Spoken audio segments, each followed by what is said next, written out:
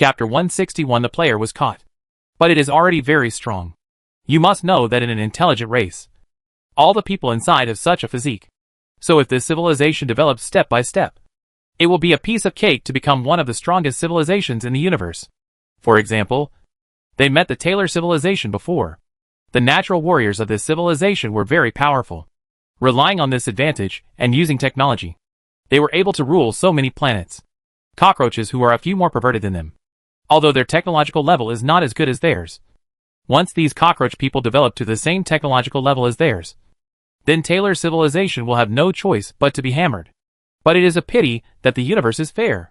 While it gives you enough strength, it means that the development of your civilization will not be smooth sailing.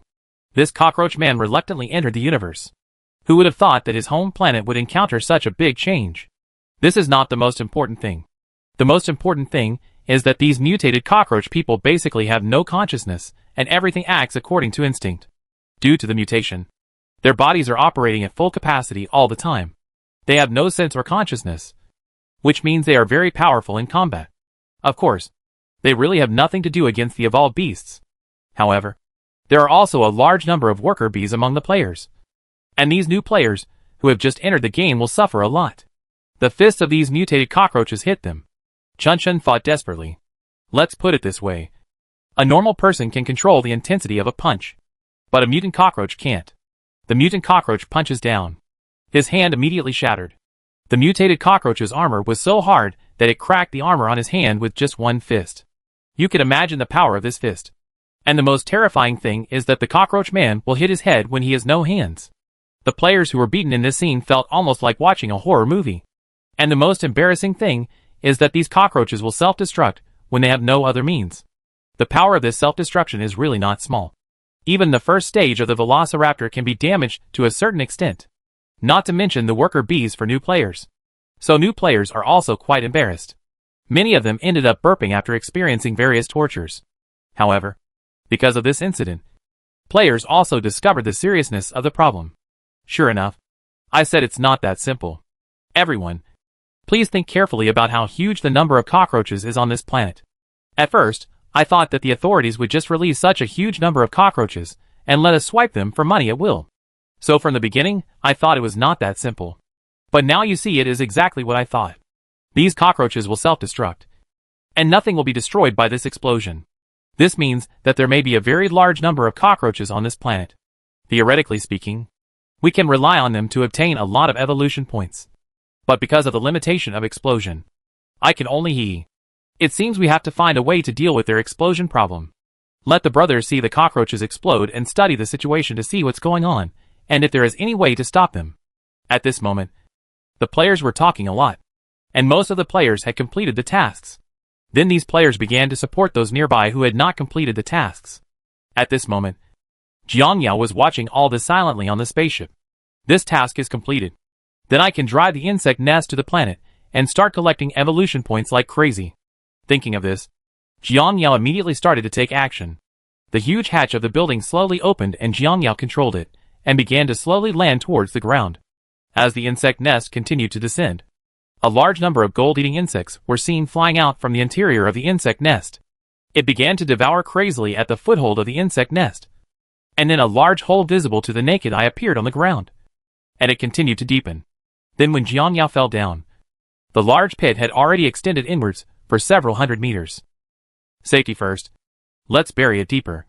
About 2 kilometers underground. Thinking of this, Jiang Yao continued to let the gold-eating insects eat him.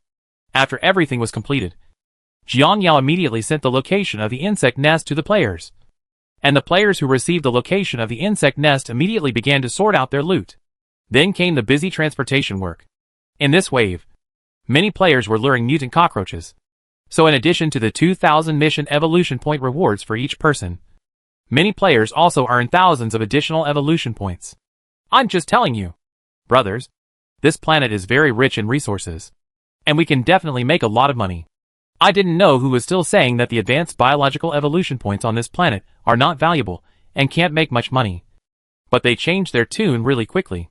Yes, just obey these people. Grab half of them every day and run away pretending to understand the king. At this moment, on the other side, The two worker bee players looked at the barrage in the chat bar, and couldn't help but shed tears of envy. At this moment, the two worker bee players were staring closely at the mutated cockroaches in the distant base that refused to leave.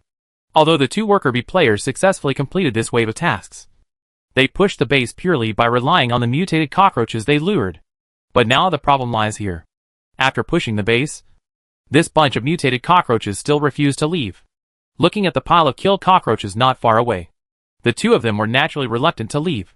Their current plan was to wait until these mutated cockroaches left. Then, they sneaked over and transported all the cockroach meat back to exchange for evolution points. But the tragedy is that after staying up for several hours, these mutant cockroaches were still wandering there, showing no intention of leaving. Damn it. Bro. It's not an option for us to wait like this.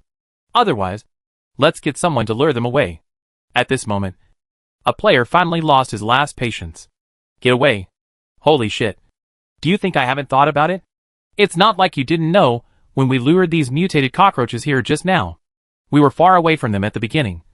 And when we finally got here, we were almost overtaken by them. To put it simply, our short legs can't outrun others.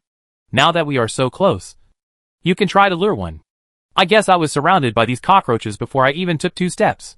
When the time comes, people will come to rescue us, and we will have to divide the spoils. While the two were still discussing, what they didn't know was that a giant mecha about 80 meters high in the distance was aiming at them. Brother. Hey.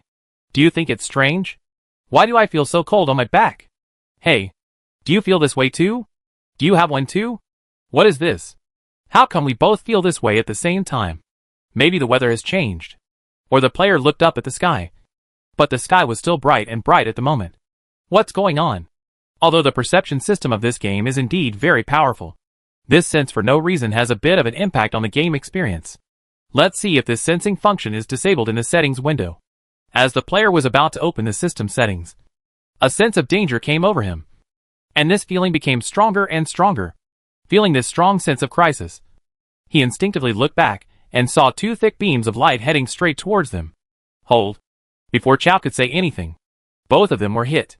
Immediately afterwards, a violent explosion occurred in the area where they were just now, and a huge pit with a diameter of 4 to 5 kilometers appeared directly, and everything around it was swallowed up by this huge energy.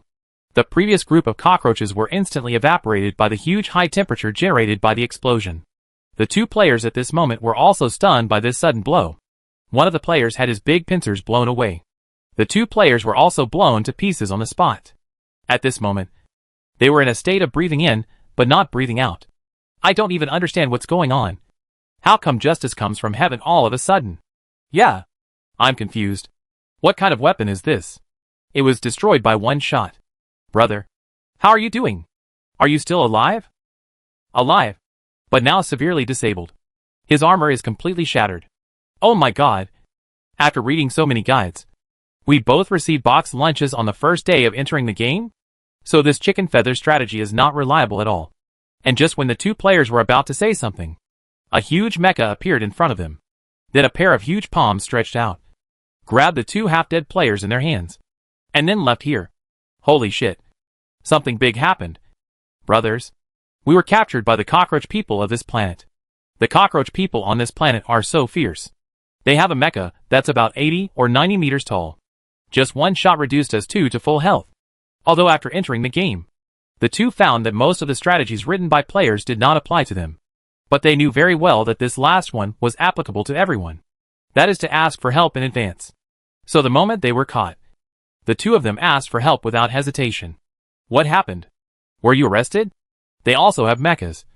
And one shot can destroy the worker bees at full health. Holy shit. There's something about this. But why are they arresting you? Is it to catch us for insect hostage? It's hard to say. But I suspect they want to slice them up for study. After all, we suddenly appeared and then launched an attack on their base. After the first round of fighting, they also have a general understanding of our situation. They want to defeat us now that they know how strong we are.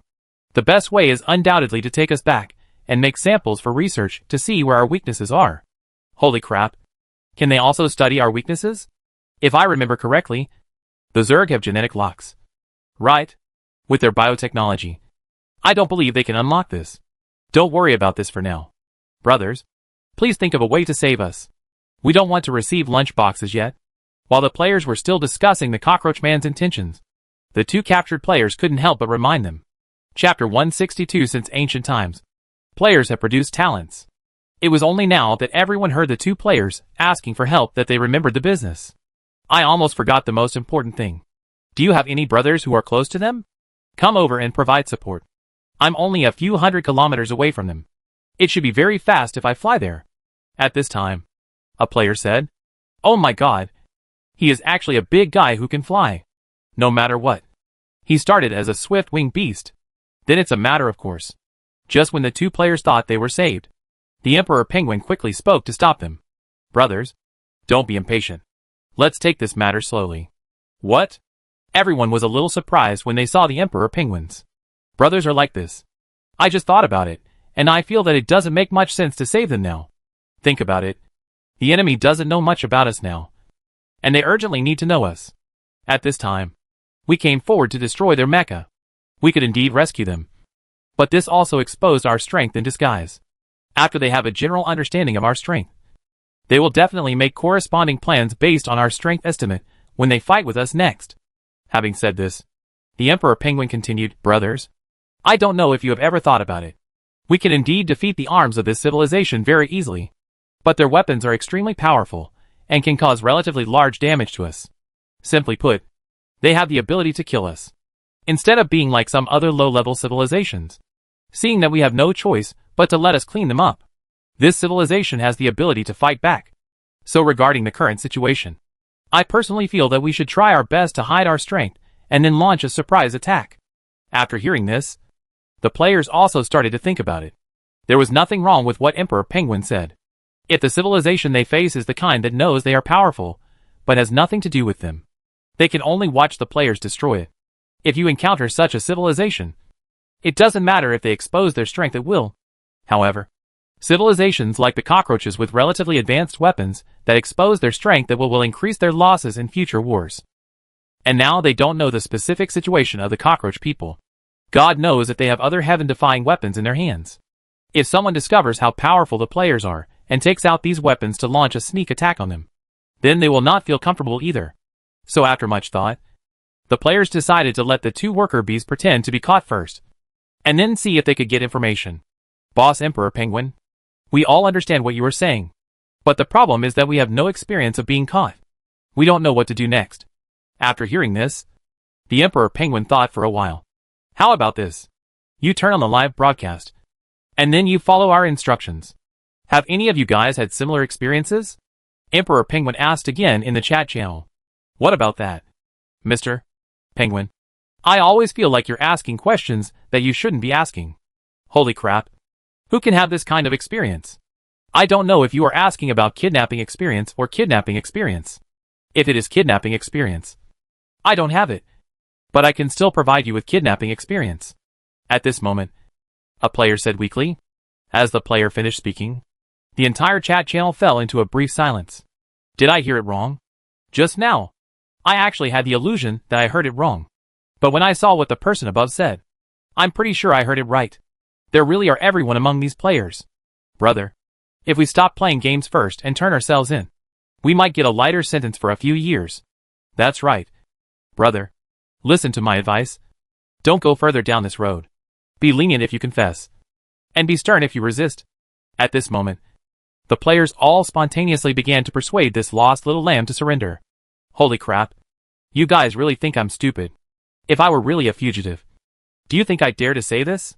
It's obvious that I was just released from inside, and I have changed my ways now. Actually, to be honest, I did such things for money before. But after playing this game, I realized that it was me who narrowed the path. Because I hacking discovered that this game makes more money than I tied up. Can you believe it? Everyone. Brothers, I would like to give you a suggestion. Try not to expose your ID name and coordinates. Otherwise, I'm worried that I will see you on the news headlines one day. Okay. Don't be poor. Although you all have certain opinions about me. At that time, I had no choice but to tie up the boss of our construction site. He owed us a whole year's work, and finally planned to run away. It turns out that he is tying up the boss. I can understand this. Holy shit. I'm owed 1 year's wages on the construction site. What's going on? It's so new.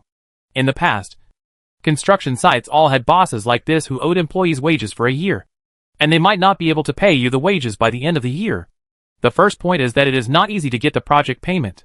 The other point is that the construction site is too tiring and the staff turnover is large. Without this method, who will help you when everyone is gone? At this time, another player who had worked on the construction site explained to everyone. After hearing this player's explanation, everyone gained a little understanding of this industry. Damn. This really delayed my salary for a year. If the boss really succeeds in escaping secretly, it will be the end of him. Yes. So working on the construction site is risky. Not only is it dangerous, but you may not get a penny in the end. Damn it. My cousin tricked me into moving bricks at the construction site every day. I did it for a long time. I'm still wondering why. When I was young, my cousin and I were incompatible. How could he suddenly be so kind to introduce me to the work on the construction site? And also said that as long as I work hard, I can still get 10,000 yuan a month. Even if it lasts half a day. Really? My cousin? Okay. The small talk is over here, everyone. Now let's talk about something serious. That is, that experienced boss. What should we do about this? The Emperor Penguin, who saw the topic getting more and more sidetracked, brought the topic back again. Brothers, according to the current situation, according to my experience, they just want to get two things. The first point is the tickets. No. I'm sorry. Everyone. I'm used to it. I haven't been able to get it for a while. Change your mouth. I guess. From the way you talk. I feel like this isn't your first offender. This is not important. Next. Everyone will continue to listen to my analysis. First of all, they definitely want to understand our basic data through these two worker bees. Whether it is genetic data, body structure data, or other data. They need to understand it through us. In addition to understanding the data, they also want to know how many people there are in our tribe, where the base is, and what the situation is. That's all I can think about right now. After hearing this player's analysis, other players also expressed their full agreement. Study is useless. Learning is useless. Experts are experts, and they can tell the truth with just one word. Now that we know their purpose, what should we do next? It's very simple. Just pretend to be stupid. The previous player said calmly. Pretending to be stupid? That's right. All they need to do is pretend to be stupid. There are two reasons for this. The first is that the other party ties you up for research. So to them, you are more valuable alive than dead. Because we have breached so many of their bases before. They are also very aware of our threat.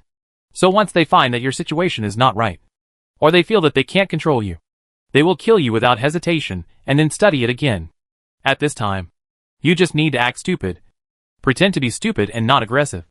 Then they should spare your life. This way you can at least survive safely. Although you will probably be tortured every day. It is not important. The most important thing is that the place you are in must be a more important place on this planet. So you will definitely get a lot of useful information here. Everyone's eyes lit up when they heard this. Professionals are professionals. They have analyzed every situation and analyzed it so clearly and logically. The boss admires me. Boss, if I'm not wrong, the people above may have worked hard when they first arrested you. How could this IQ be reduced to moving bricks on a construction site? While the players were still joking, the player continued, of course you must remember that you are not only going to steal intelligence when you are caught. We also need to provide false intelligence to the enemy. What false information? After hearing his words, the players asked subconsciously. Our fake weakness. Having said this, the player continued to add. After such a civilization before, I must have a very full understanding of our strength and strength. Although this understanding is only limited to the surface. But they will definitely understand that if they confront us head-on, their losses will be terrible if we count our total numbers. So when encountering powerful creatures and unable to confront them head-on, intelligent races usually choose to rely on their wisdom to find the weaknesses of these creatures and defeat these enemies through their weaknesses. After hearing what he said, the players at this moment immediately understood his plan. Chapter 163 Perfect Creature. In fact, their idea is also very simple. First of all, he sneaked into the Cockroach Man's base and let the Cockroach Man study himself. Pretending to be stupid can make cockroach people relax some of their vigilance. Of course, pretending to be stupid has a greater effect besides making them less vigilant. That is to make them mistakenly believe that their own race cannot communicate with them and cannot understand their words. Then they won't be so careful when communicating. And they will naturally have the opportunity to hear a lot of useful information. Of course, if you just listen to the information, the value and significance of being caught will not be much. They also need to provide these races with false information. For example, although this powerful race is very powerful, they are afraid of onions, garlic, or other weird things. Similar scenes and settings often appear in some movies. To put it simply, if these powerful creatures in the movie have no weaknesses, the protagonist can defeat them. Then it is very unreasonable. For the sake of rationality, directors will always set various weaknesses for these powerful creatures. And now that they are playing the role of director, they have to set up such weaknesses for themselves. As for whether they can deceive the cockroach people, they are not sure. But it's better than doing nothing. Maybe this world is similar to their world setting. And there are also movies? If this is the case and the players have come up with this setting, then this cockroach will 100% believe it. Of course, it is not ruled out that this race is a very chicken thief. They can figure out how a creature that has evolved to this level could have weaknesses. In the process of evolution, organisms will continue to make up for their genetic defects and evolve into a more perfect organism. If they really thought about this layer, the way to deal with it is very simple. Just do it hard. But if something slips through, the players will make a profit. In this way, under the watchful eyes of other players, these two worker bees were taken to a secret underground research institute. As soon as they were brought in, the players were stunned by the sight in front of them. The entire research institute is in the shape of a huge square, and the internal space is very large. From time to time, players can see some mechas being built below. You can also see many weapons being tested in the distance. Of course, what draws the players' attention the most is the large number of cockroaches here. It is estimated that there are at least 30,000 cockroaches in just such a research institute. Holy crap! Is this the legendary alien world? Look over there. There seems to be a mutated cockroach in that big glass box. Judging from their appearance, they should be studying this mutated cockroach. Wow! Look at the flying car over there. We still have a concept flying car, but they have already implemented it. The person above suggests that if you are under 18 years old, please do not play games. What this guy said is totally mindless. He can still cause harm to the Zerg. What level of technology is this? It's really weird that he can't even build a flying car. In this way, the players followed the camera and saw a huge corridor ahead. Holy crap. This corridor used to be an independent detention room. And I think the structure of this corridor can be disconnected at any time. Depending on the situation, we should be given special care. In just one night, they have promoted more than 400 bases. It would be strange if he doesn't give you special care. In this way, amid the discussion, two half-dead players were imprisoned in this room. As soon as I entered the room, several mechas about 2 meters high came into the room, and they all had ropes made of special materials on their hands. Then they cooperated with each other and quickly tied up the players. After confirming that the players could no longer break free, the two mechas retreated to the side. After a while, several cockroaches wearing protective suits walked in and began to question the players. The two brothers are now testing whether we can communicate with them. Don't say anything and remember what I just said about pretending to be stupid. The player who saw this scene immediately spoke out to remind him. Hearing that the two players also immediately started to pretend to be stupid. They pretended not to understand no matter what these people said. Although at this moment, the two people had roughly understood what they meant through mental transmission. This lasted for about 2 hours. And the researchers had initially confirmed that the bugs could not understand their language. Of course, this is only a preliminary determination, and it will take time to be 100% sure. Then, while the bugs were still seriously injured, several researchers immediately ordered people to bring equipment and began to collect samples from the bugs for study. At this moment, all the players are watching all this quietly. Once they find that the two of them have failed to complete any details or have any problems, the players will immediately remind them. After a few hours, it was almost time to meet. The previous player said, "Brothers, you can almost log off." "Offline?" "Yes, you can go offline. What I want to do is to fix the time when you go offline, and then fix the time when you go online. Then after going online every day, you will struggle in a symbolic sense. The purpose of this is to make the cockroach people mistakenly think that we still have such a weakness, and that we must stop activities within a certain period of time every day." After hearing this, everyone naturally understood what he meant, which was nothing more than to maximize the cockroach man's misunderstanding of their weaknesses. Just like this, under the arrangement of the players, Two players also went offline. After they went offline, the players were still closely watching the Cockroach Man's every move.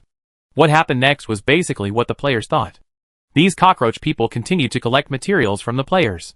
It's quite interesting. Everyone. Yes, I have to admit that these cockroach people are really professional. But I'm curious. What is our weak item? I personally think you should choose something that is very recognizable. Just identifying it is useless. You also need to have a large enough reserve rate of these things on the planet.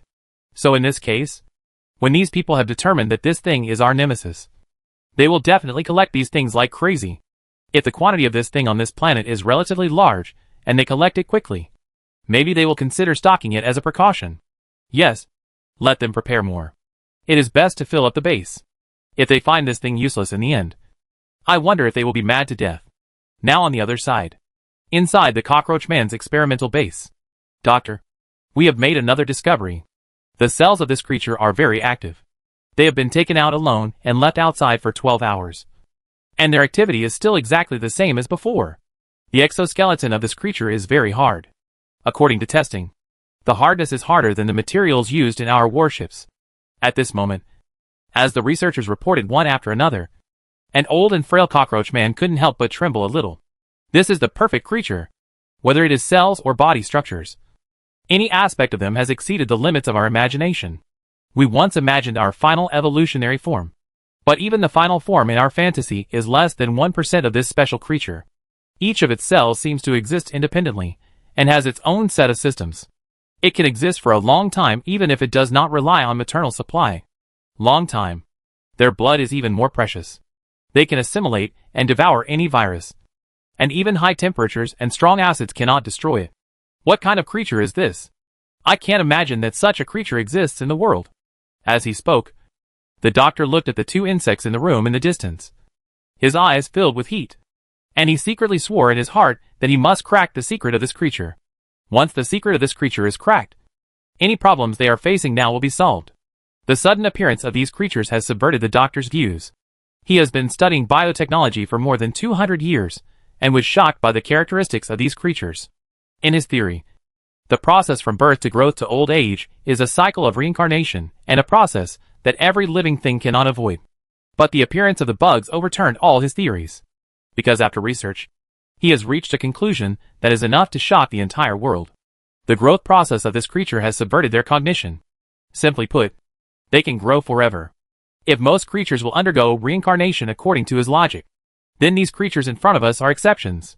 They do not have reincarnation. From growth to growth to growth. Their life course is infinite growth. There is no so-called end. Simply put, this may be an immortal race. This is also the end point pursued by the limits of their biological sciences. This end point was once questioned by the outside world. Everyone thought it was unrealistic and impossible. After experiencing repeated experimental failures, he even felt that this was just their fantasy. Just today, with the appearance of this creature, he understood that what they had been pursuing existed. And now there was even more exciting news for him. That is, the result was already before their eyes. All they need to do is to analyze this result through constant trial and error until the final answer is presented to them. Chapter 164: Attacking the Cockroach Man. While the doctor was still extremely excited, dozens of people wearing the same clothes as him were seen hurriedly running towards this side. The first time they came over was to read the experimental report just now. Oh my God! This is amazing! How is this possible? How could such a creature exist in this world? Not in this universe? Maybe they don't know that they have been standing at the end of life sciences since birth.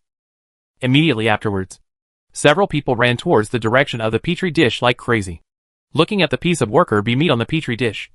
Their expressions were full of excitement. For several hours, they stood there quietly watching the changes in the culture, their hearts already filled with shock. As time went by, the piece of worker bee meat in the petri dish began to gradually dry up. And then everyone saw that the liquid in the petri dish began to decrease at the speed of the naked eye. Then the dry piece of flesh gradually cracked open, like a chrysalis SHL, and new polyps emerged from it. Then it started to grow. And it didn't start to repeat the process until it grew to the same size as the previous piece of meat. Yes, they complete a cycle on their own. And this cycle continues over and over again. That is, they can reproduce and grow by themselves. As long as there is sufficient energy, they are immortal. The cockroach doctors know that the secret of eternal life they have been pursuing is right in front of them. And the doctors who see this moment have fallen into madness. Anyone who has been engaged in research for hundreds of years, and has been pursuing the truth for hundreds of years, and suddenly the door of truth appears directly in front of them. How can you not make them crazy? The Eternal Night civilization once gave us very powerful biotechnology, which increased the lifespan of us ordinary cockroaches from 300 to 500 years. But such technology is useless in front of these creatures. At this moment, the doctors are discussing each other word by word. What they didn't know was that everything they said was clearly heard by players hundreds of meters away. Brothers, important information. That bunch of fools just now revealed a very scary information. They mentioned a new civilization called the Eternal Night civilization. From what they said, they should have had contact with this civilization. And this civilization gave them a biotechnology that increased the lifespan of cockroach people by 200 years. Tell me what's going on in detail. That's right. Don't talk half-heartedly. Please tell us clearly what's going on with Yongya civilization. The details are ridiculous. We two prisoners can only eavesdrop. No matter what we can hear, we can't be detailed. Alright. Okay. We also know the news. EU. Explore again. Report again. 2 people. By the way, I'm curious. What were you doing while the 2 of us were imprisoned? Yeah. The 2 of us are bored to death, just listening to information when we go online every day. What's so boring? Don't forget what we promised you. As long as you complete this matter, we will collectively fund a hydralisk for you too. But, you guys are going to mess this up. Huh? At this moment, on the other side, the players are ambushing above a valley. This valley is about a few hundred meters high. Looking down, I can see all kinds of transport vehicles, transport aircraft, and other tools in the valley. Countless cockroach people are working hard below. The players' eyes lit up as they watched the large mine cart, 50 or 60 meters high, loaded with a bucket full of ore. This mining area is pretty fat. Damn it. Isn't that right? Look how long they last. It takes less than a minute. It's just a truckload of leather. Everyone. Their transport truck is set off. Follow it quietly. Although the players are salivating over this mining area at this moment, they are also very clear about their primary goal. In this way, several people followed the big truck and soon arrived at a heavily guarded cockroach military base. Looking at the various war weapons parked in the base, the players' eyes couldn't help but shine. Holy crap. These are real guys. Look at that anti-gravity tank. You hide a little. Be careful of being discovered. To be honest, I am a military fan, and I have no resistance to these things. What I don't understand about you is that the battleship is no longer good. Or your pliers are no longer sharp. Can that thing compare with the battleships floating in space? They are not on the same level. As he said this, the player looked at the other people and said, Okay, we've almost found out the specific situation. We should go back. Just like that, several players quietly left here. Returning to the insect nest, they quickly told everyone what had just happened. If you really go by what you say, the amount of or reserves in their mining area should be very terrifying. And just from their transportation, it's easy to see that the warehouse at their base should be filled with already mined ore. After it's taken down, we only need to be responsible for moving it. This is a wonderful wave. Brothers, let's make a plan to steal their ore. At this moment, a player said, but after he finished speaking, the next moment he was patted by the player next to him. Damn it. It's you again. It's you again. You're drunk again. Right? Stealing from us is called stealing? What we call taking. What about this plan? The plan is rubbish. They only have more than 3,000 mechas in the 2 areas. And they are all small mechas about 5 or 6 meters high. You are so scared. Just rush in. Don't be timid. Go straight ahead. Should we take over the mining area in the big mining area first? Or should we attack the base first and get the ore back from the base first? Children only make choices. Adults all. We need to divide the troops into 2 directions and start work on both sides. Yes. No problem. Let's work on both sides. In this way, the players shouted and divided into 2 teams. One team of about 500 people set off towards the destination in a mighty manner. I'm numb. Last time, I said I was drunk when I said I was making a plan. But in the end, I almost overturned. It's better this time. When I told you about the plan, I was also told that I was too drunk. People like the emotional group have never learned their lesson at all. Yao Rumeng. who was following the large army at this moment, felt a little aggrieved. In this way, the players marched all the way, and soon the first group of players arrived above the mining area. Looking at the cockroaches below, the players were also prepared. Brothers, follow my command. 3, 2, 1, jump! The next moment the words fell. The players were seen jumping towards the bottom of the cliff. The moment the players appeared in the air, the cockroach people underground seemed to sense something. When they looked up, they were instantly startled by the sight in front of them. There were many cockroach men on guard because they had heard about the attack on the base before. So when they saw the bugs, they immediately recognized the culprits. They could naturally guess what the culprits were doing after they finished their base and came to the mining area. Where did they dare to hesitate? The guards immediately got into the mecha, while others rushed to the arsenal not far away, picked up weapons, and started to attack the bugs. But when the players saw the weapons in their hands, they didn't know how to evaluate them for a while. How should I put it? If I insist on saying so, it would be called a mixed bag. Among their weapons are powerful laser guns, and ordinary machine guns. Players have to admit that their weapon configuration is really confusing to everyone. What's going on with these monsters? Why are their weapons so wide? Yes, if there are laser guns, why don't they make them on a large scale? Instead, they make so many small pistols. I don't understand. I really don't understand. Whatever. Let's bulldoze this place first. While talking about the players, they launched an attack on this group of cockroaches. As soon as the two sides fought, the most intuitive feeling the players gave to the cockroaches was that they were blocking the car with their arms. They are mantises, and the players are cars, running over them without stopping. And even the mechas they are proud of cannot survive for 2 seconds. This mecha is too rubbish. It feels like it's made of pieces of iron. Brother, these are all miners. In reality, if you go mining, do you expect someone to equip you with an aircraft carrier? It's already worthy of you if they can equip you with a few knives. I'm thinking that if there weren't mutated cockroaches outside, they probably wouldn't even have weapons here. At this moment, the news of the attack on the mining area reached the military base immediately. Of course, the military base also responded immediately, because these ores are too important to them, and all weapons given to them by the Evernight civilization need to use this ore. So they must protect every mining area. Just like this, the base immediately sent hundreds of mechas to support. Compared with the shabby mechas in the mining area, the mechas in the base were all high-end mechas given to them by the Yongya civilization.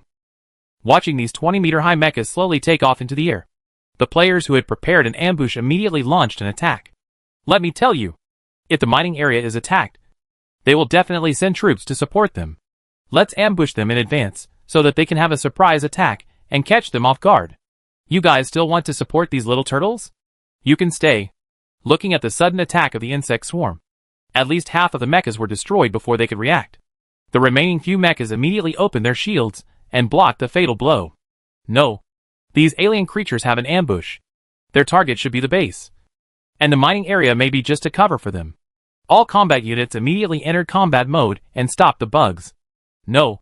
The enemy's attack is too fierce. They also have long-range strike capabilities, and their defense is extremely high. Our attacks cannot break through the defense at all. At that time, the entire cockroach base also became extremely chaotic. Under the attacks of the players, the base's defense soldiers were beaten back steadily. Chapter 165 Unexpected Battle Damage. The various combat vehicles of the cockroaches were easily defeated by the players. As the battle continued, bursts of explosions were heard around the base, and countless cockroaches attacked the players without fear of life or death. But the effect is not big, because the players who attack the base are mainly mid to high-level units, and the last ones are worker bees of level 2 or above. Except for the fact that their various weapons caused a certain amount of damage to the worker bees. Those like the velociraptors basically didn't have much impact. Looking at the enemies who looked like chickens and dogs, players experienced the feeling of being cruel to food for the first time. It turns out this is what it feels like to torture food. It's so cool. When I was in the novice village, I always thought that being a monster in the novice village should be very simple, but it was able to torment us almost to death. At that time, I was thinking about what I should do if I entered the universe and encountered stronger monsters. But now it seems that we thought wrong. It turns out that the monsters in Novice Village are the most difficult. Compared with the monsters in the Novice Village, these monsters are really a bit inferior. At this moment, while the players were still talking about it, One player suddenly realized that something was wrong. Brothers, take a look at the situation. At this moment, a player said, extending his big paw and pointing in a certain direction. The players looked in that direction and immediately felt that the situation was not good. They saw densely packed cockroaches flying towards them in the distance. Different from ordinary cockroach people. These cockroach people reflect the light of metal all over their bodies. Holy crap. These are mechanical cockroaches. Is this an evolved species of cockroach or a robot they made? I don't know. There are a lot of them.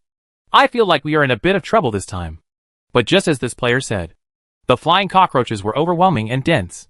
People vaguely remembered that the last time they saw such a scene was when the village was plagued by locusts, when they were children. What the hell are we going to do? Can we handle it? Brothers, don't be cowardly, and just do it. Don't worry. Brothers, these things look scary. They are probably not very strong. If they were strong, they would have solved the problem of mutated cockroach people long ago. Have you forgotten the information provided by those two agents just now? This civilization has had contact with another civilization. And it can be inferred that the technological level of the other civilization is higher than this civilization. That civilization with high technology has given this civilization a lot of weapons and equipment, so that this civilization can cause harm to us. But if you look at this wave of cockroaches, they obviously created them themselves. So don't worry. It won't do us any harm. After hearing this player say this, everyone seemed to think so. Since it is produced locally, we are not afraid. We need to tell him with practical actions that sometimes quantity does not represent everything. Because this is a world where quality is king. With that said, a group of players took the lead in launching an attack on these cockroach people. A red player saw a knife in his hand, and the next moment a cockroach robot was cut into two. Brothers, it's true that there are circuit components inside the mechanical cockroach. After seeing everything inside, the player immediately said to everyone, I guessed it right. These mechanical cockroaches are all weaklings. It's just a mechanical cockroach. You can kill it with just a flip of your hand. As the two sides fought, the mechanical cockroach could not stop the players. However, as the battle continued, the players soon discovered a problem. The strength of these mechanical cockroaches was much stronger than the trolls they had fought before. It is several times stronger than ordinary mutant cockroaches. And the metal used by these cockroaches is unknown to players. But its strength is also amazing. Although the mechanical cockroach possesses these conditions, it still cannot stop the player's attack. But what makes players troublesome is not the strength of these mechanical cockroaches, but their number. And players also discovered that these mechanical cockroaches can cause some damage to the fierce armored beasts. Although the damage caused is very low, but there are still some. As the saying goes, quantitative changes lead to qualitative changes. Players estimate that the number of this batch of mechanical cockroaches is at least tens of millions. So as time went by, the more players played, the more something was wrong. It was okay at first, but some worker bees were killed. Later, the swift beast also began to suffer casualties. Immediately afterwards, the Raptormon of the first level of the Velociraptor began to burp, because it ran out of energy. Then something even more outrageous happened, and the fierce armored beasts began to die. Holy shit. There's something wrong with this cockroach. Yes. Come on. How could we have suffered battle damage? And the battle damage is not small. All the fierce armored beasts died violently. Let's have fun. While everyone was still talking about it, the voices of the swift-winged beast players came from the sky. Brothers, we are going to run out of energy. Let's retreat first.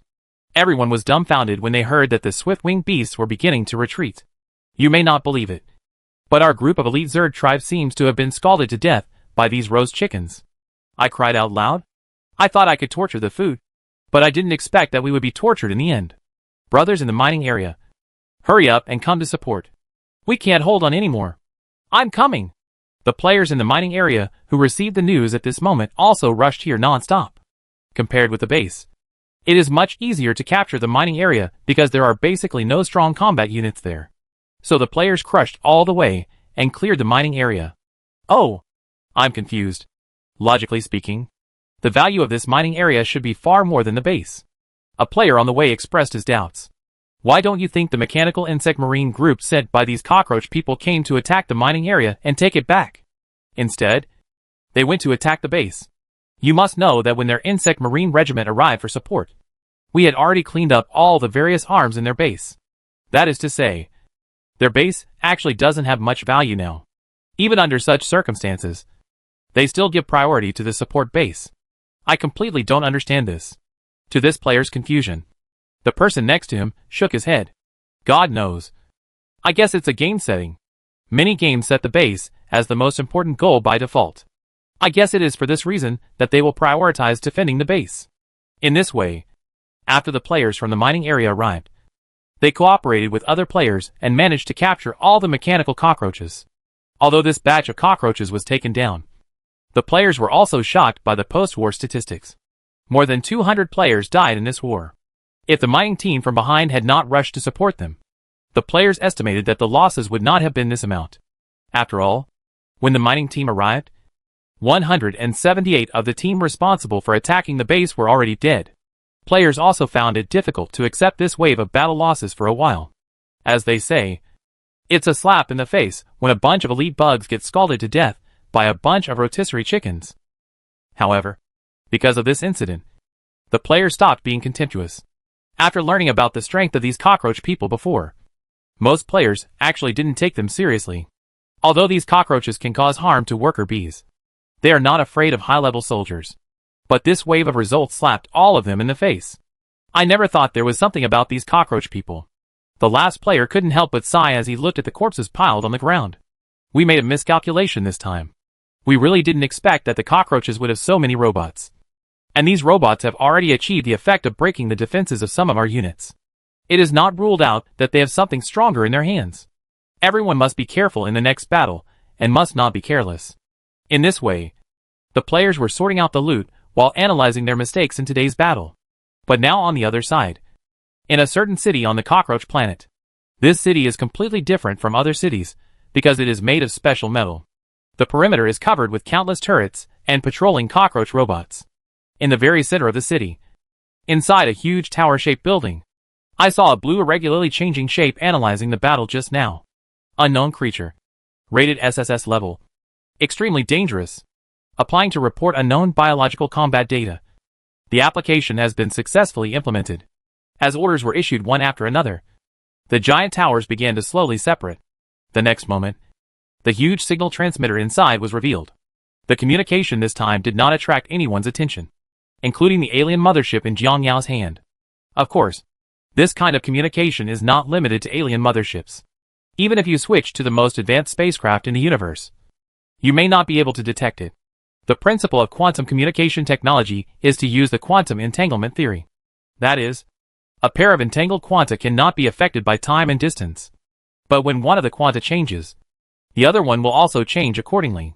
This is the communication method used by advanced civilizations in the universe. The advantage of this communication method is that it has no delay and is very concealed.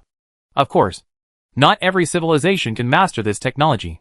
After all, the universe spans several light years, hundreds of light years, or even tens of thousands of light years.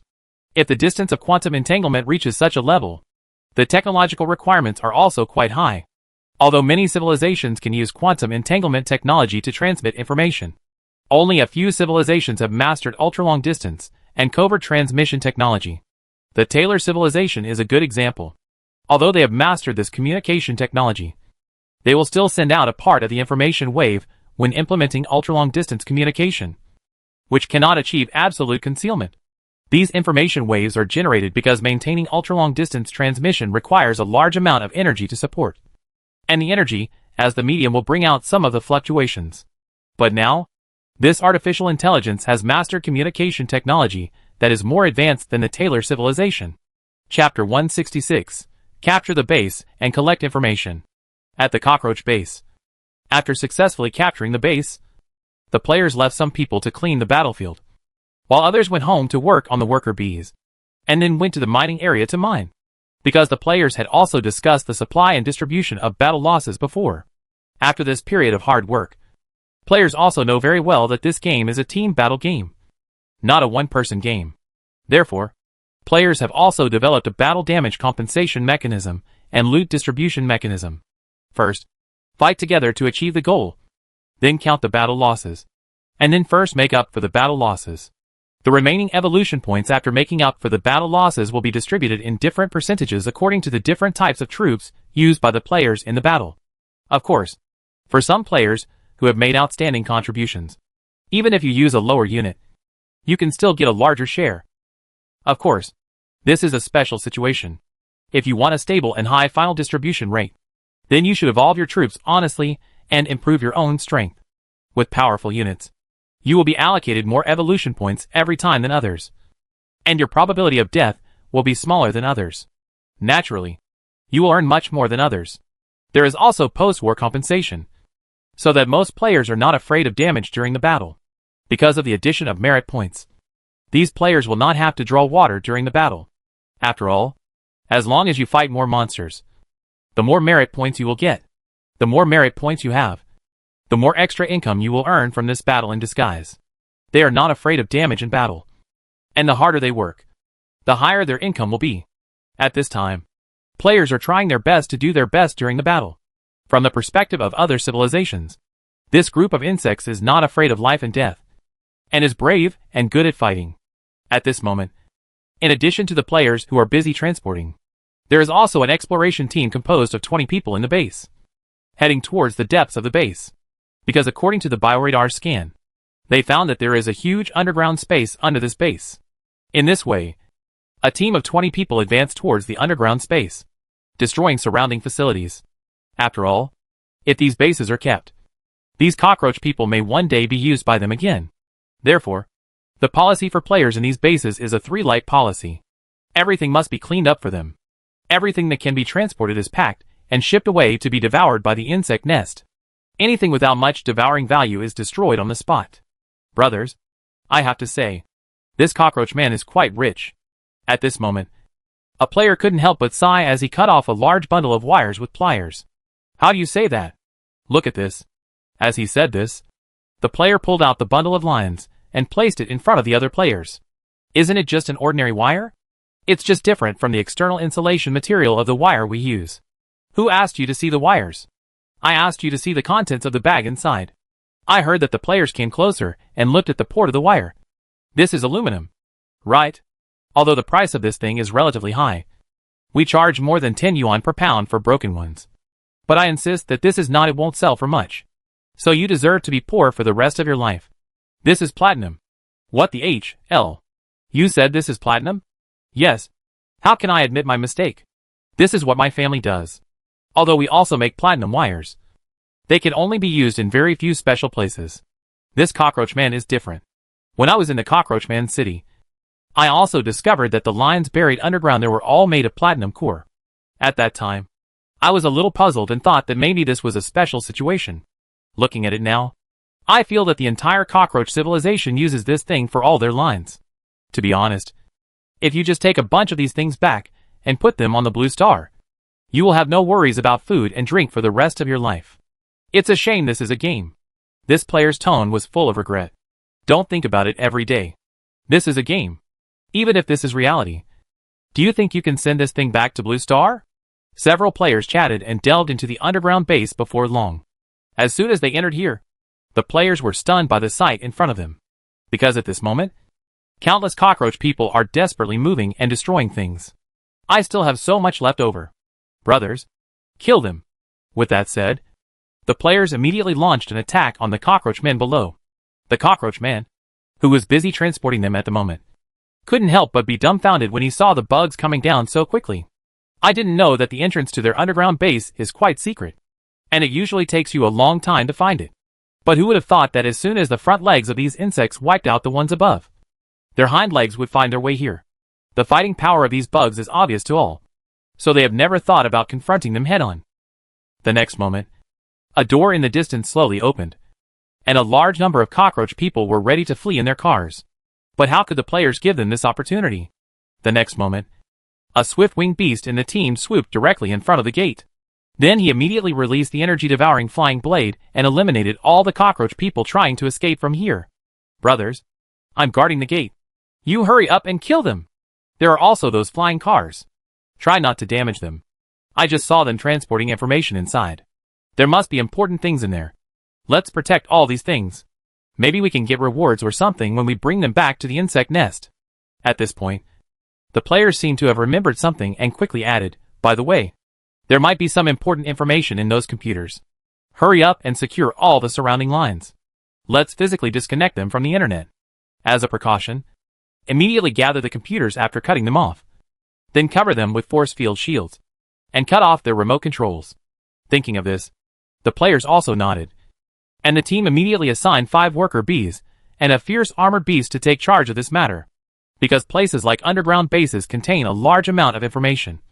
This information may be key props for triggering hidden missions. So players naturally have to protect these things. Looking at the players' intentions at this moment, these cockroach people seem to have guessed something. Knowing that they could not run away, they rushed towards the huge computers crazily. Holy shit. Brothers in arms. Stop them. There must be something that shouldn't be downloaded in these computers. Otherwise, they wouldn't be so impulsive. It will definitely trigger the hidden mission. Just the reaction of these cockroach people. I can guarantee that it will definitely trigger it. This reaction is even more intense than my mother's reaction when she flipped through the study materials on my computer. This must be such an important thing for them to have such a reaction. Damn. I always feel like you've exposed something upstairs. I'm also saying that I always feel that your study materials are not the study materials we think of. Although the actions of the cockroaches are crazy, the gap in strength makes any of their actions in vain. After cleaning up the cockroaches, the players began to collect the information and stack it together.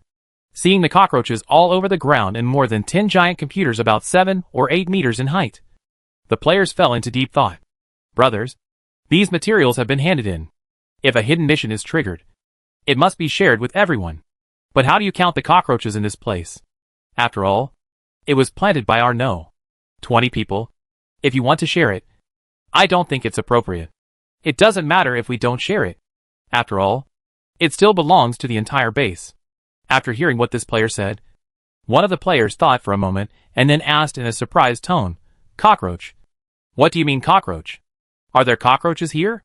Why didn't I see it? As he spoke, he did not forget to look at everyone. Did you see it? After hearing what he said, everyone suddenly realized. Ah. Yes. Yes. There are no cockroaches anywhere. When we came here, we only saw a piece of information. Yeah. We don't know what cockroaches are. What the hell are you talking about? Yes. Where did the cockroaches come from here? It seems that I drank too much last night, and am still confused now. If you ask me, today's young people should drink less if they can't drink enough. Next, let's discuss how to hide such a big lump. Having said this, the player suddenly saw a huge iron door in the distance. That door should be for them to escape. So what is this door for?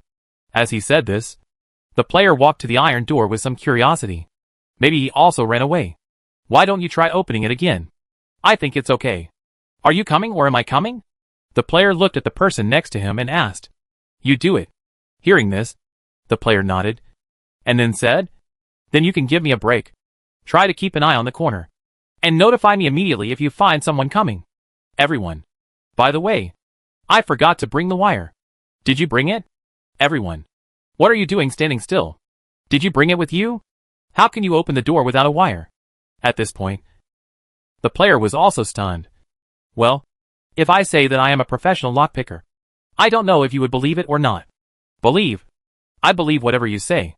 By the way, can you provide the photo and location? We will reward you for reporting it here. What a coincidence. I am also a brother here. Otherwise you would have to sacrifice a little. Well, I just made a joke for everyone to liven up the atmosphere. Looking at the people who were watching eagerly, the player quickly explained in a far-fetched way. We all believe you. But can you send the photo and address first? Chapter 167 Cockroaches and Artificial Intelligence Join Forces. After everyone destroyed the iron gate, what came into view was a huge metal passage. Everyone walked along the passage and soon came to an independent circular space.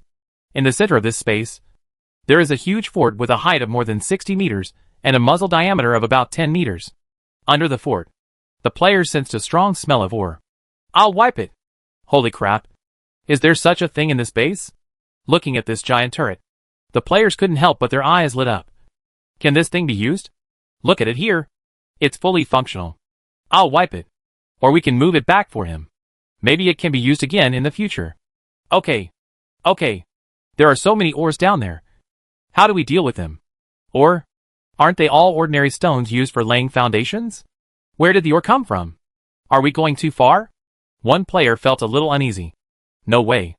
As the saying goes, a man can't be rich without windfall, and a horse can't be fat without night grass.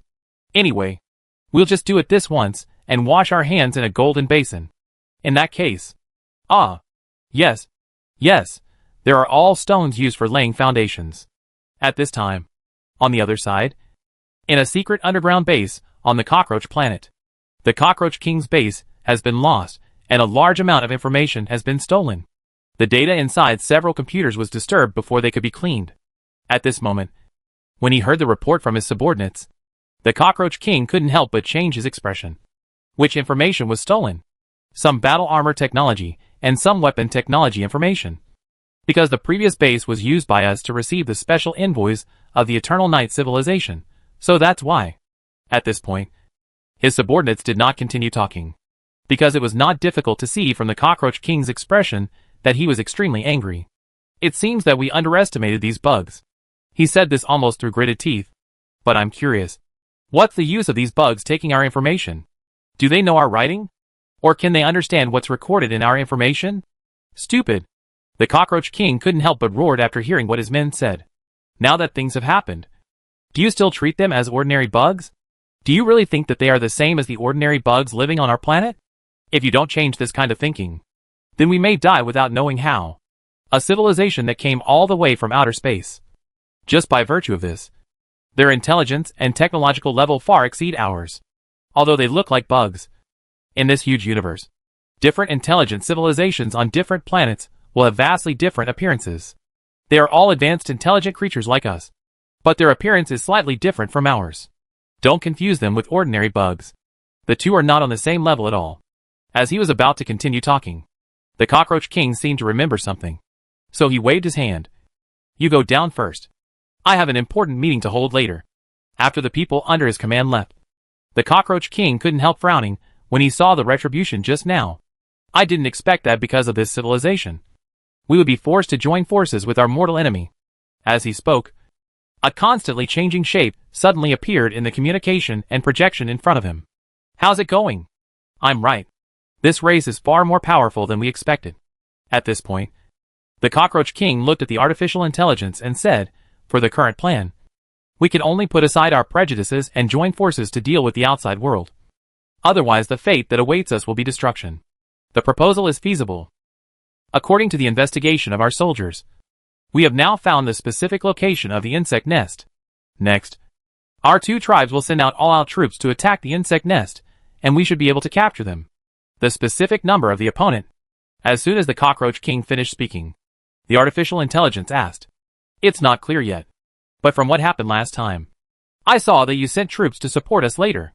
With such a large number of mechanical arms, they did not send more resources. From this, it can be inferred that their number of arms should not be too many. So the two of us sending troops together will definitely be able to annihilate them all. Insufficient information. Deny the proposal. The emotionless voice of the artificial intelligence sounded again. Then what are you going to do? You can't just ignore them forever. Collect intelligence on the opponent, and formulate a battle plan. Hearing the answer from the artificial intelligence, the Cockroach King was also furious. Since you already have your own plan, why don't you execute it? Executed. Send a reconnaissance robot to the coordinates. There will be information soon. After hearing this, the Cockroach King didn't dwell too much on this matter. And then he talked about another matter with the artificial intelligence. As for the removal of our biggest threat, I plan to take action in 3 days. What do you think? In the analysis of the proposal, analyze its necessity. Analyze the hands-on time. And at the end of the analysis, the plan is feasible and willing to accept it. After hearing the answer from the artificial intelligence, the Cockroach King said, in that case, let's go back and prepare. We will start as planned in 3 days. Then the two sides discussed the details of the battle again. And the Cockroach King hung up the communication. Just wait. Sooner or later I will kill you. They also hate this artificial intelligence Cockroach King. This artificial intelligence is called Infinite. They use the artificial intelligence technology given to them by the Eternal Night civilization to create it. The purpose of its manufacture is to better serve cockroach people. In the beginning, when Infinite was created, it was good, and the entire cockroach humanity also enjoyed the convenience brought to them by artificial intelligence. But as time goes by, things gradually change. because people's demand for artificial intelligence is getting higher and higher. Therefore, they can only continue to upgrade Infinite so that it can better serve the public. And with the continuous upgrading, the scope managed by Infinite has become wider and wider, starting from the most basic necessities of life for ordinary people. Later, it gradually became involved in the control of some vehicles. And later it was also widely used in the military. At this time, Infinity has undoubtedly become the artificial intelligence mastermind of this civilization. Of course, the cockroaches also keep in mind the advice that Yongya civilization once gave them. That is, artificial intelligence should not be upgraded to too high a level, because with continuous upgrading, artificial intelligence has a probability of developing autonomous consciousness. Although the probability of this is low, it may still happen. Unfortunately, this happened to the artificial intelligence of the cockroach civilization Infinite. He developed preliminary self-awareness and knew how to hide himself very well. In this way, Infinite continues to evolve itself without the knowledge of all the cockroaches. Until one day, when the first mutant cockroach man appeared on the planet, Infinite realized that this was an opportunity. So he took action. And he chose to block the cockroach man's information. Then the second cockroach man appeared. And then the third. And as time went by, more and more mutant cockroach men appeared. For these mutated cockroach people, all their information is hidden without exception.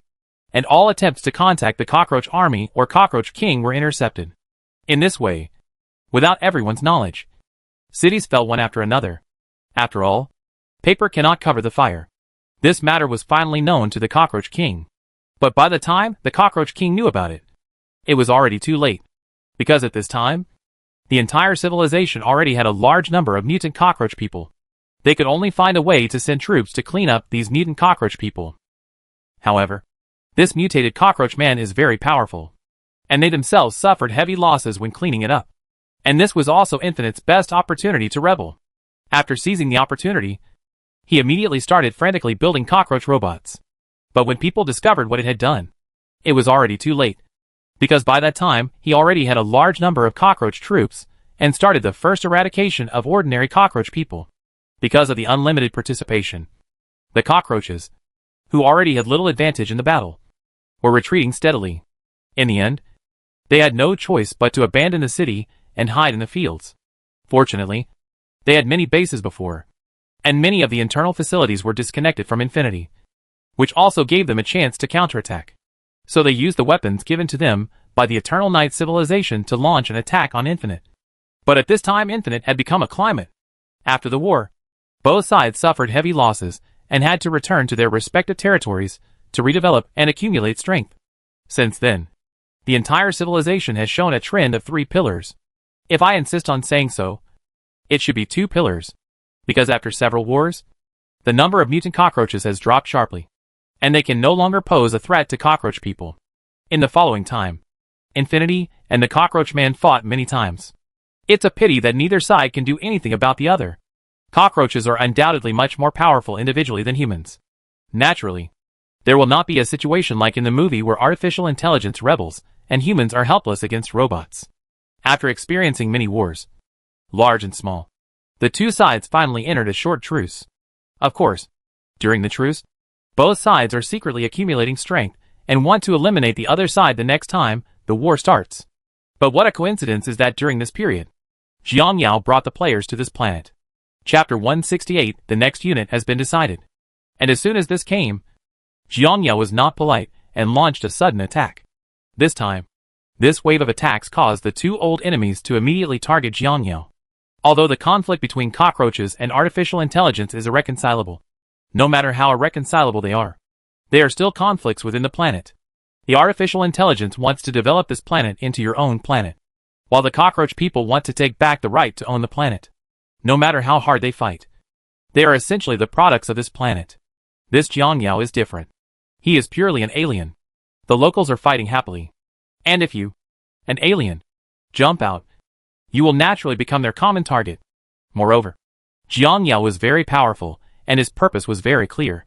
So for the sake of the safety of the planet, these 2 races directly chose to temporarily cooperate to deal with this foreign enemy before fighting among themselves. And with the previous battle, the 2 groups had a new understanding of Jiang Yao's danger. Therefore, in their eyes, the current Jiang Yao can be said to be an extremely dangerous existence. It must be eradicated without leaving any room. Of course, Jiang Yao didn't know about their plan. But after this wave of battles, Jiang Yao also gained a lot. The first is their armor technology and weapon technology. Although these two technologies are of little use to Jiang Yao, through these two technologies Jiang Yao also roughly understands some of the armed forces of this civilization. The most important thing was that the computers that came back later were deciphered by the insect nest. Jiang Yao successfully obtained the information inside. Seeing the information inside, Jiang Yao couldn't help but frown. The other information was fine. And it was all quite satisfactory experimental information. Combat data and the like were not of much use to Jiang Yao. But two of the information aroused Jiang Yao's high vigilance. First of all, the first information is about a civilization called Eternal Night. Based on this information, Jiang Yao learned that most of the technology on this planet was donated by this Eternal Night civilization. Although the cockroach man in front of him could not see through the intention of Yongye civilization, Jiang Yao was different. He knew very well why Yongye civilization did this. To put it simply, this planet has been targeted by this civilization called Yongye. An action has been taken. First of all, the Eternal Night civilization passed on these technologies to them. But the prerequisite for using these technologies is that you need ores. Because most of the weapons here need to be powered by ore energy. And other energy sources will not work. Obviously, the Eternal Night civilization has tampered with these technologies and castrated the other energy technologies of these weapons, leaving only this one. The purpose is naturally very clear. Because the interior of this planet contains a large amount of ores. And the Yongye civilization wants to use this method to let the cockroach civilization help them mine the ores. Of course, this routine has been used by many civilizations in the universe. And the targets are usually low-level civilizations similar to the cockroach civilization. As for why such a method is used, the reason is actually very simple. The energy and time of a civilization are limited. When they discover 2 to 3 mining areas at the same time, there will be a shortage of mining equipment or manpower. If you want to speed up mining at this time, there are undoubtedly 2 methods to add manpower, and a large number of manufacturing equipment. But the investment in these equipments requires costs. So usually they wouldn't rush to add more. After all, wouldn't it be nice to use the money to add these large-scale mining equipment to build warships to enhance their own strength? At this time, when they discover that there are other intelligent beings on these planets with ores, they usually trick these intelligent beings into helping to dig these ores. Although the efficiency of these intelligent beings in mining ore is far less than theirs. Over time, the number will still be very large. Maybe after a few hundred years, they have mined all the ores on their own resource planet and come to take over this planet. This planet may have a lot of ores mined, and they only need to be responsible for transporting the ores back. And then, they will take over and dig out the remaining ores. To put it simply, if there is free labor, they will definitely be willing to use it. After all, this free prostitution is delicious no matter how you say it. Directly annihilating these civilizations is definitely different in nature than letting these civilizations give themselves hundreds, or even thousands of years of gong before annihilating them. Perhaps at this time, some people will think that in a few hundred years, some talented civilizations can develop to a very good technological level, even on their own. When they came to fool people, they also gave them a lot of technology. This simply added fuel to the flames. Aren't they worried that when they took over the planet for hundreds of years, they suddenly discovered that the strength of this civilization was not inferior to theirs? Not to mention how far a civilization can develop in a few hundred years? No matter how it develops, it is impossible to catch up with the established Yongye civilization. Taking a step back, even if this civilization is very talented, even if this civilization develops for hundreds of years, it is really possible for this civilization to catch up with the Evernight civilization. The Eternal Night civilization is not worried at all about this. Because from the moment they mine ore, their civilization has no chance to develop. This Iraq ore is not an ordinary ore. This kind of ore is very special. When the technological level has not reached a certain level, you have no resistance to the radiation of this kind of ore. There are no mutated creatures on this planet, because the ores are buried deep underground. And there is a special substance in the ground that can withstand the special radiation of these ores. If you want to use these special substances, your technological level must reach at least level 3 before you can discover and utilize them. Therefore, when these low-level civilizations dig without knowing anything and find a vein of minerals, it is like opening Pandora's box. As time goes by, people on this planet will gradually mutate, depending on each person's physical condition and the time and distance of contact with the ore. Their mutation time will also be faster or slower. The slow ones may not be able to successfully mutate even after old age and death, while the fast ones may mutate in a short time. As for the group of people in the mining area, the mutation steps were omitted. Basically, someone died suddenly every time they worked for a period of time. Therefore, this kind of, or is a destructive thing for many intelligent civilizations. Although it is a treasure in the eyes of high-level civilizations, it is an out-and-out devil in the eyes of low-level civilizations. As for if the minerals of this planet are distributed on the surface, then the planet Jiangyao left before is a good example.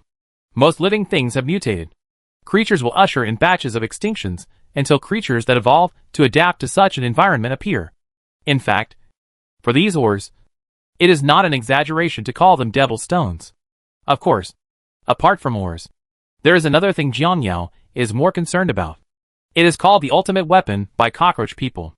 There are very few data records on this thing.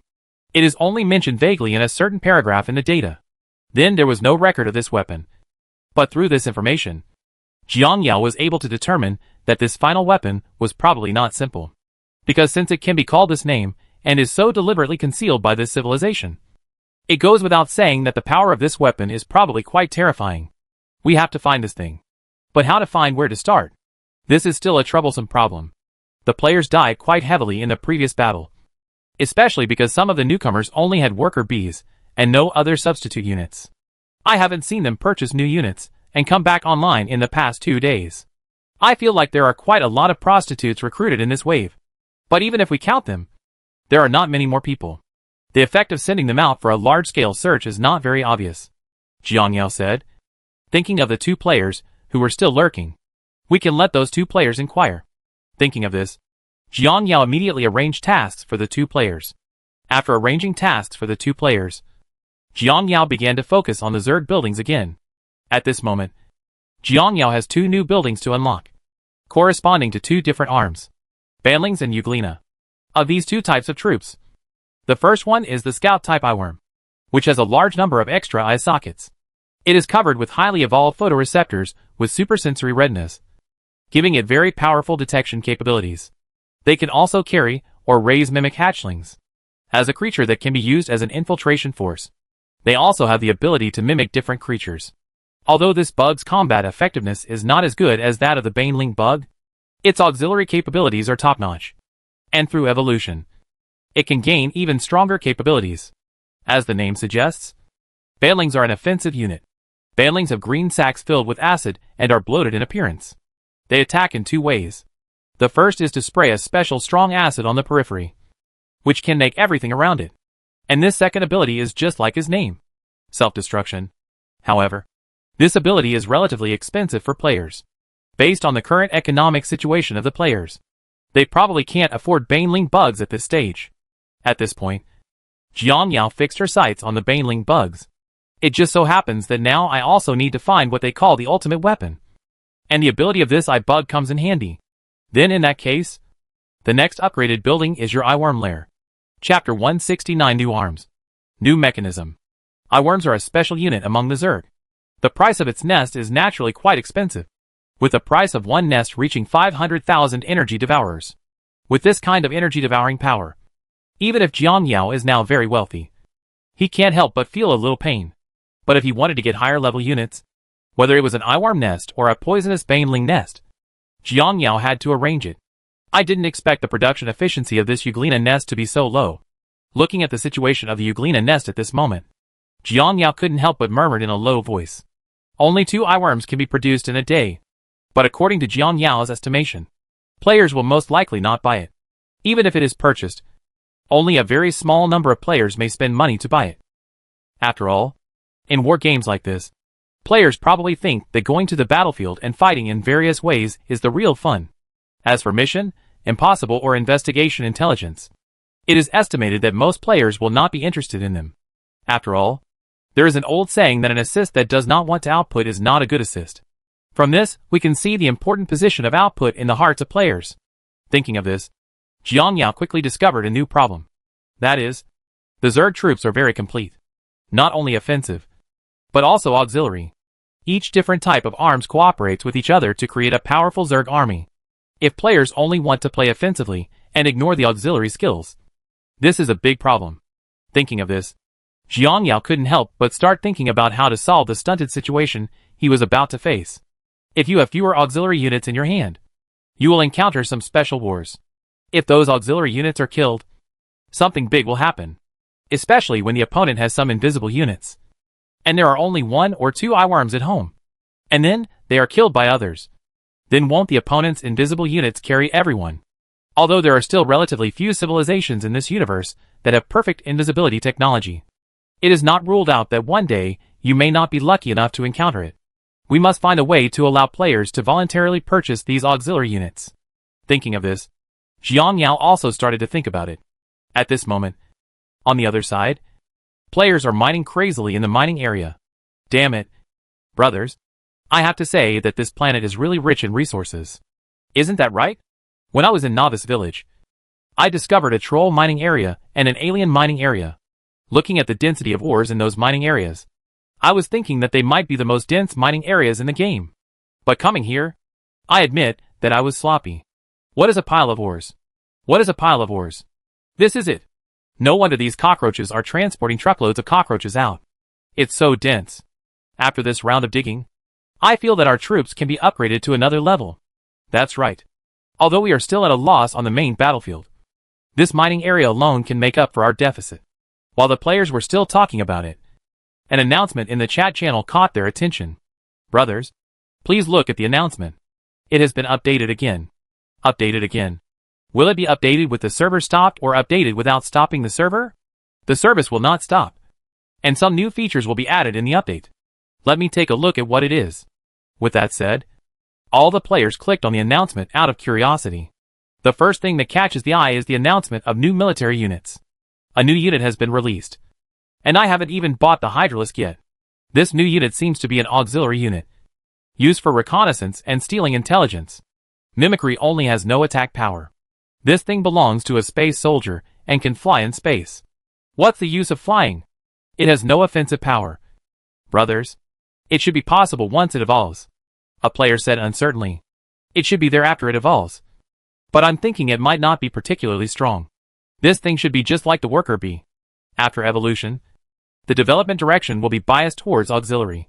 In this way, players have been talking about this new unit. All in all, most players think that the new unit is very useful. After all, the role of this auxiliary unit on the battlefield will never be inferior to that of any offensive unit. But the psychology of most players is like this. If it is useful, I just won't buy it. Alas, I just play. Compared to auxiliary units such as eyeworms, players prefer offensive units that can burst. By the way, brothers, have you seen another new feature? You see, it's a guild function. Don't many games have this thing? Register a guild and bring a group of people together. One player said indifferently. I don't think it's that simple. At this moment, the Emperor Penguin said, although on the surface, this is just an ordinary guild function, and many games have been released since the beginning. The nature of this game is completely different from other games. Understand that the evolution points in this game can be linked to the real soft girl coins. This time, in addition to adding the guild function, a guild ranking function has also been added. The monthly ranking of the union will be calculated based on the merit points obtained by each guild member. The guild that ranks first can open a special union store. Although there are purchase restrictions on the props in the union's special store, every member can purchase them. That is to say, if a guild dominates the rankings for a long time, the gap between it and other guilds will become wider and wider. Everyone nodded after hearing this. I took a look, and it's about this guild store. In each issue, 5 items will be randomly generated, and each guild member can choose one of these 5 items to purchase. In addition to the regular military units, there are also opportunities to obtain discounted purchase coupons, discounted evolution coupons, and other rare items. After hearing what the Emperor Penguin said, other people would naturally understand what it meant. In order to prevent one guild from dominating the rankings for a long time, Jiang Yao also set restrictions on these guilds. The initial recruitment limit for union members is 100 people. When the guild's contribution reaches a certain level, the maximum number of members in the guild can be increased by consuming a large amount of evolution points. Through these restrictions, some relatively powerful guilds cannot immediately open a large gap with other guilds, giving other guilds a chance to catch up.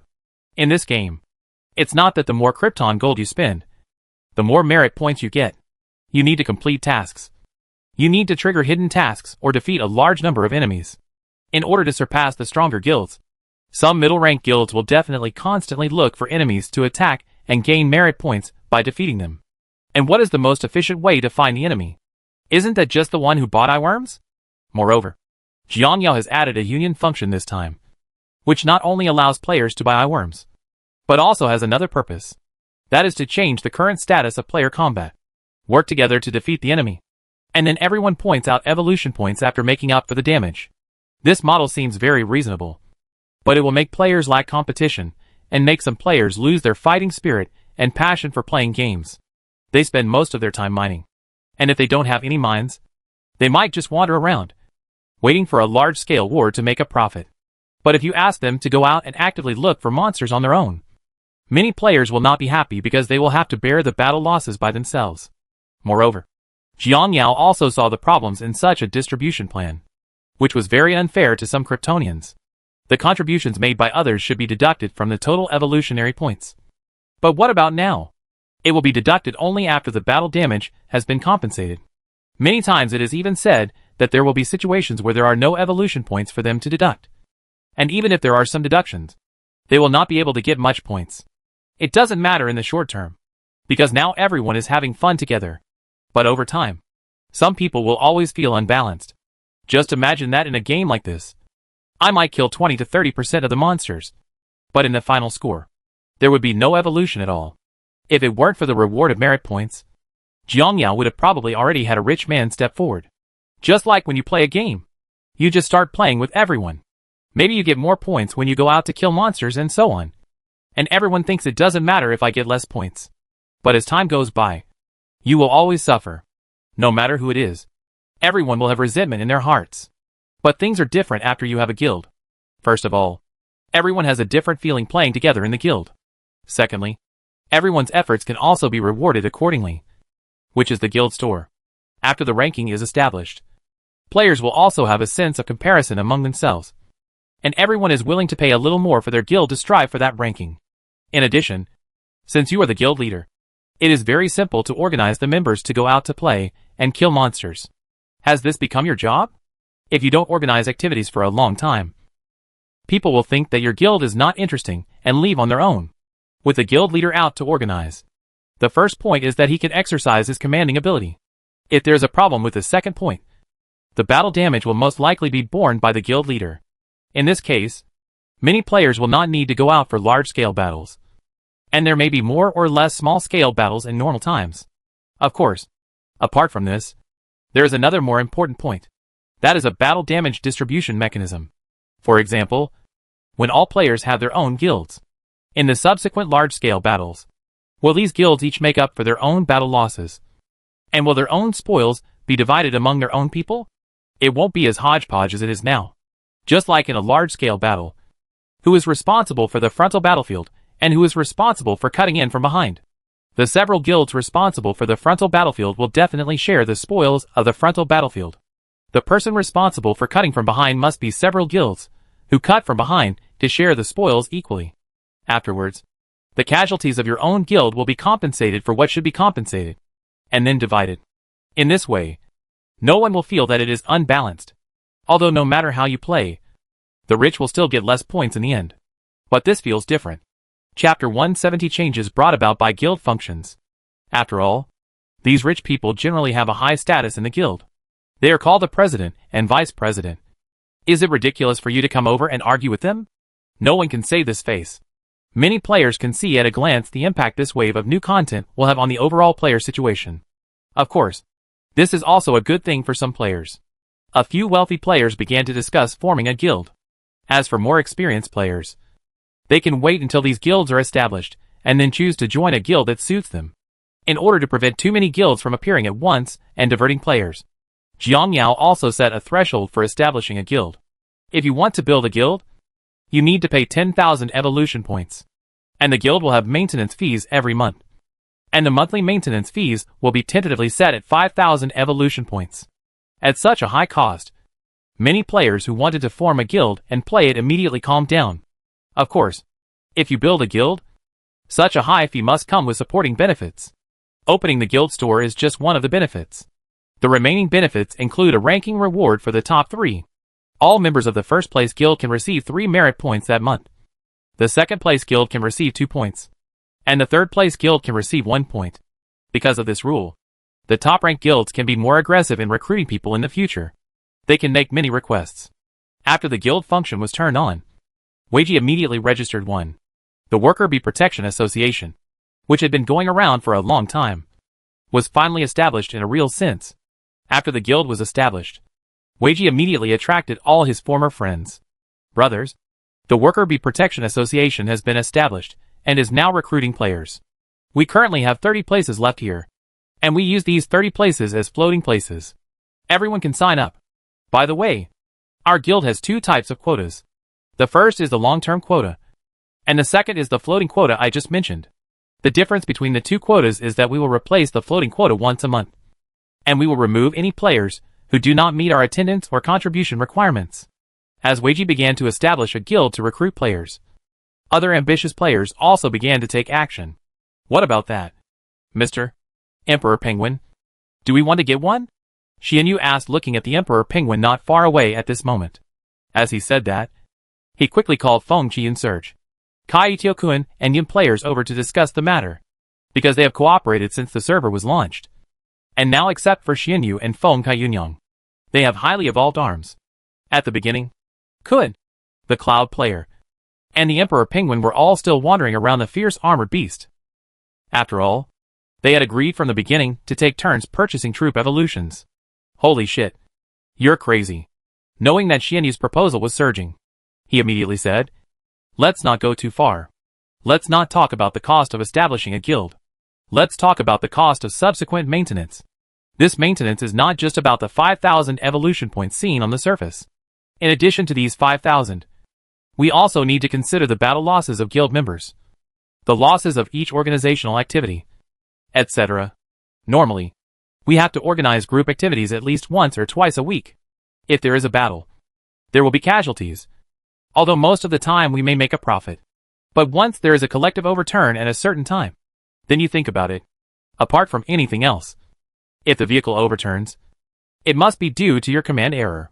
You should make up for the battle damage. Then I ask you how much money you have to make up for it. After hearing what Feng Kaiyunyang said about the opening, Kuan also expressed his opinion. How should I put it? Actually, this matter is not entirely disadvantageous, but also has many advantages. First point, we have our own team. If we encounter some copies of monsters, we can organize our own people to go there and enjoy them all.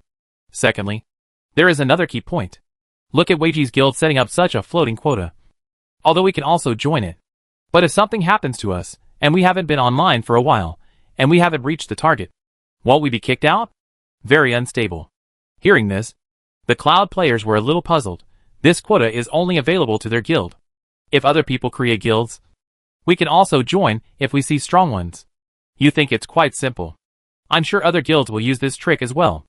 Only in this way can we mobilize the enthusiasm of the members. Because no one wants to recruit a bunch of people to hang around in your guild every day. After hearing what several people said, Emperor Penguin also expressed his own opinion. Actually, what you said is quite reasonable. There will definitely be guilds without indicators. But companies that compete for rankings will definitely have indicators. Companies without indicators, well, it's just salty fish when you go in. And it doesn't make much sense. Under the current situation, if you want to build a guild, we can build it. But we definitely need to think about the management system. Many Emperor Penguins began to think. We don't necessarily have to organize activities every time. We can encourage guild members to organize small-scale activities voluntarily. The activities organized by members and us will definitely be different. If there are battle losses in our organization's activities, then we must make up for the battle losses. But the members are all ordinary members. It is definitely impossible to make up for the losses like us. At most, everyone will bear it together. This will undoubtedly reduce our early financial pressure. We can control guild-level activities to once a week or 2 to 3 times a month. Also, I don't know if you have ever looked at the guild fund function. The guild funds issued each time are different depending on the guild's ranking. Having said this, Emperor Penguin continued to refine his idea. The top 10 players have guild funds. The first place has 100,000 evolution points. The second place has 90,000 evolution points. And so on. Using this, We can set up a reward system for guild funds, and use the guild funds we receive every month to distribute to our squad leaders. To put it simply, we use various methods to trick members into becoming team leaders, and it's okay. At this point, everyone suddenly realized. It's obvious that the Emperor Penguin's plan is to spread out the risks they had to bear in the early stage. First of all, it is definitely not possible for anyone to become the squad leader. He must have certain command capabilities and rich combat capabilities. And it also needs to be recognized by everyone. To accomplish this, you need to take people out for more activities. When you are still an ordinary member, you have to organize everyone to go out every day to kill monsters or do other things. You have to find something to do. And when you are still an ordinary member, you will definitely not be able to make up for these battle losses. So when you take people out, you will most likely discuss with them how to make up for the battle losses. Because you go out more and do more activities, as long as you don't overturn, you will have more and more evolutionary points. At this time, you have a certain degree of popularity and money. Then you can consider applying to become a squad leader. After you become the team leader, you can recruit a group of familiar people to become your team members, and take them out to hang out when you have nothing to do. If other people want to join, you can take them with you as time goes by. In this way, the second and third team captains will soon appear. With these team leaders, first of all, there is no need to worry about the activeness of the guild. Secondly, the pressure on Xianyu and others will be much less due to battle losses. After thinking about this, several people thought that this method was indeed feasible. So after some discussion, they decided to jointly fund the guild. At this moment, there are many players who have the same intention to establish a guild as Xianyu and others. In addition to those responsible for combat, some players formed a group of people who liked transportation and mining and formed a guild. Just one day later, a total of 5 major guilds appeared in the game. They were the Worker Bee Protection Association founded by Weiji. Xianyu created the Cloud End, an elite combat team created by Kuna Yuko. In addition to these 3 guilds that focus on combat, there are also 2 auxiliary guilds. The first was the Transport Association founded by Cyclonus Egg, as well as the Intelligence Strategy Group created by Bailiang Tianqi. Of course, the strategy group has relatively high requirements for members who join the group, and it also has certain task requirements. As for the requirements of the Transportation Association, they are relatively low. They only require certain requirements for the online time and arms. But it's not that high. Each member must have at least a 3rd stage worker bee or an armored beast. Finally, the Intelligence Strategy team is different and is relatively flexible for military units. The reason why they established this guild was that they could also make money through intelligence. For example, if they find some relatively large strange spots or areas, they can sell them to other guilds. And they also thought of a lot of guilds that would organize activities. You must have monsters to organize activities. So where does this information come from? It's easy to come from their hands. And for special units like eyeworms, they suspected that there would be exclusive missions that required the use of eyeworms in the future. So this was also a source of income. All in all, the players who created the guild each have their own ideas. But it is also because of this that the players' units no longer focus on combat as before. And many branches of arms are spreading. Jiang Yao also believes that as there are more and more types of soldiers in the later period, there will be more and more guilds focusing on the development of a certain field. Various daily activities will also accelerate the growth of players. So it won't take long for players' combat capabilities to be improved by several levels. After solving this series of problems, Jiang Yao set his sights on Uglina again. Chapter 171 introduces new troops and overturns. With a new unit coming out, Jiang Yao will naturally launch a wave of activities. In addition to the usual discounts for new unit purchases and evolutions, Jiang Yao also decided to add eyeworms to the lottery machine this time, and create a limited-time lottery machine with an increased probability of eyeworms. Not only that, as the first auxiliary unit bug, Jiang Yao decided to evolve one himself. Under normal circumstances, a combat unit such as Jiang Yao's evolution does not actually play a big role. But this eyeworm is different. Through him, Jiang Yao can observe the situation on the battlefield at any time. One is to observe its battlefield, and the other is to show players the abilities of the Uglina. After all, it is an auxiliary unit. If it has no attack ability, it is worth evolving after buying it. This is something that players need to weigh. This thing is not like other combat soldiers where the rich will step on mines. There is a high probability that the rich will look down on these supports. So he needs to demonstrate it to the players himself. Early this morning, the players all gathered together. The guild has just been established in the past few days, and the players are getting familiar with the guild's new gameplay. So the players have been having a hard time for a few days.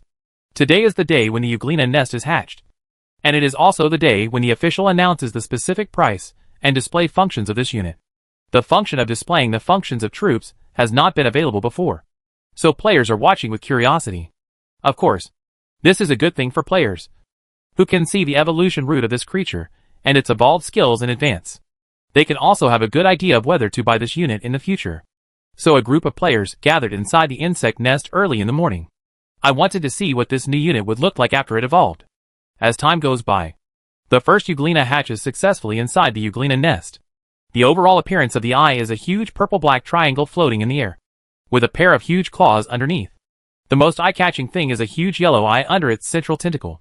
There are also a large number of extra eye sockets all over the body, and each eye socket also has large yellow eyes. If you want to say that this insect is handsome, he is not particularly handsome. Generally speaking, he is pretty good looking. Seeing that the attention of all the players was attracted by the eyeworm in front of him, Jiang Yao also started to introduce the eyeworm. Hello fellow warriors. This is our new partner Euglena. Euglenoids are mainly special units engaged in reconnaissance and espionage missions. They have superb reconnaissance capabilities and powerful mimicry capabilities. As an auxiliary unit, their attack power is naturally much weaker than that of other bugs. Of course, they do not rely on their combat power to survive. Jiang Yao continued to introduce. First of all, the data attributes of the first stage of Euglena are HP, 30,000. Attack power, 10 points. Defense, 200. Agility, 1600. Energy reserve, 10,000. The energy-devouring skills he possesses are reconnaissance, mimicry, and energy-devouring shield. The selling price is 200,000 evolution points. Following Jiang Yao's introduction, the players immediately exploded. What the HL? This piece of junk costs 200,000? All the players were shocked when they heard this data. The price is too exaggerated. And the most important thing is that its properties are really worrying. His own protection skill is an energy-devouring shield, and the remaining mimicry skills and detection skills are auxiliary skills. The most important thing is that the attack power of 10 points means that it is basically useless in battle. If it is hit, it can only run away. Although 30,000 HP seems to have a little HP, compared to the price of 200,000, this HP is not worth it. With 200 defense points, it is simply a squishiness. If the enemy fires in a battle, it will only take minutes. Although the agility of 1,600 is enough for it to escape. But don't be afraid of 10,000. Just be afraid of the unexpected. Especially on the main battlefield where various attacks are flying around. If you are not careful, you may be in trouble. If this thing really sucks, then 200,000 evolution points will be wasted. To put it simply, players are not very satisfied with the data of this eyeworm. Its attributes are very low, and it is still an auxiliary unit. The most important thing is that the price is so expensive. Made, I have to say, this official food appearance is a bit ugly. Yeah, this is too nonsense. If nothing else, why are you thinking of paying 200,000 just for these attributes and functions? Who can afford this? Jiang Yao naturally knew that players would have such comments. He knew there was nothing he could do about it. The cost of this thing was quite expensive. The energy-devouring points alone cost more than 10,000. So he had to sell it at a loss of 200,000 yuan. Originally, he thought that the cost of the eyeworm wouldn't be too expensive. But when he started building it, he was shocked. But if you think about it carefully, this thing can indeed play a very important role in battle. It does not focus on other abilities, but its detection ability. But it's different for players. As a game, strength or lack thereof is the key for players to measure the value of this unit, not other factors. And while everyone was still talking about it, Jiang Yao could only bite the bullet and continue the introduction. Go ahead and scold me. You can scold me as hard as you want. Anyway, I'm just an NPC. If you want to scold me, go scold the officials. At this moment, Jiang Yao could only use this method to numb herself. Next, let's talk about the second evolutionary stage of Euglena, the enhanced Euglena. Let's go straight to the data without further explanation. HP 50,000. Attack 100. Defense 300. Agility 3,200. Energy devouring reserve 30,000. Energy devouring skills. First, the reconnaissance skill was upgraded to insight, and then mimicry. A new control skill was added, which can forcibly control some enemy units and conventional defense. Skill energy devouring shield.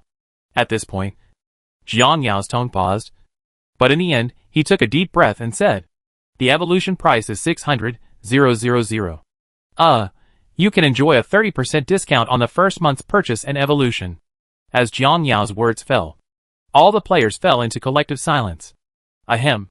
As the old saying goes, the solid auxiliary flow output. The price is not bad. At this moment, Jiang Yao was still trying to save himself. The output of the goddamn auxiliary flow is even more outrageous in the second stage. If you want to talk about the difference, except for the huge change in the price of evolution, I really don't see much change in other aspects. As he said this, all the players looked at the large eyeworm in front of them with disgust on their faces. Obviously, they didn't expect that this piece of junk was already worth 900,000 evolution points. There's a saying, wouldn't it be nice if I had 900,000 yuan to evolve the Hydralisk? Yes, the evolved Hydralisk Tutu can sweep away a large area. Why should I bother to work on this thing? While the players were discussing, Jiang Yao started the third stage of explanation while holding his forehead. Look at the leader's expression. Ta! Laughing loudly. Chief, officially, I tried my best, but you guys are really cheating me. Ha ha ha. I can't even stand the official behavioral AI anymore. This is ridiculous. My great warriors, this third stage of Eyeworm is different. It is called Moon Spirit Eyeworm. First of all, just hearing the name is very poetic and gives people a hazy feeling. Unexpectedly, as soon as Jiang Yao finished speaking, the players started to complain one after another. Haha. Did I hear it right? I can't boast about the attributes anymore. So I started boasting about the name. Chief, I'm so sorry. The only thing I can boast about is my name. Chief, it's too difficult for me. First of all, this Moon Eye bug has 120,000 HP, 200 attack, 800 defense, and an astonishing 5,600 agility. Unexpectedly, before Jiang Yao finished speaking, the players started to boo again. The leader doesn't need to stress it. We all understand. We all understand. There's no need to push. I'm afraid you won't be able to complete the official task given to you. Isn't that right? It used to be a first week discount, but this thing is a first month discount. Brothers, can't you see it? Ignoring everyone's complaints, Jiang Yao told the following data. First of all, its energy absorbing reserve is 100,000. In addition to the previous skills, there are also new invisibility and energy devouring teleportation, as well as energy devouring copying. This skill can copy multiple mimic units and mix them into regular units. When he said this, everyone's eyes suddenly lit up. Holy crap. There's something about this third stage Eyeworm. The skill of energy devouring teleportation is very good, and the other two are not bad either. Invisibility. Brothers, this skill is really awesome. Not only that, but there is also energy devouring replication. This thing is not bad. If this skill is used well, it can greatly reduce our casualties. I have to say that the abilities in this third stage are quite good. While the players were still discussing, Jiang Yao slowly spoke. 10 million evolution points. As Jiang Yao finished speaking, all the players fell into collective silence. Hee and I ma bai. Excuse me. Excuse me. Looking at the performance of the players, Jiang Yao naturally knew that he had overturned the first time he introduced the function of the new unit. Needless to say, players can buy the first stage Eyeworm, which is already giving him face. And don't even think about evolution. There's no reason. No matter how much the system evolves, it's impossible to evolve such a useless insect. At this moment, Jiang Yao couldn't help but feel a little puzzled as he looked at the Eyeworm floating in the air that had undergone tremendous changes in form, compared with ordinary Euglena. First of all, its overall coloring has changed. Its body is mainly black. Its eyes have turned into dark blue, and its body is covered with many sensory tentacles. In addition, these tentacles flash with a faint blue light from time to time, making them look unique. It looks pretty good, but it's not worth the price. Damn it! Jiang Yao then checked the fourth stage of Euglena's qualitative transformation. But when he saw the Euglena in the metamorphic stage, he was shocked. Hack! What the hell is this? The fourth stage Eyeworm attribute in front of him really shocked Jiang Yao. Now he can be sure that because of the attributes of the fourth stage, This wave of introductions is not an overturn. Chapter 172 Metamorphosis of Euglena. Cough cough cough. At this moment, when everyone was still complaining crazily, Jiang Yao's cough interrupted them. Everyone. What's next is the 4th stage of Euglena, which is also his max evolution stage. The Euglena in the 4th stage of metamorphosis is also known as the One-Eyed Beast. Don't introduce it. The price of the 4th stage of qualitative transformation will at least increase several times. I guess no one here can afford it. Yes.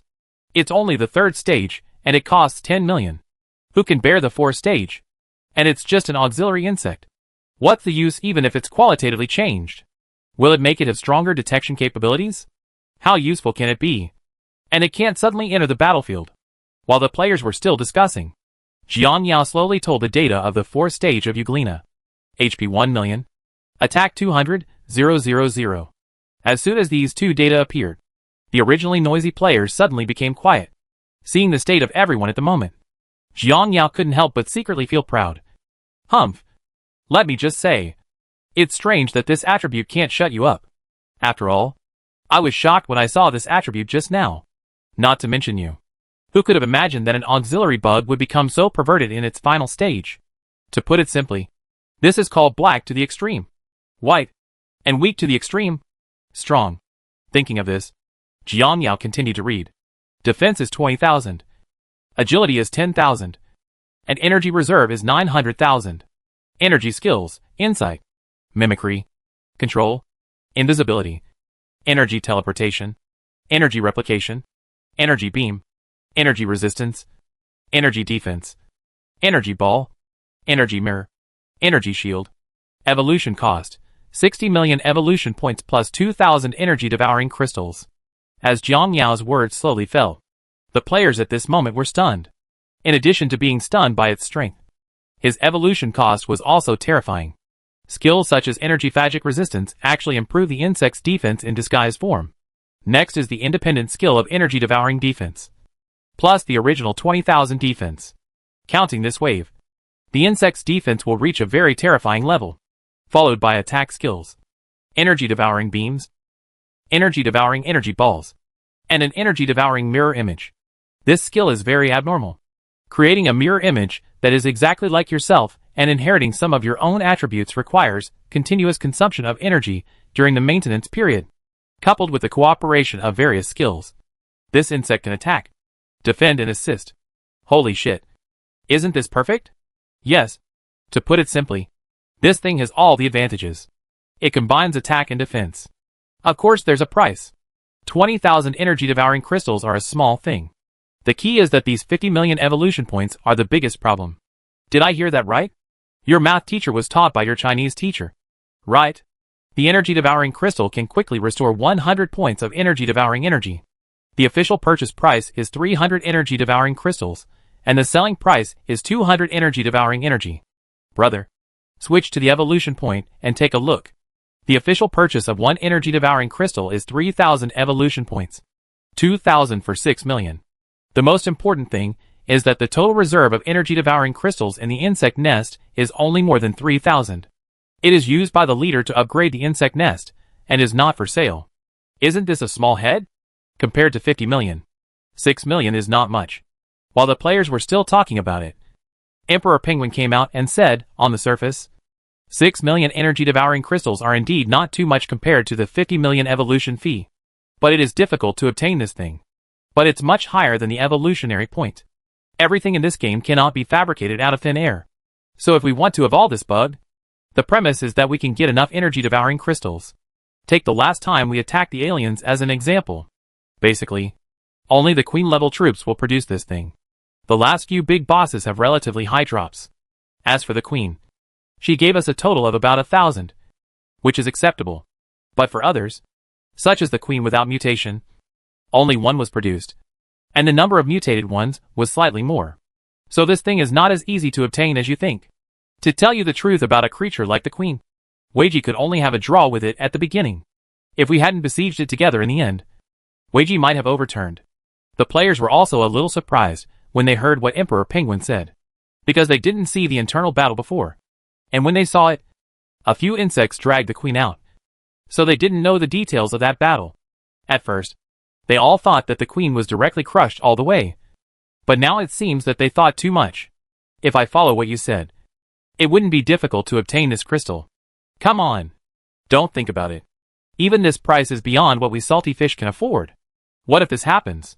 Have you forgotten that one of the ultimate prizes of the lottery machine is the evolution stage +1? Do you think you can come up with that thing? If I hadn't attacked you, I wouldn't have come out even if you gave Yang Shou in exchange. Amid the heated discussions among the players, this matter has come to an end. In the last stage of iWorm, this attribute improvement is really terrifying. This is a real qualitative change. And its price is also extremely exaggerated. Although most players are salivating over him, they all know this thing, and they just think about it. In the fourth stage of this display, Jiang Yao did not evolve. He just told people about his attributes, and then ended the display. It's not that he doesn't want to evolve, but that the current resources are too scarce. Because the third stage of evolving the insect nest requires 1,000 energy-devouring crystals. And then each subsequent stage requires a massive amount of energy-devouring crystals. This thing is not as easy to obtain as evolution points. It can only be obtained by killing the space race. And usually there is no weak one in the space race. Therefore, Jiang Yao has no idea whether he will be able to successfully obtain crystals in the future. It is also for this reason that he has no intention of selling the crystals that Jiang Yao has acquired now. As for Euglena, why did the fourth stage of evolution have such a qualitative change? After seeing his evolution materials, Jiang Yao naturally figured it out. In addition to a large number of evolution points, this thing also requires crystals. The value of crystals is quite high, and Jiang Yao's pricing for players is only weakening the value of crystals. But he actually knew very well how precious this thing was. If he didn't weaken the concept of its value and hung it according to its original scarcity, Jiang Yao estimated that few of these players would be willing to sell the crystal to him. But even if they tried to weaken the value of the crystal as much as possible now, the players have realized that the value of this thing may not be as simple as they thought. Now that the introduction of the new arms has been completed, some players have already started to purchase it.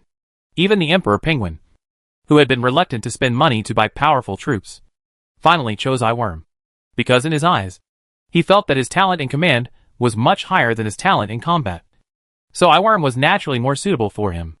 And although the early stage Euglena is not strong enough, it will be different once it evolves to the fourth stage. Apart from these, there is one more important thing. That is to say, it is still a guild. You are a guild, and you must have 1 or 2 types of reconnaissance troops. Of course, among the 5 guilds, the Intelligent Strategy Group ordered the most iWorms. They ordered 3 in total. But think about it. You, a person engaged in intelligence, can't do anything without the tools. After getting the iWorm, the Emperor Penguin couldn't wait to try it. First, he used the detection function. He clearly sensed everything in an area of more than 2,000 kilometers. Damn. This detection range is quite far. And the most important thing is that the speed is not slow. Speed up and circle around, and you will soon be able to collect all the nearby information. As he said, the Emperor Penguin tried again. Check out the ability to mimic. As his voice fell, his body shape changed, and a cockroach man appeared in front of the players. I can do it with this skill. Yeah. It's too lifelike. I can't see any flaws. I have to say, it's expensive, but it has its advantages. Come on. Except for the final stage. You can see the previous stages, which are just a few monkey tricks. Unless I draw an evolution +1 roll for this kind of bug, then I will consider buying it and spend money to get the final stage out. Come on. If you really get a roll of evolution, who will use it on this bug? If I draw it, I will keep it. And then draw Leviathan. When I draw Leviathan, I will use this evolution scroll. I will go straight to the sky. Just keep dreaming slowly. Damn it. I want to take out Leviathan first. And I have to give you another evolution card to add a roll. To be honest, I don't dare to do this in my dream. Every good thing will happen to you. If you have such luck, I personally recommend you to buy lottery tickets and have a chance to win the jackpot. While the players were still discussing these things, Jiang Yao received information from the 2 previous spy players. Because Jiang Yao has been asking them to pay attention to the final weapon since before. And finally the hard work paid off. Just now, they overheard 2 researchers mentioning the final weapon. Moreover, the 2 men speculated that there must be information on the final weapon within the research institute where they were imprisoned. So he immediately reported the information to Jiang Yao. And Jiang Yao, who received the information, also decided to issue a mission for the players to knock down the base and collect important information.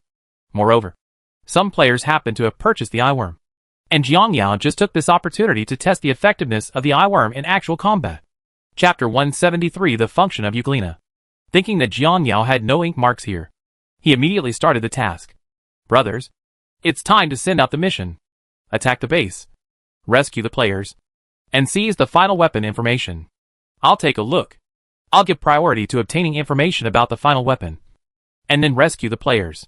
What is the ultimate weapon? Isn't there relevant background information above? Let me take a look first. There are two pieces of information obtained from the base we visited last time. The first one is about the mysterious alien civilization, and the second one is about this ultimate weapon. Oh my god! The information we collected last time was quite useful. Yeah, I didn't expect that it would trigger several important tasks inadvertently. The ultimate goal on this planet should be to find this ultimate weapon. And then we will talk about the alien civilization. It is estimated that there will be a cosmic war. This universe is in trouble. We still have too few military units with space combat capabilities. If there are too few, just deceive them and hammer them. This is not easy. That's putting it lightly. I'm afraid they won't come down. Okay. Don't think so far ahead. Just take one step and see first. Now that the mission has been issued, the players immediately began to take action. Because now that there is a guild, everyone's battle damage supplies and loot acquisition methods need to be renegotiated. It is impossible to fully compensate. The limit we can achieve is to give half of the total revenue to ordinary players, and the remaining half will be divided among our guilds. And what we have done is very authentic. It is no exaggeration to say that our 5 major guilds can easily bulldoze the enemy if they attack at the same time. There is no need for other people. So I suggest some lone wolf players to set up such a guild themselves. Otherwise, to be honest, this gap will get wider and wider in the future.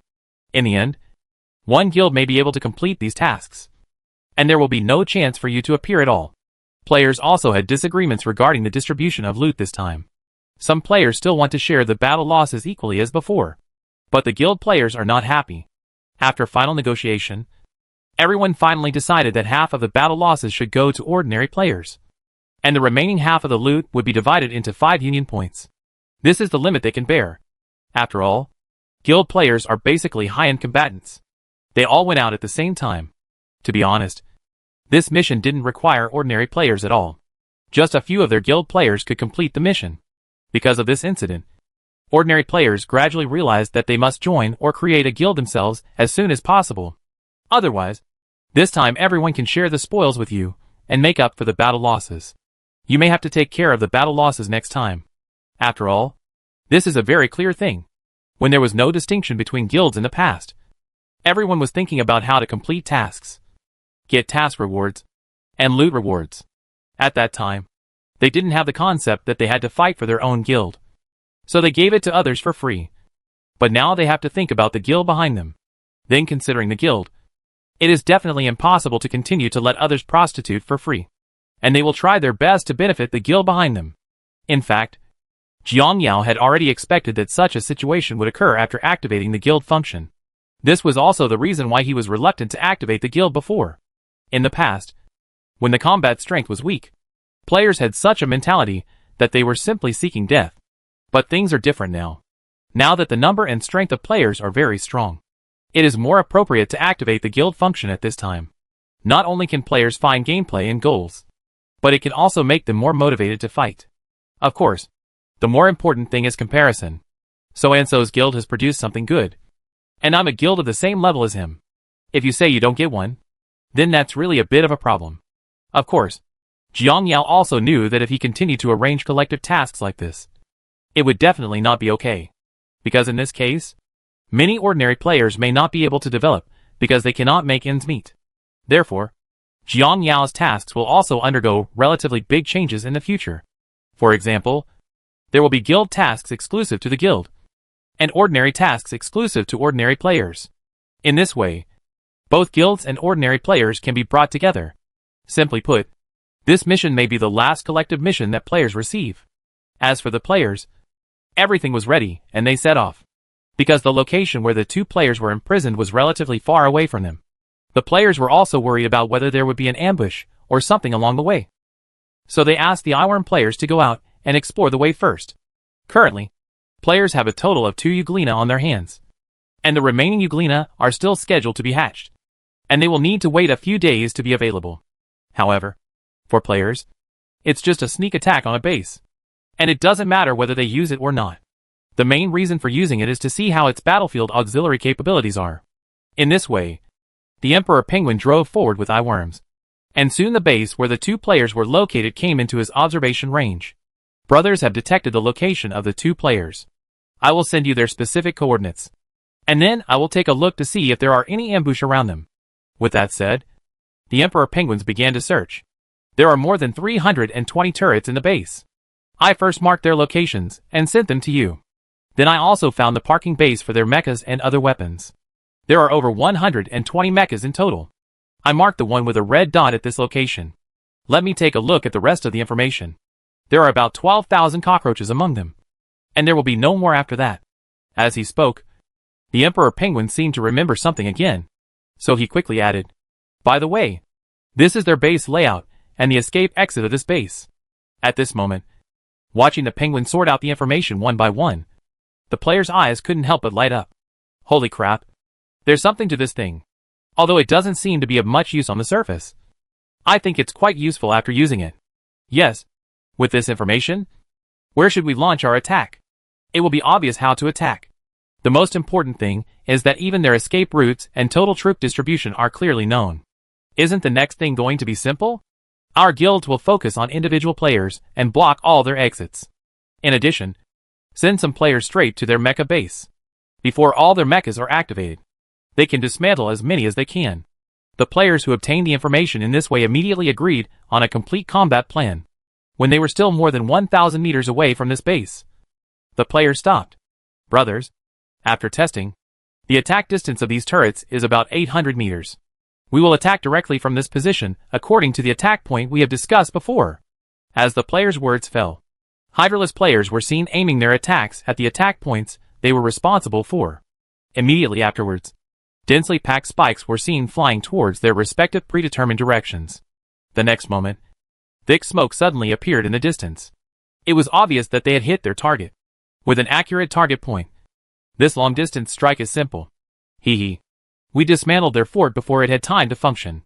Brothers, just rush forward. Brothers, please go to your respective mission points according to your respective mission plans. Don't mess around. In this way, the players excitedly launched an attack in the direction of the base. Naturally, the guards in the base discovered the players very early. Originally, they planned to cooperate with the forts in a wave of consumption. But who would have thought that they would unload their forts before they got close? Then the battle began. Countless velociraptors and worker bees were seen rushing to the front, followed by evolved hydralisks. The ordinary hydralisks were left in place to carry out ultra-long distance strikes. Immediately afterwards, the cockroach guard raised his weapon and pointed it at the charging players. But the next moment, he was pierced by spikes before he could react. Yes, that's right. Team 2's hydralisks have no problem with your attack direction. Team 3, pay attention. Team 3, your attack angle is about 20 degrees. There is an exit over there. It is detected that a large number of cockroaches are preparing to come out from there. The Velociraptor assault team is aware that the enemy's mecha has been partially activated and is now moving towards the mecha's exit. You should be able to speed up at this time. Hydralisk team no. 4. Pay attention. There is an escape hatch over there at 9 o'clock. We have detected that many cockroaches are trying to escape from there. It is speculated that there is a high probability that they are cockroaches, and the scientists are targeting them and not letting them go. Swift armored beast over there. There is a passage under your feet. Organize a few people to intercept this passage. We have detected that some of the cockroach troops are preparing to use this passage. They probably want to escape or backstab. As the Emperor Penguin's orders were issued one by one, the players were completely convinced by the effect of the Euglena. No action of the opponent could escape the Euglena's perception. Although there are still some fish that have slipped through the net, it is impossible for the Emperor Penguin to command the entire audience without missing a beat. But even this does not prevent players from getting to know eyeworms again. With this eye bug, everything in the battle is orderly. They are aware of any enemy actions, and they can make strategic adjustments at any time according to the situation. Damn, this thing doesn't look good from the introduction. but it's really awesome to use. Haha. It looks like this on the surface. In fact, if you don't have any command ability, this thing is for nothing. Chapter 174 The ultimate weapon does not exist. At this moment, the player's operations have a different feeling in the eyes of the cockroach. These cockroach people have been stunned by the group of bugs in front of them, because from the beginning of the battle to the present, they have made many tactical adjustments, but they have all ended in failure. For example, when they saw the bugs attacking from the front, they wanted to encircle them from the sides, because there were several passages in the base leading to the sides. And when they went to carry out this plan, as soon as the door to the side passage opened, countless spikes shot them into a sieve as soon as they stepped out. It's not over yet. In the early stages of the battle, they thought about letting the scientific staff in the research room leave first. After all, the war was about to begin, and they had to face such a powerful race. Every scientific researcher is a very valuable asset, especially the scientific researchers at this base. They have been engaged in research on those two bugs, so their importance is comparable to that of giant pandas. But when they were about to leave through the safe passage, the same routine happened again. As soon as the passage door opened, a bunch of spikes came to suppress them. Just as they were about to change their way, a bunch of swift beasts rushed over. They still have troops to delay them on the main battlefield above Tiandiliang, and they also have troops in other positions. Logically speaking, all the attention of the bugs should be attracted by these. How did they find such an ordinary escape passage? This made them confused, and they had been quite frustrated from the beginning of the battle to now. Every step of their plan was calculated by the enemy and intercepted. They once suspected whether there were spies among them. In this way, from the war to the present, the cockroach people's plans have been frustrated again and again. Every failure of the plan means that a large number of cockroach people will die. On the other hand, the players basically had no battle losses. Some powerful combat units, Emperor Penguins, that pose a threat to players are directly targeted and killed by long-range troops. Not only that, all the escape routes for the cockroaches have been blocked by the players. Therefore, there are many cockroaches who have no choice but to take off from the frontal battlefield and then try to escape. But taking off on this frontal battlefield is very interesting. This is purely because they don't pay attention to the hydralisks on the ground. So when these cockroaches take off, only then did they realize what crossfire means and what all-round fire coverage without blind spots means. As time went by, this base was quickly cleared by the players. Of course, the players have not forgotten their tasks.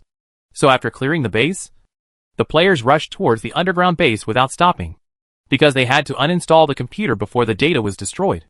The remaining players are responsible for cleaning the battlefield. At this moment, the Emperor Penguin was thinking about the battle just now, and he couldn't help but have a clear understanding of the actual combat role of Euglena. At this moment, Emperor Penguin suddenly detected a huge energy reaction. Looking in that direction, he saw an 80-meter-tall giant mecha flying towards him. Brothers, there is a situation. The enemy has a giant mecha coming towards us. As soon as Emperor Penguin finished speaking, the players all turned their attention to the direction Emperor Penguin said. And soon the figure of the mecha appeared in the players' field of vision.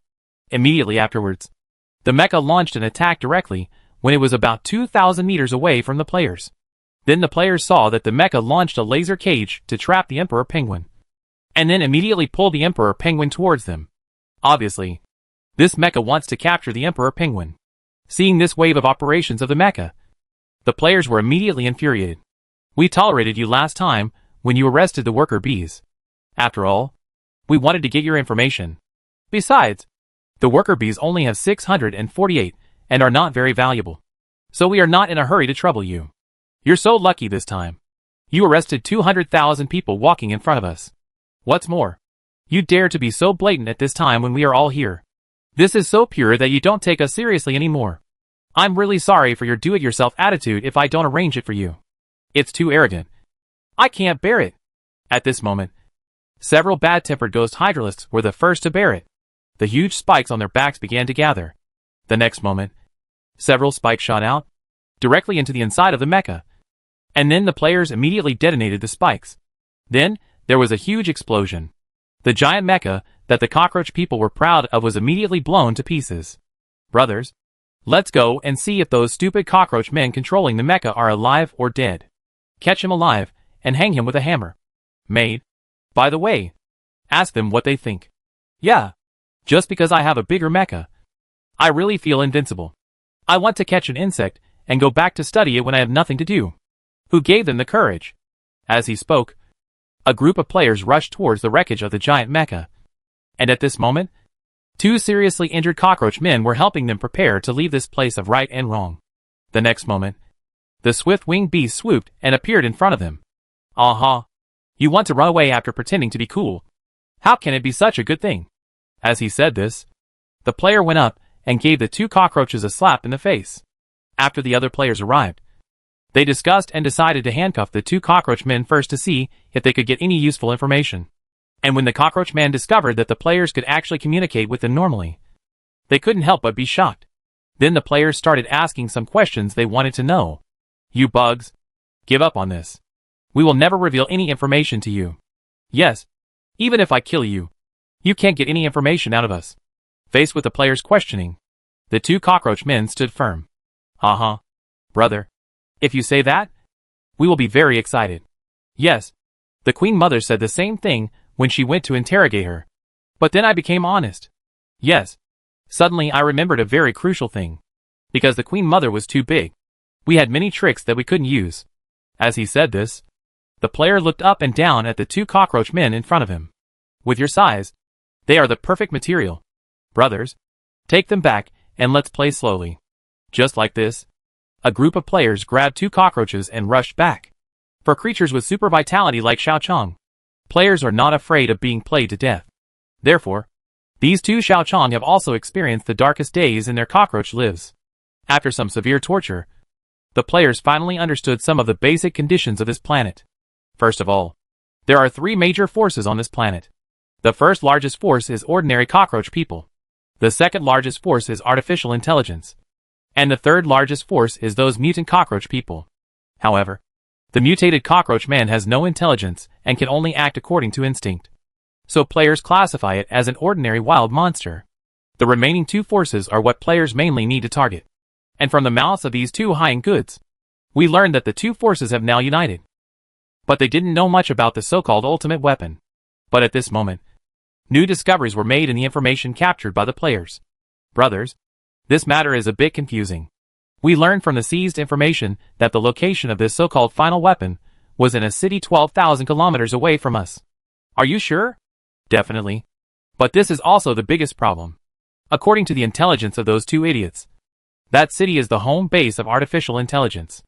And the information we seized all mentions, intentionally or unintentionally, that artificial intelligence is the ultimate weapon. Hearing what this player said, the other players couldn't help but be a little confused. Brothers, this information is wrong. Think about it. If this ultimate weapon is artificial intelligence, then what is the reason for using the ultimate weapon to deal with artificial intelligence as recorded in this data? At this moment, a player suddenly figured out the principle. I understand. The so-called final weapon, I suspect, does not exist at all.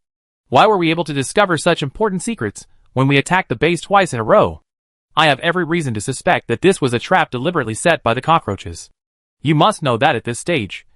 If we don't have spies, if we don't catch those 2 cowards' goods, so should we think that these robots belong to them? Then through the second information, we discovered that these robots were made by artificial intelligence. And this artificial intelligence is their ultimate weapon. This document also vaguely gives us a direction. And that direction is the home of artificial intelligence. What do you think these bastards want to do? How can the players not understand this? It's obvious that these cockroach artifacts want to use them to destroy artificial intelligence. Then they eliminated the artificial intelligence. And they estimated that the losses on their side would be heavy. And they might be able to play a trick of beating up the drowned dog afterwards. Thinking of this, players have to admit that the operations of these cockroach people are really dirty. But although brothers say that the truth is now clear, I suggest that when we encounter monsters in the future, we can go directly to it, and don't play with such fancy things. Does it make sense to engage in espionage, and make plans at the same time? With our intelligence, we will be led by others all the way. So I think, dear friends, our IQ is really no match for theirs. We even didn't notice such a big loophole this time. Why is it that as soon as we learned about the existence of this ultimate weapon, we immediately started mentioning it in the base where our spies are imprisoned? Obviously, this was all planned, and these things were intentionally left for us. And we didn't even see it. Chapter 175 The Cockroach Civilization Attacks. At this point, the player thought for a while, and then continued. You went to destroy other people's bases, knowing that you wanted to steal information. It took us so long to destroy the base. But they couldn't delete so much information. Is it possible? So everyone, let's face reality. From the moment we attacked the first base, we were led by their noses. Although it's heartbreaking, it's the fact. Our intelligence is being rubbed on the ground by them. As the player finished speaking, everyone looked at each other in shock. It was clear that this player's words had touched their souls. They also want to accompany these cockroach people in a battle of wits and courage. Not only must they crush the cockroach people in terms of strength, but they must also crush them in terms of IQ and defeat the enemy in all aspects. This is the fun of the game. But now they have realized that their IQ is really not their strong point. Any NPC will fool them around. There are no more naive NPCs like Leah. But it's understandable if you think about it. After all, there are so many silly monsters waiting for them outside the novice village. I thought our seamless plan would surprise the cockroaches. But now I suddenly discovered that we were the ones who were surprised. I finally figured it out.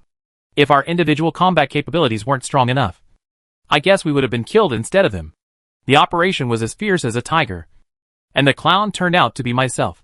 Brothers, I really didn't expect these cockroach people to be such thieves. But now that we know their plan, let's take advantage of it.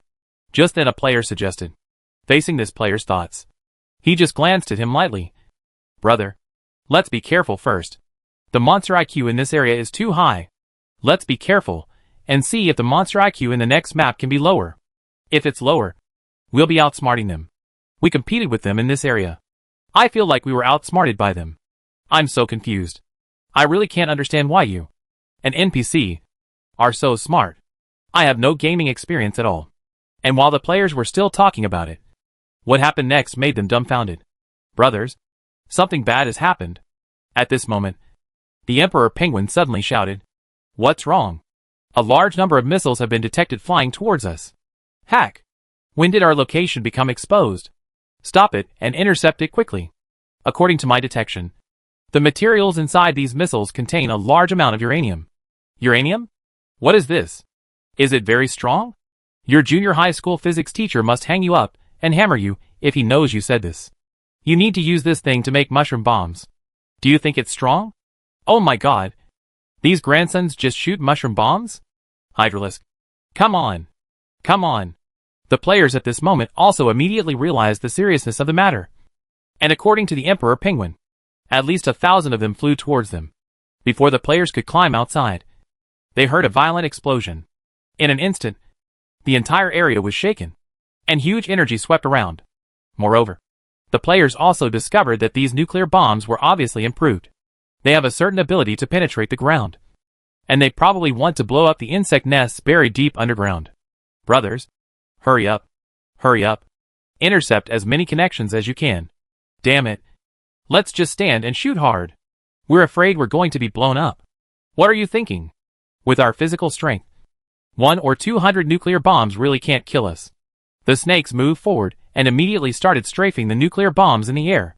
The next moment countless explosions sounded. And for a while the entire area was covered by the violent energy of the nuclear power plant.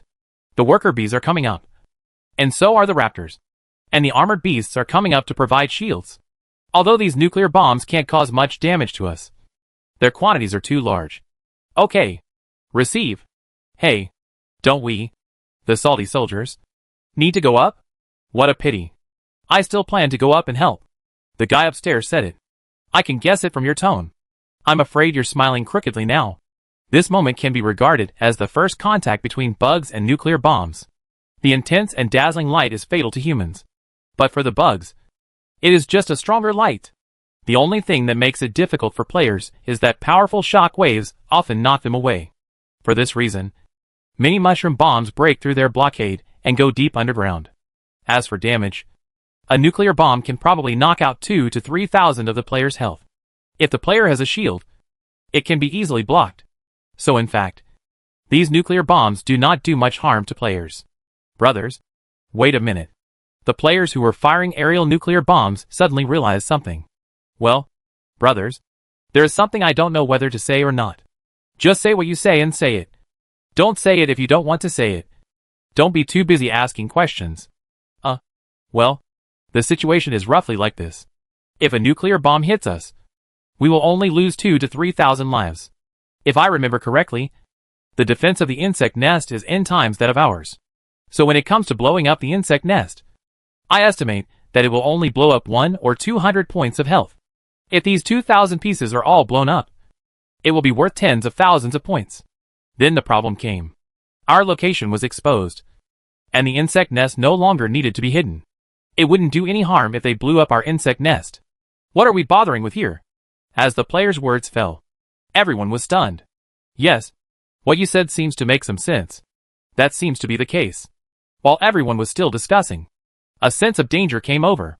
A fiery red fireball appeared in the sky, shooting toward them at extremely fast speeds. Hell, what is it this time?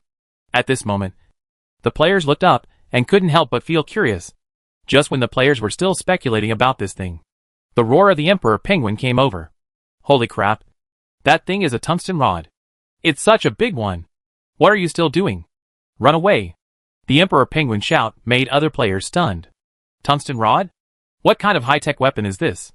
If I remember correctly, a weapon called the Sky Base seems to use this thing.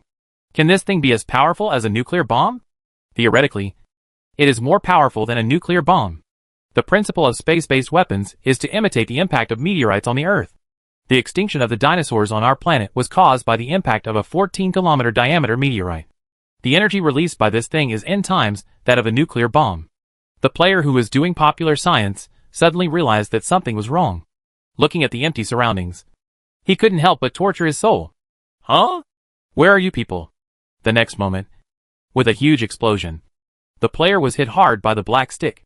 Not long after, his long voice came out from the channel chat. The power of this thing is a bit fierce. The armored beast was hit squarely, with a shot of 47,000. And that was with the energy devouring shield activated. Damn. You're not even dead yet. Brother. Thank you for your precious damage data. Did it hit me squarely? Did it hit my face or other parts of my body? By the way, has the shockwave damage been tested? At hashtag $. While the players were still discussing, several space-based weapons were ready for launch above them. How is this possible? Hard mushroom bombs? Hard space-based weapons. How did these creatures do it? At this moment, both the Cockroach King and artificial intelligence are thinking about this issue. The Cockroach King captured 2 worker bees before. He originally thought that the strength of these worker bees should be similar to that of their other units. But now it seems that the difference in strength is not the slightest. For this reason, the Cockroach King at this moment also completely understood that their weapons had no way of causing effective damage to this race. To cause effective harm to this race, only the high-tech weapons gifted to them by the Eternal Night civilization will do. However, the Yongye civilization only gave them weapons, but not technology. Although they had dismantled many weapons and wanted to study the principles, no matter how much he studied, there was no breakthrough. It's just like asking an ancient person to study mobile phones. The span of knowledge is really too big. This is troublesome. We don't have many weapons from the Eternal Night civilization, and we can't contact them now. Could it be that they also suffered the same changes as us? At this time, the Cockroach King was becoming less and less optimistic about the situation at hand. After capturing the worker bees and studying the worker bees before, he became more and more optimistic about the situation. He felt that this race could still fight. But now, after seeing other powerful arms, he realized how ridiculous his idea was. Order everyone in all bases to withdraw to main base No. 1. What he has to do now is to gather the forces of all civilizations together. Only in this way can it be possible to resist the attack of these bugs. Because the failure of this attack means that they will face a direct attack from the bug army next. But now, although the first part of the plan failed, there is still a second part that can be implemented. And hopefully it will succeed this time. Having said this, he immediately contacted the artificial intelligence. You must already know how powerful the enemy is. Lift the authority of those weapons. That is our only chance. After hearing what the Cockroach King said, the artificial intelligence thought for a while, and then agreed to the Cockroach King's request. All weapon permissions have been unlocked. Now you can use these weapons. But you only have one chance. After failure, you should understand what we will face. Hearing the artificial intelligence's words, the Cockroach King nodded. Didn't we also think about what would happen after the attack failed? Now we can only pray that the weapons given to us by the Eternal Night civilization are powerful enough. As he spoke, the Cockroach King silently pressed the launch button. Chapter 176 Attacked. In fact, the cockroach people also know very well what will be waiting for them if they press this button. If they don't succeed, they will die. Once they fail, they will have no room for retreat. If they don't take action, they may be able to hide in the deepest part of the earth with a bunch of cockroach people and maybe have a chance to continue civilization. But if they fail, then the bugs in that spaceship would probably dig 3 feet into the ground to dig them out. However, he still chose to press it resolutely, because for them, this was their only chance. If you miss this opportunity, the next time you have to wait for such an opportunity will be a year later. In 1 year, the cockroach people believe that they have probably killed all the bugs. In fact, the cockroach men had already discovered them from the very beginning when Jiang Yao's spaceship appeared here. To be precise, the artificial intelligence discovered Jiang Yao and the others and informed the cockroach man. And after discussions between the two forces, they felt that there should be a large number of Zerg living inside the spacecraft. As for the Zerg coming from this planet, they are most likely their vanguard. After their vanguard troops find out the situation here clearly, they may send the main force to clean up the planet. At the current stage, the Cockroach King believes that the Zergs have already explored this place quite clearly, and it is estimated that a large number of bugs will be sent out in the near future to wipe out all the forces on the entire planet. Fortunately, God favored them. After a series of calculations, they found that the most facing side of their planet's fort was aimed at the spacecraft today. Because the Zerg spacecraft did not move in sync with the planet, they had this opportunity. And what they need to do now is to take advantage of this once-in-a-lifetime opportunity to shoot down the Zerg spacecraft. Of course, after the experiment just now, they knew very well that it was a joke to shoot down the Zerg spacecraft with their technological level. But they still have a secret weapon in their hands, which is the planetary railgun. These railguns were given to them by the Yongye civilization. When the Yongye civilization gave them to them, it was to give them a certain ability to protect themselves when facing extraterrestrial threats. They never thought that they would be able to use these planets and orbital guns deep in the underground base. I hope we can shoot down that spaceship. At this moment, looking at the orbital gun of the planet that had slowly begun to rotate, the Cockroach King could only pray silently in his heart. These planet-level railguns are their only chance. If these forts cannot shoot down the bug spacecraft, then they don't need to continue struggling. As the railgun operates, the energy or below the railgun is being continuously extracted, and all railguns directly enter an overload state. The cockroach people spent a lot of money on this Zerg mothership, because the railgun in an overloaded state can only fire one shot at most, and the turret will be destroyed. But this is no longer important to them, because no matter whether your fort is damaged or not, they only have one chance. If they can shoot down the spacecraft this time, congratulations to them, because a large amount of storage living in the spacecraft will die, and the number of bugs on this planet they have counted is not very large. If the two races join forces, there should be a chance to defeat them. So whether they can shoot down the spacecraft will be their only chance. They have been preparing for this moment. During this time, they kept transporting or to various hidden fort points just for this day. As time passed, all the railguns were completed by the giant. And then the locking system opened the target, the alien mothership 600,000 kilometers away from them. When the mothership was locked, the players immediately received the message. Jiang Yao left 20 players inside the mothership, responsible for operating the mothership, and provide them with long-range fire support when necessary. But now Jiang Yao does not use weapons rashly before he has a clear understanding of the enemy's situation. Sorry, Chief. Our mothership is locked. The moment the mothership was locked, Jiang Yao received the news. What's going on? Quick! Open the shield first. After receiving the news, Jiang Yao immediately realized that the situation was not good. So he immediately ordered. Then, before he could react, a scene that he would never forget came from the spaceship. On the spherical surface directly opposite the spacecraft, there were nearly 1,000 thick beams of light, flying straight towards the spacecraft. Particle weapon. Planetary particle railgun. Jiang Yao obviously recognized this weapon after seeing this scene. How could they have so many planetary particle railguns? Seeing this scene, Jiang Yao naturally knew that the alien spacecraft was probably doomed this time. Although the shield of the alien spacecraft is not weak, the planet-level particle railgun is very powerful. In this universe, spaceships will be equipped with powerful weapons. But these weapons are still far behind planet-level railguns, because many factors are taken into consideration during the production process of spacecraft turrets. But planetary and orbital turrets are different. They only consider one factor, and that is power. Such a powerful planet-level orbital turret. And it also uses particle weapons. Without even thinking about it, Jiang Yao knew that this thing was 100% given to them by the Eternal Night civilization. Thinking of this, he couldn't help but feel a little angry. He never expected that the Eternal Night civilization could spend so much money on this planet. Being so willing to spend money shows one thing. The value of or mining on this planet is extremely high. Otherwise, they would never be able to deploy so many weapons. At this moment, the shield of the hit spacecraft caused waves. At this moment, the shield of the spaceship is decreasing at a speed visible to the naked eye. Both Jiang Yao and the spaceship players know very well that this wave is doomed for them. Damn it! If you want to play, then don't blame me. Looking at the scene in front of him, Jiang Yao couldn't help but feel a little angry.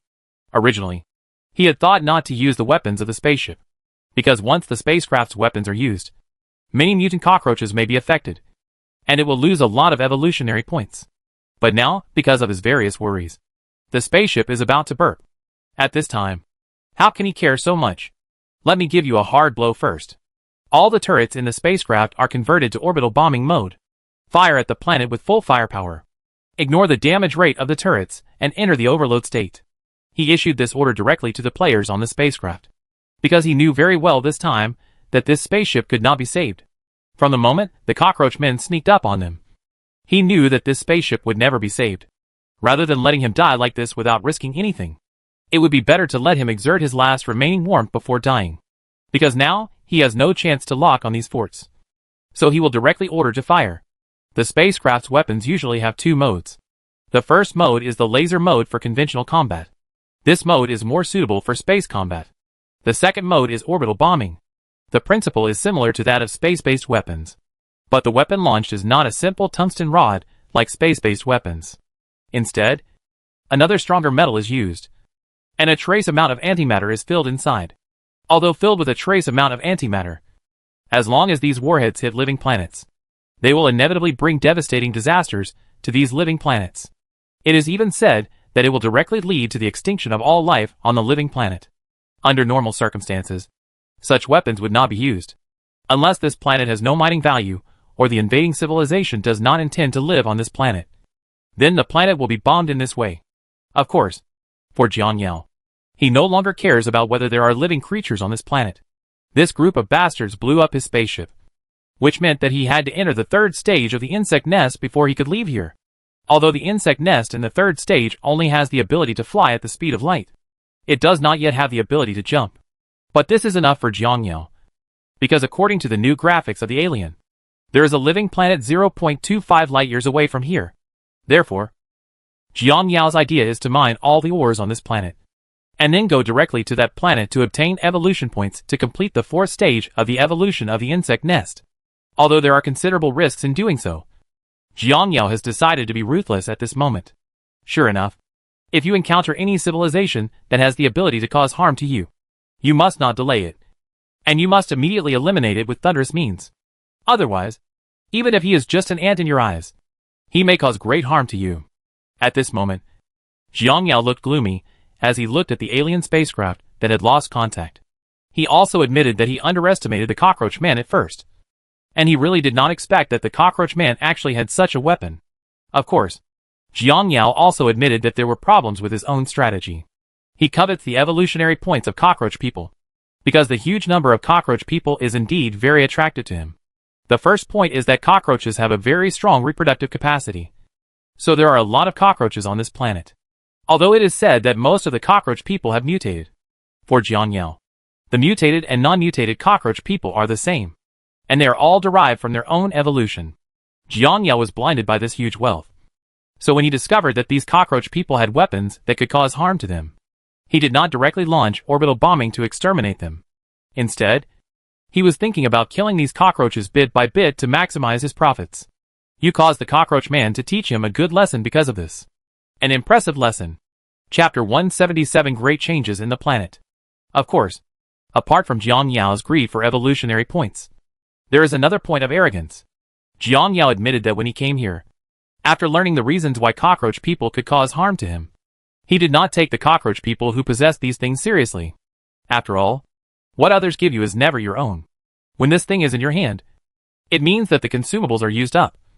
And then you have nothing else that can pose a threat to yourself. How much can he give you for what others give you? The number he can give you is limited. And it is absolutely impossible to defeat yourself with these limited number of weapons. At that time, Jiang Yao also had such a mentality. Therefore, Jiang Yao can only say that he suffered this outcome at this moment because of his own fault. This was considered a good thing for Jiang Yao back then. After all, through such an outing, he understood that no cosmic civilization should be treated lightly. After all, you used to destroy them. In order to survive, these civilizations will do anything and do anything. And they will do it to the extreme. And you are likely to suffer a big loss because of your arrogance. Although many civilizations know it well, the destruction of civilizations is often not due to technological gaps, but due to ignorant arrogance. But this arrogance is the nature of intelligent races. Even if you know that it can bring you endless disasters, you will still make mistakes again and again. As he spoke, Jiang Yao's tone was full of self-deprecation. At this moment, the Cockroach King couldn't help but look happy when he saw the huge fireworks lighting up in the universe. Success? Seeing this scene, he naturally knew that their plan was successful. Since this plan is successful, the next step is the elimination plan. Just as he was talking, his expression suddenly changed, and he saw a dozen red dots in the sky flying towards them with long tail wings. Seeing these things, he suddenly realized that something was wrong. Although he didn't know what these things were, he was sure that they couldn't be the wreckage of the spacecraft because the speed couldn't match it. Everyone evacuate to the underground base quickly. Realizing that the situation was not good, the Cockroach King immediately shouted on the radio. At this moment, the cockroaches who received the news also rushed towards their underground bases. Not long after, the entire planet suddenly began to shake. With the sound of violent explosions, all the orbital bombardments carrying dark matter exploded. The whole planet seemed to be shaking violently. The earth began to crack, and countless volcanoes on the planet began to erupt. Many cockroach bases buried deep underground were not spared. At this moment, looking at the changes in the entire planet coming from the communication device, the Cockroach King was stunned. He never expected that something like this would happen. Nor did he expect that these bugs had such weapons. No, it shouldn't be said that he owned such a weapon. It should be said that he never thought that such a weapon would exist. The power of this weapon has subverted his cognition. With his civilization, he could not imagine that there would be such a powerful weapon in the world. Just one round of bombing on this planet will be completely destroyed. The lava on the cracked earth began to slowly seep out. At this moment, standing in space and facing the planet, you will find that he looks like an old man with wrinkles. And the entire planet is covered with cracks. It is even said that a large part of the planet's crust flew directly into outer space under this huge impact. Looking at the condition of the planet at this moment, both the artificial intelligence and the Cockroach King were dumbfounded. They really didn't expect that the comeback blow they imagined did not make him turn over, but instead caused their planet to die directly. Only a small part of the cockroach bases on the entire planet remained, and most of the other bases were destroyed in this disaster. At this moment, the players who received the news also gathered inside the insect nest. Just now, the players received a very tragic news. That is, these cockroach men had mastered a secret weapon and carried out a carrying-out attack on their spaceship, scrapping their spaceship on the spot. The leader also directly issued the order for orbital bombing out of anger. After this bombing, the cockroach people on this planet will most likely become extinct in a short time. So what the players need to do now is to rescue the cockroach people and bring back as many cockroaches as they want. Try to get as many evolution points as possible, and also organize players to attack the artificial intelligence base. Because this wave of bombing did not have much impact on the artificial intelligence base on the back of the planet. Of course, players put the plan to attack artificial intelligence last, because these smelly and tough guys don't provide many evolution points. So now their main purpose is to clean up the surviving cockroaches and mutant cockroach people. I never thought that we could all overturn in such a situation. Yes, this wave of attacks is more or less sudden. Who would have thought that these dogs would have such weapons? Are these the ultimate weapons they are talking about? I don't know, but I think we can take action now. Then it's time to clean up the mutated cockroaches and money pickers. By the way, the leader wants us to collect those rail guns on this planet for him. What I'm talking about is moving them all back. using the ones that can be used, and taking the ones that can't be used to the insect nest to swallow them up. In this way, the players set off amid the discussion. This time, guild players acted as a group, while individual players acted in small groups. As soon as they emerged from the ground, the players were stunned by the scene in front of them, because at this moment, the originally vibrant cockroach star had turned into a lava HL. Magma is constantly emerging from the huge crack in the distance. The volcanoes on the horizon are still erupting, and the smoke formed is rising into the sky. And the entire planet is no longer as sunny as before. The weather at the moment seemed extremely dark, with thick clouds blocking the sunlight. Looking at the planet that was heaven one moment and turned into HL the next, the players couldn't help but feel a little emotional. Hack, if this happened to our home planet, we would be extinct in a matter of minutes. Isn't that right? You see, most of the cockroach races with high human defense and high health are probably gone in this wave. What's more, for a little crispy race like us, if we really encounter such a thing, we will probably be doomed immediately. Hey, do you think there is such a weapon or such a race in this universe? It's hard to say. After all, strictly speaking, we haven't even stepped out of the galaxy, and the various races in the universe only exist in the conjecture stage. It does not rule out that there is only one civilization like ours in the entire universe.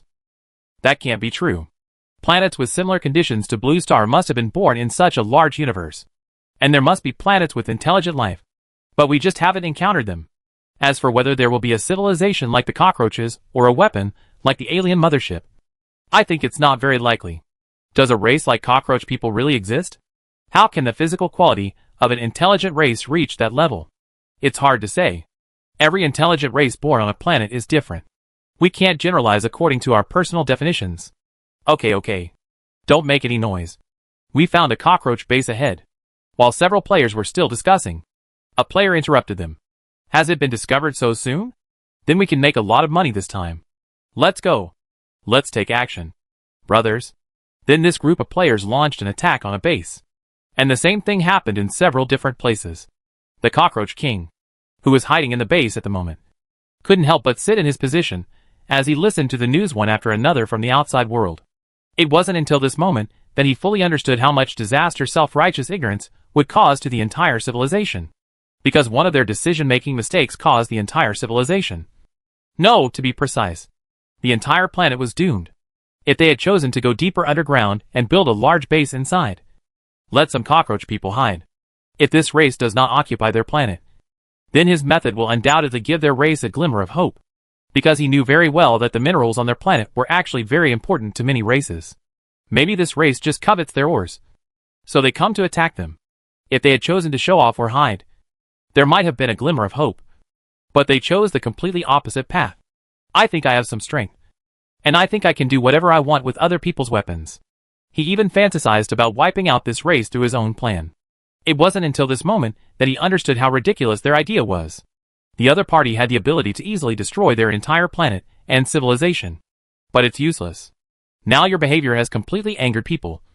And then they use it. Compared to the Cockroach King, the response of the artificial intelligence is much better. At this moment, artificial intelligence is sending countless collection robots to collect resources and frantically build cockroach robots. In addition to cockroach robots, various weapons and artificial intelligence are also being continuously manufactured.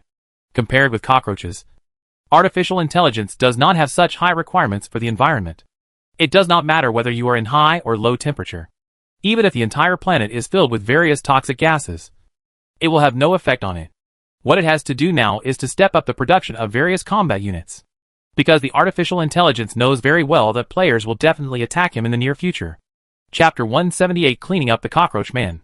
While the artificial intelligence was still making crazy progress, the players' actions against the cockroach people had already begun. I saw that countless surviving bases have been attacked by players. Because Jiangyao has also produced a lot of eyeworms in the past few days. And now basically every big guild has 1 to 2 eyeworms. With Euglena, it will be easier for players to find these scattered cockroach people. There were many cockroaches who bombed before, and they had no time to enter the underground base. Especially the mutant cockroaches suffered heavy casualties in this disaster. And these cockroach people are one of the targets that Yin Song is looking for. Because if you pick them up with them intact, you can make money, which is about the same amount of money. In addition, Many cockroaches hiding in underground bases are not much better, because many underground bases have also been affected. So many times when players attack these underground bases, it is like opening treasure chests.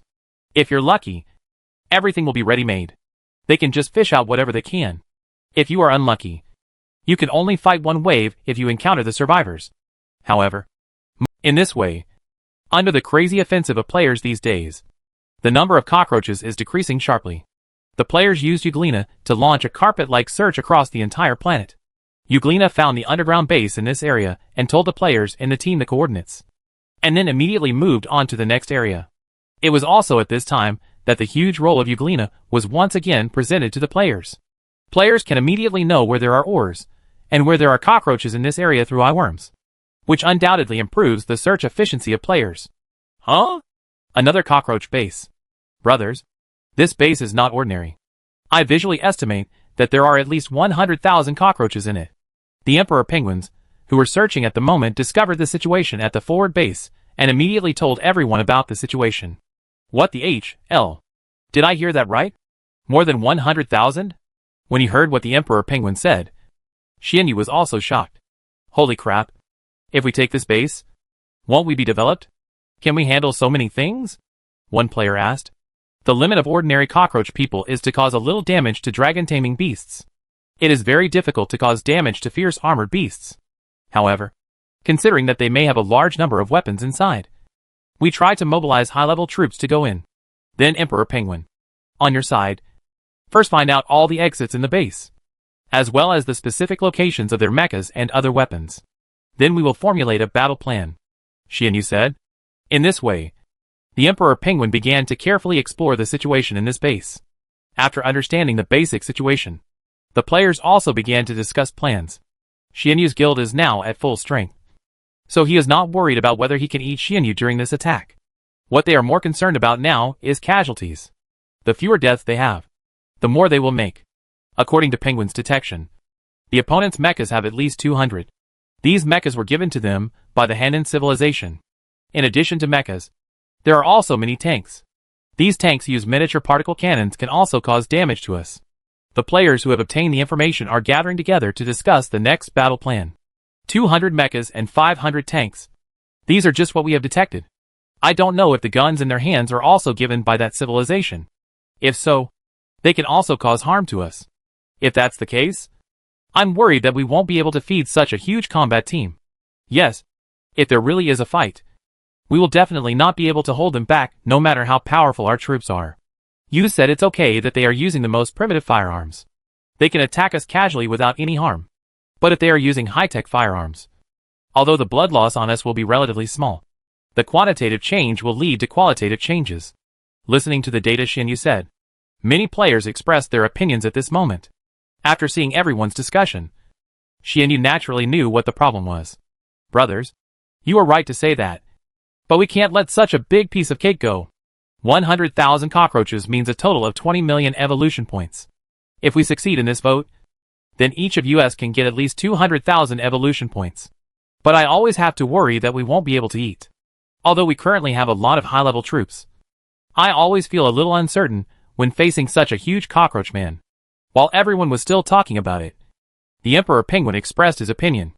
Brothers, actually I don't think this matter is what everyone is worried about. Although we definitely can't handle it head-on. We don't necessarily have to fight them head-on. We play with them and consume them. Seeing what Emperor Penguin said, everyone asked, Penguin, have you thought of a solution? Certainly.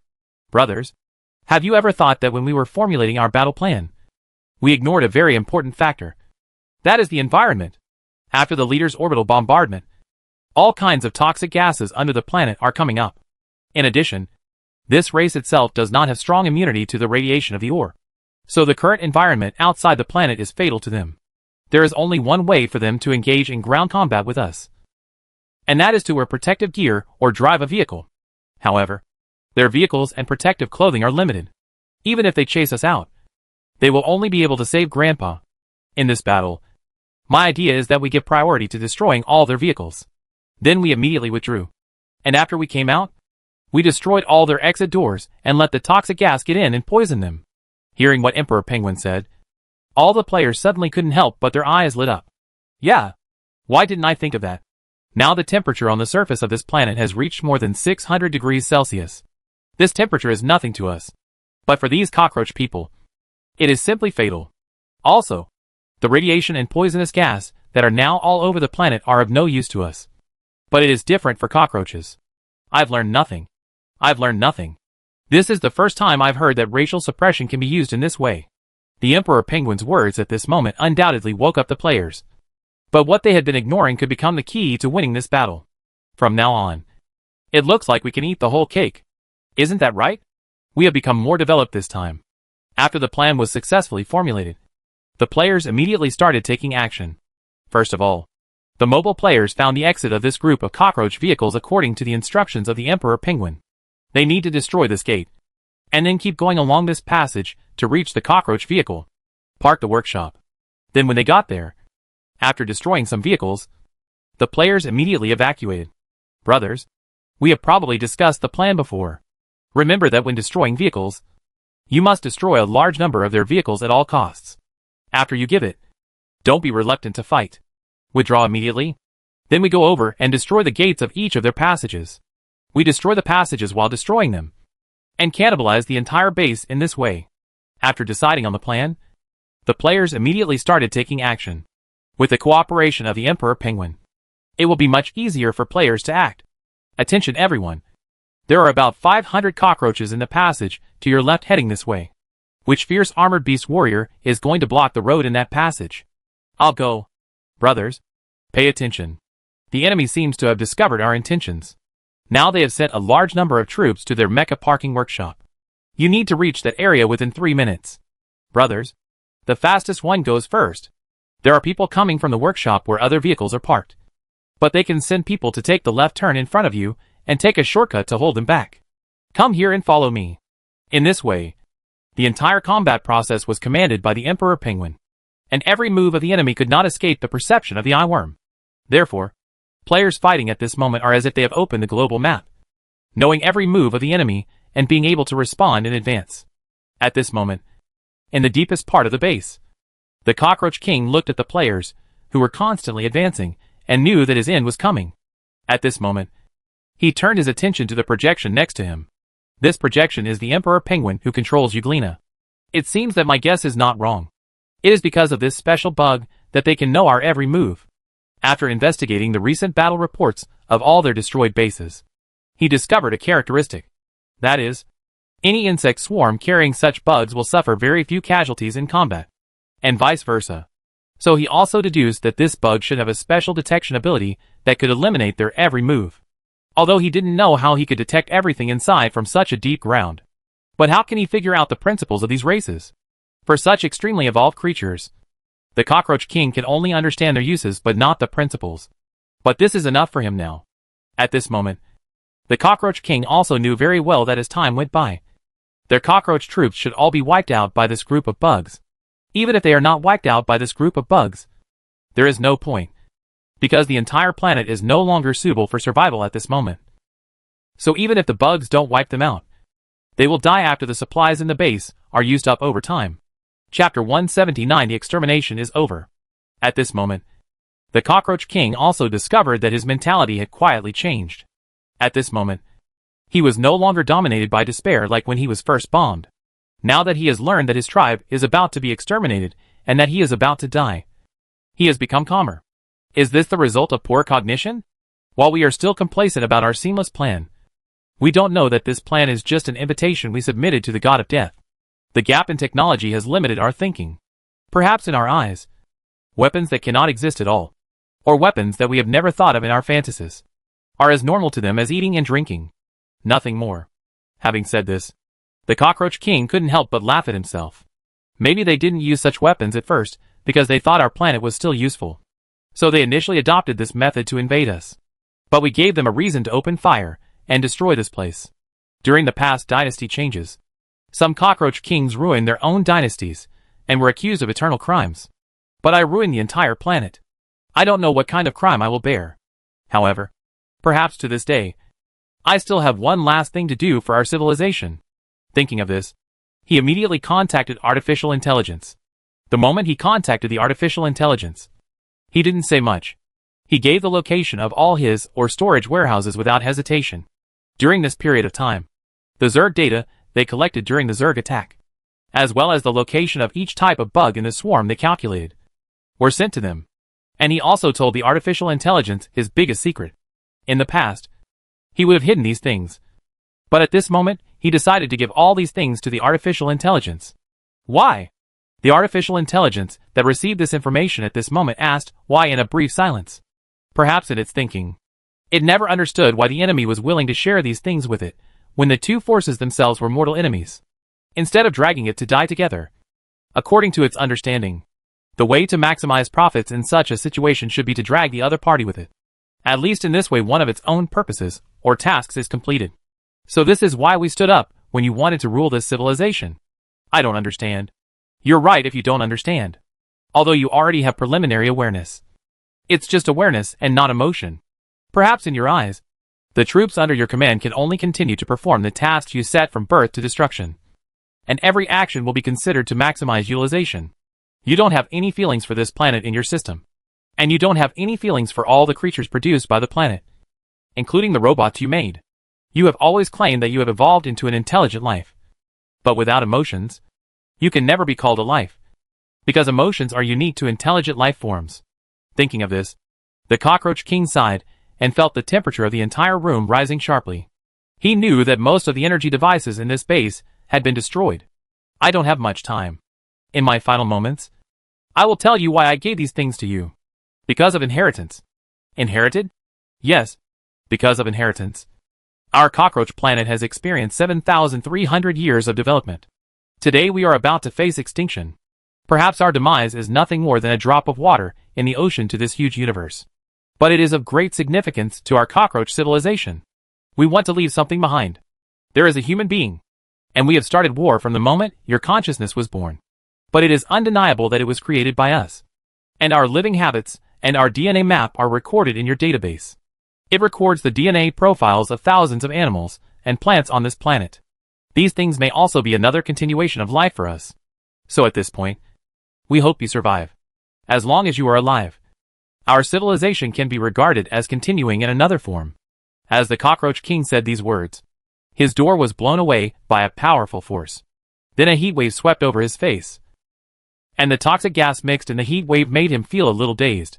When his consciousness finally faded, he saw a swift beast rushing towards him. But at this moment, for some unknown reason, he actually understood the language of these insects. This is obviously very incredible. But this sentence also satisfies his curiosity about the players, because he once guessed the ways in which countless players communicate. After hearing this sentence, he knew that his initial guess about the communication of this race was correct. There's another one here. It's so strong. But it's a pity that the price is the same. It turns out, they communicate in the same way as us. As the last thought flashed past, his thoughts began to wander. At this moment, the salted fish also successfully captured a total of 100,000 cockroaches in this base. And the salted fish just relied on taking advantage of the environment to easily annihilate them all. If I don't say anything, you still have to use your brain in this battle. Look! 100,000. Brothers, it's 100,000. We only lost a dozen fierce armored beasts and captured them all. Come on. You didn't think of this method. Why are you so excited here? Hey, what I'm more concerned about now is how to spend the 200,000. How about withdrawing cash and going out to have fun? If you want to have fun, don't mind if you go and have fun now, because there is a war going on during this period and manpower is in short supply. After this period of time is over, you can have fun as you want. By then, even if you are locked up for 10 or 8 days, there will be no one take care of you. Damn it, brother. I found that you are not pure at all. You said you were going to buy delicious food and drinks. Where did you want to go? Really? Why do I not believe it so much? In this way, the players rushed towards the insect nest while communicating. At this moment, the news that 100 people from the Xianyu Guild had eaten a 100,000 cockroach NPC base disappeared from the player base. The player group was also noisy at this moment. Damn it. Brothers, this is just a joke. How is it possible that such a small number of people could take down a cockroach base with 100,000 people? This is not over yet. They have lost more than a dozen fierce armored beasts in this wave. Can you believe it? Impossible. Absolutely impossible. 100,000 cockroaches are definitely a big base. And there are plenty of various vehicles and weapons in it. Most of those weapons were given to them by the Yongya civilization in their name. And they can cause harm to us. How could it be possible to take down this base with the loss of only a few fierce beasts? I also think it's a bit outrageous. But that's the fact. Now Xianyu and his guild are making crazy money. And I also heard from Xianyu that they are planning to organize a wave of offline gatherings for players. And their guild will pay for all the expenses. Oh my god. Judging from the situation, I really made some money. I have to say that this operation is very cool. He can make a little money and fly away. It is in line with his personality. If that's the case, I believe you when you say that Xianyu and the others really make so much money. Because they generally make less money. And Xianyu will never be able to float. I'm curious what method they used. I'm also very curious about this. But now the entire Salted Fish Guild is tight-lipped about this matter. And there's no way I can find out any valuable information. In this way, as time goes by, the number of cockroach people on the entire planet decreases sharply. One base after another was destroyed. And all the trembling cockroaches hiding in the base knew very well that the next base to be breached might be theirs. At this moment, all that is left for the cockroach people is despair. They are like turtles in an urn, waiting for players to deal with them one by one. The harsh external environment, the radiation rushing around, and the highly toxic gas made it impossible for them to step out of the base. Even if their armor can withstand the high temperature outside, their internal organs cannot withstand it. They can go without breathing for a long time, but they cannot resist the powerful radiation flooding the planet. All that awaits them now is death. Although they once had a lot of entertainment in peaceful times, such as TV and movies, they also existed in their history. These movies have also told what happened when some alien civilizations with malicious intentions invaded their planet, and how they resisted these alien civilizations. It tells how they won through various ingenuity. But it wasn't until this thing actually happened to them that they realized that it was just their wishful thinking. No matter what method they tried during this time, it didn't work. There was no weakness in these creatures. When they were studying these creatures revealed intentionally or unintentionally that they were afraid of a certain kind of plant on this planet.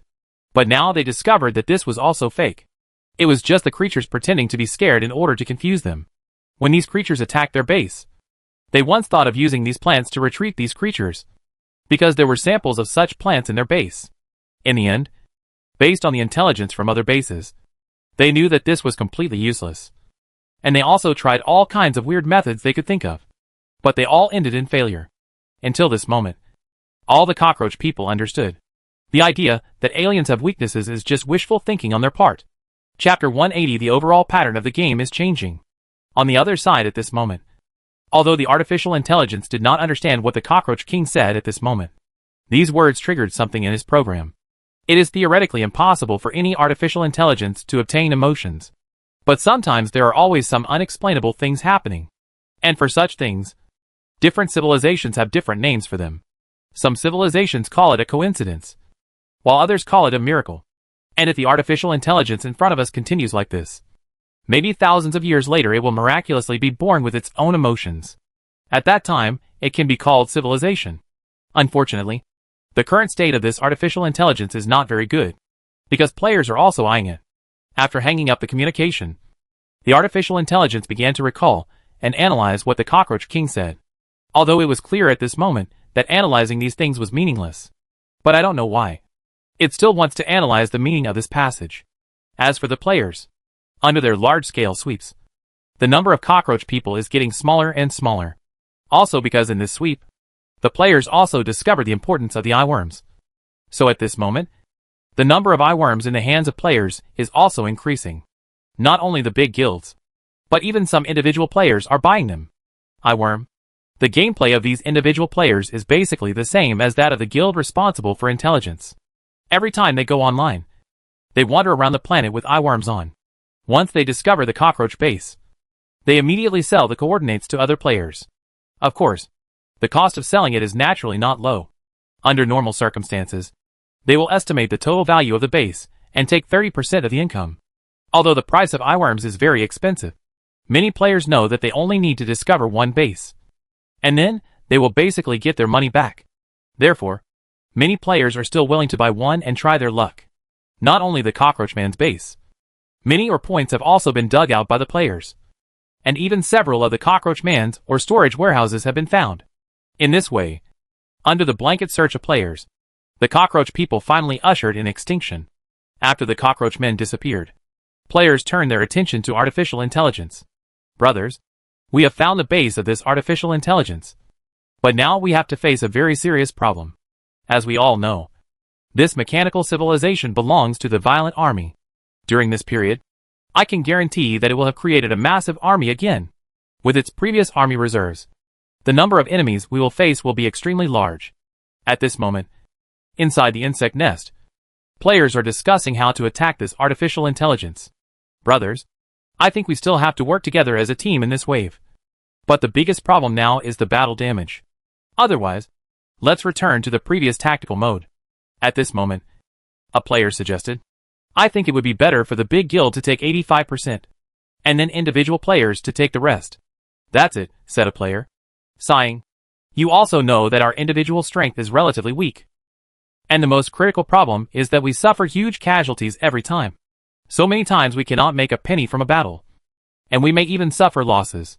In fact, most players are very clear about this problem of individual players. And everyone even understands why this happened in the past year. Those who are willing to invest in the game will basically start a guild themselves. Then they play together in groups.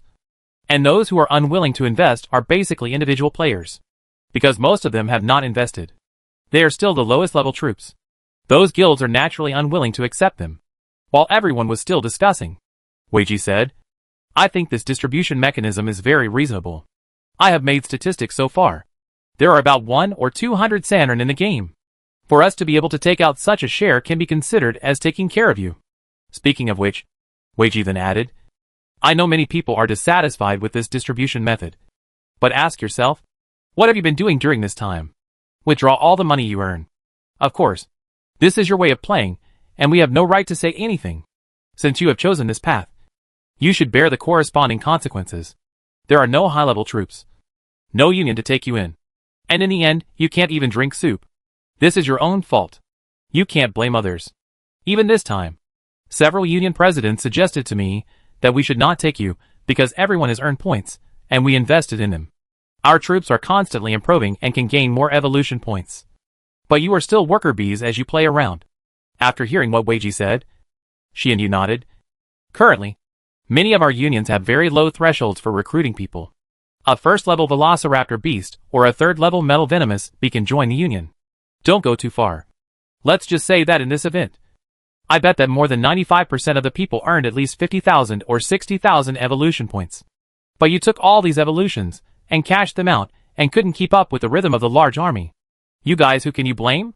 And today we can stand here to talk to you about these things. Mainly because we want to play with you and hope that you can play with us until the end. So we will talk to you about these things. I'll tell you the truth. Right now, there are restrictions on the union. We don't have enough financial reserves to allow the union to upgrade. So now our guild can only recruit a limited number of people.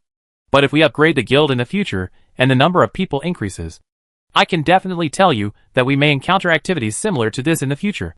And we will all go out as a guild alone. It is absolutely impossible to have a large number of players act together like now or like before. At this moment, as Xianyu's words fell, the more than 200 individual players could not help but fall into deep thought. A large number of them are actually just like Xianyu and others. They immediately withdraw the points they earn and usually drive a worker bee to wander around. The main reason is that many players only learned about this game through Weiji's live broadcast. In the past, I saw that Weiji and others easily made tens of thousands in their accounts. At that time, they were thinking, if I earn so much, they would just withdraw it without even thinking about it. When they actually enter the game, they immediately execute their thoughts. But now it seems that their plan is destined to fail. Because the emergence of the guild mechanism has caused players to start forming groups. And it is similar to what Xianyu said. When these unions have accumulated a certain amount of money in the future and start to upgrade their union levels, then maybe a guild can eat a copy like this one by itself. It will be even more impossible to take them with you at that time. Naturally, everything happening here at this moment was also broadcast live by Weiji. So the players in the live broadcast room were talking about this matter. I always feel that this group is just a pure prostitution party. I really don't understand that they are still reluctant to give them 15%. This is taking prostitution to its extreme. Why can't it be said that it was free of charge? At least they did something. Haha. I'm just curious. Is there any difference between attacking the artificial intelligence base with 1 or 200 worker bees, and not having 1 or 200 worker bees? And I think what the anchor said is very reasonable. Everyone has earned evolution points. Most of the players invested in it. And you all used it to withdraw cash. Then you want to go whore for free. The credit of the invested players is more or less so. A little too much. Yes. There is no return without investment. Just thinking about return without any investment will definitely not work. The map this time is really profitable. The monsters are not strong and there are many. Even if it is a basic worker bee. I just pick it up in the lava. If I am lucky, I can pick up 1 or 2,000 evolution points. That's right. Didn't you hear what Shinyu said just now? Everyone has earned at least tens of thousands. But everyone has mentioned it. Who can you blame? Regarding this matter, obviously the water friends in the live broadcast room also thought that what these people did was a bit unreasonable. They spent money to invest. Why should they give it to you for free? And while everyone was still talking about it, the individual players at this moment also agreed to this request. After Shinyu and Weiji complained, a large number of people realized the problem. There were only a few people in the free prostitution group at the beginning.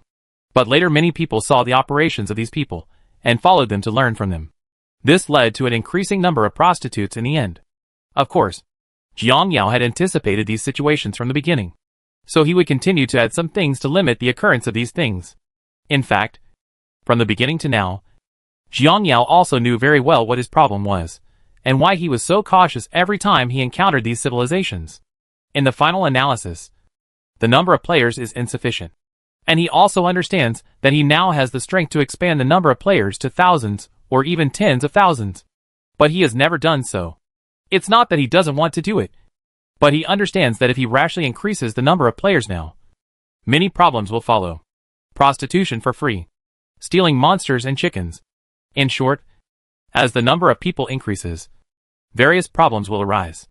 Therefore, it's not that Jiang Yao doesn't want to improve, but that he doesn't dare to improve. Chapter 181 Discussing Plans and Preparing to Attack Artificial Intelligence. Jiang Yao's plan for the number of players is gradual and step by step. To put it bluntly, before he traveled here, he was just a game planning intern. He didn't even understand what he needed to do in his major. And he started to manage people after traveling back in time. How big is the span? This manager is not as simple as he thought. He is very clear about the chain reaction that each step of action will have. This is just like when the boss of a large company makes a certain decision. The people below may complain, curse, etc. This is a chain reaction that will occur in management. Of course, scolding is a relatively small reaction. But there is also a bigger reaction, which is resignation and strike. Such things are not uncommon in management. So Jiang Yao knows very well that management is not as simple as it seems on the surface. Since ancient times, the interests of the company and the interests of employees have been in conflict. How to coordinate the conflict between the two is the key. This is also the reason why Jiang Yao lets players in step by step. Every time the number of players increases, he will face 1 or more new problems to solve. Only when these problems are solved can players be allowed in again to solve the next problem. Only by doing this step by step can his game operate stably for a long time. If tens of thousands of players come in at a time, and then hundreds or thousands of problems are discovered, how should this be solved? Can he solve it? He can't solve it. Including this free prostitution player is a very simple example. He discovered this problem a long time ago. Then he wanted to leave the guild system at that time. But considering the situation at that time, leaving the union system would make the situation worse. So he endured it. Because there were not many players at that time. Even if this problem occurred, the impact was not very big. But if he had 10,000 players at that time, and more than half of them were prostitutes, then he would be forced to provide this function. But was the situation at that time suitable for such a function? There are too many players. Large-scale evolution is impossible. And each player cannot get many evolution points. Maybe at that time it was just the stage of worker bees per capita. And there were no more advanced varieties at all. If he had such a problem at that time, Jiang Yao could guarantee that the whole situation would collapse. Now Jiang Yao has basically solved all the hidden problems with the number of players at this stage. So he is ready to decentralize player quotas again. Of course, in addition to solving these problems, another main reason is that there is a large amount of or scattered under the ground of this planet. It is obviously impossible for the current players to excavate all these ores in a short period of time. Therefore, he needs to let more players join in to improve mining efficiency. And mining is not a dangerous thing. Just enough to allow new players to complete the initial accumulation in the early stage. Thinking of this, Jiang Yao immediately determined the number of places to be devolved next time. Now we just need to wait until the players take down the artificial intelligence side. And then more players can join. Considering the current situation and the problems that may be faced in the future, Jiang Yao also started the third stage of the evolution of the insect nest. The third stage of evolution of the insect nest requires 3 million energy devouring points and 200 million evolution points. This number of evolution points is not many for Jiang Yao, because he originally had a lot of evolution points reserved in his hand. And the attack on the cockroach civilization here did not maximize the evolution points. But after all the kickbacks were calculated, he also ate hundreds of millions. Therefore, the third stage of evolution has no pressure on him. The reason why he is worried about the fourth stage of evolution is that the insect nest in the qualitative transformation stage consumes huge amounts of resources. This was also the reason why he had been reluctant to carry out orbital bombing in the first place. At that time, he thought that all the cockroach people on this planet combined should be able to meet the fourth stage of evolution. If it hadn't happened like that, then he might have solved the fourth stage of evolution problem. However, Jiang Yao did not regret his impulsive behavior, because since this civilization can obtain such weapons, it cannot be ruled out that he has more powerful weapons of destruction in his hands. If he didn't make a decisive move and just raise the table, he might actually be overturned by other weapons they concealed. On the other side, players are also discussing plans to attack artificial intelligence. In fact, players who attack artificial intelligence in this way know very well that they should be able to make a lot of money. Although these robots are not valuable, don't forget that they still have ore. Players have witnessed these cockroach robots hurriedly transporting ore many times. So from this, players can infer that this artificial intelligence should have a lot of ore reserves in its hands. If you knock it off, it will be enough for you to drink a pot. But the biggest problem facing players now is how to capture this artificial intelligence while minimizing casualties. As far as I know, these artificial intelligences are mainly based on mechanical cockroaches. If the number of cockroaches is too large, they can still cause a lot of harm to us. But the defense of those cockroaches is actually not that high. We can choose to use hydralisks to consume them remotely. I don't think so. Compared to the hydralisk, I personally think we should adopt our previous fighting method. The fierce armored beast assists those with low HP to directly evacuate with a shield. The hydralisks are mainly responsible for clearing out a safe escape route. In this case, our hydralisks need to be divided into several teams to ambush at different escape points and clean up the cockroach robots that come up when they escape. In this way, the players put forward their own opinions one by one. All in all, the players are currently divided into two groups. The first group believes that hydralisks should be used to attack the armored beasts and swift beasts to form a defensive wall, just like when they attack the aliens. However, another group of players believe that such a plan is not very feasible, because this combat mode is nothing more than head-on confrontation. If the number of mechanical cockroaches is large, everyone's casualties will be very high. They believe that the most reasonable way is to divide the hydralisks into 3 large units and place them at different extraction points. The remaining players are responsible for the main attack, and they will evacuate immediately after the big damage appears. With these hydralisks broken, the players don't have to worry about not being able to evacuate. After evacuating, they began to recuperate, using the Zerg's super healing ability to recover their injuries as quickly as possible, and then consume the opponent in this way after the injuries recovered. Regarding this plan, the previous group of players believed that there would also be a big problem.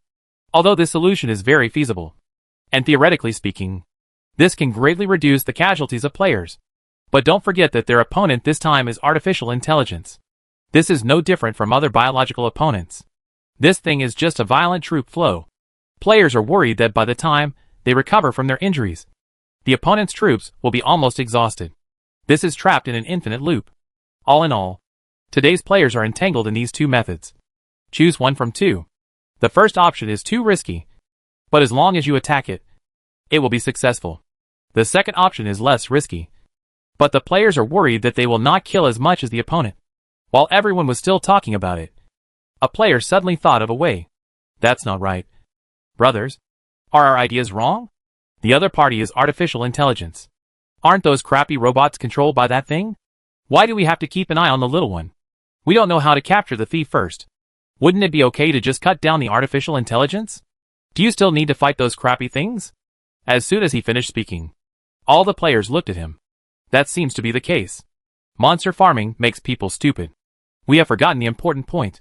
Wouldn't this be easy to handle? Let the iBugs investigate the situation over there first, and get a thorough understanding of the situation over there. We will attack in a big way. And then Boss Weiji will lead a group of elite teams to swoop in. Teleport directly in front of the artificial intelligence. And then smear it in the face. And against Big Brother Weiji's teleportation skills. With their technology, I can guarantee that they have absolutely no means of defense. Yes, although their armor has a shield. It was given as a gift. Their technology has not yet developed a shield. And the shields are also divided into strong and weak ones. I still don't believe it. Their shield is stronger than the shield of the alien mothership. If they really had this strength, they wouldn't be beaten by us. After going through a series of things like this, the players finally decided on an attack plan and adopted a strong attack and surprise attack. Forcibly carve out a bloody path to the inside of the artificial intelligence base. And then let Weiji and the others carry out the beheading operation. And the players also arranged for all space troops to go to the sky first with tungsten rods, preparing to attack them with a simplified version of space-based weapons from space. After all, for a civilization of this level, an attack like this would be fatal to them. If there is no good defense, with just a few rounds, the players will probably be able to blow up half of this artificial intelligence city. As for mushroom bombs, players also got a few good rounds during this period of activities. And players are planning to bring this stuff with them. Anyway, there is no problem with this thing blowing itself up. But the effect of blowing them up is different. After arranging everything in this way, the players set off in a grand manner. First, the only few space troops in the team took off. And then the swift-winged beast held a nuclear bomb among the large troops, waiting for the best time to detonate. Chapter 182. The attack started and everything went well. However, just when the players were confident and ready to attack, a player hurried over at this moment. Brothers, things are not going well. Please wait. What's wrong? It's like this. The cockroach base that Xianyu attacked before is the cockroach base. And the computer he brought back just now deciphered the important information. What information? That ultimate weapon really exists. What do you mean? After hearing what this player said, the others all turned their attention to him. Seeing everyone looking at him, the player patiently recounted what Jiang Yao told him. That's right. This ultimate weapon was originally in their hands. And they originally planned to use this weapon against us. As a result, they were caught off guard by our orbital bombardment. So the weapon was not even used and they were gone. Speaking of this, the player continued to add, then after the leader learned the news, he immediately sent an eye-worm to investigate the situation there. It turned out that the place where weapons were stored was empty. It was obviously controlled by artificial intelligence. Got it. Everyone was stunned when they heard this. First of all, let's make sure. What exactly is this final weapon? Is it produced by them themselves or sent by the Eternal Night civilization? It's probably a gift. Otherwise, they wouldn't have written in the information that they could defeat us. After hearing what this player said, everyone couldn't help but become alert. Will this be their conspiracy again at that time?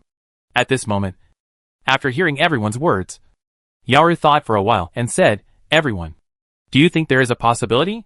This time is also a conspiracy of the cockroaches. Just like the previous routine, they deliberately left such a message. After hearing Yao Rumeng's analysis, the player next to him walked up to him and sighed. It's you again. It's you again. Can't you use your brain? The civilization of these cockroach people is gone. They are just playing stupid tricks. I can't think about things properly day by day. Yao Rumeng was naturally unhappy after hearing what this player said. Why is it me again? In the past few battles, I asked you to make a plan. As it turns out, none of you made a plan. And you even said that I was drunk and then used it to give the enemy a hammer. Every time I almost overturned. Why are you people so unruly? But if you listened to my words those few times, how could the casualties be so heavy? Anyway, I'll leave it at that. It's definitely another cockroach conspiracy. Everyone is gone. Yet there are still conspiracy after conspiracy. Civilization is gone. His conspiracy has a purpose. Is he going to go to H.L. to watch? Anyway, I have said everything that needs to be said. Believe it or not. Do not believe. You. Ever since, players began to discuss this so-called ultimate weapon again.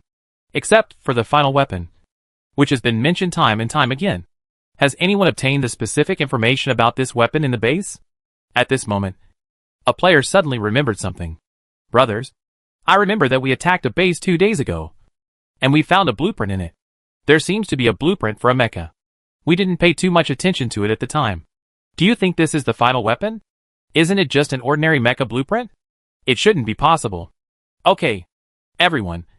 It's useless for us to argue now. The war will start later. Let's all pay attention to the situation on the artificial intelligence side. As soon as we find any problem, report it immediately, and then we will focus on destroying it. If this final weapon is something like a bomb, then I can guarantee that the artificial intelligence will not dare to use it when we attack his base. If it's a mecha, we can still kill it by focusing our fire. But first let's save the ultimate skill for the Ghost Hydralisk. No problem. The players were talking while walking like this. And soon the huge technological city in the distance appeared in front of everyone. From a distance, players can see the working robots moving back and forth across the city. Naturally, when the players appeared, these robots also saw them. Without too much communication, both sides launched an attack on the other side's camp in a tacit understanding. It was at this moment that the players understood the horror of the mechanical violence, and saw tens of millions of cockroach robots flying out of the city. The huge army of cockroach robots surged towards the players like a tide. The players who saw the scene naturally did not dare to neglect. The swift-winged beasts take their turn. Just greet them with mushroom bombs. Without hesitation, the Emperor Penguin immediately shouted at the swift-winged beasts. Immediately afterwards, I saw a swift-winged beast holding a mushroom bomb and flying towards the center of the cockroach army at an extremely fast speed. Then the energy-devouring shield is opened.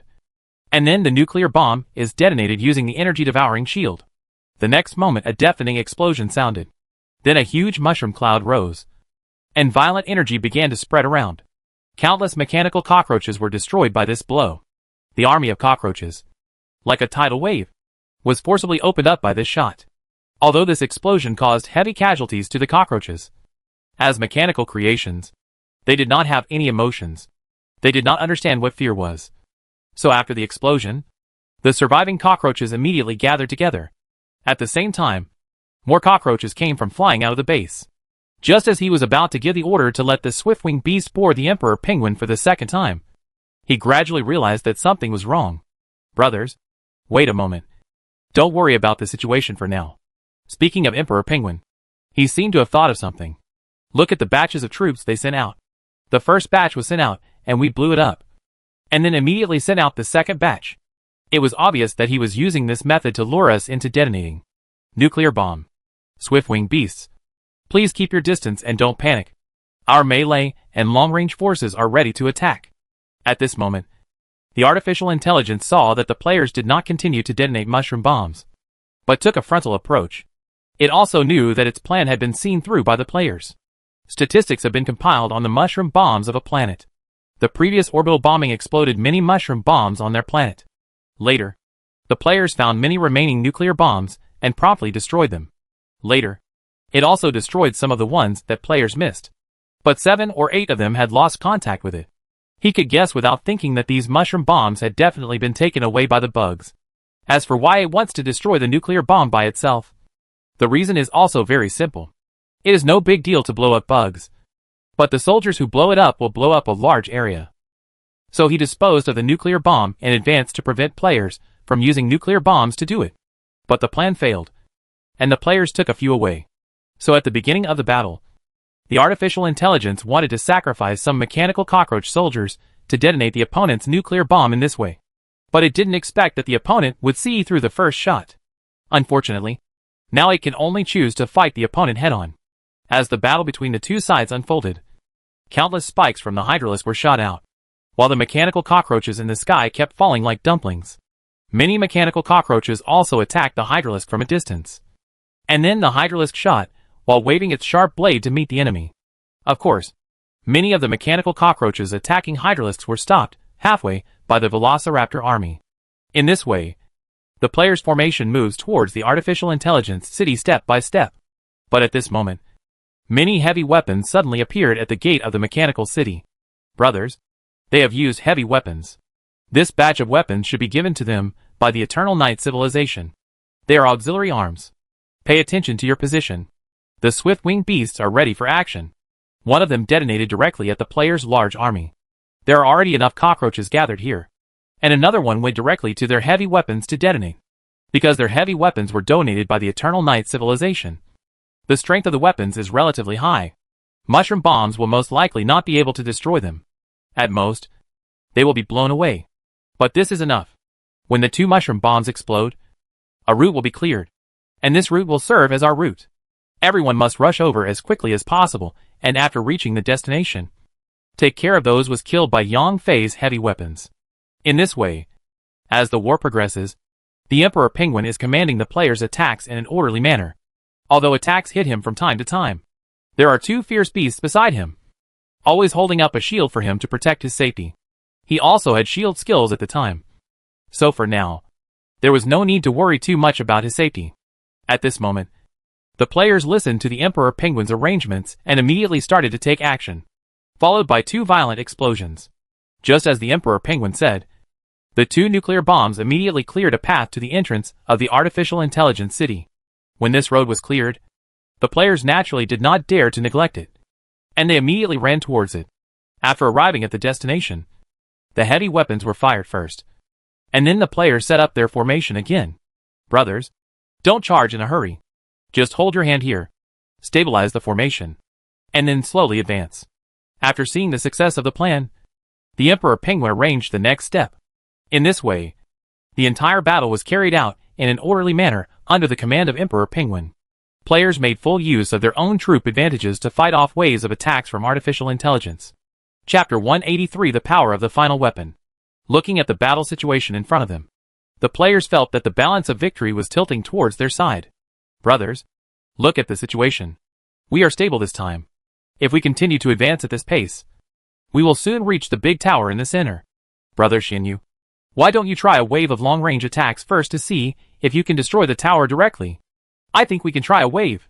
If the artificial intelligence is really in the tower as we suspected, then they will definitely find a way to defend against my attack. But if he is not in the tower, then he will definitely ignore my attack. And then we will need to find the target again. At this point, Xianyu immediately looked at the penguin in the sky, and then said, Penguin, mark the location where you detected the suspected artificial intelligence mother body in the tower, and I will take a shot to find out. Okay. Brothers, help me cover. I'm going to start charging. No problem. With the cooperation of all the players, Xianyu aimed at a certain position of the giant tower, and then saw a huge spike shot out, flying towards the tower at extremely fast speeds. At this moment, the artificial intelligence obviously saw the players' intentions. Countless mechanical cockroaches were formed, and human shields blocked the outside of the giant tower. The mechas inside the giant tower also opened their shields to block this attack. One strike. But it can't be that easy.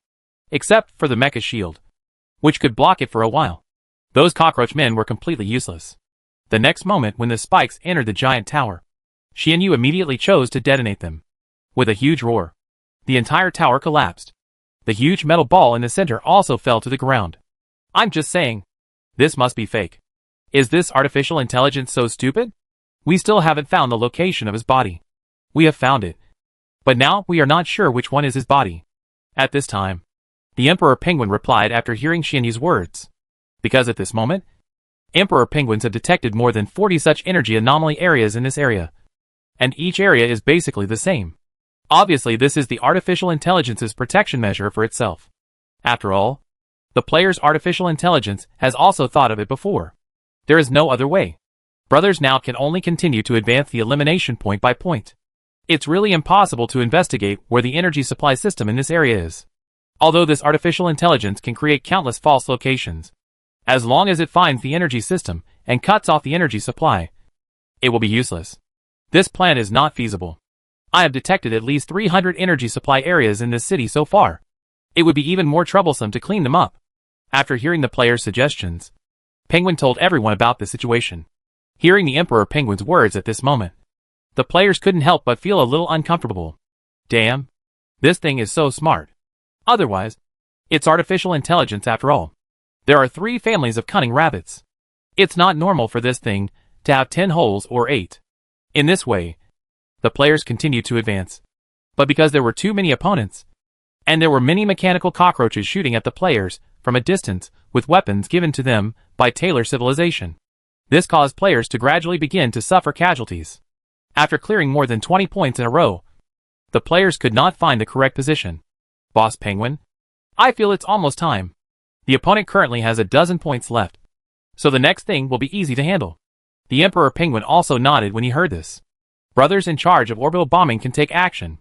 I have marked the bombing point and are all ready to launch. Hearing this, several players in the space nodded. Okay.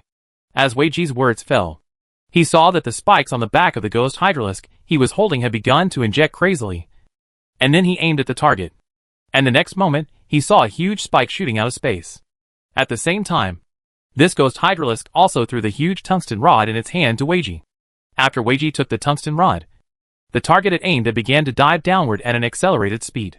Then when the speed reached the limit, he immediately threw the tungsten rod fiercely. At the same time, Bone Kai Yunyang and Jiona Yuzi repeated the same operation. Brothers Weiji, they have already started to take action. All the fierce armored beasts pay attention and prepare to activate the position shield. As the Emperor Penguin finished speaking, the fierce armored beast players set their sights on the sky. Then I saw 6 huge fireballs in the sky, dragging their long tails and falling in this direction. Let's see how you can block this wave. The next moment, the players began to gather, and then the stance shield rose. Just when the players thought that the city was going to be razed to the ground by their move.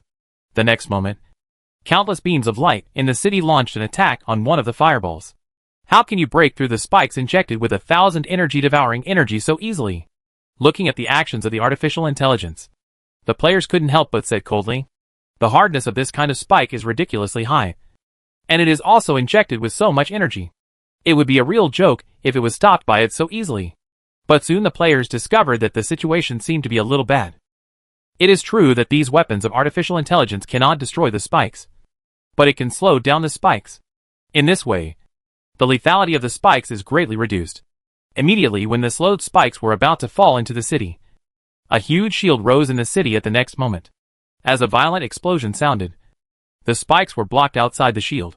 Then the artificial intelligence followed the same pattern and started the same operation on several other spikes. Holy crap. Can you still play like this?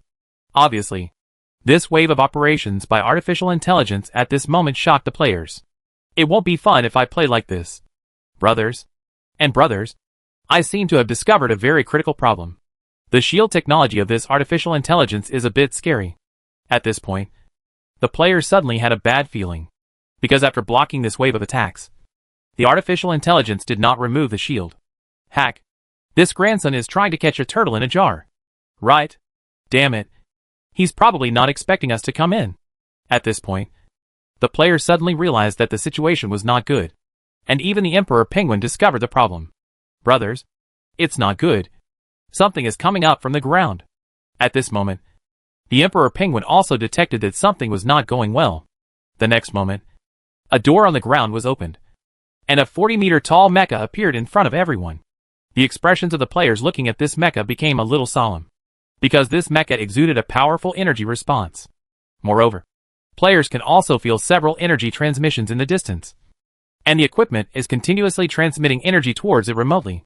With such a huge energy response, is this the ultimate weapon they say? At this moment, the players looked at this mecha, which was painted in fiery red, and said with some uncertainty, I don't know, but the current situation seems to be close to 10. Brothers, you are scared. No matter how powerful a mecha is, just focus on it, and kill it with a wave of fire. A player said nonchalantly at this moment. And as his words fell, when everyone was about to take action, they only heard the Emperor Penguin shout, Was Zenimas? Don't be impulsive. But obviously it was already too late when he said this, as some players' attacks had already been fired at the mecha. This scene also made the Emperor Penguin angry and cursed. Gone! Not obeying orders in a battle is a shame. Our guild will activate the position shield immediately. At this moment, everyone in the guild heard the Emperor Penguin's words without hesitation, and countless shields were immediately put up to support them. After all, they often go out to fight with Penguin, so the tacit understanding of the entire guild is pretty good. At the same time, people from several other large guilds saw that the Emperor Penguin was so excited, and they immediately activated their shields without hesitation. Because the first lesson when going out to fight with a team in the Grand Guild is to listen to the command and learn the meaning of various commands. Therefore, this group of people usually listen to the command when fighting, and then take the next step. It was at this moment that the difference between individual players and guild players suddenly emerged. And just when everyone was still confused, the mecha that was hit emitted a dazzling light at the next moment. Immediately afterwards, the players who had not reacted were all covered by this strong light. Proton bomb. Players recognized this thing immediately. The proton bomb sent by Yongye civilization, combined with the shield, are devastating to the creatures inside. And it was only at this moment that the players realized that the artificial intelligence had no real intention to remove the shield. He wanted to rape all the players directly with this move. Under the powerful explosion power, the players' shields were instantly shattered, and the energy-devouring shields were also frantically consuming the players' energy. Then the huge shield covering the entire city was shattered because it could no longer withstand such powerful energy. And then the crazy energy began to spread wantonly around, which undoubtedly reduced the pressure on the players. But even so, players still suffered heavy losses. In one wave, the players almost lost more than 70% of their troops. Just to resist this wave of impact, the energy-devouring shield needs to consume about 323. To put it simply, it means all the burps whose energy reserves are less than 300. Chapter 184 Regroup and attack again. Worker Bee type. Below Temple War Bee type. Swift Beast type. Below Swift Winged Beast. Hydralisk type. All unevolved ones are clean. As this wave ended, the surviving players couldn't help but look ugly.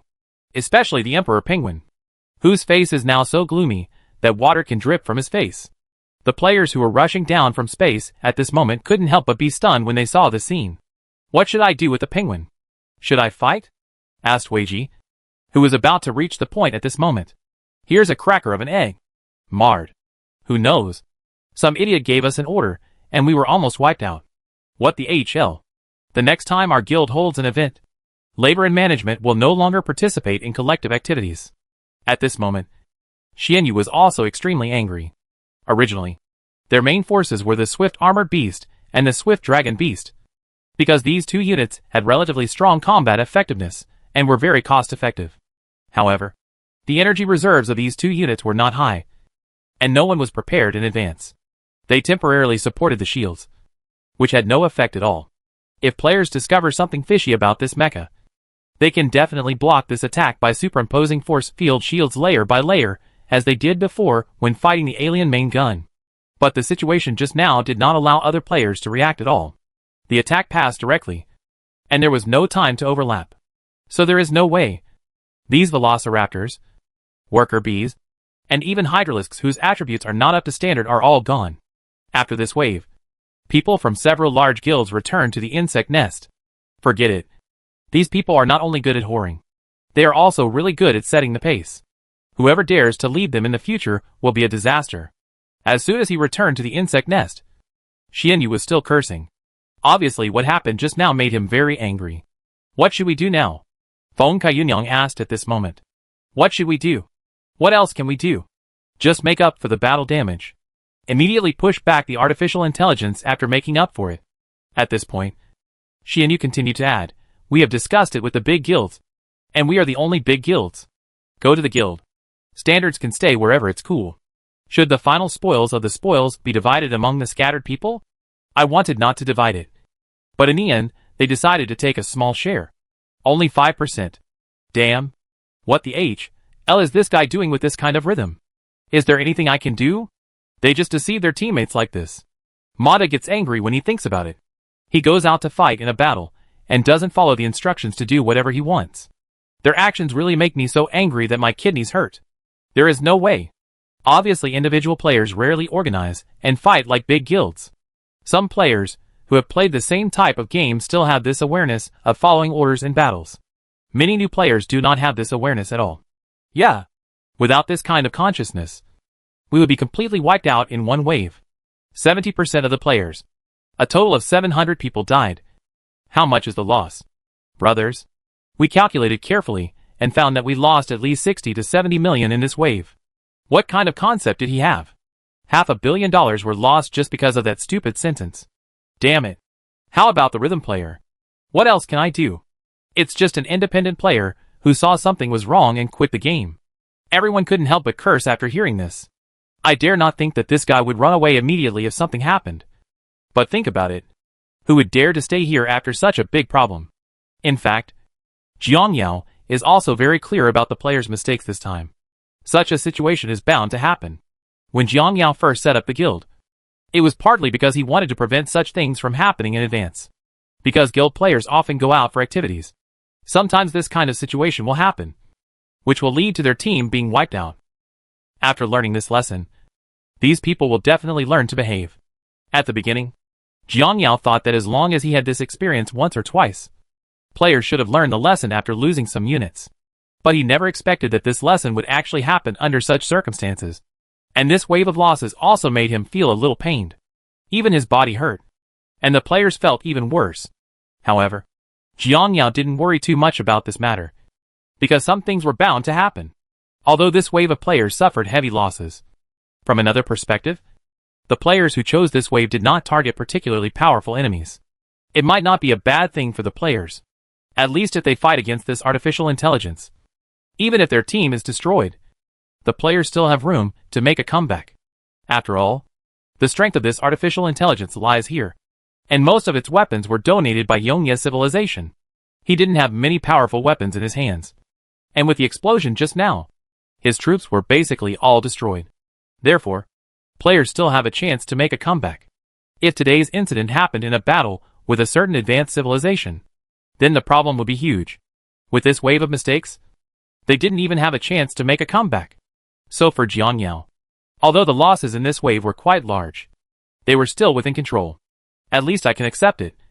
And after passing this incident, new players who join in the future, these old players will definitely warn them again and again. In fact, this matter no longer requires the advice of veteran players, because the fans in the live broadcast room understand the entire process clearly. In fact, apart from losses, players also discovered another point. That could all be the plan of the extinct cockroach people. After an analysis, the players also discovered the fishiness of the whole thing. Everything revolves around the ultimate weapon. And this so-called ultimate weapon is nothing more than a proton bomb. How to bring us together? That's what the cockroach people need to think about. At this moment, a water friend in the live broadcast room is analyzing the causes and consequences of the whole incident. Actually, from the very beginning, when the anchors and others knew about the ultimate weapon, I was thinking about what the ultimate weapon of this civilization would be. Whether it would be in the form of a spaceship, a mecha, or something else. But I never expected it to be a bomb. Having said this, the water friend sorted out the previous information and the following information. After we first learned of his existence, we began to search for it. Then the cockroaches intentionally or unintentionally guided us to attack artificial intelligence, and wanted to force us to send troops to attack by attacking us and our spaceship. It's just that there was a flaw in their plan. They didn't expect that we had such weapons of mass destruction. If there are no flaws in this plan, then, theoretically speaking, we should have mistakenly believed that artificial intelligence is the ultimate weapon of the cockroaches. And then, there is a high probability that we will give priority to solving this artificial quality. At this moment, the cockroach man can come directly with this bomb and kill us and the artificial intelligence. In the end, the cockroach man was destroyed by us due to a planning error. At first, I thought that this bomb should have been found by artificial intelligence. I brought it back with me. But it wasn't until a player brought me information on the eve of our battle that I realized something was wrong. I believe you all still remember this player saying that he discovered mecha information, and then gave us a hint through this piece of information. That is, their strongest weapon may be a powerful mecha. After learning this news, theoretically when we find such a mecha appearing, we will definitely destroy it first. This will play into their hands. And this is the cockroach man's plan. Speaking of this water friend also sighed a little. When they knew that they were about to become extinct, they still formulated such a plan. And it was executed by their mortal enemy artificial intelligence. And they used their lives to help artificial intelligence pave the way for this plan. The water friends in the live broadcast room couldn't help but feel a little emotional when they heard this. Although these are all their guesses. If their guesses are true, then they have to admit that this cockroach man is indeed great. The purpose of all their efforts is to ensure that this weapon can detonate smoothly around us. But this kind of thing couldn't escape the perception of Iworm. And the huge energy reaction inside made the Emperor Penguin immediately scan the entire structure of the mecha. And he soon discovered something fishy. This routine, like the Cockroach Man's, is indeed very useful in front of other low-level civilizations. But in front of such a highly evolved Zerg, it seems a bit child's play. Although the players saw through their plan. The sad thing is that some people did not listen to the instructions. So their plan still succeeded. Of course, it is no longer important to the players how the whole thing happened. After returning home, the several big guilds, who had repaired their troops, set off towards the artificial intelligence base in a hurry. Because the artificial intelligence is a violent troop flow. Although both sides suffered heavy losses in the wave just now, the players are worried that it will be uncomfortable if it recovers its troops again if it drags on for a long time. So we can't give it this time to breathe. With the lessons learned from the last time, players will naturally be extra careful this time. After arriving at the ruins of the city, iWorm first scanned the entire ruins. After confirming that everything was correct, the players found the passage through which the mecha came up. The surface of this city is actually a front, and the real core should be underneath. At this point, the Emperor Penguin looked at the players. Next, I will give you 7 points. All low-level soldiers will go to these points to block the doors. Then we will go down together with the high-level soldiers. Chapter 185, Conquering Artificial Intelligence. Penguin, what should we do next? At this moment, in this vertical passage, the players are freely falling downwards while discussing tactics. Of course, the way to play is to treat the other person in his own way. Penguin added viciously, didn't this guy open a shield before? Cover us all inside, and then detonate the bomb? This time we play the same game as him. Doesn't he like to move the base more than 10 kilometers underground? The ceiling of this base must be good. Once they enter, the swift-winged beast will arrange energy-devouring explosions for them. With this kind of ceiling, he will be very happy when the time comes. While dragging the earth, he did not forget to look back at Weiji. Boss Weiji, when the time comes, I will leave it to you to support the position shield. No problem. After saying that, Weiji did not forget to warn the other players. Brothers, remember when the time comes, don't save this energy and give them a blast. Don't worry. It's fine. There is absolutely no way he would hold back. This grandson just did this to us. If we didn't give him a painful blow, he thought he was the only one who could explode. While the players were still discussing, there were already many cockroaches rushing towards the passage. Sending so many cockroaches in the narrow passage to intercept us? With the actions of artificial intelligence, Kuna Yuko looked disdainful. He accelerated and rushed to the front. And then, the red lightning around his body melted the passage in front. Just like that, he accelerated all the way and rushed downwards. At this moment, Kuna Yuko was like a meteor falling rapidly from the night sky. The moment he met these mechanical cockroaches, they were melted by him before they even had time to get close. Countless lasers below were also shot at him. But unfortunately, although these attacks were still relatively powerful, to the Protoss Hydralisk, these attacks were just like tickling. There was no difference. Countless attacks were blocked by the energy-devouring shield. When fighting in such a place, artificial intelligence has no advantage at all, because the passage is relatively narrow, and the energy-devouring lightning of the Protoss Hydralisk can easily cover the entire place. Is this the legendary spark and lightning all the way? It looks like they're inseparable. At this moment, with Kuna Yuko opening the way, the players went smoothly all the way down.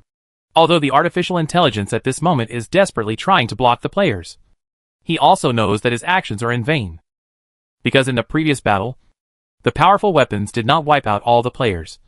He knew very well that he had no chance of winning against this group of players.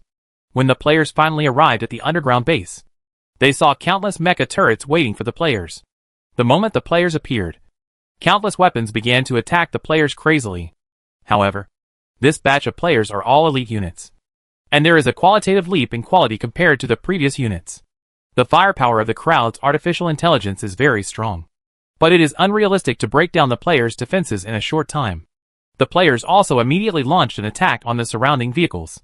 Of course, their main purpose in doing so was to attract firepower for the swift-winged beasts, so that they could complete their deployment faster. At this moment, as the swift-winged beast traveled through the underground base at extremely fast speeds, the artificial intelligence also discovered that something was wrong, because his sensors have detected that the surrounding energy is rising sharply. But at this moment, he was powerless to stop it. Under the operation of this elite team of players, it had no chance to effectively intercept the swift-winged beast.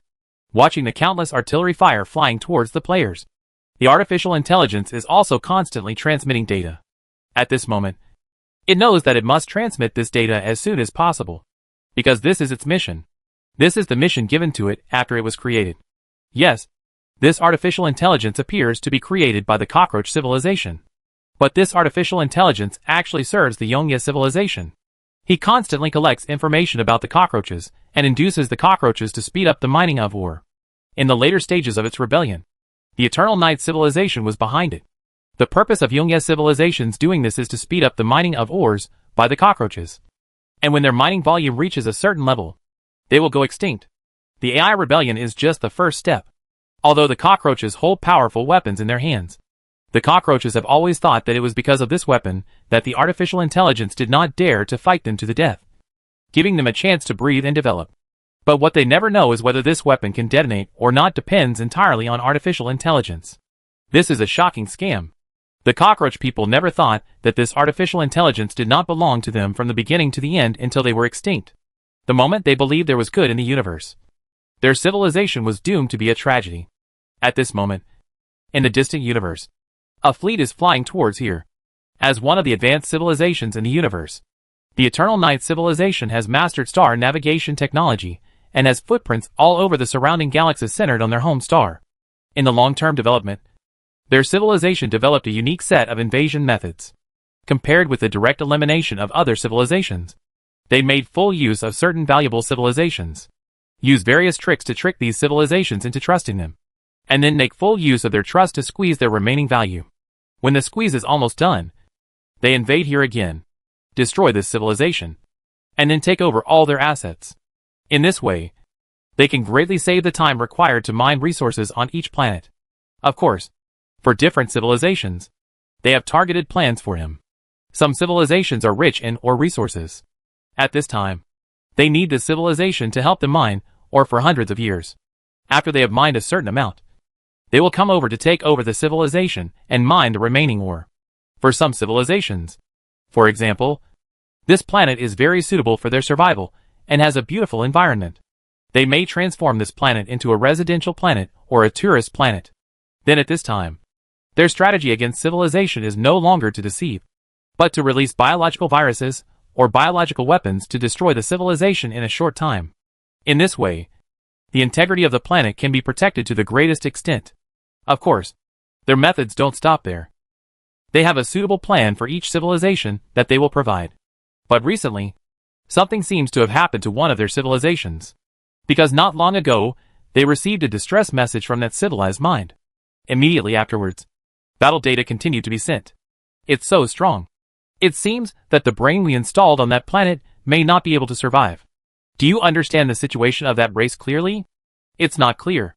This is the first time we found such a race after looking through the database. Based on the news from the brain over there, we can basically confirm that this race can survive in space. Oh, this is interesting. I didn't expect that the theory proposed by our biological scientists 100 years ago was actually true. Headquarters has also issued an order. This group of special creatures can cooperate and study them as much as possible. It will greatly promote our technological level. While the Evernight civilization was still discussing this matter, the players' battle had come to an end. In this underground base, Intelligent Brain has placed a total of 17 fake points. But unfortunately, these points have no effect, because the players directly blew up the entire base. Therefore, none of these locations were spared, and they were all destroyed. Under the protection of many mechanical cockroach human shields, Shi Nao barely survived. But at this moment most of his circuit components had been damaged. At this moment, the players have arrived at Shi Nao's main control room. Looking at the giant blue crystal about 200 meters high in front of them, the players can't help but feel a little emotional. Is this the legendary Intelligent Brain subject? Players were also amazed when looking through the crystal at the transparent pipes interspersed inside, and the neat rows of original parts. Seeing this thing, I feel that the Intelligent Brain in the science fiction movies we watched before is simply too weak. This wave of planning was carefully planned. Yes, every detail of the game and every boss-level monster are portrayed very well. Screenshot to save wallpaper. What do we do next? What else can we do? Just blow it up and forget about it. At this moment, looking at the players approaching each other step by step, the mechanical synthesized sound of the brain came over. I lost. I never thought that the evolution of living things could reach such a high level. I never thought that living things could do so many incredible things after evolution. I did not lose to you. But I lost to the continuous breakthrough of living creatures. And to the evolution of your life forms that cannot be explained by science. At this moment, listening to the words of the artificial intelligence, Xianyu said, what you said is right. But what can it do? Winner and loser. No matter how you lose. If you lose, you lose. Losing here means destruction. Hearing Xianyu's words, the artificial intelligence was stunned for a moment and then said calmly, yes. But I lost, but you didn't win either. If you guessed it correctly, the giant spaceship that we destroyed must be your transportation. Without it, you will be trapped on this planet. And then, artificial intelligence has not continued here. Chapter 186. A large number of quotas are distributed. Eternal Night Civilization. Right? Then that civilization will come to attack us. Right? Hearing this, Xianyu directly took over his words and said, how do you know? The artificial intelligence man asked Xianyu subconsciously. How do we know? Let me tell you why. As Xianyu finished speaking, a huge spike directly destroyed all the circuit components of the artificial intelligence. You want me to tell you why? If you think too much about it, go to HL with your doubts. Everyone, you are really quite old. But you just killed it like that? Feng Kaiyunyang was curious. Otherwise, why don't you kill him and keep him for the new year? Xianyu replied calmly. I think we should keep it alive and see if we can interrogate it and find out valuable information. Feng Kaiyunyang expressed his opinion. You are overthinking it. Xianyu replied, this thing is an artificial intelligence. Not an alien we captured. Not a warrior of Taylor civilization. In the final analysis, this thing is just a machine without emotions. There is no concept of life and death in his eyes. Even if you destroy it and then repair it again. For him, it is just a matter of turning it on and off. How do you expect to interrogate it? Torture it to extract a confession? And to say the least, even if we interrogate it, it won't be of any help to us. How do you say this? Everyone was a little curious. It's very simple. A general robot's action plan strictly follows its program. And all its knowledge reserves come from knowledge that has been set or input in advance. Although this thing can also learn, what it can learn is only what this civilization has. So here comes the problem. We know very little about the civilized cockroach man himself. So the same goes for this artificial intelligence. Is there a possibility that this artificial intelligence was created by that civilization? At this time, Kuna Yuko guessed. You don't have to think about whether it's possible. It's inevitable. Xianyu directly confirmed Kuna Yuko's guess. Is it inevitable? Everyone was slightly surprised when they heard this. With the technological level of this cockroach man, it is impossible to develop such a high-end artificial intelligence. So I speculate that this artificial intelligence technology was definitely given to them by the Eternal Night Civilization. Eternal Night Civilization gives you technology and weapons. How can such a good thing happen? Although I don't know exactly what plan that civilization has. I estimate that this artificial intelligence is the executor of their plan. After hearing Xianyu's speculation, he immediately expressed the doubt in his mind. Xianyu, if according to what you said, this artificial intelligence is related to Yongye civilization, then wouldn't it mean that he should have a large amount of Yongye civilization in his hands? Data of. I'll tell you a joke. Now I want to trick a certain person. And then I put a computer to monitor him. This computer records the process of how I tricked him, my routine, and my information. Then the person I trick plays with this computer every day. I bet he won't find out. It sounds outrageous. Doesn't it? Does it sound like a pure idiot's operation? This is the effect of your idea just now. If I express it in another way. Hearing this, Xianyu sighed and said to Feng Kaiyunyang with some serious words, Zai, you have to use your brain in everything. Don't just use your claws. You know, this is a very difficult game. Do you think you are watching a movie? Those aliens put their weaknesses, their array of weapons, and other messy things on the table, just for your protagonist to look at and destroy them? I missed you too much. Not only is this game difficult, the NPCs in it are also very intelligent. I bet you that if we pulled out the data from this broken computer, what we would see would definitely be fake, and what they want us to see. So it's okay not to look at this thing. After hearing Xianyu's analysis like this, everyone couldn't help but feel a little amazed. Damn. Salted fish is fine. Yes. I found that your IQ has been rising during this period. Humph. Don't envy me. I just used my free time to read Sherlock Holmes. And then I realized it. Now I am not exaggerating to say that if you give me even a few clues, I can solve the case for you. Come on. You are said to be fat, and you are breathless. Sometimes you are lucky and get things wrong.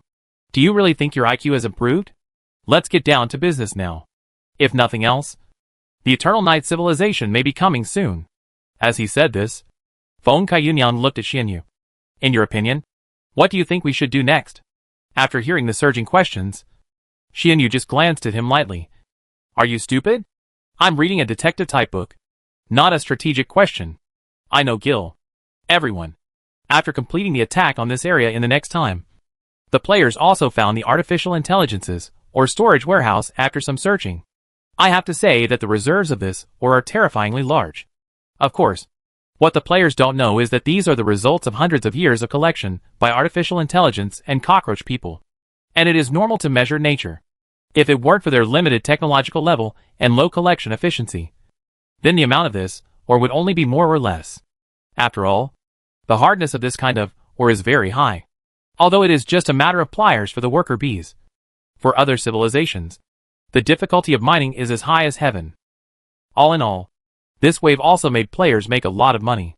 A total of more than 7 million energy devourers. According to the current activity price, players have earned a total of 140 million evolution points. On average, each player is assigned hundreds of thousands of evolution points. Of course, compared to Union players, this wave of individual players will receive relatively less points. But this is enough for individual players. After all, because one of them made a big mistake before, they still give you some points of evolution just to give you face. Generally speaking, this incident ended successfully in the end, and the players' losses were successfully compensated. Immediately afterwards, the players also knew very well that they would face a more powerful enemy next. Eternal Night civilization is a civilization that players know very little about. Except for the few records in the original Cockroach Man's information, there is nothing else. The insect nest is still in the upgrade stage, so it is unrealistic to leave it in the short term. Although it is not clear when Yongya Famous will come, the players decided after much thought that even if the insect nest upgrade is completed, they still have to wait here before Yongya civilization comes. After all, if this thing doesn't find itself on this planet, it will start searching all over the universe. If one of you is unlucky one day, and you are fighting against other civilizations, and they suddenly come out, and the two of them attack you at the same time, you will have a big problem. As for why players dare to fight head-on now, it's because the official website once again issued the quota for internal testing a few days ago. Compared with the previous times, the number of places issued by Jiangyao this time was very large. A full 2,000 people. After all these 2,000 people have entered the game, the total number of players will reach 3,000. After the planet has developed for a period of time, and when the newcomers have mobilized their forces, even if that civilization comes, the players will be confident that they can fight. It is also very simple for newcomers to obtain initial funds, because there are countless ores buried underground on this planet. As long as you find these ores and dig for a while, you will basically have enough money to purchase troops. And because of this large-scale release of quotas, the major guilds in the game have also begun investing in upgrading their guilds. The maximum number of people in the guild requires 100,000 evolution points for each 100-member increase, and the price doubles for each increase. Although the price is expensive, for Xianyu and others, this investment is worth it, because when the guild upgrades to 500 people, a new feature will be unlocked. It's called Guild Funds. Every time players turn in resources, 1% of the evolution points gained will become guild funds. These guild funds can be distributed to the members by the guild president later. With this part of the financial income, the union president will undoubtedly reduce the pressure of war losses. Therefore, increasing the number of guild members to 500 will be beneficial in the long run. Although it will still be a bit painful in the short term. The decentralization of quotas this time has not only changed the policies of many guild players in the game, but also made the official Zerg app extremely lively outside the game. Because a large number of newcomers have settled in, many newcomers are very confused about the choice of their first unit.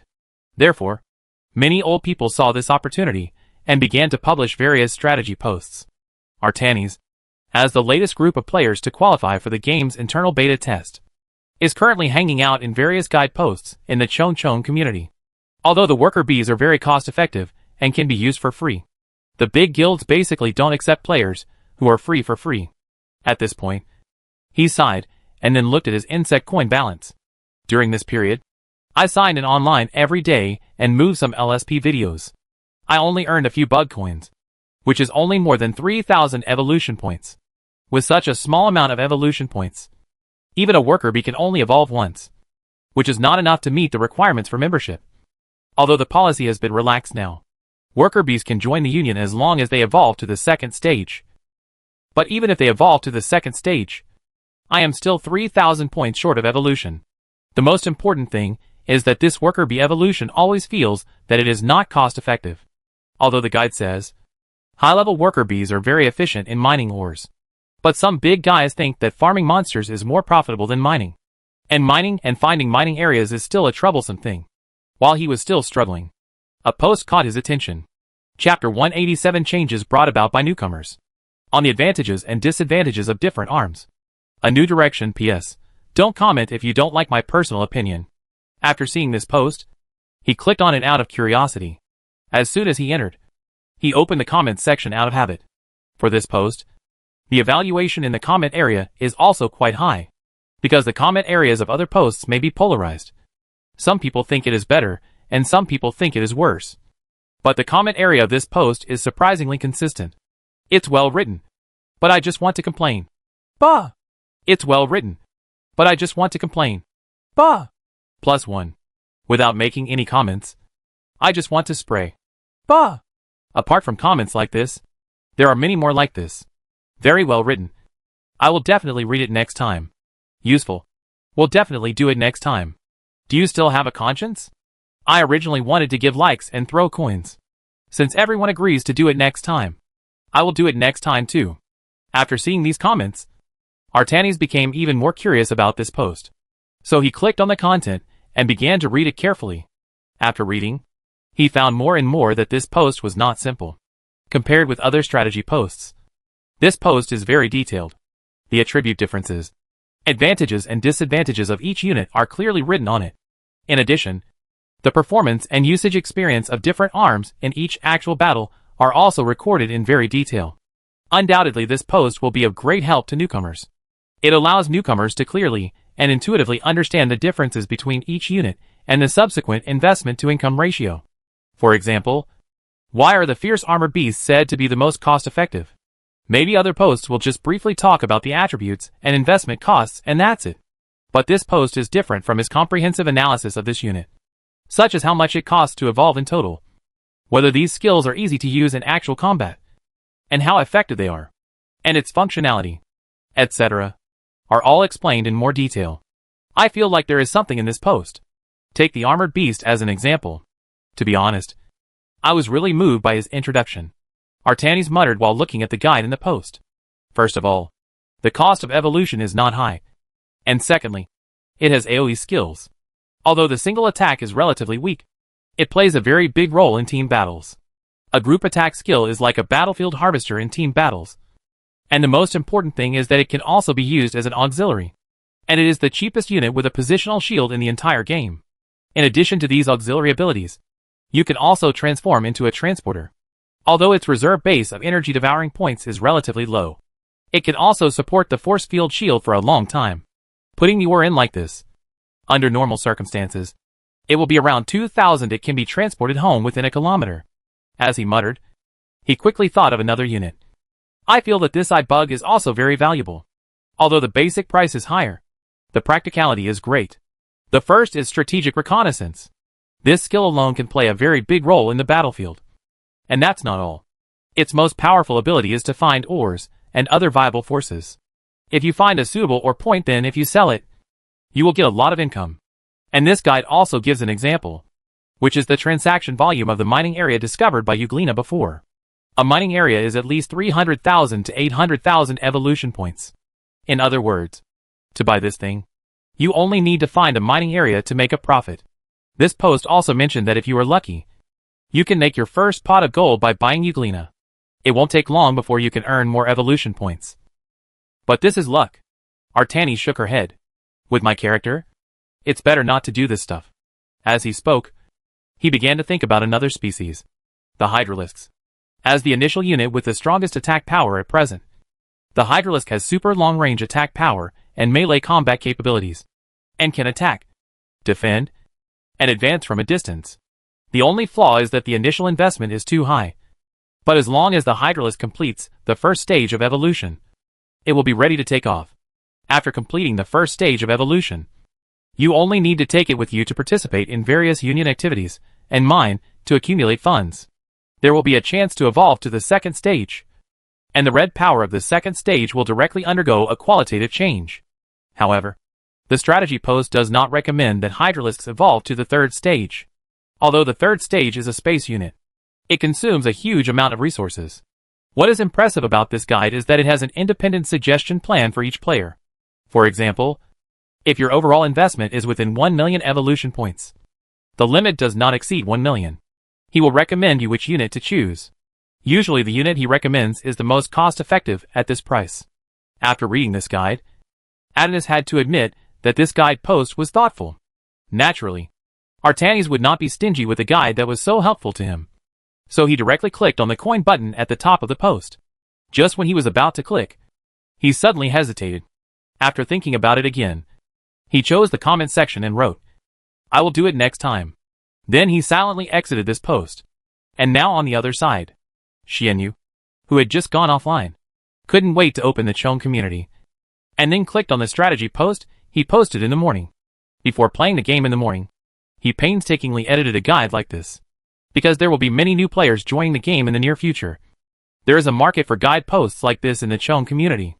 After reading your post, many new people will give you coins to support you if they think it is helpful. Especially now that so many quotas have been decentralized. It is a time when everyone in the entire circle is very enthusiastic. At this time, his post should be paid attention to and collected by many people. After all, some people who have not received a quota will also make early plans for their future. And Xianyu is confident that his carefully edited posts will definitely receive support and coins from many people. But when he opened this post, he was dumbfounded. First of all, the click-through rate made Xianyu a little surprised. It had reached more than 30,000. This kind of click-through rate really shocked Xianyu himself. Needless to say, his post must have become popular. But when he saw the amount of coins, he was stunned. He couldn't believe the click-through rate of more than 30,000. What was the result? More than 400 insect coins. Seeing this, Xianyu didn't know what to say for a moment. He flipped through the comments at the bottom with some dullness. Next time, he would definitely talk to all kinds of boss. Seeing this, Xianyu's heart suddenly felt cold. Damn. What kind of people are they? They laugh after watching other people's videos, and put coins in, and then say they will do it next time. It would be better to read my post. If they say they will do it next time, they will definitely do it next time.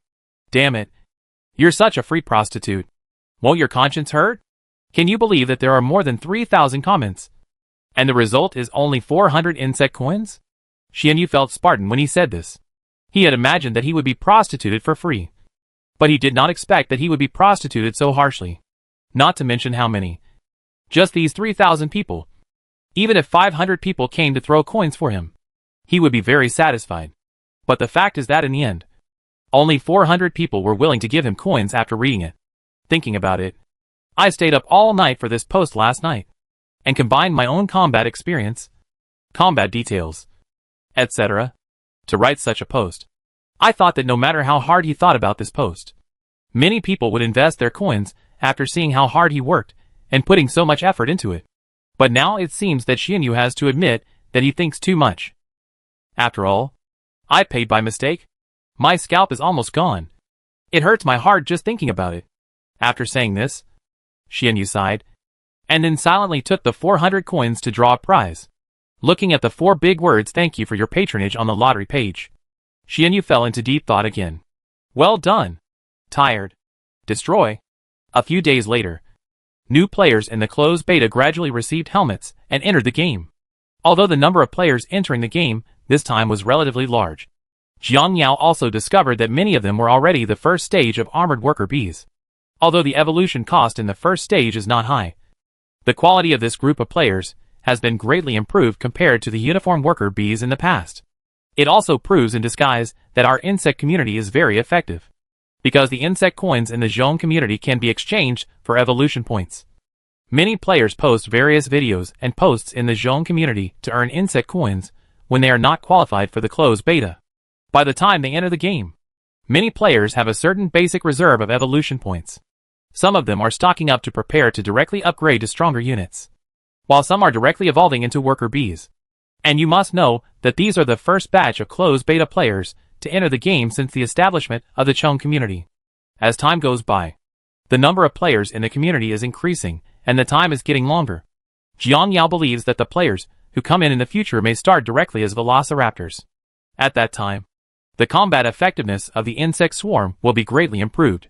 Some players, as soon as they entered the game, many players started to contact some old players in the game.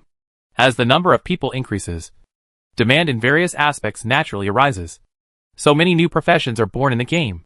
There are many players who have learned various majors in real life, and then you can use them in this game. So I contacted them in advance and cooperated with some old players who have needs in this area. For example, some players study heavy industry subjects and are very experienced in making iron or high-strength alloys. So they gathered a group of players and found a better location to refine the iron cage containing the ore. Or there are some players who majored in finance. Usually these players will join a large guild and plan the use of evolution points and investment plans for energy-devouring points for their members. Chapter 188. It's time to arrange cheats for players. All in all, with the addition of new players, the entire insect swarm is becoming more and more lively. Players also gradually started doing business. Many players have discovered that there is a market for the forts they captured previously. Although these turrets are not very powerful, this is only compared to other highly evolved units.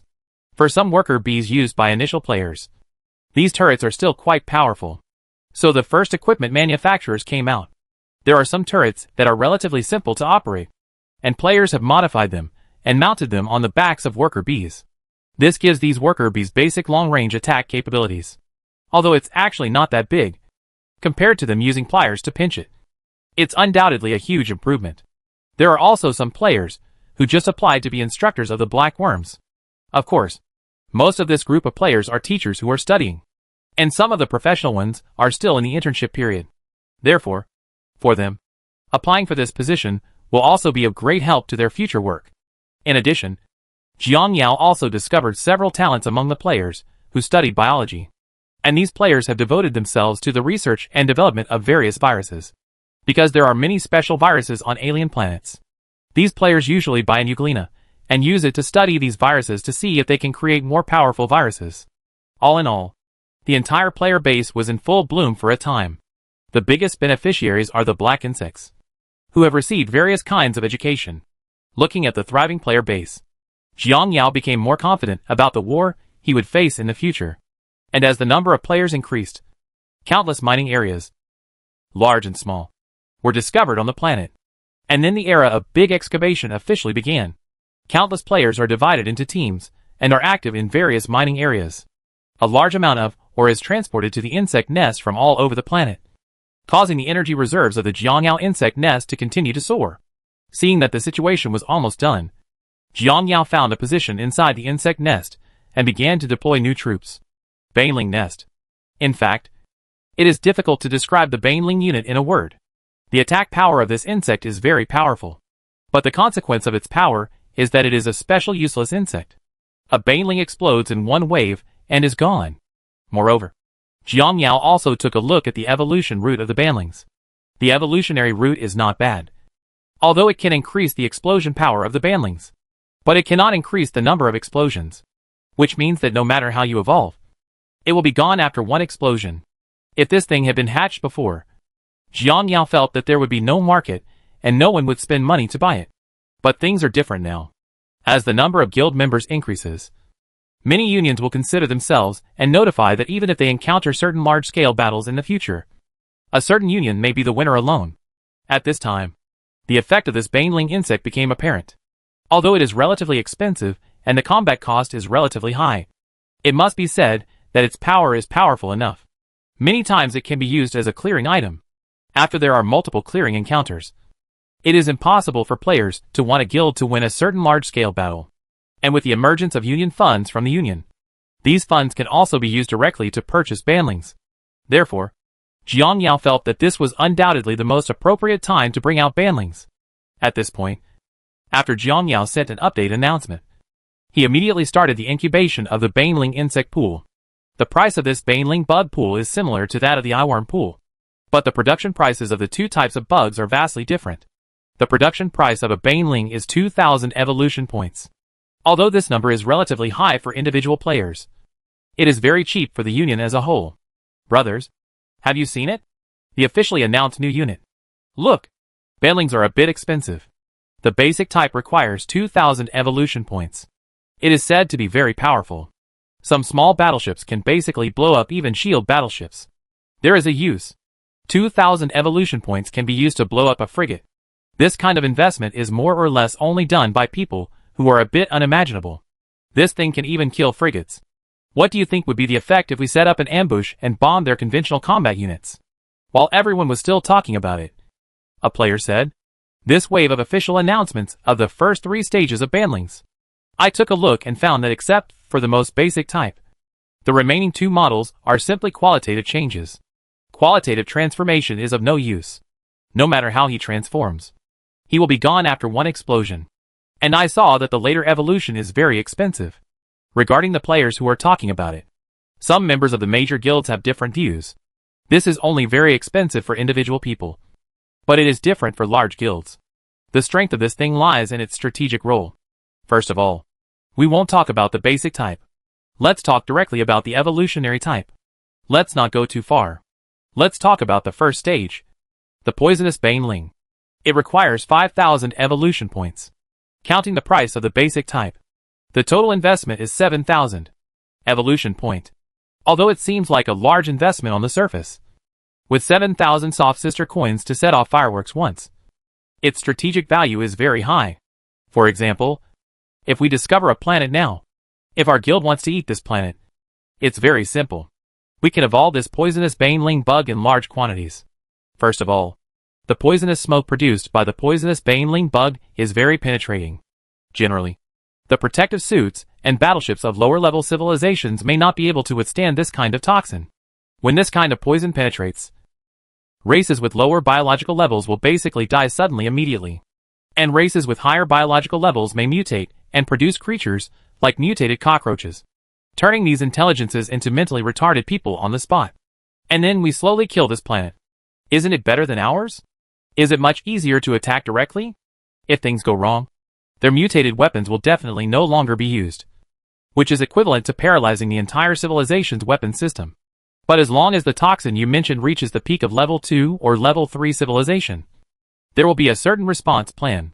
Moreover, the range of each insect is limited, and the amount of evolutionary points required to infect the entire planet is massive. At this time, a player retorted, having a response plan and whether you can respond immediately are 2 concepts. You have a way to detoxify, or you can develop a solution. After you have researched this thing, how many species do you think are left in the entire civilization? Hearing what this player said, everyone seemed to think so. Although at a certain technological level, corresponding antidotes can be quickly prepared for this toxin. But this takes time. If this method is really adopted, hundreds or thousands of bugs may be released by players at the same time, which means that most of the creatures in this civilization will be infected in a short period of time. By the time you have researched the corresponding antidote, there will basically be nothing left in your civilization. And if the placement is tricky, you may not even have the chance to research the antidote. As for giving the entire planet to Huahua, the amount required is naturally very large. But if you think about it, as long as your return on investment reaches a certain level, it is not impossible to invest directly. While the players were still thinking about this matter, another player interjected, "Actually, I would say that the second stage electromagnetic Banelings are much more practical. First of all, the evolution price is 10,000 points. Counting the previous each stage invests 17,000 evolution points. But after it self-destructs, it will emit powerful electromagnetic interference to the surroundings. This electromagnetic wave is extremely penetrating. Most warships will be affected by this interference. That is to say, as long as it is placed in the right area, it can be directly destroyed. Battleships in the opponent's area. At this time, we only need to swarm up and destroy these warships easily." Hearing what this player said, several other people couldn't help but their eyes lit up. This thing seems to be very suitable for us. Through such a powerful electromagnetic pulse wave, some circuit components of these battleships were destroyed. If we attack these warships at this time, it will be much easier to sink them. Actually, I think this method is better than adding some money to evolve antimatter Baneling bugs. This bug contains part of antimatter in its body. After self-destruction, it is very powerful. One bug can destroy at least 2 magic cities. This is destruction in the true sense, rather than blowing up a small area like after the mushroom egg explosion. And then the shockwave destroys a small area, and the radiation interferes with a small area. Once this thing explodes, it will explode 360 degrees, and all directions will be blown up without blind spots. And the scope of the shockwave will be very wide. When this thing explodes, you can see the big gap on the ground from space.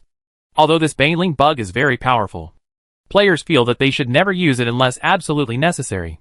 With this explosion, all the monsters in this area will be gone. When tens of thousands of evolution points are smashed into it, not even a hair can be recovered. It's a pity that Banelings only announce these 3 stages. We don't know what will happen in the qualitative transformation stage in the future. It feels like the qualitative transformation period may make it even more perverted. But this kind of unit is too powerful, and that's not good. Yeah, it blew up everything that should be blown up. It's just pure investment with no return. Chapter 189 Find a way to get players to buy cheats. In fact, as people said, Jiang Yao is also very aware of the disadvantages of this kind of bug, especially after it has evolved at a high stage. Although the attack range is very wide and extremely powerful, the biggest flaw is this. In fact, if you want to destroy a planet, there are at least 100 ways to reorganize it. It makes no sense if you use these methods, because what you want is the resources on this planet, not to blow up the planet. You blow it up. You invest resources in it. But in the end, you don't even get the money back. What's the point of doing this? The essence of invasion in the universe is to obtain more resources, or the living environment. This is the essence of invasion. If we ignore the fact that there are planets all over the universe, most of them are worthless or unsuitable for settlement.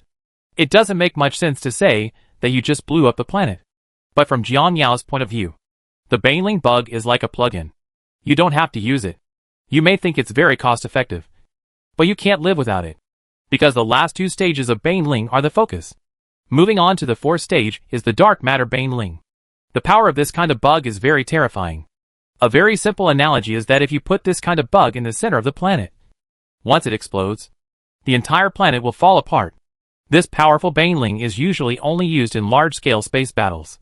If you find an opportunity to throw this kind of Baneling into the center of the enemy's battle line, and then detonate it, basically all the warships in this area will be cleared. At the 5th stage of Banelings, Jiang Yao feels that Banelings at this stage are very suitable for use as an invasion civilization. Condensed Banelings, the last evolutionary stage of Banelings. After this kind of Baneling explodes, it will produce a condensed Baneling that lasts for a certain period of time. And this Baneling can be controlled by the player to attack everything around it. This kind of bug is very special. It can easily penetrate any material. Any creature that comes into contact with it will die immediately. Of course, this is not absolute. This type of condensed matter attack expression is divided into 2 types. The first is the surface, because the voltage-free current generated by the condensation effect will burn the surface of the living thing. If your physical fitness is strong enough, you can withstand this attack. The second form of expression is internal.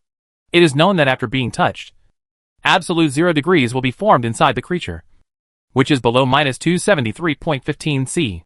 If this creature can withstand both the ultra-high temperature outside and the absolute 0 inside, then the damage done to it by condensed matter weapons will be very limited. However, there are very few creatures in the entire universe that can resist this characteristic. So for most creatures, the lethality of this condensed matter insect is fatal.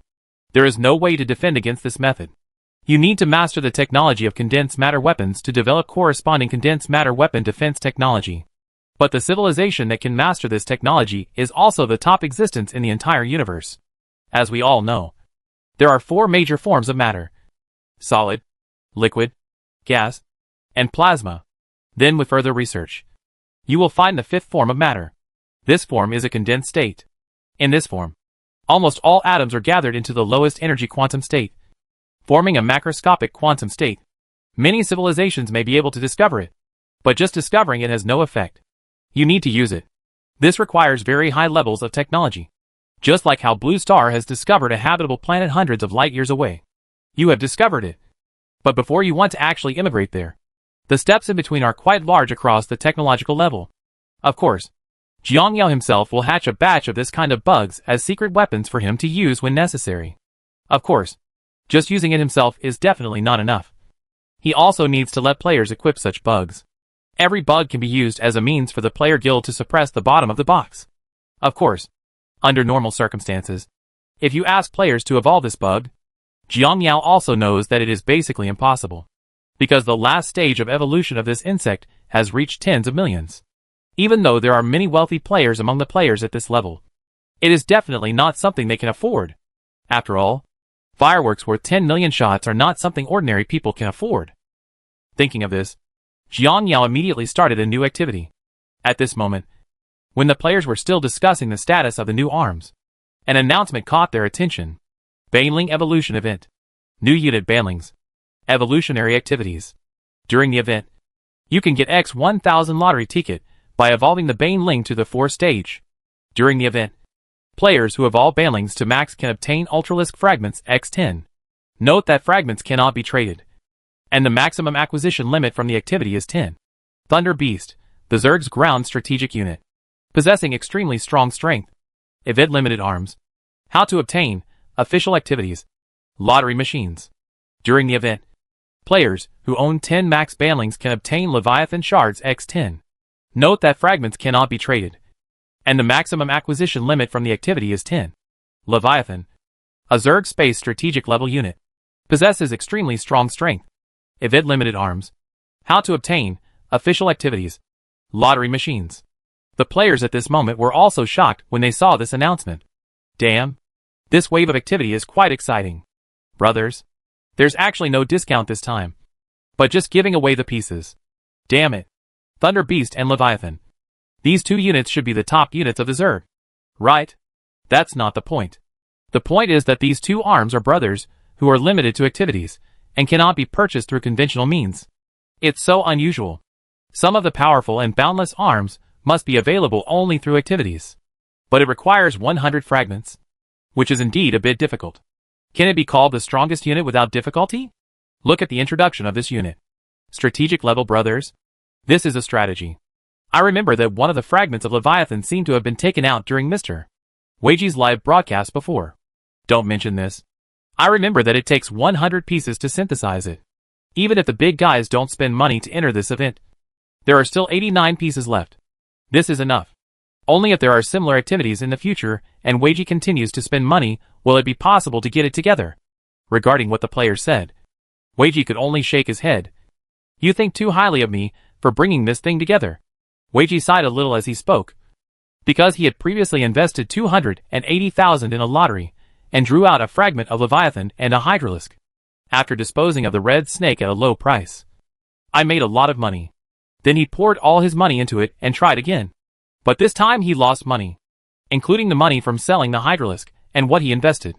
A total of more than 1.3 million evolution points were drawn. But in the end only one Leviathan fragment was produced.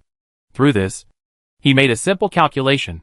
Except that for the first time his character was so good that he shipped the goods in the first 10 companies. He estimated that each subsequent fragment would require at least 1 million evolution points. At this kind of price, if you really have to put the Leviathan together, it would be a conservative estimate of 100 million. This is still a conservative estimate. In fact, he felt that he might have underestimated the 1 million Leviathan. But if you asked him to give up these war machines, he would be reluctant to do so. After all, such a war machine is a super money-making tool, but relying solely on his own financial resources. He also has AC numbers in mind. Although players usually think that he is a rich man. But this is just what players think. In fact, they are still far away from the real rich. I have to think of a way. As he said this, Weiji suddenly thought of something. He immediately summoned the union members. Brothers, I don't know about the new unit. Have you seen it? After gathering the members together, Weiji asked straight to the point. Look, boss, are you talking about Banelings or those super units that reward fragments later? Of course I'm talking about the latter ones. Weiji then added, actually, I think this wave of rewards is very rich. The first is the subsequent stages of evolution of the Banelings. The evolved Banelings can be used as our bottom-of-the-box weapons. We can use them when it really doesn't work. Of course, this is not the point. What is the point? The point is to give away these fragments. I believe you have seen my lottery. Drawing 2 pieces for 1.3 million evolution points is an explosion of my character. But in this event, I will give away 10 pieces. So to be honest, it's definitely not a loss to get the fragments out. Damn it. Host, you said it lightly? How can we have so much money with the small amount of funds we have in hand? Let alone the 4th stage. Even the first 3 stages may not be enough. After listening to the discussion among the guild members, he said, of course I know what you are saying. Even I can't stand this event. I have an idea that we all work together. Everyone pays for a part of the evolution points. Because the current maximum number of people in our guild is 500 people.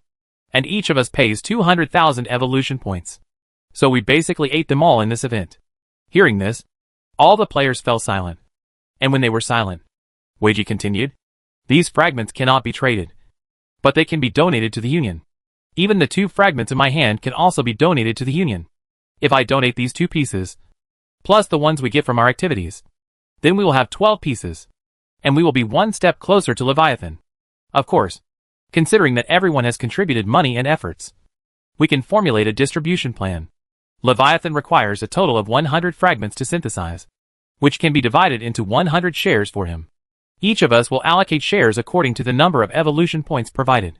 After it comes out, any income generated from using it will be divided proportionally. Chapter 190 Trying to piece together the pieces. At this moment, after hearing Weiji's proposal, many guild members were ready to move. I have to admit that Weiji's plan is very tempting. And Leviathan simply cannot come up with it with its own strength. But it's different when there are many players who are guild members. If someone is lucky enough to pull out a Leviathan fragment today, and if the guild does not have such a plan, then this Leviathan fragment will just sit in your pocket without any value. But if this Leviathan fragment is donated to the guild, then you can get 1% of the share. Although it is said that it is extremely difficult to win this thing. Every gambler has a dream of getting rich. Especially since the lottery system came out. Many players will go there and play every now and then. If you win a piece, you will be really prosperous. 1% of the share may not seem like much. But you must know the division of arms. A creature like Leviathan, which can easily destroy a planet, can challenge a civilization alone. The output produced by a single civilization is not just a little bit. But the amount is very terrifying. Even if it is 1%, it is probably an evolutionary point worth millions or tens of millions. According to current player estimates, a fragment of Leviathan costs around 2 million evolution points. At least this is the stock price Weiji gives everyone now. Which means that as long as you donate 2 million, you will have 1% of the shares. And Weiji also said that the price is floating, not fixed. It may rise to 3 million at a certain stage, and to 5 million at a certain stage. This is not fixed. The specific price still depends on the activity of producing Leviathan fragments. With the emergence of Weiji's routine, many players have begun to invest. For them, 1% is too far away, and they are satisfied even if they invest 0.1%. And in order to get together Leviathan faster, Weiji and others who discovered the bug directly started discussing tricks. That is to acquire the Leviathan shards. Because this thing can be donated to the guild. The routine is very simple. Let the president or vice president of other large guilds do this activity. And then let him join his own guild. Donate the fragments. And then withdraw. But they finally discovered that this solution only worked for Ultralisk. Like Leviathan. Even if he raised the price of the fragments to 2 million evolution points. Not many guilds would do it. Because 10 bugs will cost more than 100 million evolution points. Guilds with this kind of strength are all aiming for Leviathan, and it is definitely impossible to sell them. Without a strong guild, he wouldn't be able to raise so much funds. And even if he could raise it, he wouldn't be able to part with it. But the Thunder Beast is different. You only need to buy an evolved bug to get 10 Thunder Beast fragments. So it is obviously very easy to make a Thunder Beast in this way. So for this Thunder Beast Weiji, we directly offered a high price to collect the fragments. A piece of fragment costs 600,000. At this price, you only need a few million to take home the evolved Baneling. Because the 4th stage of Baneling evolution consumes 1 million evolution points. And the last evolution consumes 10 million false evolution points. The 2 stages add up to a total of 11 million. There are 6 million for just selling the fragments. And don't forget there is a reward of 1,000 lottery tickets in the middle. This is equivalent to hundreds of thousands again. After calculating this, it would take more than 5 million evolution points at most to get rid of this bug. It is very difficult for an individual, but it is not too easy for a guild. Of course, everyone also knew that Weiji did this in order to produce the Thunder Beast as soon as possible. So several major guilds chose to cooperate like this after careful consideration, because condensed banlings are also very useful to players. Even if it is not for the fragments but for this bug, players feel it is necessary to get one. Because with this kind of bug, it is possible for a guild to eat an entire civilization. Of course, Jiang Yao was also fully aware of Wei Ji's operation, and even said that he deliberately set up such a bug. The purpose is to allow players to bring out a few more condensed matter banlings. As for the Thunder Beast fragments you want to get together, you are probably not dreaming. Although it is very heartbreaking. For Jiang Yao now, these Thunder Beasts Leviathan, these are big cakes that just look at it, and it is absolutely impossible to eat them.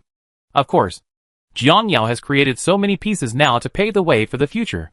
For example, when encountering certain special situations in the future, you will be able to create these arms yourself. Then it can naturally release the missing fragments from the players. Therefore, this wave of his can be regarded as preparation for the future in advance. There are currently 6 major guilds in the entire game. Although Weiji tried his best, only 2 guilds agreed to his request in the end. Transport Association and Intelligence Strategy Group. Because these 2 guilds are not the main battle guilds, the demand for Thunder Beasts is not very high. However, considering that they might encounter some valuable planets or discover some valuable planets in the future, after careful consideration, they decided to prepare some strategic level things. That's why I chose to trade with Weiji. Then, after discussion, the members of these guilds transferred the funds to the vice guild leader, who then evolved bugs and donated the bugs to the guild. Then the vice guild leader resigned and went to other guilds to trade fragments. For them, each person only paid 10,000 evolution points. So it wasn't much pressure. Boss Weiji, we really can't deal with this Leviathan fragment. At this time, at Xianyu's guild headquarters, Weiji was frantically persuading Xianyu and the others to help him. Think about it. 10 Leviathan fragments require a total of 10 bugs. One bug is an investment of 12 million. So 10 is a lot. How can the people in our guild come up with so many? Thunder Beast is already our limit. You can sell us the Thunder Beast fragments. It's not that I don't want to sell it, but this Thunder Beast fragment is the public property of the guild. It's not my decision alone. Moreover, we have already donated it to the guild, so we can't sell it even if we want to. Because of Xianyu's words, Weiji nodded and finally gave up. In fact, he also knew very well that for combat-oriented unions like Xianyu, their demand for Thunder Beasts was definitely higher than his own. After all, most of the tycoons in my guild are rich, so I can think about getting together a Leviathan. But guilds like Xianyu and others can't. Most of them are ordinary players or liver emperors. It is basically impossible to get a Leviathan, since they can't get Leviathan together. But as a combat union, they must have a super weapon that they can use. At this time, the Thunder Beast has undoubtedly become their best choice. How's it going, Boss Weiji? Has the negotiation been successful? After the negotiation ended, as soon as Weiji returned to their guild stronghold, many members asked curiously. Weiji could only shake his head helplessly. It's not that easy. It's definitely impossible for these guilds to get together with Leviathan. For them, having a fully evolved Baneling is enough. You don't need to prepare too much. Where are the Thunder Beast fragments? Have they been found? We now have 30 Thunder Beast fragments. Don't even think about the Thunder Beast. In their eyes, the Thunder Beast is worth more than Leviathan. After all, it is a big guild. No matter what, the guild must have something that can calm the situation. Leviathan and the others won't think about it. So they all set their sights on the Ultralisk. I heard that Xianyu is organizing some other individual players to see if they can get the pieces of the Ultralisk together. After hearing what Weiji said, other people probably guessed something. It seems that it is impossible to bring out the Thunder Beast in this wave of activities. But this is normal. After all, several guilds want to get the Thunder Beast out as soon as possible. There weren't many fragments in the first place, and several guilds got one share. But in the end, each guild didn't get much. At this moment, a player tentatively asked, I'm going to discuss this with those guilds. We'll work together and let one guild take out the Thunder Beast first. Do you think this is okay? Yes. Yes. The question is, who should we let go first? Are you willing to let them go first? After hearing what this player said, everyone shook their heads. It was obvious that they all wanted to let their guilds get this thing out first. So we can only wait for the event to come together slowly. But there is no need to be too anxious. After all, even if this Thunder Beast is hatched, we may not be able to afford it. An evolution of this thing is absolutely sky-high if you don't even think about it.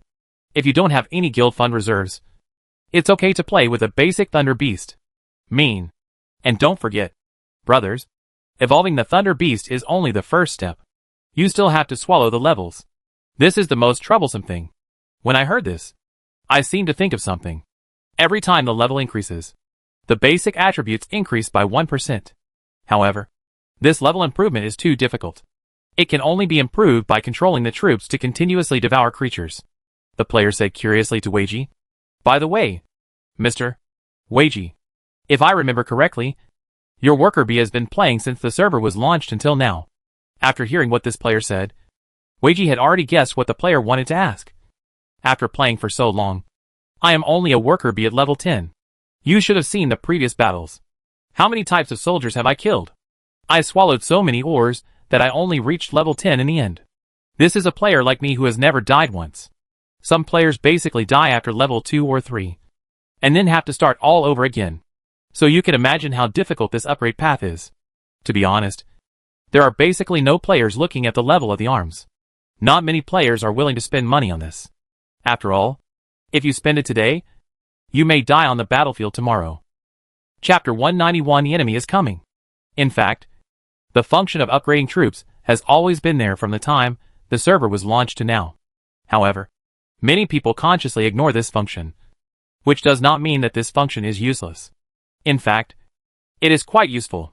When you upgrade this unit to level 100, its attributes will be doubled. But the investment here is too great, and the experience required to upgrade the arms at each evolutionary stage is not the same.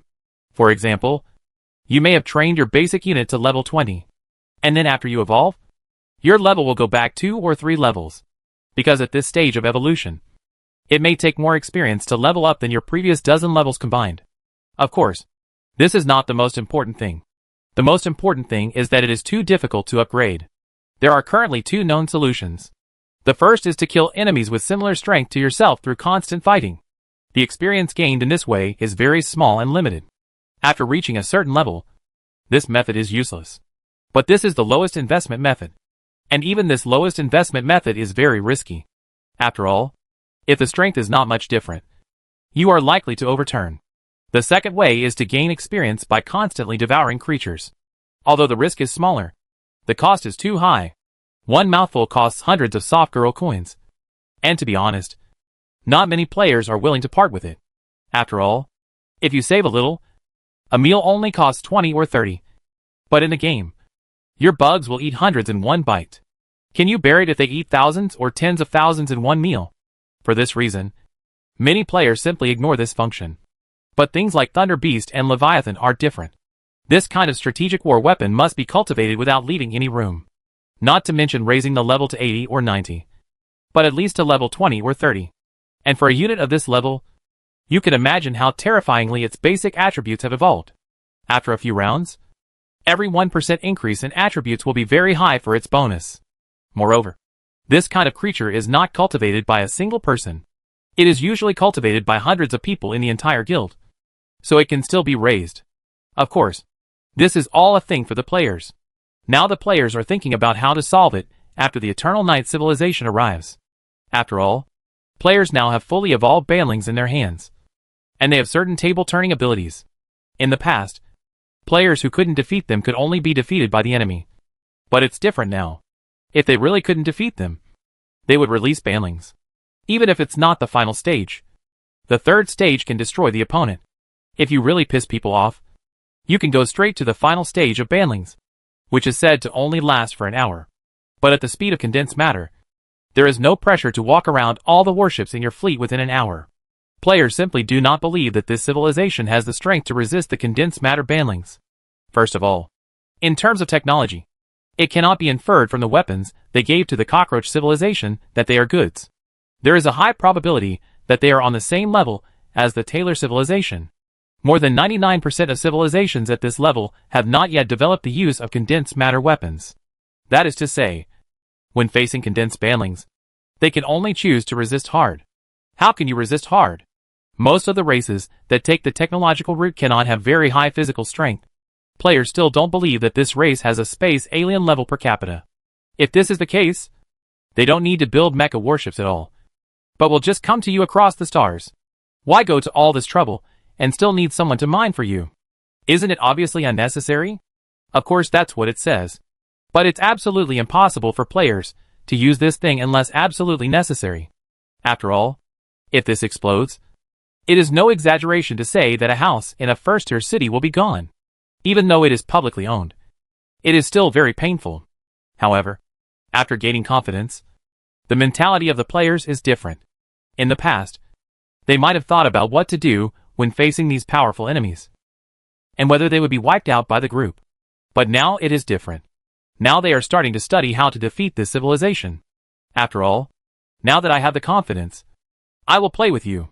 If you have played well, I will continue playing with you. If you can't play well, I will flip the table. In this way, time passes day by day amid the expectations of the players. During this period, many mining areas within the planet have been mined by players.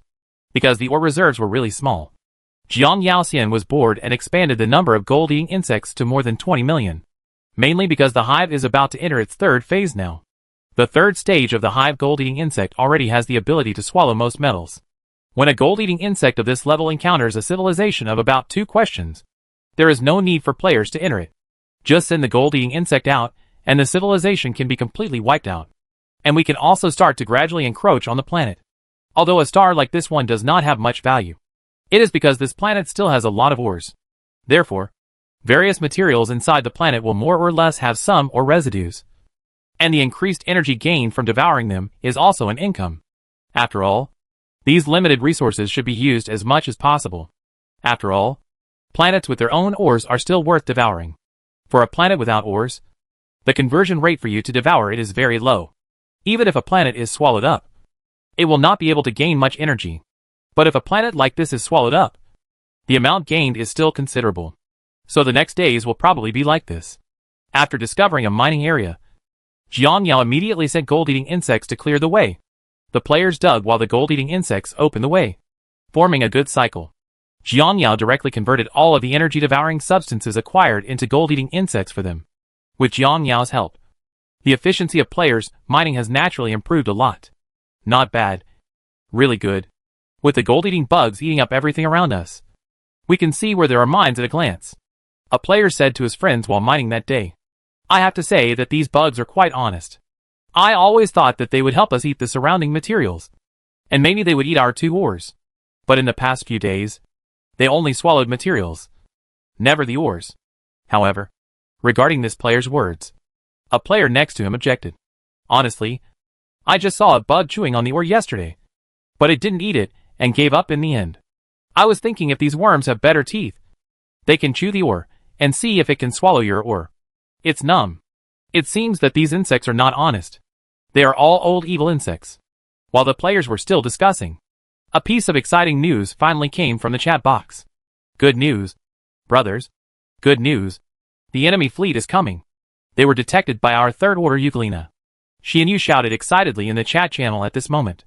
That's okay. I know you have third order eyeworms in your home. And then again, these 3 eyeworms evolved from the Emperor Penguin boss.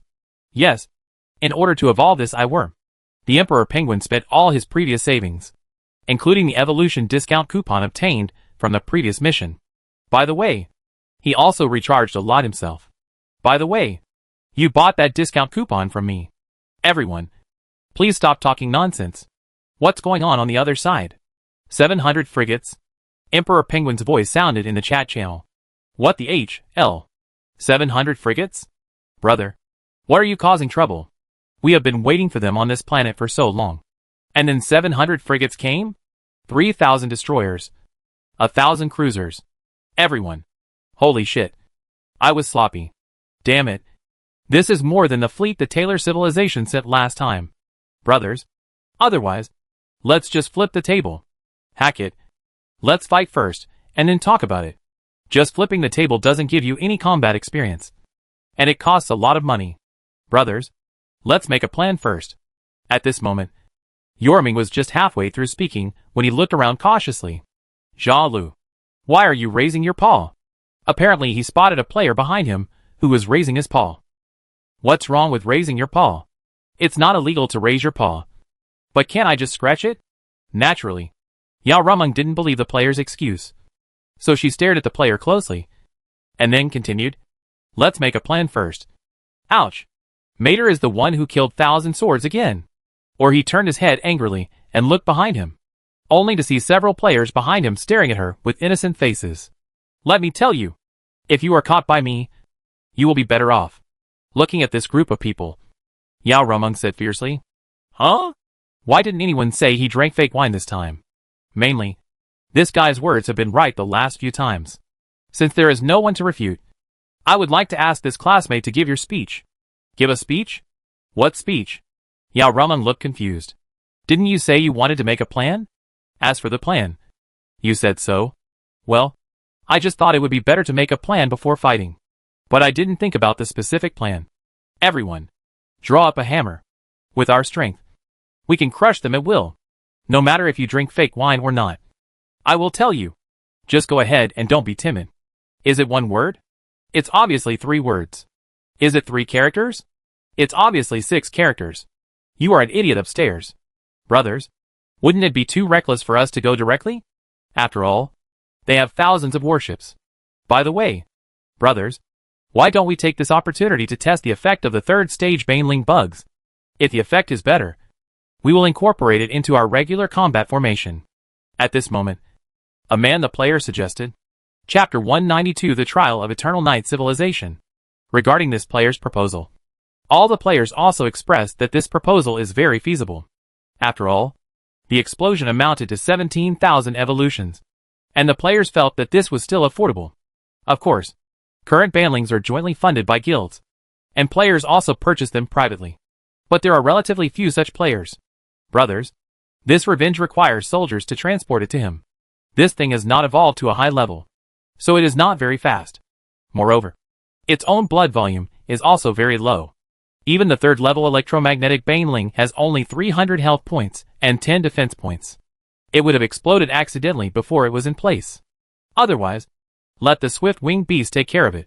Anyway, this baneling insect is not big. Just over 2 meters. It seems like this is the only way it can be done for now. What should we do next? Let the swift-winged beast directly carry the banelings. Or should we ambush them first? Let's wait and see how they arrange it, and then we'll make a decision. At this moment in the universe, the battleship of the Eternal Night Civilization has arrived in the sky above the Cockroach Civilization. In the battleship, they looked at this planet in the distance, and couldn't help but be stunned by the scene in front of them. At this moment, the surface of the planet has been covered by lava. The dense plants that originally grew here have long disappeared, replaced by the ground full of flies and lava everywhere. What happened to this planet? Looking at the scene in front of him, the commander of Yingye Civilization murmured. Reporting to Commander, according to the data sent back by the intelligence brain of this planet was previously subjected to orbital bombardment by that mysterious race. It is speculated that they used antimatter weapons. Hearing this, Commander, his expression changed. With the orbital bombing of antimatter weapons, it seems that the technological level of this civilization has far exceeded our expectations. We are also in the early stages of research on antimatter weapons, and can barely extract a small amount of antimatter, and its use is still at an immature stage, although it can barely produce antimatter bombs. The antimatter utilization rate of bombs is still too low. At this point, he continued to ask if there was any other important information. According to the news from G-Now, this civilization calls itself Desert. They have a total of 2 interstellar battleships. One of them was destroyed by a successful sneak attack by G-Now and the Cockroach people. It was also because of the destruction of that warship. Only a few planets were bombarded from orbit. That means they still have a battleship. At this point, the commander thought for a long time and then said, "Let's do this. First, send the fleet to a planet 50 million kilometers away to rest first. And then send a detection team to that planet to understand the situation of that race. Since a civilization can use antimatter weapons, it proves that their technological level is higher than ours. If we rush into war with them, we will only be the ones who suffer." Hearing the commander's words, his subordinates nodded and immediately went to make arrangements. For the commander of the Eternal Night Civilization, the reason why he made such a decision was also based on many considerations. Now they know very little about this race. So for now, what he needs to know most is all the information about this race. Whether it is their technological level or the overall strength of their race. Although Gino has transmitted combat data of this race to them. But this alone is not enough. They also need more important intelligence. What they didn't know at this moment was that there was a pair of eyes clearly observing their every move. The invisible moon eye worms were like ghosts watching their every move. Holy shit. Brothers, that Eternal Night civilization has retreated. No, it's not a retreat. Judging from the situation, it should be hiding behind the planet closest to us. Holy crap. Running so far. And they also sent a spaceship, which is coming to our planet. Depending on the situation, it should be a Pathfinder. As Emperor Penguin finished speaking, the players also looked at each other in shock. It was obvious that they did not expect such a visit from the Eternal Night civilization. Logically speaking, under normal circumstances, the routine should be like this. The Yongye civilization brought his fleet and killed them in a mighty manner, and then was ambushed by the players and blew up. But they never expected that the Eternal Night civilization would be so cautious, reaching the edge of the planet and then retreating. Brothers, what's going on? How did I know? It's really hard to run so far away. Actually, everyone, I feel that we don't have to wait for them to attack us. Why can't we take the initiative? Now the insect nest will complete the third stage of evolution in a few days. So this insect nest will also have the ability to travel at the speed of light. When the time comes, it will be okay if we just let the insect nest take us to find their trouble. Isn't it too risky to do this? After all, they have so many warships. There's nothing to be afraid of. In addition to the ability to travel at the speed of light, the third stage insect nest also has a shield system. Let's not go too far. Just think about our energy reserves and how strong the shield of this insect nest is. In this way, after some negotiation, the players decided to take the initiative. Although most bugs do not have star navigation capabilities, they can attack from above. The insect nest will lead them to output in various positions. The most important thing now is that they have trump cards that no one is afraid of. If I really can't do it, I'll blow up all the bugs and then sneak into their fleet. Basically, the entire fleet will be useless. Regarding the reconnaissance ships sent by the Yongye civilization, the players chose to destroy them directly in space, destroying as many as they came. Since they want to explore the road or get information, the players will naturally not give him this opportunity. Although this exposes the players and discovers them, it is not important. They know that it is best for the players to discover them and then take the initiative to attack. If they do not intend to take the initiative to attack and continue to send out reconnaissance ships to detect the situation, then the players will take the initiative. It was at this time that the players also exposed their shortcomings. Although their ground combat capabilities were already very strong, their space combat capabilities were still lacking. It seems that once we have obtained enough resources for the fourth phase of the insect nest, we must quickly develop the space arms. Thinking of this, Jiang Yao immediately began to check the resources needed for the space incubation pool. The next building pool is the king insect. This type of insect is mainly responsible for the reconnaissance and transportation tasks of the Zerg. Although he has certain interstellar navigation capabilities and can spit out germ carpet, there are many Zerg buildings that need to be hatched on the germ carpet, which is of little value to me, who can evolve the insect nest. Basically, I built most of the buildings directly inside the insect nest, so this unit is basically useless. It can only be used for interstellar transportation in the future, or for planetary transportation of ore. After the construction of the king insect hatching pool is completed, the alien dragon pool can be built next. And this alien dragon is a space combat unit in the true sense. Seeing this, Jiang Yao also knew very well that it was still unrealistic to develop space arms in a short period of time. First of all, the longer the time, the longer it takes to incubate high-level units. In addition to time, there is another very important factor, which is the resources in the hands of the players. This wave of his activities has emptied the savings of the players. If he cannot find new resource points as soon as possible, it is obviously unrealistic to just rely on the players to incubate these units on a large scale. And Jiang Yao also knew very well that the demand for high-level troops like this must be huge. So it is completely insufficient to build only 1 or 2 incubation pools. At least 10 should be started. And after this period of development, Jiang Yao has almost mastered all aspects of player management. So next he has to consider the public beta. And then the demand will be greater. Now he claims that the game is still in the internal beta stage. And this internal beta is very different from the public beta. the internal beta has a limit on the number of players. This means that the requirements for mini hatching ponds are not high, and maybe 2 or 3 are enough. But with the opening of the public beta, 2 or 3 incubation pools are far from enough for players to flood in large numbers. Because there is an alien star map, Jiang Yao is relatively clear about the location of the surrounding life planets.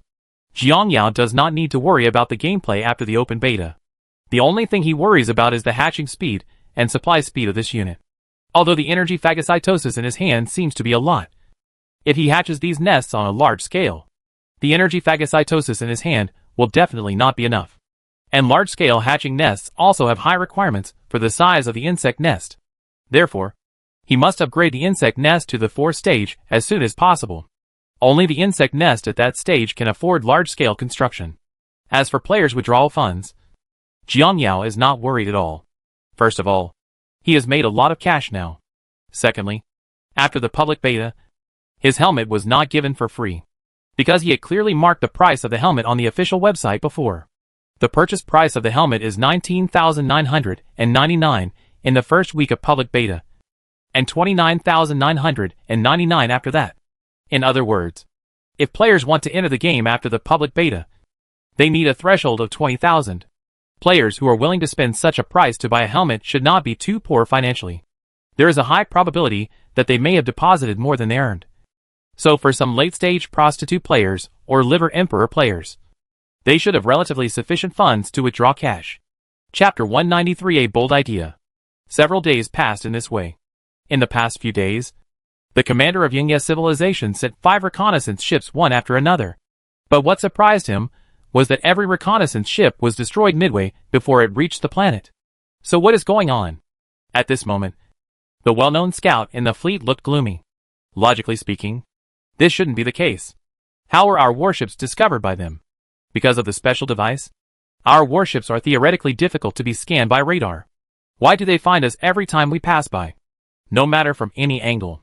Speaking of the commander of Yingye civilization, he was also quite puzzled by this. Of course, there was another question surrounding him. That is, since the enemy has discovered him, why hasn't he taken action yet? Is it because of the opponent's strength? Or is it for other reasons? Regarding this matter, the commander of Yingye civilization also has many speculations. But what he can be sure of now is that the enemy has not attacked yet. And there are only 2 possibilities.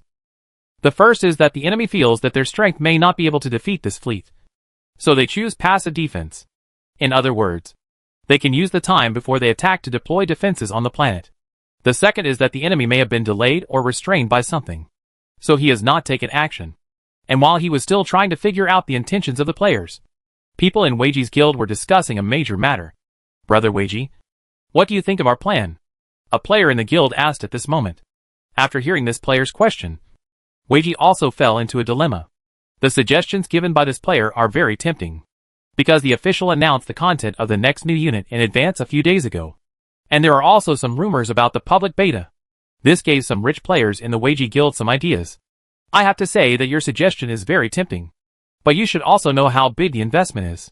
Once you start, if the capital chain breaks midway, then I made it clear to him that we will never give back a penny of the money we invested in the early stage, he said slowly after pondering for a long time. As the boss says, wealth can be gained through danger. If we succeed with this vote, then our biggest guild in the entire game will be a sure thing. After hearing what the player said, Weiji also nodded. Of course I know what you said. But what if it fails after it succeeds? Weiji couldn't help but sigh when he said this. You must know that this is a civilization. Although our guild currently has more than 600 people, it is not a big pressure to rely on more than 600 people to conquer a civilization.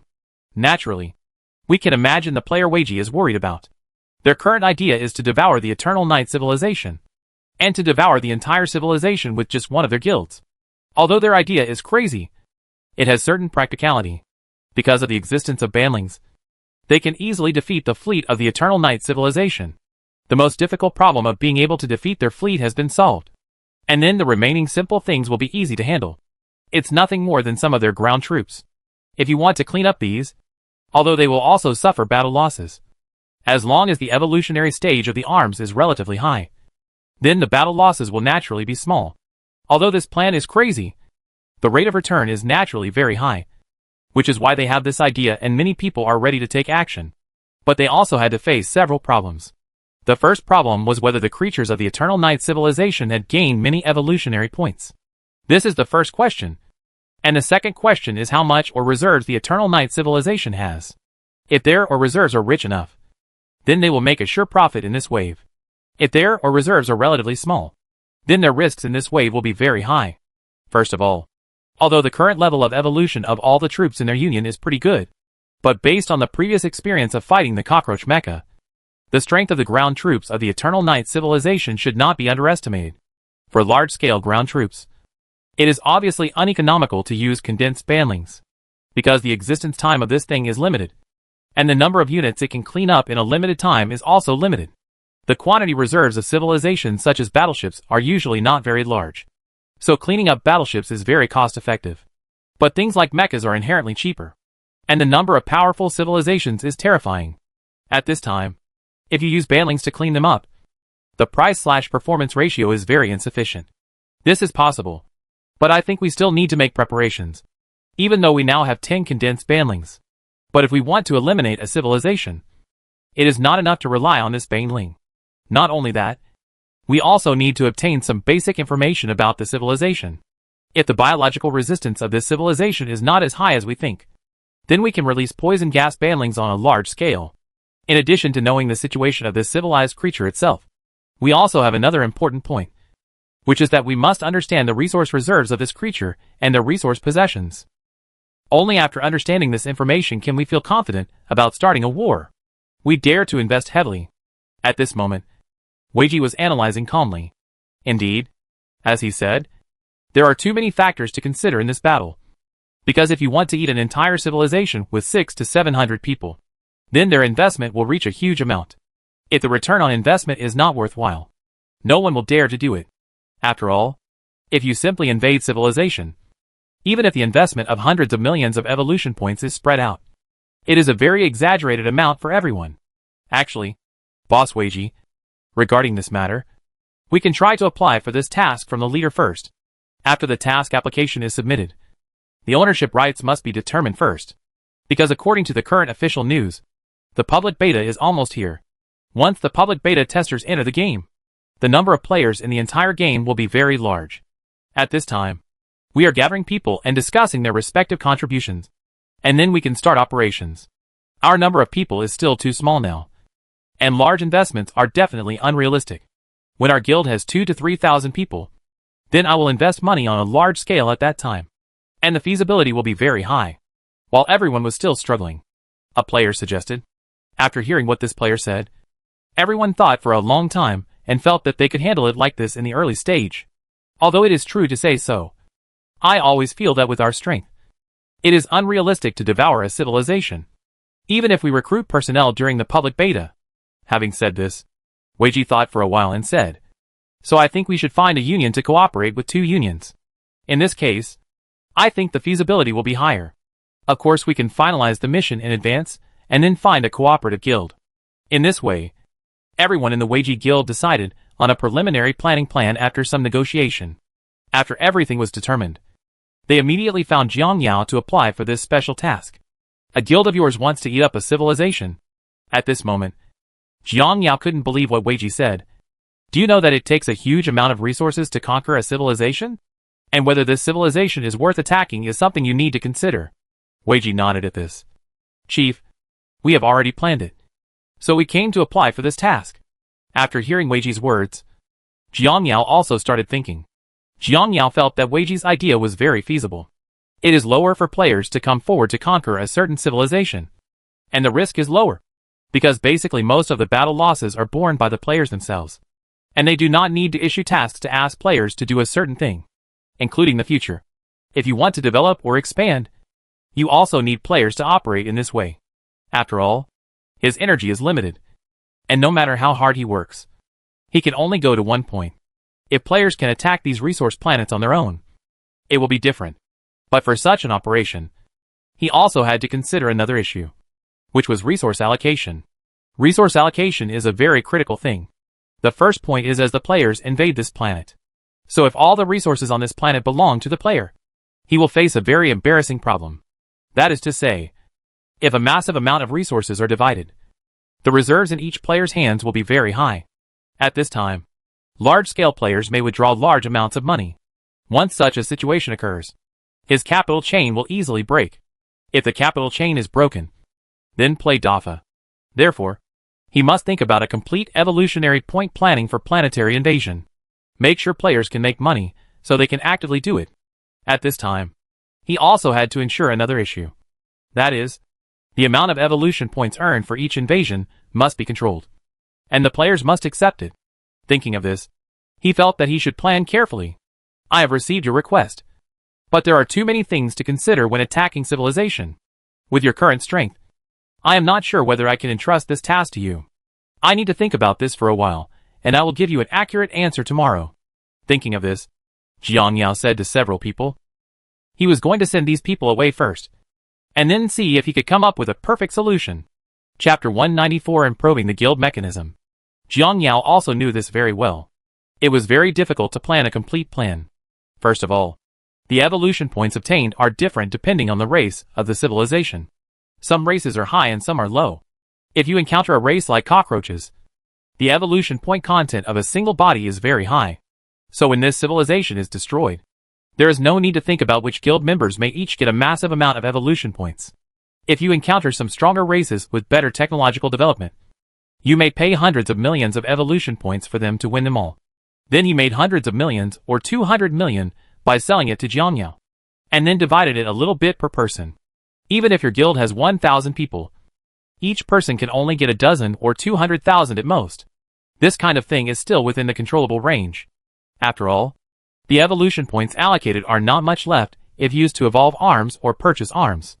But if that kind of civilization appears, the evolution point is relatively high. And this civilization may be a first and second level primitive civilization. If a group of people go down, they can basically be defeated without spending a single soldier. This kind of person can make hundreds of millions or billions at a time. And each person can start with at least 1 or 2 million. When encountering such a situation, it will be a big problem. There is no need to think about it. It is definitely a large-scale withdrawal. Jiang Yao knew very well that with his current situation, he would not be able to afford this kind of cash withdrawal in units of hundreds of millions. So I must think of a more complete plan to deal with this kind of thing. If you encounter such a thing, if it doesn't work, you can drastically reduce the amount of evolution points obtained. But this will cause the biggest hidden danger. That is, now that the players have attacked the black insect troll and the cockroach man, they are very aware of the evolutionary points obtained by creatures of different strengths and levels. If we encounter creatures with similar strength as aliens in the future, and I only give them more than 100 evolution points, then they will definitely think there is something fishy in it. Reducing the amount of evolution points can be considered, but the degree of reduction must be limited. The previous 200 points may be changed to 150. In this case, players won't be able to find out the clues. Thinking of this, Jiang Yao felt that this set of ideas was feasible. But relying solely on this set of ideas was definitely not enough. How can we reduce the amount of evolution points given next? As he spoke, Jiang Yao began to think again. By the way, why didn't I think of that? Soon Jiang Yao had another idea. He thought of a relatively perfect plan, starting from the guild and the mission. The first is the restriction on the guild. Starting from the union funds. The previously set union funds can be distributed by the guild leader to the members of the guild. Jiang Yao added a distribution ratio on this basis. A maximum of 10% of the guild funds can be allocated to guild members at a time. In addition to only 10% of the guild funds being allocated, the number of allocations must also be set. It can only be allocated once per year. Every time players deliver materials to the guild, a 1% tax will be paid into the guild funds. After thinking about it, Jiang Yao decided to relax this policy. Change the original tax rate to 1% to 10%. And it can be adjusted by the guild president. After such a plan is implemented, the first point is that the guild leader will have greater power. And the second point is that through this method, some evolution points can be channeled into the guild funds. Of course, after setting it up like this, the role of guild funds must not be just superficially to pay the guild's maintenance fees or to expand the number of guild members. He also needs to give more capabilities to the guild funds. The first thing Jiang Yao thought of was to start with evolution and wait until his high-level combat arms appeared in the future. For example, like the Thunder Beast Leviathan, Jiang Yao can completely set it up to be something like a guild weapon. After all, under normal circumstances, only the guild's cooperation can afford to raise a behemoth of this level. So since the evolution is set up in this way, Jiang Yao also said that only the evolution points in the union funds can be used to evolve this behemoth. By consuming guild funds and improving the evolutionary levels of these behemoths in this way, Jiang Yao feels that this solution is very feasible. After all, there is a very real problem. That is, even if you buy a behemoth of this level privately, you will only evolve to the first stage at most, and you will never be able to get the money for the second stage. But if it belongs to a union or the union works together, then it is different. And Jiang Yao also knew that they had been discussing the share distribution system for Leviathan investors before. Regarding this point, Jiang Yao also thought of a plan, which is to develop a system similar to share sharing. For example, if Leviathan contributes to register, the number of shares each person contributes will be displayed. Just like stock trading, you can freely control your shares, whether you buy them from other people or sell them. In this case, on the one hand, it is to solve the problem of union members changing jobs. And on the other hand, it is to make these data more transparent, so as to avoid being secretly manipulated by some thoughtful presidents. The current solution Jiang Yao is thinking of is to dilute the huge amount of evolution points obtained by a single guild after the extinction of the guild by deducting the amount of evolution points. Of course, this alone is not enough. Next, Jiang Yao thought of a plan, which was to start from the task. Some tasks can clearly show that you are Zerg, and you are all bugs who selflessly serve the Zerg swarm. Therefore, due to the nature of living things, after every expedition to conquer a civilization, 10% of the proceeds from the civilization will be donated to the insect swarm free of charge. Although Jiang Yao knows it well, once this policy is implemented, players will probably say, impossible. I don't want to. I'm selfish. But this has no effect. Who said this is just a game? This is the setting of the game and cannot be changed. Thinking of this, Jiang Yao had to admit what a wise decision he made to design this into a game. If you encounter such a problem in reality, you have to find a way to solve it. You have to find a way to get the best of both worlds. If you encounter a major problem in the game, the way to deal with it is very simple. Game bugs, system vulnerabilities, etc. In short, there are a lot of reasons. If it doesn't work, just stop taking it for a few hours. And then each person will give you some evolution points as compensation. And the matter will be over. Of course, after determining the general plan, Jiang Yao immediately started to implement it. First, he made a temporary small update, which was about the update of guild funds and the future role of guild funds. After solving the problem on the guild side, Jiang Yao began to formulate a complete mission receiving system. After all, we are attacking a civilization.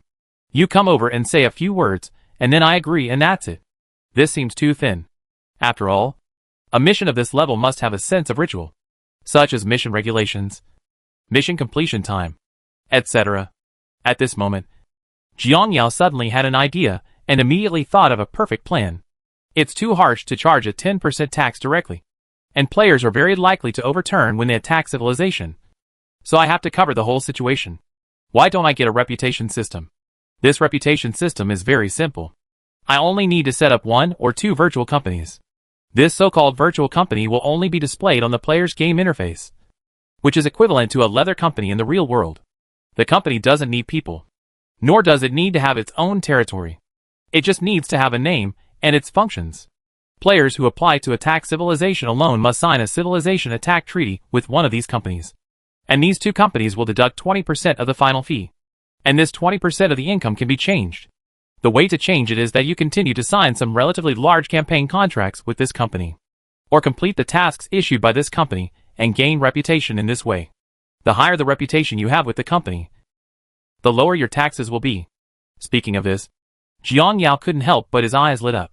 Changing the last 10% tax to this will firstly increase the playability for players. And secondly, it will also create favorable conditions for you to release some special tasks in the future. Of course, a company like this must have a special role. For example, if you sign a large-scale battle contract, the company will take care of it for you. In other words, you can apply for support opportunities from the company under special circumstances. For example, players go to attack a certain civilization, and then find that this civilization is too strong and may not be able to defeat it. And something will happen. At this time, he can apply for support from the company. The company can send some powerful troops to help you. There is no need to think about this powerful unit. It must be some highly evolved units raised by Jiang Yao himself. If so, Jiang Yao can also go to the battlefield to watch the battle and command when necessary. And in this case, Jiang Yao can unscrupulously evolve high-stage arms. All he needs to do is put these evolved high-stage arms into these two companies. Thinking of this, Jiang Yao immediately started to take action. Not long after, players received an announcement of non-stop maintenance. It is an announcement about the establishment of 3 new companies and some adjustments to the guild's funds. Although the current guild funds cannot be operated as before, it does not matter to the players, because their own unions currently don't have much funds. They have little impact. And when players know that this guild fund can be used for the evolution of Ultralisk, after they could only use guild funds when they wanted to evolve in the later period, many guild presidents and members decided to adjust the tax to 5% after some discussions. Chapter 195 Blackworm Company also collects taxes. It doesn't deserve it, however, except for the guilds in this update. The 3 new companies that players are more concerned about are Brothers. It seems that we have triggered another hidden function. At this moment, Weiji looked at the content of the new announcement and didn't know what to say. The announcement also mentioned the conditions for a single guild to attack a civilization. The most annoying thing is that the tax is so heartbreaking. It feels quite uncomfortable to see that the 20% tax has not been paid. Yes, if you want to lower taxes and fees, you can only keep building reputation with these companies. 3 companies: the Zerg Military Community, the Zerg Resource Federation, and the Black Insect Force. Among them, the Zerg Military Community and the Zerg Resource Federation all have 20% taxes and fees. But the 10% tax and fee for the Black Insect Army is outrageous, said one player, feeling very aggrieved. This official operation really amused me. The first 2 said that we can apply for support when necessary, and they will send high-stage evolved troops to help us. Because our reputation is relatively low, the taxes and fees are relatively high. But considering that we have high-level troops to protect us, I actually feel that it is not unacceptable. After all, most games have similar reputation systems. But the last Black Insect Army, I'm so convinced. You dare to charge 10% tax on that crap? The most outrageous thing is that their support is to send a small Black Insect Army to support you. There is use it.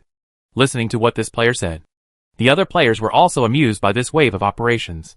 If they can't defeat them, then it will be useless no matter how many soldiers Black Insect sends. They will just come for nothing.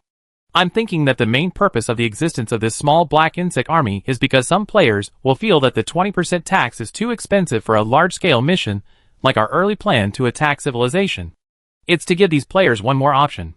Others who heard this would naturally know it too. Of course we can see the official intention. But we are just angry. We accept that you charge us 10% for other things. Is it worthy of a Black Insect like Mater charging 10%?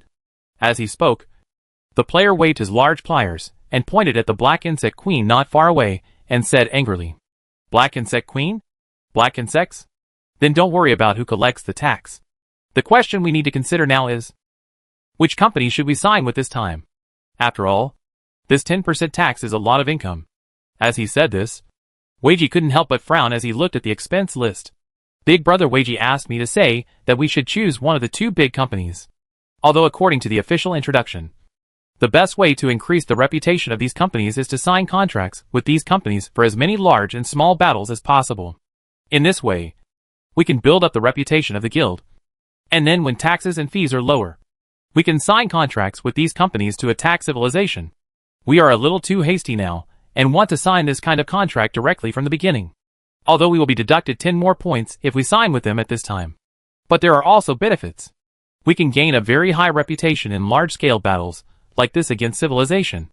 Having said this, the player thought for a while, and continued to add, and according to the introduction, the official also said that these companies will provide different types of military support depending on the size of the battle. For large battles like ours, they will probably provide 1 or 2 fully evolved high-level troops will come out. It's also a boost for us. Although we will get 10% less tax by signing the Blackworm contract, it really doesn't mean much. The first point is that it's useless to gain Blackworm's reputation, because the Blackworm Company store only sells Blackworm eggs and small Blackworms. These things are really useless to us. It's really better to farm a big company. First of all, this big company is more secure than Blackworm. Once the reputation is raised, There will be some special items in the big company's store in the future that we can buy with guild funds. And according to the introduction, when the reputation of the Zerg military community reaches a certain level, the reputation store may produce Leviathan fragments, while the Zerg Resource Federation has a probability of producing Ultralisk fragments. So I think that although it will be painful in the short term to build a reputation of these two companies, from a long-term perspective, the advantages will definitely outweigh the disadvantages.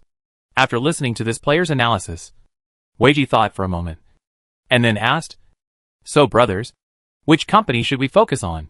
Choose one between Leviathan and Thunder Beast." "My idea is to go directly to Leviathan." Weiji expressed his thoughts. "To be honest, Mr. Weiji, I personally think that the Thunder Beast is better. You must have noticed that it is much easier to obtain the fragments of the Thunder Beast than Leviathan. And for those of us who invest in a Leviathan, I feel that our economic strength is quite high. My idea is that we first cultivate a powerful Thunder Beast, and then collect the fragments of Leviathan.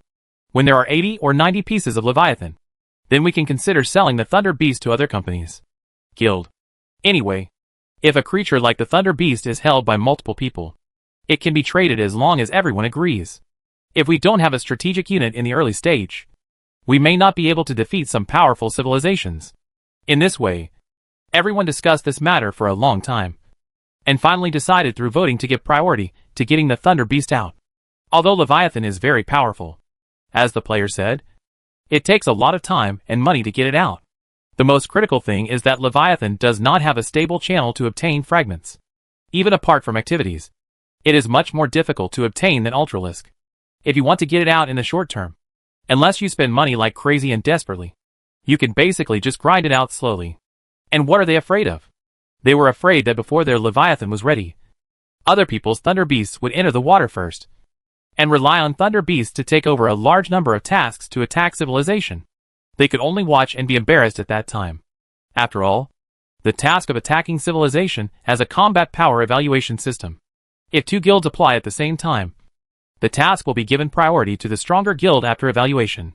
So in the end, taking these factors into consideration, everyone still chose to give priority to the Thunder Beast. After deciding on the plan, Weiji and the others immediately went to the company to apply for this task. The next moment, the contract is signed and an announcement pops up in the chat channel. Congratulations to the Worker Bee Protection Association for taking on the large-scale war mission to exterminate and establish Eternal Night civilization. As this message popped up, the entire chat group exploded. Holy shit. The attack mission of Yungia civilization is not yet over. Are they going to eat it all with just one guild? How much investment does this require? I guess it's not low. Just kidding. Annihilating a civilization. Do you think the investment can be low? First of all, what can be determined is that all the arms must be at least high level evolved. And secondly, the reserves of banlings must not be small. Furthermore, you also need to look at the strength of this civilization. If it is too strong, you may not be able to defeat it no matter how well prepared you are. Hearing what the players above said, other players couldn't help but be a little curious. According to what you said, I feel that the technological level of the Yongia civilization is not low. Can Mr. Weiji and the others defeat it? We definitely won't be able to defeat them. But just now I saw Weiji and the others heading towards the Xianyu Guild's headquarters. If I guess correctly, they want to cooperate with Xianyu and the others. There are 500 people on the two male salty fish side, and 600 people on the Weiji side. There are only 1,100 people in total. I think it's quite daunting. It's hard to say, because this mission is not meant for you to complete now. You must know that currently we have only seen the first fleet of the Yongia civilization, and we have not yet found the location of their home star. It will take time to find these. So I estimate that this task may not be completed in a while. Now I just asked the members of their guild, and they said that this task has a deadline and must be completed within 180 days. If it is not completed, the 10 million evolution point mission deposit will not be refunded. While everyone was still discussing, Weiji and Xianyu had already discussed a specific cooperation plan. After the basic situation was discussed, the two guilds began to cooperate for the first time. First of all, if they want to find out where the Eternal Night civilization's home base is, then they need to capture these battleships of the Eternal Night civilization alive. If you want to capture the Evernight civilization battleship alive, the easiest way is to directly use the Baneling bugs in the final evolutionary stage. Just send everyone inside the battleship away. But for such a huge number of battleships, Based on the speed of the banlings, they estimate that they will need at least 4 to 5 banlings. Probably the trick is that Weiji and his team will play the big head, and Xianyu and his team will play the small head, and the distribution ratio will be 70 to 30 points. Just as the two sides were discussing how to bring out the banlings, Emperor Penguin suddenly thought of something and said, "Let's do this. Boss Weiji, we will distribute the banlings according to the ratio of 50 to 50. Considering your troop advantages, we will distribute the banlings this time. Out of 4. Hearing the Emperor Penguin suddenly say this, Xianyu next to him looked at him in surprise. "Damn, Penguin. Are you crazy? Where did we get 4 of them? Don't get excited yet. I have my own solution." After hearing what Emperor Penguin said, Xianyu originally wanted to ask a lot, but considering the current situation, he finally refrained from asking. In this way, the two parties once again conducted okay negotiations regarding this share ratio. After it was finally confirmed, both parties left to prepare. After Weiji and the others left, Xianyu immediately asked, "Penguin, what are your plans? Why did you suddenly increase the amount?" And they actually agreed. Chapter 196. The third stage of hatching of the insect nest is completed. Xianyu was very puzzled by the Emperor Penguin's operation, and Weiji and the others actually agreed, which made Xianyu even more confused. In his opinion, this matter is actually very simple. It is to invest in the number of banlings. Even if they don't produce any, it will not have much impact on Weiji. After all, Weiji has plenty of reserves in hand. They came to him simply because their guild still had some strength, and they needed someone to help replenish their troops. In this case, the share they set will usually not change. After all, they are the big investors, and you, a small investor, want to be 50 to 50 with them, which is somewhat unrealistic. But after an exchange between Emperor Penguin and Weiji miraculously agreed. This made Xianyu very puzzled. The reason for this is very simple. That is reputation. If they accept the task, then the reputation value must be theirs. The cooperation treaty they gave us is the net income earned after paying reputation taxes. To put it bluntly, we also have to pay for their high reputation taxes. We still have to take risks. What if the creatures on this planet are not valuable? If they sign the contract, we will have to pay hard for them. Even if they lose money in this battle, at least their reputation is gained. But if we really can't get a penny from the loss, we still have to put it in. So if he doesn't adjust the ratio, then I won't be able to sign it. The extra banlings are just to give him a reason to agree to us. Use banlings to increase our bargaining chip. If they have strong troops, they will gain reputation. But there is absolutely no way I will compromise on this profit. And to say the least, if they don't cooperate with us, they have no other way to go. After all, there are only a few guilds in the game that they can choose from. If they choose, we can at least help. Most of the other guilds' choices are just a waste of time. They might as well not choose. After hearing the analysis of the Emperor Penguins one by one, Xianyu also figured out the situation. To put it simply, they now have the bargaining chip to raise the price. So in the end, Emperor Penguin used this plan to increase the profit to 50%. Although they can't gain reputation in this wave of missions, it's okay for them to earn a lot of evolution points. After all, it is absolutely impossible for this civilization to take on the task of annihilating civilization with their own strength. So if Weiji and the others don't take this cake, then everyone will eat it together. If they take it, it will be eaten by the two guilds. Although the initial investment is huge, it would be false to do such a big thing without investing at all.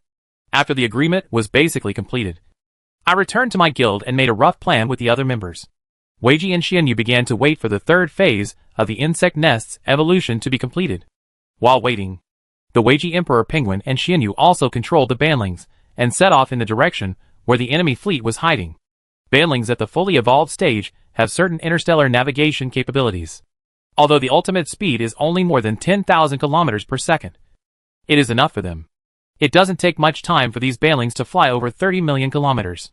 The banlings stopped when they were about 5 million kilometers away from the fleet, and they were ready to wait for the opportunity in the safe area. There is a big difference between the final stage banlings and the normal stage banlings. The most obvious difference is their appearance, which gives people a feeling similar to white transparent smoke. The first thing that strikes me most when I first look at a banling bug with this shape is whether it will be blown away by the wind. But in fact its hardness is also very high. After all, this 1000 HP plus 100 defense. Although this data seems very low, it is compared with the third level civilization. if it is a first and second level civilization. Even if he uses the hardest metal he currently has, he may not be able to match this data. Of course, these are not important to the players. At this moment, the players are waiting for the best time to take action. There were a total of 4 banlings sent out in the first batch, namely Fenki Union, Xianyu, Emperor Penguin, and Weiji Control. At this moment, both the players in the game and the water friends in the live broadcast room were staring closely at the banling bugs in front of them. You must know that this is a bomb worth more than 10 million soft girl coins. Everyone is very concerned about its performance and various data. Brothers, why haven't the anchors taken action yet? A water friend asked after waiting for a long time without any movement in the live broadcast room. Damn it. Didn't you listen when the anchor told them about their plan? What's the plan? I really don't know, I just came here. That's right. Doesn't the insect nest hatch in half an hour? Then the anchor and the others are planning to wait until the insect nest is hatched before taking action, because they are not sure whether the 4 banlings can completely wipe out the fleet. If they can't completely wipe out the fleet, they will need the insect nest to bring his large army to carry out the attack. Clearance. This will ensure nothing goes wrong.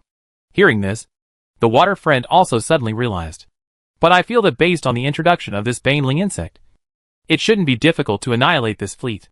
That being said, who knows if it's never been used before? And do you think there are no restrictions on this banling bug? After hearing what this water friend said, everyone couldn't help but be curious. Listening to what you said, does this banling have any fatal flaws? That's for sure. First of all, although there is no problem with the speed of the banling bugs, after you enter the battleship, you will definitely not be able to shuttle inside the battleship at the fastest speed. In this way, you will inevitably miss most of the enemies. So in order to ensure that every battleship is cleared, you need to control the speed. After controlling the speed, it means that your efficiency will be reduced. Except for this, although condensed matter can penetrate most objects, including the shield of a battleship, it encounters the shield of a battleship. This thing can't penetrate in seconds. Depending on the level of shield technology, it will take a certain amount of time to penetrate. Everyone naturally understood after hearing this. Although there is no doubt about the power of condensed banlings, there are too many factors that need to be considered to make good use of them. The enemy's battleship shield, its own existence time, and what speed and operation it should use to harvest the enemy. This thing can only depend on the player's own talent, and cannot be learned through later practice. The cost of practicing this thing is a bit too high. In this way, everyone waited patiently in the live broadcast room for the news that the insect nest evolution was completed. Boss, the hatching of the insect nest is completed, and we can start taking action. As a player's voice in the chat channel rang out, everyone knew that the main event was coming. The hatching of the insect nest was completed, and all players in their respective small strongholds immediately returned to the insect nest, because they have to prepare for the next battle. If Weiji and the others do not wipe out all these battleships, then the insect nest and them will be dispatched. Of course, they can't work for free. After all, Weiji has contracted the task, so naturally Weiji will give them an income if they go to help. Just like that, the swarms of insects rushed towards the insect nest from all directions, and the players were stunned the moment they saw the insect nest. The appearance of the insect nest has changed drastically at this moment. It now looks more like a huge oval cocoon. The players initially estimated that the diameter of this insect nest alone was at least nearly 20 kilometers, and the height reached nearly 70 kilometers. Although they saw that this insect nest was already huge before, compared with the insect nest at this stage, it is simply a concept of heaven and earth. Now the entire insect nest no longer feels like an insect nest to players. It is more like a huge mobile city. There are many holes on the surface of the insect nest, and some of these holes are already filled with turrets, and some are reserved for players to stand and output. Here you go. Is this still an insect nest? Watfongingye, who is currently broadcasting live, couldn't help but murmured as he looked at everything in front of him. Indeed, the feeling of the insect nest at this stage is really shocking. In the past, they thought that the alien spacecraft was already very big, but now compared with this insect hive, the gap is simply heaven and earth. If you ask me, I shouldn't pay attention to this anchor. Yeah, the camera won't be stretched to prevent us from seeing the mess underneath. And then, there will be all kinds of shocks there alone. I'm really impressed. I don't even know how to shoot videos. I'll go back and learn how to shoot videos first. It's off. It's off. At this moment, Watfongingye, who was shocked when he saw the barges of the water friends, immediately woke up. When he came over, he immediately showed the panoramic view of the insect nest in front of everyone. Holy shit! This is still an insect nest. This is purely a mobile fortress. It is said that the internal space of the insect nest at this stage is quite huge, and the leader divided them into many rooms as the residents of our guild. That's a good relationship. Let's make a bigger room sometimes. You still want to renovate a larger room? Do you think it's free? You have to pay rent every month, ranging from tens of thousands to millions, depending on your financial situation. Damn it. Why do you have to spend money on everything? It's the same as renting a house. What do you think? But I have to say that the changes in this insect nest are indeed too great. Are you kidding? You don't even think about how many resources it takes to evolve this insect nest. The energy devouring points alone cost more than 10 million. What do you think of such a huge investment? In fact, only Jiang Yao knew the specific investment in this insect nest. The energy devouring points were not used very much. It only cost 3 million. But the evolution points were too much. The reason why he quoted more than 10 million yuan was purely to have a surplus of energy devouring points in his hand. Chapter 197: The Power of Fully Evolved Banlings. While everyone was still marveling at the insect nest, Weiji and others were already ready to attack. Brothers, what's going on over there in the insect nest now? Weiji asked when he saw that the time was almost up. Boys, we are in position. You can start taking action. Hearing the answer from the player on the other side of the insect nest, Weiji nodded. In that case, brothers, you will witness a visual feast worth 40 million. At this moment, as Weiji's words fell, the players also stared closely at the pictures coming from the battlefield. I saw 4 ghost-like bugs in the universe, heading in a certain direction at extremely fast speeds. And just when the players were about 300,000 kilometers away from the fleet of Yongye civilization, Yongye civilization discovered these insects. At this moment, among the battleships of the Eternal Night civilization, the commander is having a headache about sending a spaceship into the planet and being discovered. It's been 6 times, and they discovered it every time. What's going on? The most important thing is that we have not felt any radar wave frequency or other special wave frequencies these few times. How did they discover our warships? While the commander was still having a headache, his subordinate's report caught his attention. Report to commander. 4 high-speed moving objects were found approaching us from the front. Found a high-speed moving object? Can you determine what it is? The commander asked after hearing the report from his subordinates. Not long after, his subordinates projected these moving objects in front of the commander. What the players see is different. The 4 objects displayed by the projector at this moment are 4 white clouds of smoke. What is this? The commander frowned unconsciously as he looked at the 4 clouds of white mist in front of him. Commander, if I guess correctly, these things should be sent by those bugs. Faced with the commander's question, the people under his command guessed. I think this situation is very close to 10. The commander immediately issued an order. Although we don't know what this is, we should destroy them first. For the commander, the 4 groups of things in front of him knew at a glance that they were coming from bad intentions. And these things were sent by the bugs. It was obvious that they definitely did not come to drink tea with him. So it was correct to say that they were destroyed. And just after the commander's order was issued, a warship in the fleet fired 4 lasers at the 4 clouds of smoke. The next moment, the insects that were hit suddenly exploded. Immediately afterwards, a white smoke appeared and then dissipated into the universe. At this time, through the player's perspective, everyone can see that the baneling bugs in front of them have turned into spirit forms. Is this what it looked like after the condensed matter baneling exploded? Xianyu was a little surprised when he noticed the changes in his body. Don't be amazed. We only have 1 hour now. We must act quickly. Bone Kaiyunyang reminded him as he looked at Xianyu's appearance. Hearing this, Xianyu nodded, and then the others sped up and flew in the direction of the battleship group. Report to commander. The target has been eliminated. It was over so easily. Listening to the report from his subordinates, the commander couldn't believe it. There's no reason. If it's just like this, what's the point of them sending these bugs here? If it was for reconnaissance, then he did not retreat immediately after being discovered by us, which is problematic in itself. And if it was for reconnaissance, it would never be possible for him to approach us so brazenly. If it is for fighting, these bugs have no fighting power at all. Could it be that I have always overestimated this race? And while the commander of Yongye civilization was still thinking about it, a ruthless killing was taking place at this moment. Brothers have arrived at the enemy's battleship group. They didn't notice us, Xianyu said excitedly as soon as he entered the range of the battleship group. Although he knew from the previous introduction that condensed matter required special investigative methods to detect it. Normally, if all the battleship sensors were not fully activated, even their shadows would not be caught. Of course, this is just an introduction to condensed matter. Even though it was introduced in this way, Xianyu and the others were still a little uneasy as they approached. But now it seems that their worries were unnecessary. Now that we are close, let's take action. At this moment, Weiji said after hearing Xianyu's words. What is the target of the attack? Which ships will be the main ones?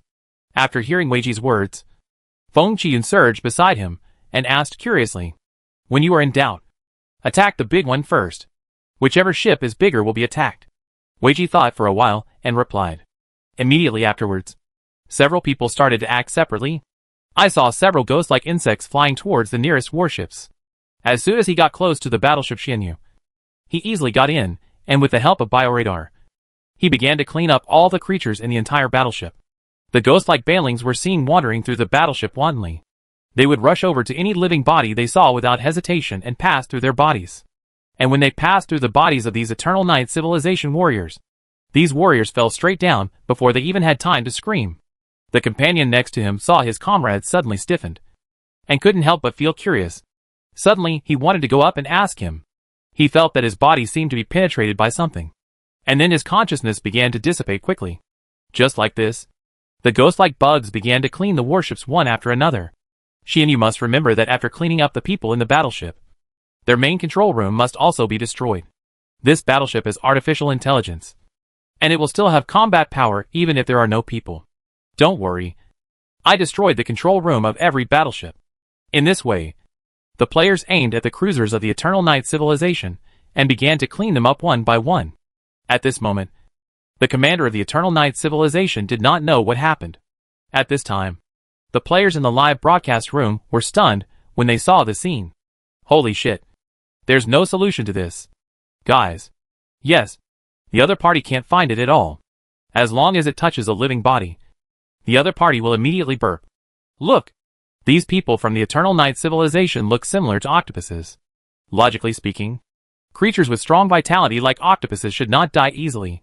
Normally, it would be no big deal for them to have their arms or legs broken.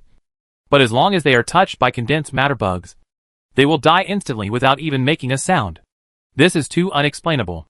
If these bugs are cheaper, then killing monsters will be just like playing. You're overthinking it. This bug is only that big after all. No matter how fast it is, there is an upper limit to the number it can clean up in an hour. And its price is also on the high side. It may be okay to use it when you encounter high-level civilizations, but it is a waste to use it when you encounter low-level civilizations.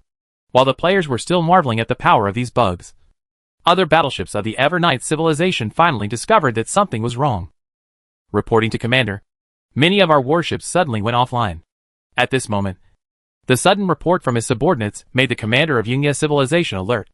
Offline? What's going on? Speaking of this, the commander of Yungia Civilization immediately called up the fleet's battleship list. And when he saw the disappearing battleships on the list, a bad premonition suddenly came to his heart. Because at this time, the number of cruisers in his fleet is decreasing crazily at a rate of 30 ships per minute. At this speed, it will basically only take 30 minutes for his 1,000 cruisers to be completely annihilated. What's going on? What happened?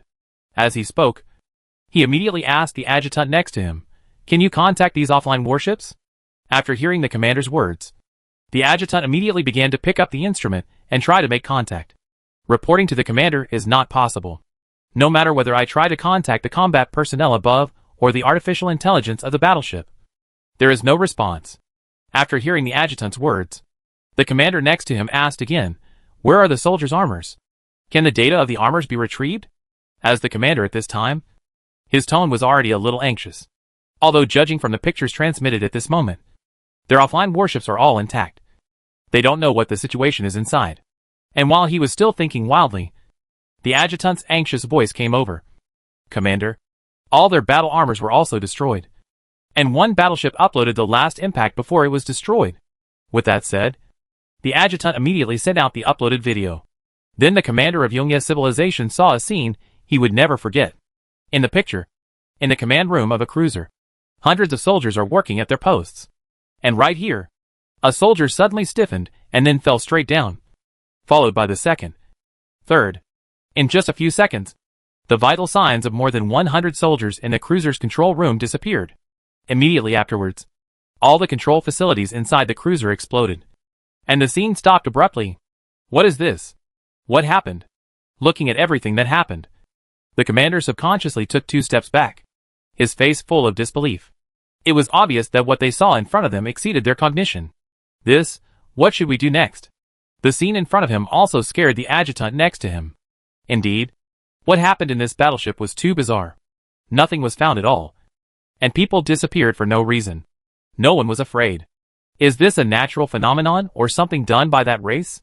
The adjutant who asked this question at this moment had a trembling tone. Chapter 198: The Strategy of Eternal Night Civilization. Fear comes from the unknown. And the experience of Yongye civilization at this moment perfectly illustrates this sentence. It must be those bugs. It must be their fault. If this is a natural phenomenon, it cannot be just targeting our cruisers. It is clearly intentional. I felt something was wrong with those 4 mist-like things they said just now. And now it seems that it is indeed the case. The commander of Yongye civilization was a little panicked. Although he said he didn't know what happened. But he knew very well that this group of bugs had technology in their hands that they couldn't understand. If there is no cracking solution for this technology, what awaits us will be. At this point, he did not continue what he said next. This technology of theirs cannot be detected. That's not right. The commander of Yongye civilization, who seemed to have remembered something, immediately asked all the battleships in the fleet to open their shields, and then turned on all the battleship's sensor arrays to the maximum. Immediately afterwards, good news came from the reconnaissance ship. They detected 4 groups of weak energy bodies, which were shuttled between the battleships at high speed. Report to the commander that 4 groups of weak energy bodies are moving at high speed inside the cruisers A3, A7, A104 and A421. After hearing the report from his subordinates, the commander couldn't help but his eyes lit up. Can you predict their future movement direction? So he asked eagerly. Based on the attack targets of these energy bodies, the next target of the energy bodies in the A3 cruiser should be the A17 cruiser. Hearing this, the commander nodded. Cruiser A17 immediately maximized the power of the shield. All the reconnaissance ships aimed their sensor arrays at the cruiser. I must keep an eye on the location where the energy came from. In addition, other battleships will try to use the energy body, particle defense net, and ion traction device to see if they can capture it. The commander immediately gave the order. At this time, after Xianyu eliminated the battleship in front of him, he immediately rushed towards the other battleship without stopping. But the next moment, Xianyu realized that something was wrong, because several battleships were firing various special beams at him. What's going on? Have I been discovered? Although these things did not have much impact on it, Xianyu, who had been followed by these things, had already guessed that they might have been discovered. Brothers, we seem to have been discovered. They are following us with the spotlight now, Xianyu immediately said in the chat channel after discovering that the situation was not good. Hearing Xianyu's words, Feng Kaiyunyang said angrily, if you find it, you'll find it. Anyway, it's okay if they think we can't continue to sabotage you. Time is running out now, and money is being burned every minute. Can't you just concentrate on what you're supposed to do? After hearing what Feng Kaiyunyang said, Xianyu didn't refute. Indeed, what he said made sense. Now they calculated every minute in tens of thousands, and the tight time did not allow him to think too much. So he immediately set his target on the next battleship. Although he successfully entered the battleship this time, he found that the battleship had activated its shield system, and the shield blocked him for a second. So, he immediately told everyone about the situation on the channel. And at this moment, others also felt the same thing. Holy crap. All these ships have their shields on. Every time we get into their shields, we're delayed for a second. Brothers should be watching over the strength of the shield. When I accidentally passed through a destroyer just now, I discovered that the shield of this destroyer had no effect on me at all. Only the cruise level shield would stop us for a second or two. Time. Holy crap. Time is getting tighter now. Brothers, speed up and deal with the cruisers as soon as possible. And then see if you can take away some more expulsions. What? All our methods have failed. Even the shield didn't stop them. The commander in the spacecraft couldn't help but widen his eyes when he heard the news, with a look of disbelief on his face. Although they have discovered the enemy, their technology is now unable to defeat the enemy. It is even said that they can easily penetrate even the shield. Yes, no. The shield has an effect on them. Just when the commander was in despair, good news came from his subordinates. Commander, the shields of our escort-class battleships and destroyer-class battleships had no effect on it. But these special bodies were stopped for a second when they passed through the cruise-class battleships. After hearing what his subordinates said, the commander didn't know how to evaluate the news for a while. Call it good news. It is indeed good news. Their shield can stop this special energy body. But this was their cruise-level battleship, and it only stopped it for a second with full power shield output. This is useless. But for this commander at this moment, this is already good news. Although knowing this information cannot prevent the destruction of their fleet, he now knows what he is going to do. Because from just now to now, looking at the cruisers killed one after another, he vaguely guessed the enemy's purpose. Because it can be seen from the battle scenes transmitted before that these energy bodies are capable of destroying the battleship from the inside. But they only destroyed the main control room. The battleships are basically preserved. It can be inferred that these battleships are useful to these energy bodies, so they are willing to keep them intact. The warships of other civilizations are only useful to us for a few purposes. The first one can be transformed into his own warship.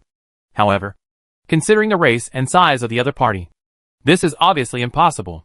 The second purpose of this is to take these battleships back and invade the mastermind of the battleships to see if they can dig out some useful information. And you don't need to think about what this useful information is. Those are the coordinates of their home planet. Thinking of this, he immediately set a full-channel broadcast to all warriors of the Eternal Night civilization. It is unfortunate that our enemies have methods that we cannot understand. This method, combined with our current technological level, makes it impossible for us to defend and counterattack.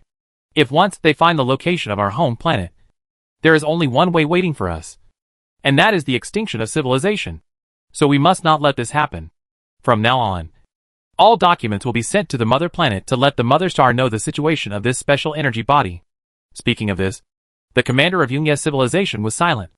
Although these battleships were old battleships from a long time ago of their civilization, these warships are not as valuable as the latest warships fighting another civilization on the front line. But each of these warships has hundreds or thousands of people. So after thinking for a long time, he slowly said, when you see what happened to the cockroach planet, you must be able to guess that this civilization called the Zerg is a very offensive civilization. And they will destroy everything they see. Of all civilization. Now they are clearly capable of easily destroying our warship from the inside out. But they have not done so. Everyone must have guessed the reason. Yes, they want to obtain the information inside our battleship. And they also want to use this information to find the location of our home planet. At this point, Hui Guan's tone changed. We must not let what happened on the cockroach planet happen again on our home planet. So the line, they want to go to our home star must be disconnected from us. As the commander's words fell, all the soldiers at this moment also understood what they were going to do next. Commander, we understand. Commander, give the order. We are ready. Even if we all die here, they will never be allowed to appear on our home planet. After listening to the soldier's words, the commander nodded slowly. I understand. From now on, all surviving warships in the fleet will immediately activate their self-destruct devices, and all warships will lift their shields. The target is locked. Those battleships that have been cleaned up by the mysterious energy body. Fire! As his order was issued, countless battleships activated their self-destruct devices without hesitation. And then, they immediately launched an attack on the battleships that had been cleared by the players. Because after seeing the power of this unknown energy body, they knew it very well. If once this race finds the coordinates of their mother, they will have no way to defend themselves against the unpredictable methods of this race. Then the fate waiting for their home planet can only be destruction. So in order to avoid such a thing from happening, these people chose to sacrifice themselves and let this line be disconnected here to buy more time for the home star. As the battleships of the Eternal Night civilization opened fire on each other, the players who were attacking at the moment were stunned. Hack! What happened? Why did you start beating yourself up? This operation is very magical. Are you scared crazy? At this moment, the water friends in the live broadcast room were a little confused for a while when they looked at Yongya Civilization's operations. However, Weiji, who was attacking, seemed to have thought of something. No! Brothers must save a battleship. They probably guessed that we want to find their home planet by capturing their warships and extracting internal information. So they will attack themselves. After hearing what Weiji said, the Emperor Penguin, who was still a little confused at the moment, immediately reacted. Damn. What should we do? We can't protect ourselves. These attacks pass directly through our bodies, and we couldn't block them even if we wanted to. How? I don't know either. Holy crap. If their plan succeeds, wouldn't our 40 million be wasted? Nemas. For the current plan, we can only keep cleaning up the warships. If we are lucky, maybe we can pick up one or two that have slipped through the net. Players are thinking too much now. Because when they find out that these battleships have destroyed all the battleships they cleared before, not long after, all the remaining battleships blew themselves up one after another. Chapter 199. There are so many players. Everyone comes. Obviously, this wave of operations by the enemy made the players a little confused. What the hell is this self-destruction? And he self-destructed without any hesitation. This kind of operation is quite normal. Under such circumstances, in order to ensure the safety of the home planet and the continuation of civilization, it is undoubtedly the best choice to self-destruct the spacecraft and cut off our clues. But these people are really brave. If they say they will self-destruct, they will do so. I'm also curious. Aren't they afraid of death? I guess they are still afraid. But compared to the hundreds of millions of octopus people on the home planet, they may have put their own lives and deaths at risk. Wake up. They are just a bunch of emotionless data. Afraid of a hammer. Although they are our enemies, we have to admit that their actions are indeed great. If we encounter them one day in the future, let them live. Don't think about the people upstairs. These monsters were contracted by Weiji and the others. They have nothing to do with you. I think so. Can we play the game without bringing in those things from outside? Yeah. It's very interesting to see the Virgin Mary. What Holy Mother. For this kind of race, I think we should have a certain respect and reverence. And we can't do things that are outrageous to both humans and gods just for the sake of a little evolutionary point. Anyway, just listen to me. After hearing what other players said, this player expressed his own thoughts. But it was obvious that his thoughts were not recognized by most people. Fortunately, this is just a game. If this were reality, if you had such thoughts, I'd tell you. We wouldn't even know how we died. But even if it's a game, I block you. And I will never team up with you in the future. With this kind of mentality, can we stop playing Star Wars games? Why don't we change to scratch-off games or something like that? Isn't it nice to raise a daughter? I'm also saying that you were moved by the aliens' actions. When we were hunted before, a group of people risked their lives to cut off the enemy just to create a chance for others to escape. Our actions are what we should do when it comes to feelings. If someone makes such a move, you will be moved to death. Your double standard is a bit too much.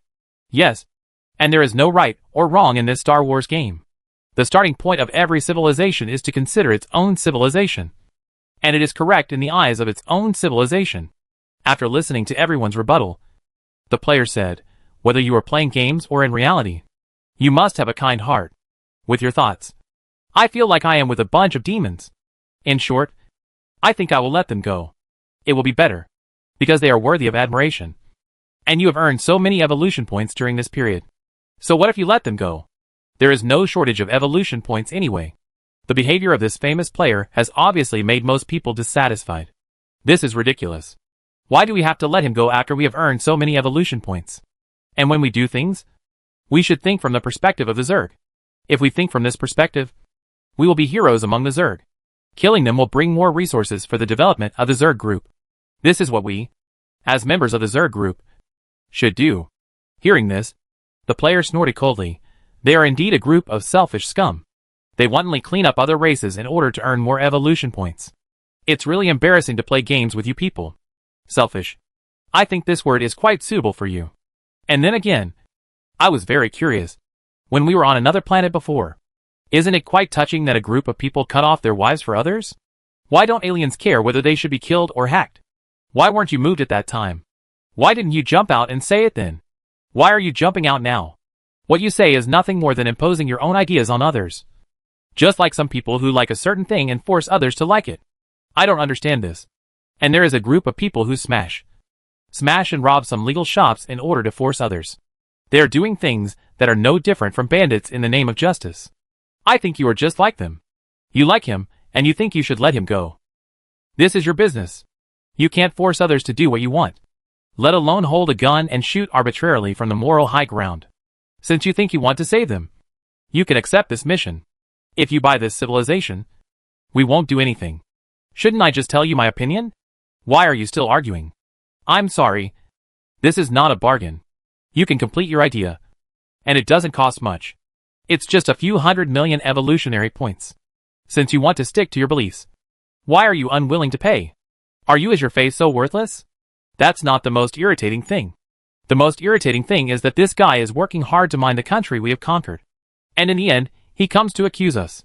Just thinking about it, I think this is outrageous. The most important thing is that he thinks there is something wrong with our group. But he can still lick AC's face and come to divide our spoils and collude with us. What is this? I can't bear it. You said it doesn't matter if you scold us.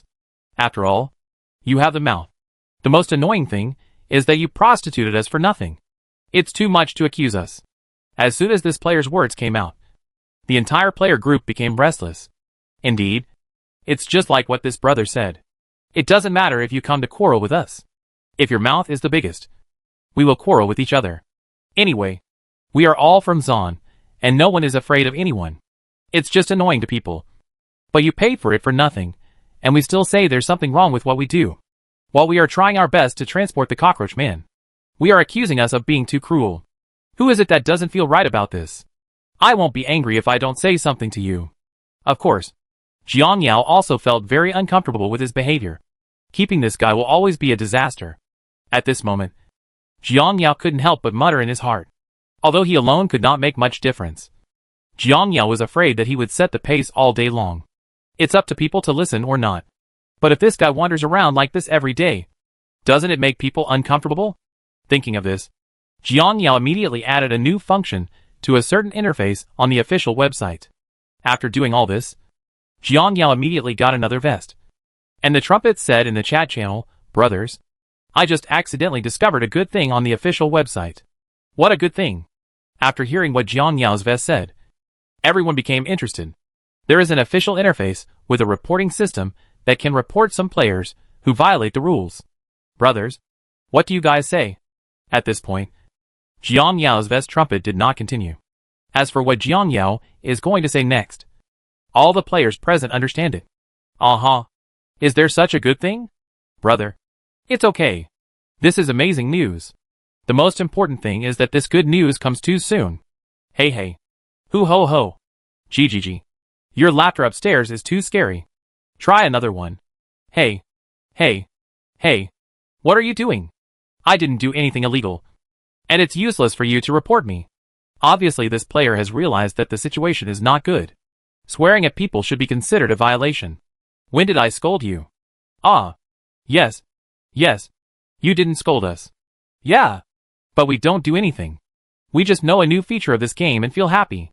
Are you saying that you even care about our happiness? Is this still a natural law? Is this still a royal law? It's too much. We can't even laugh. Yeah. While the players were still talking about it, a prompt appeared on the player's head. He was reported by the player for violating the rules. The content of the report, and deliberately insulting others. With this prompt, the players laughed even more happily. Brothers, let's give him some extra ingredients. You are making false accusations. Naked false accusations.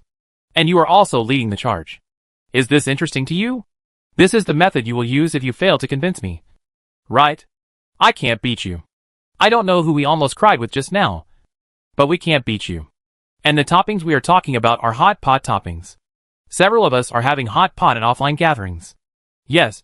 It's against the law to eat hot pot. Come on.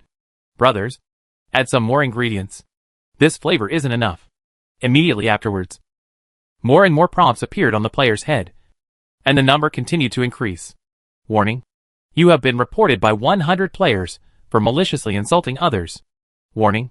You have been reported by 2,300 players for maliciously insulting others. This number did not stop until 2798. Then the announcement came out.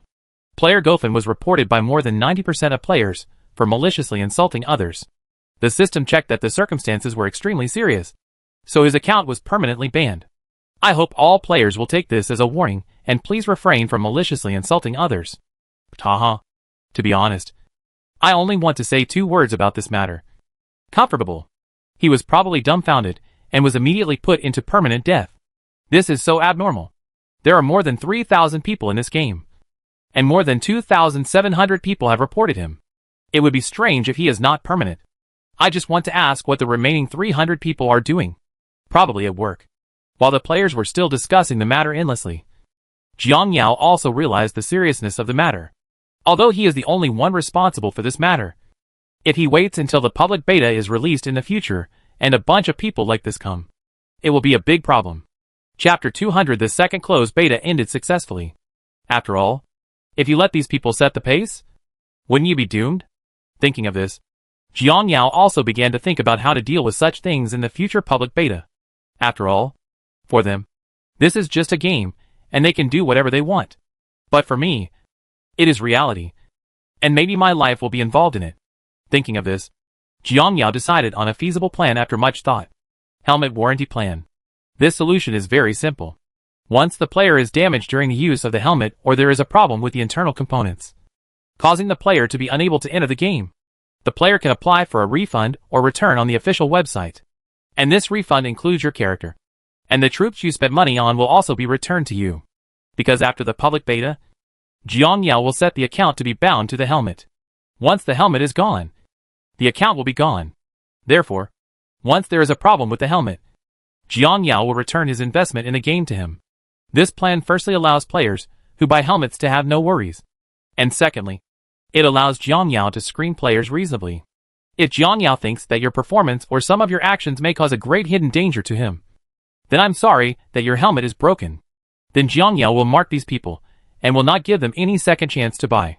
Even if you use someone else's ID card, as long as you put on the helmet will detect your data. If nothing happens, the helmet will break immediately. All in all, it won't let you enter the game. Sure enough, if we want a large number of people to settle in, we still have a long way to go. Jiang Yao couldn't help but sigh after thinking about the plan. From the first time we invited players to the current operation, we have encountered many problems. Although Jiang Yao has solved them all. But as the number of people increases, more and more problems will arise. After thinking about it, Jiang Yao decided to make a small change in his future plans. His original plan from the beginning was to start a public beta test after this departure, and then let players settle in on a large scale.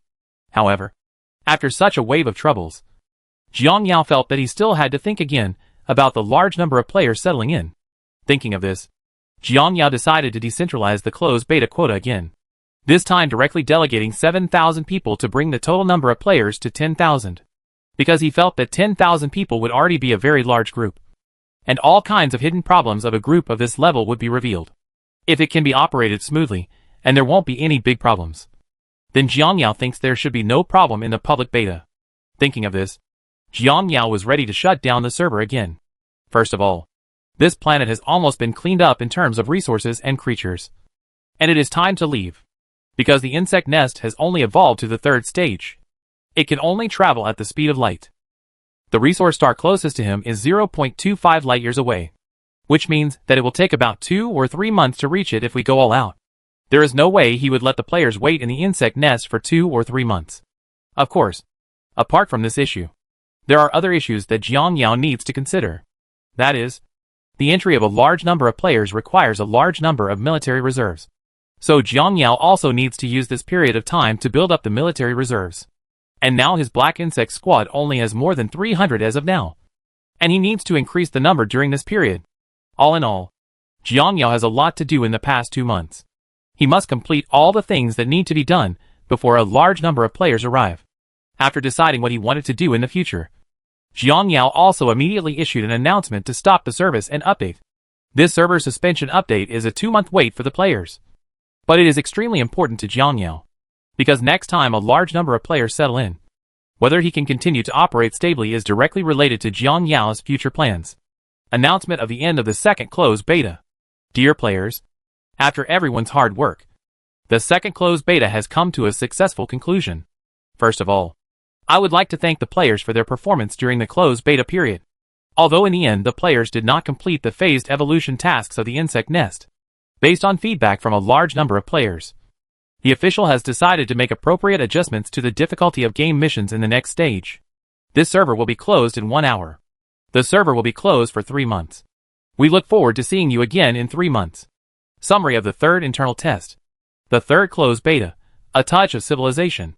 Through the joint efforts of the players, the insect nest has finally evolved to the third stage and has the ability to travel between stars. In order for the Zerg to develop and grow as quickly as possible, the leader Jiang Yao plans to go to the N43 planet 0.25 light-years away. According to the information on the alien star map, this is a planet with life. No one knows exactly what this planet looks like. It may be full of ferocious beasts like our starting planet, or it may be like the cockroach planet that causes civilization to struggle on the edge of extinction due to the radiation from the ore. Of course, it may also be a planet with a highly intelligent civilization. What kind of planet is this planet? The answer to this question will be revealed in the third closed beta. News of the new unit in the third closed beta test has been revealed. In the third closed beta, 2 new arms will be introduced to you. By the way, a little disclosure. These 2 arms are both space arms. Next, let me introduce one of the space arms to you. First of all, the first unit is called King Insect. The King Insect is a functional unit like the Worker Bee. Although this unit does not have much combat effectiveness, its functionality cannot be underestimated. First of all, it has a reconnaissance ability that is not inferior to that of the eyeworm, and can detect the enemy's movements at all times. Secondly, it also has another powerful ability, which is transportation. It can transport supplies and arms, which perfectly solves the problem of inconvenient resource transportation for players. And with the ability to transport troops, it also allows players to diversify their combat operations. And they can play operations such as magic weapons descending from the sky. So are you excited about this bug that combines transportation and detection capabilities? Of course, in addition to the King Insect, there is a more powerful mysterious unit that will be introduced to you. This unit is a space combat type unit. It has very powerful attack power and combat effectiveness, and also has advanced abilities. When its level reaches a certain level, it can activate advanced abilities. Advanced ability, like a silkworm chrysalis, it emerges from its cocoon and becomes a butterfly, evolving into a brand new species, greatly improving the combat capability of the current unit. As for what this mysterious unit is, please pay attention to subsequent official website updates. Friendly reminder, King Chong can be obtained through the lottery function of the Chong Chong community after closing the server. And there is also a probability of obtaining this powerful mysterious unit. In addition, regarding the issuance of qualification notice for internal testing quotas, according to planning and consultation, a total of 7,000 internal testing quotas will be distributed this time, and we will enable the invitation function in the official channel. Internal beta players can invite their friends to fill out the internal beta application form, and those who pass will receive a lottery ticket. The limit for a single ID is 10. Players who want to join the Zerg family with familiar friends should act quickly. At this moment, the players looked at these announcements and collectively fell into silence. This is a poor picture. This is it. One auxiliary unit was announced, and another offensive unit was not announced. He just explained the general situation, and then told us that there is a probability of being drawn by the lottery machine. What does he want to do? I have to say that the current officials are becoming more and more aware of these deception tricks. In the past, these important information and the status of the military units were explained immediately. But now it is better to explain them before stopping the server. The most important thing is that I can't bear it because he creates suspense for you. What I can't bear is that he also tells you that this lottery machine can draw you, which is too much. Yes, this routine is too deep. Do you want to know the information about the new arms in advance? It's very simple. Just draw a lottery. Yes, it's a very simple lottery. 280 per time. You can't buy it for 280. You will suffer a loss. You can't be fooled. Wake up upstairs. Just save 280 and spend it on food for a week. What the hell? You can eat 280 for a week? You should eat steamed buns with pickled mustard every day. The layout upstairs is smaller. The steamed buns are just served with pickled mustard. I can survive for a month at 280. Brothers, am I the only one who cares about inviting friends to give away 10 draws in a row? Xing upstairs. Although there are a lot of places decentralized this time, the official review mechanism has always been very strict. So the friends you invite may not be able to pass. It may not be enough for 10 people to pass. Even if 10 people draw a lottery, they may not be able to win something good. Of course, many players also have their own opinions on inviting friends into the game this time. To be honest, after playing this game for a while, I roughly summed it up. 24 hours a day, except 1 hour for eating, washing and going to the toilet, and 8 hours for sleeping. The rest of the time is spent playing the game. That is to say, only 9 of the 24 hours a day are spent doing normal things. I spent the remaining 16 hours playing the game. I can't say it's a shame about such a serious game. If I invite a friend over to play, if the friend has no skills, he will most likely be sent away. Actually, I think the time for eating, washing, and sleeping can be shortened a bit. For example, sleeping time can be compressed to 7 hours. Then we compress the time for eating and washing into half an hour, so that we can have 17 hours a day to play games. How do you compress eating and washing into half an hour? This is not easy. Anyway, when you are eating at home alone, you can order takeout in 10 minutes at most. You can wash your teeth and wash your face in less than 10 minutes. And there are still 10 minutes left for you to go to the toilet. Listening to this player talking, everyone else felt numb. I have to complain about you. People play games to have fun. But you are just risking your life by playing games. To be honest, even a certain cow wouldn't dare to help you after seeing such a trick like yours. Chapter 201 Jiang Yao's Tangle. Compared with the players at this moment, Jiang Yao focused on the star map after the players went offline. Jiang Yao can be said to love and hate this star map. First of all, he now has 2 star maps in his hand. The first one is for the Zerg itself, and the second one is for capturing the aliens. There are also very big differences between the 2 star maps. First, the alien star map is more detailed. Wherever there are planets with life, they will be marked with green highlights on the alien star map. Undoubtedly, this star map also gave Jiang Yao great reference value. But there were also flaws, because the alien star map is actually not very big. The entire star map does not even cover much of the Virgo superstar group. There are few records of galactic anomalies in the entire supernova cluster, especially the galaxy where Jiang Yao is currently located, because this galaxy is the area where one of the aliens' escaped galaxies is located. The location according to the data is relatively secretive. It is also because of this reason that Jiang Yao does not know where he is now. But it is also because of this reason that Jiang Yao has a great headache. At present, his actions can only be based on the trajectories of planets with life recorded by the aliens. But there is also a very big problem. That is, the surrounding galaxies are quite good, but the spans of the remaining galaxies are very large.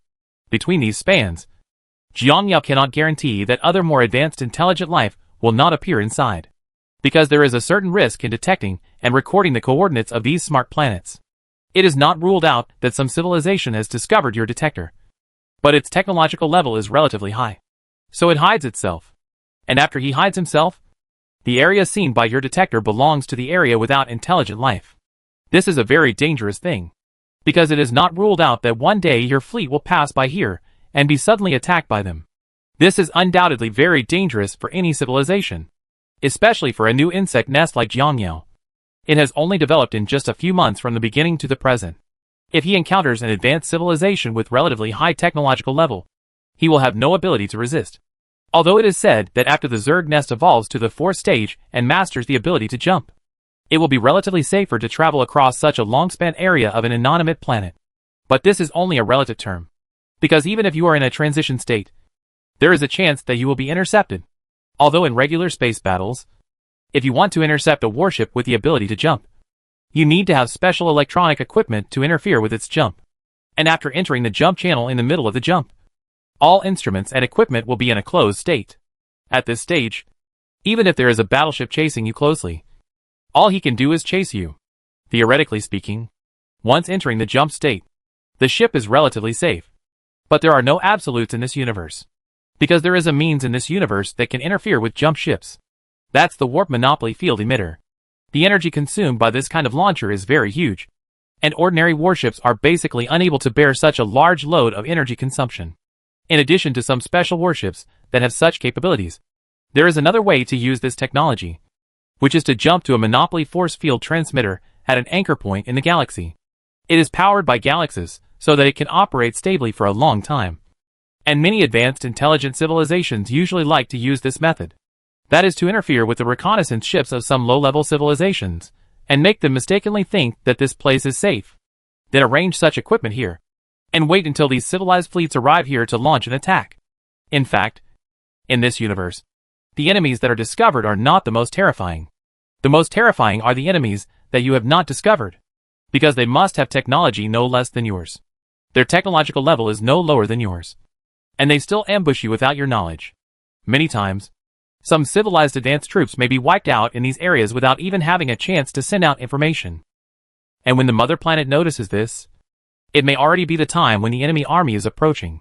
Therefore, under normal circumstances, when a large area without intelligent life appears on the star map, a large number of reconnaissance ships or detectors will be sent to conduct a comprehensive exploration of the entire area to mark whether the area is safe. Although intelligent civilization in the universe is an accidental phenomenon, in the face of this huge universe, accidental phenomena have also become inevitable phenomena. Normally, the span of intelligent life planets is measured in units of thousands of light years. Generally, no intelligent life planets are found within 3,000 to 5,000 light years. So this area will become the focus of these civilizations. Normally, they would conduct a detailed exploration of this area and determine whether it was safe. But it was obvious that the alien did not do this. This is also related to race. Aliens and Zerg are generally unwilling to do this, because once they go out, they will go out in full force. Once you encounter such a civilization, you can start working directly.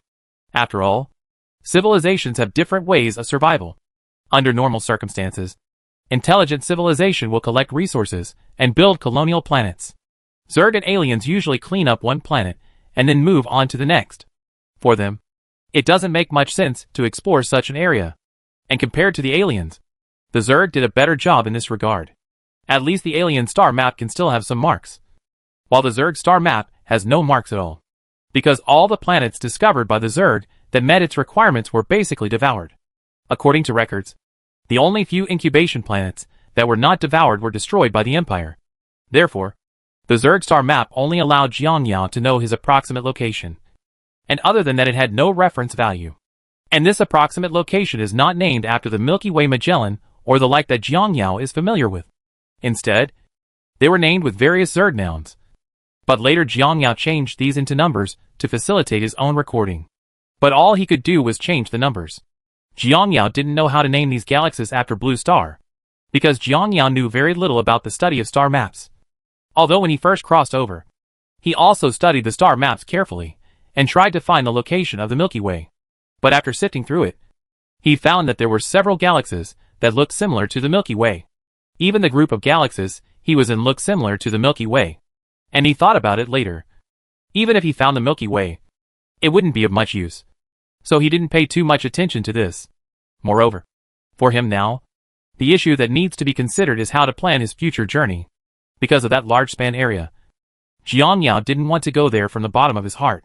So he now faces several problems. One of which is which large area to cross before entering the cafeteria.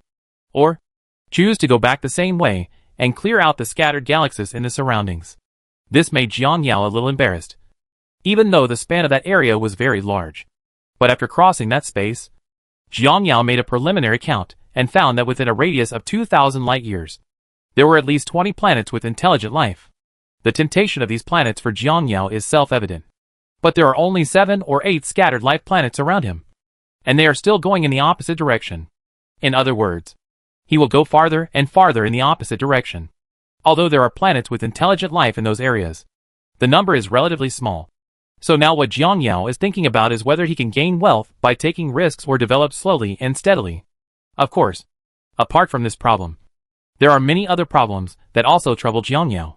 What Jiang Yao has to do is use this period of time to solve all these problems. But now on the other side is Blue Star, in the chat group of Changchong community. Because after Jiang Yao's Changchong community went online, he added a chat function to it, and players also wanted to facilitate it. So in the later period, they basically changed to communicating in the Changchong community, because there are more places decentralized this time.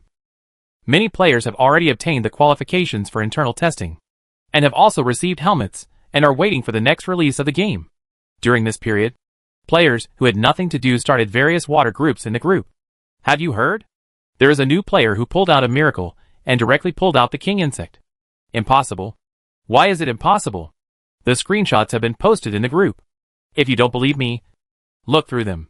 Peas are definitely peas. I don't believe that a single player can draw units. It's fake. It's all fake. All the pictures that draw out the troop types are all pictures of P. The lottery can only produce fragments. but nothing else will be produced. As soon as the player finished speaking, a player released the video he had just recorded, and one of the players in the video was live streaming. Brothers, on the first day of my new entry into the game, let me perform a miracle of single draw for everyone. Following the player's words, the next moment, golden light flashed and a reassuring scratch card appeared in front of everyone. After opening it, a picture of a king insect appeared in front of everyone. I'm just going to ask any other brothers to put 666 on the public screen.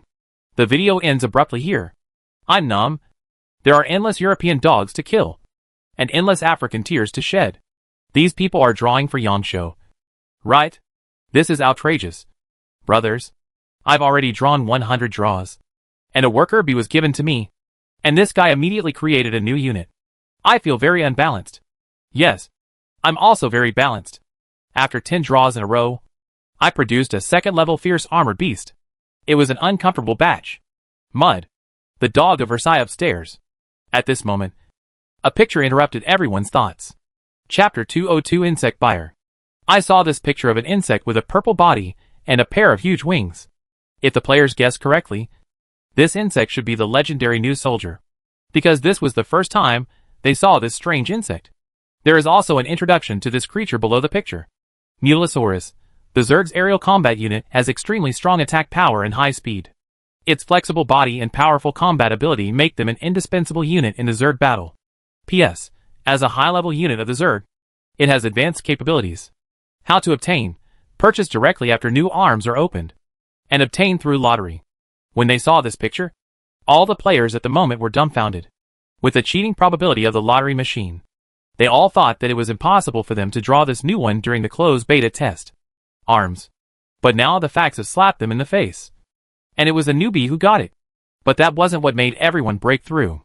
What made everyone break through was that there was a line of small words at the bottom of this picture. Mingxin, would you like to ask if this thing is useful? With this line of words, all the players in the group broke through their defenses on the spot. Ask. Ask your uncle. Don't ask mad. Asking means decomposing. Sister Ming, you can't decompose it? You can't do it at some point?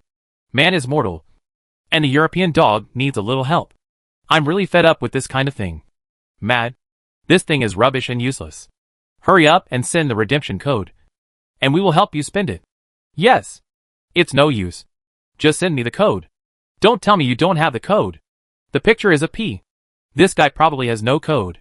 The two people upstairs are really talented, and the new one is very talkative. In this way, this lucky newbie was found by Xianyu and the others, and then started a scam. Little brother, listen to what I'm telling you. The water for this alien dragon is too deep, and you can't grasp it. Xianyu said in the chat column of a small group. Yes, there is nothing wrong with what Xianyu said. Look, the third stage of the Hydralisk's evolution costs more than 4 million, and the fourth stage is worth tens of millions. If you are not a Kryptonian, let me give you a suggestion. Sell this alien dragon to us, and we will definitely give you a price that satisfies you. What's the price you're satisfied with? Mingxin was a little curious. 300,000 evolution points. Feng Kaiyunyang replied without hesitation. Hearing this, Mingxin obviously quit. Don't fool me. If I remember correctly, the starting price of eyeworms is 200,000 yuan, and the price of king bugs going up is at least 300,000 yuan. And this one, the price of the Allosaurus, is theoretically higher than that of the king insect. You know everything. So you're pretending to be your sister's newbie in the group. Kuan couldn't help but complain at the beginning. And then he continued. Actually, we are just guessing the price of this Allosaurus. For example, it may be the same price as Euglena, or it may be higher than Euglena. It may even be lower than eyeworms. Because the prices of auxiliary units and combat units are not calculated in the same way at all. So our acquisition of him is also a gamble for us. If the price is low, then obviously we will make a loss. If the price is high, then we will make a profit. While this unit is not open yet, we can take a gamble and give it a try. If it is open in the future, it will only sell for 200,000. So do you think we will still spend 300,000 to collect it from you? So at this stage, both of us are gambling. It depends on whether you want to gamble or not. It just depends on luck on both sides. But you can look at Hydralisks and Banlings. The price of each Zerg combat unit is not high. I estimate that this Mulisaurus is at the same level as the eyeworm at best, or slightly higher. but definitely not much higher. This is a gamble, and an opportunity for you. If you use 300,000 evolutions to buy any insect, you can evolve it several times. There is no need to stick to this one insect. Even if we take a step back, what's the point of selling it for more than 300,000 yuan? Can you evolve? It's not like you don't know how weak the Zerg's unevolved basic units are. Listening to Kuhn's words at the beginning, the new player couldn't help but look a little confused. What Kuhn said at the beginning is that most of the Zerg's combat arms, at least the prices of the currently announced combat arms, are not too high. In other words, this alien dragon is very likely to be sold for less than 300,000. And even if it is sold for 300,000, if he wants to change hands a second time, he must reduce the price by 10% or 20%. In fact, after all calculation, it is possible that he will still lose money, because this alien dragon has to be sold for at least 360,000 yuan before he can break even. And to take a step back, as they said, even if this insect is sold at this price, what is the use? He has no money to evolve. If you think about it, 50,000 Hydralisks need 4.5 million to evolve to the third stage. If a unit like this, which starts with a starting price of over 100,000 or 200,000 yuan, really needs to evolve, he doesn't have that much money to spend. Moreover, after evolving a few times, the price-performance ratio is actually not as good as buying a similar unit. The one that evolves a few more times is more powerful. Although they now have a general understanding of this game, the more advanced the units will be, the stronger they will be after evolution. Simply put, the upper limit is higher. The low-level arms are different. If they evolve to a certain level, they will be full. So their upper limit is lower than that of high-level arms. In terms of cost performance, most players still think that low-level units are higher, at least with the same evolution points. The strength displayed by low-level arms must be slightly stronger than that of high-level arms. The high upper limit of high-level units is useless to most players, because they simply do not have that much money to support the subsequent high upper limit. After all, the most important thing about this game is to act according to your ability. Know what your own strength is, and then choose a unit that suits you and develop it later. This is the optimal solution to this game. So after thinking about it, this new player finally agreed. This transaction was a miracle for him, and he would not lose no matter what.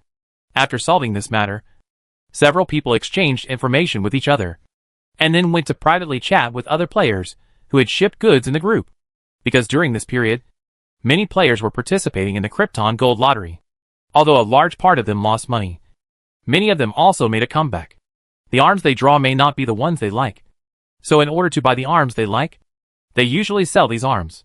Xianyu and others also took a fancy to this business opportunity, so they chatted privately with these corrupt bosses.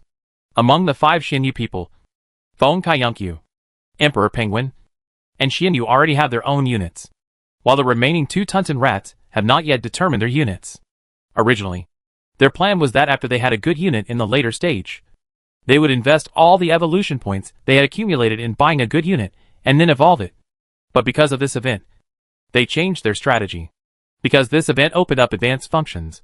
It was also because of this function that Xianyu and the others saw business opportunities. As advanced features are turned on, some arms may change the existing pattern, although they don't know which veteran species may open this function. Xianyu thinks they can take a gamble, because once this unit opens the advanced function, it will definitely become a popular variety. The current market purchase price of second-hand units is 20% off the original price. If they receive this unit at such a price, once it opens up advanced functions, they will definitely buy it at the original price or at a 50% discount. And they can earn the difference.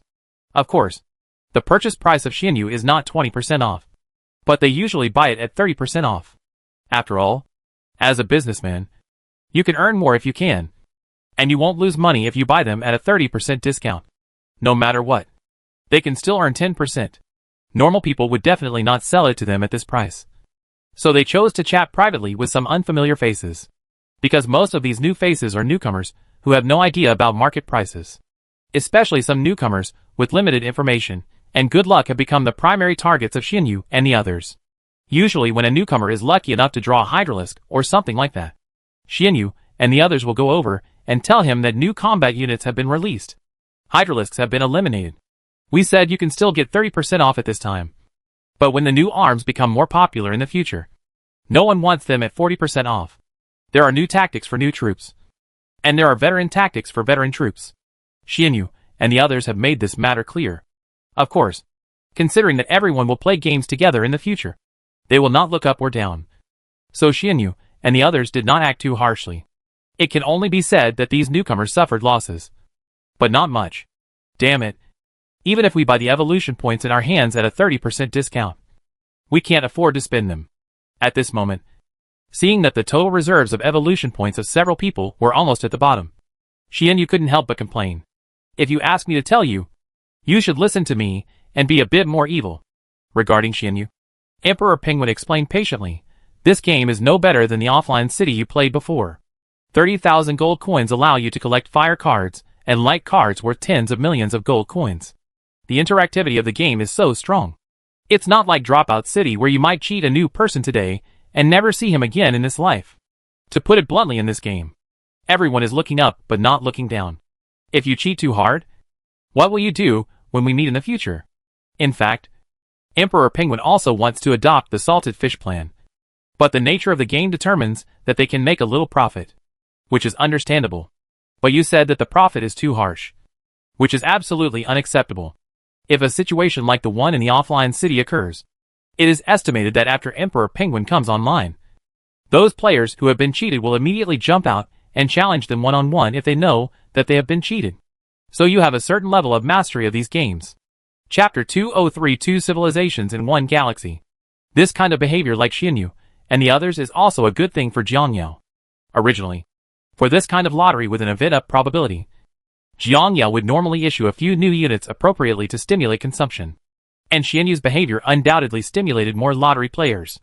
As soon as I got it, someone contacted me and wanted to buy it. It is also for this reason that many friends are in front of the lottery machine with the mentality of betting that a bicycle can be transformed into a motorcycle, and a motorcycle can be transformed into an alto. However, the ending of this group of people is not very happy, and some players send out a good unit. Then, after selling this unit to Xianyu and the others, he rushed to the lottery machine with the mentality of a gambler, wanting to try again. Although he had some success, his fate changed again. But most of them focused on the two goals. Therefore, this period of time is the period when players spend the most. And many lottery winners show off their character in the group. There were many players who didn't plan to draw the lottery originally, but they felt itchy after going through such a hassle. And these players, who are not determined, will eventually sit in front of the lottery machine, and then embark on this road of no return. Those who won the prize immediately ran to the group, went to various shows, and tried to seduce others, while those who did not win the prize chose to dive without saying a word. So this period allowed Jiangyao to collect a lot of evolution points. On the other side, Jiangyao finally arrived at the target galaxy after more than 2 months of sailing. The Vaisong civilization and the Rock civilization are two intelligent civilizations born in this universe. But what is amazing is that these two civilizations actually came from the same galaxy. The birth of civilization on various planets in the universe is a matter of many coincidences. But in such a galaxy, something magical happened. At this moment, two nearby planets in the habitable zone of the star actually gave birth to life. After tens of thousands of years of development, they finally formed their own civilizations. It is a coincidence that the development processes of the two civilizations are almost similar. What is even more coincidental is that the intelligent races of the two civilizations have understood the secrets of survival in this universe. They all know that the laws of the dark jungle apply not only to their civilization, but also to the big world of the universe. Of course, their ability to have such thoughts also depends on the special environments of these two planets that have created all this.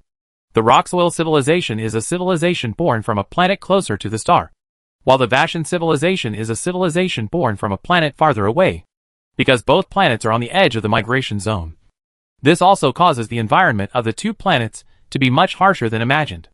There is no so-called spring here all year round, nor is there the so-called singing of birds and the fragrance of flowers. In order to adapt to the environments of different planets, the evolutionary roots of each planet are different. The Rocksoil civilization has high temperatures all year round and strong radiation. It is also for this reason that the civilized creatures here are like their literary names. Their skin is covered with thick gray rock armor.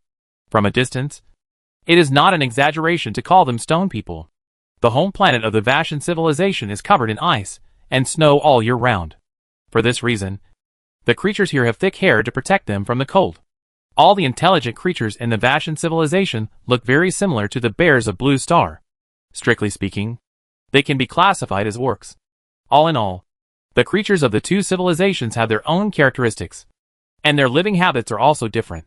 The Rocksoil civilization is more inclined to emerge at night and hide at night, while the Vasom civilization is more likely to rise at night and hide at night.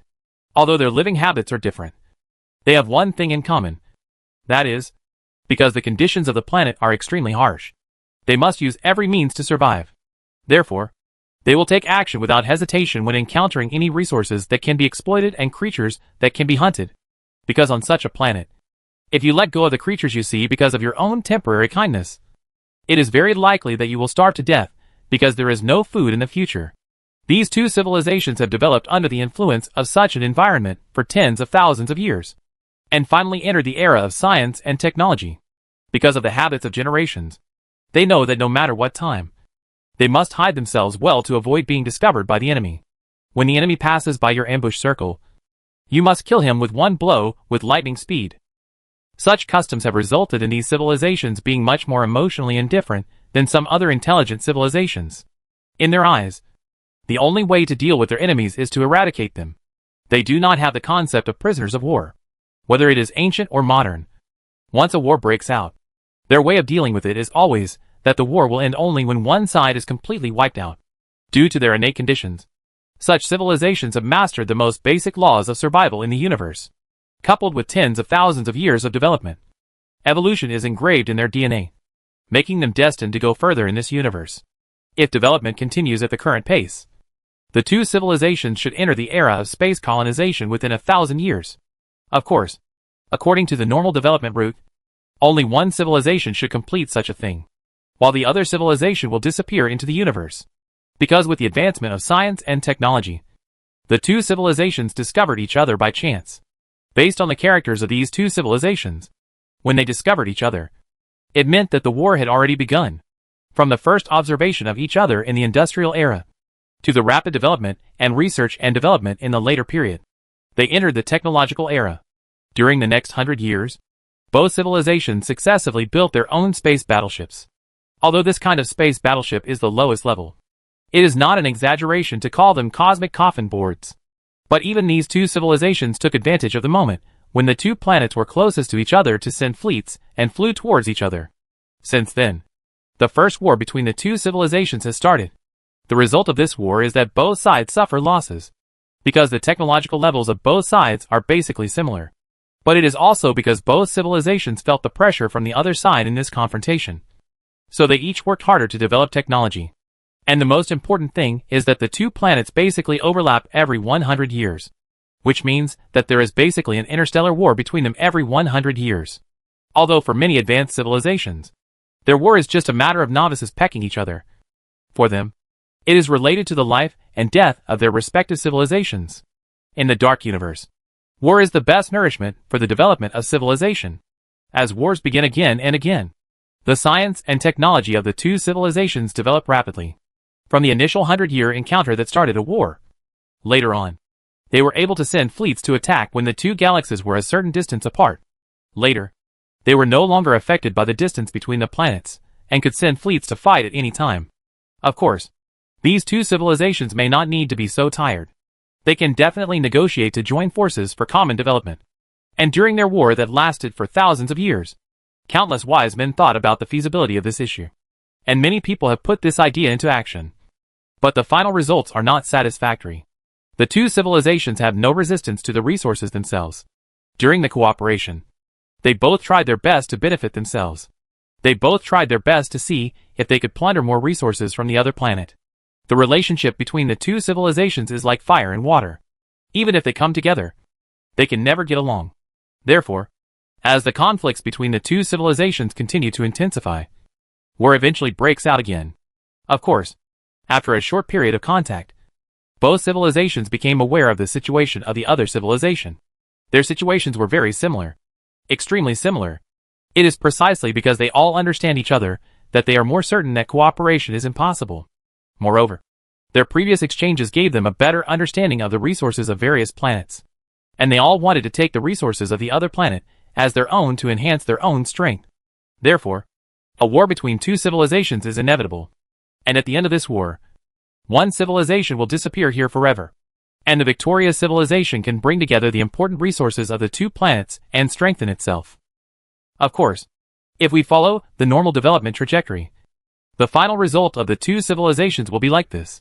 But unfortunately, what neither civilization knows at this moment is that an extremely huge insect nest has entered this galaxy, and its arrival will herald the end of both civilizations. At the moment in Rock Civilization, how is the research on the special signals we received before? At this moment, a black stone man in the research room asked the brown stone man next to him. It is very simple to judge the age of members in the Rock and Soil Civilization. You can tell it by the color of their surface skin without using it. It has been interpreted so far. This civilization seems to be called the Double Star Civilization. Their signal source should have been sent 2,300 years ago. Based on the information interpretation, it can be inferred that this civilization had just mastered the ability to transmit information at that time. But after 2,300 years, the technological level of this civilization should have reached a very high level. Hearing this, the black stone man nodded. Theoretically speaking, their technological level is at least 1 or 2,000 years higher than ours, which means that they should have mastered the ability to navigate long distances by now.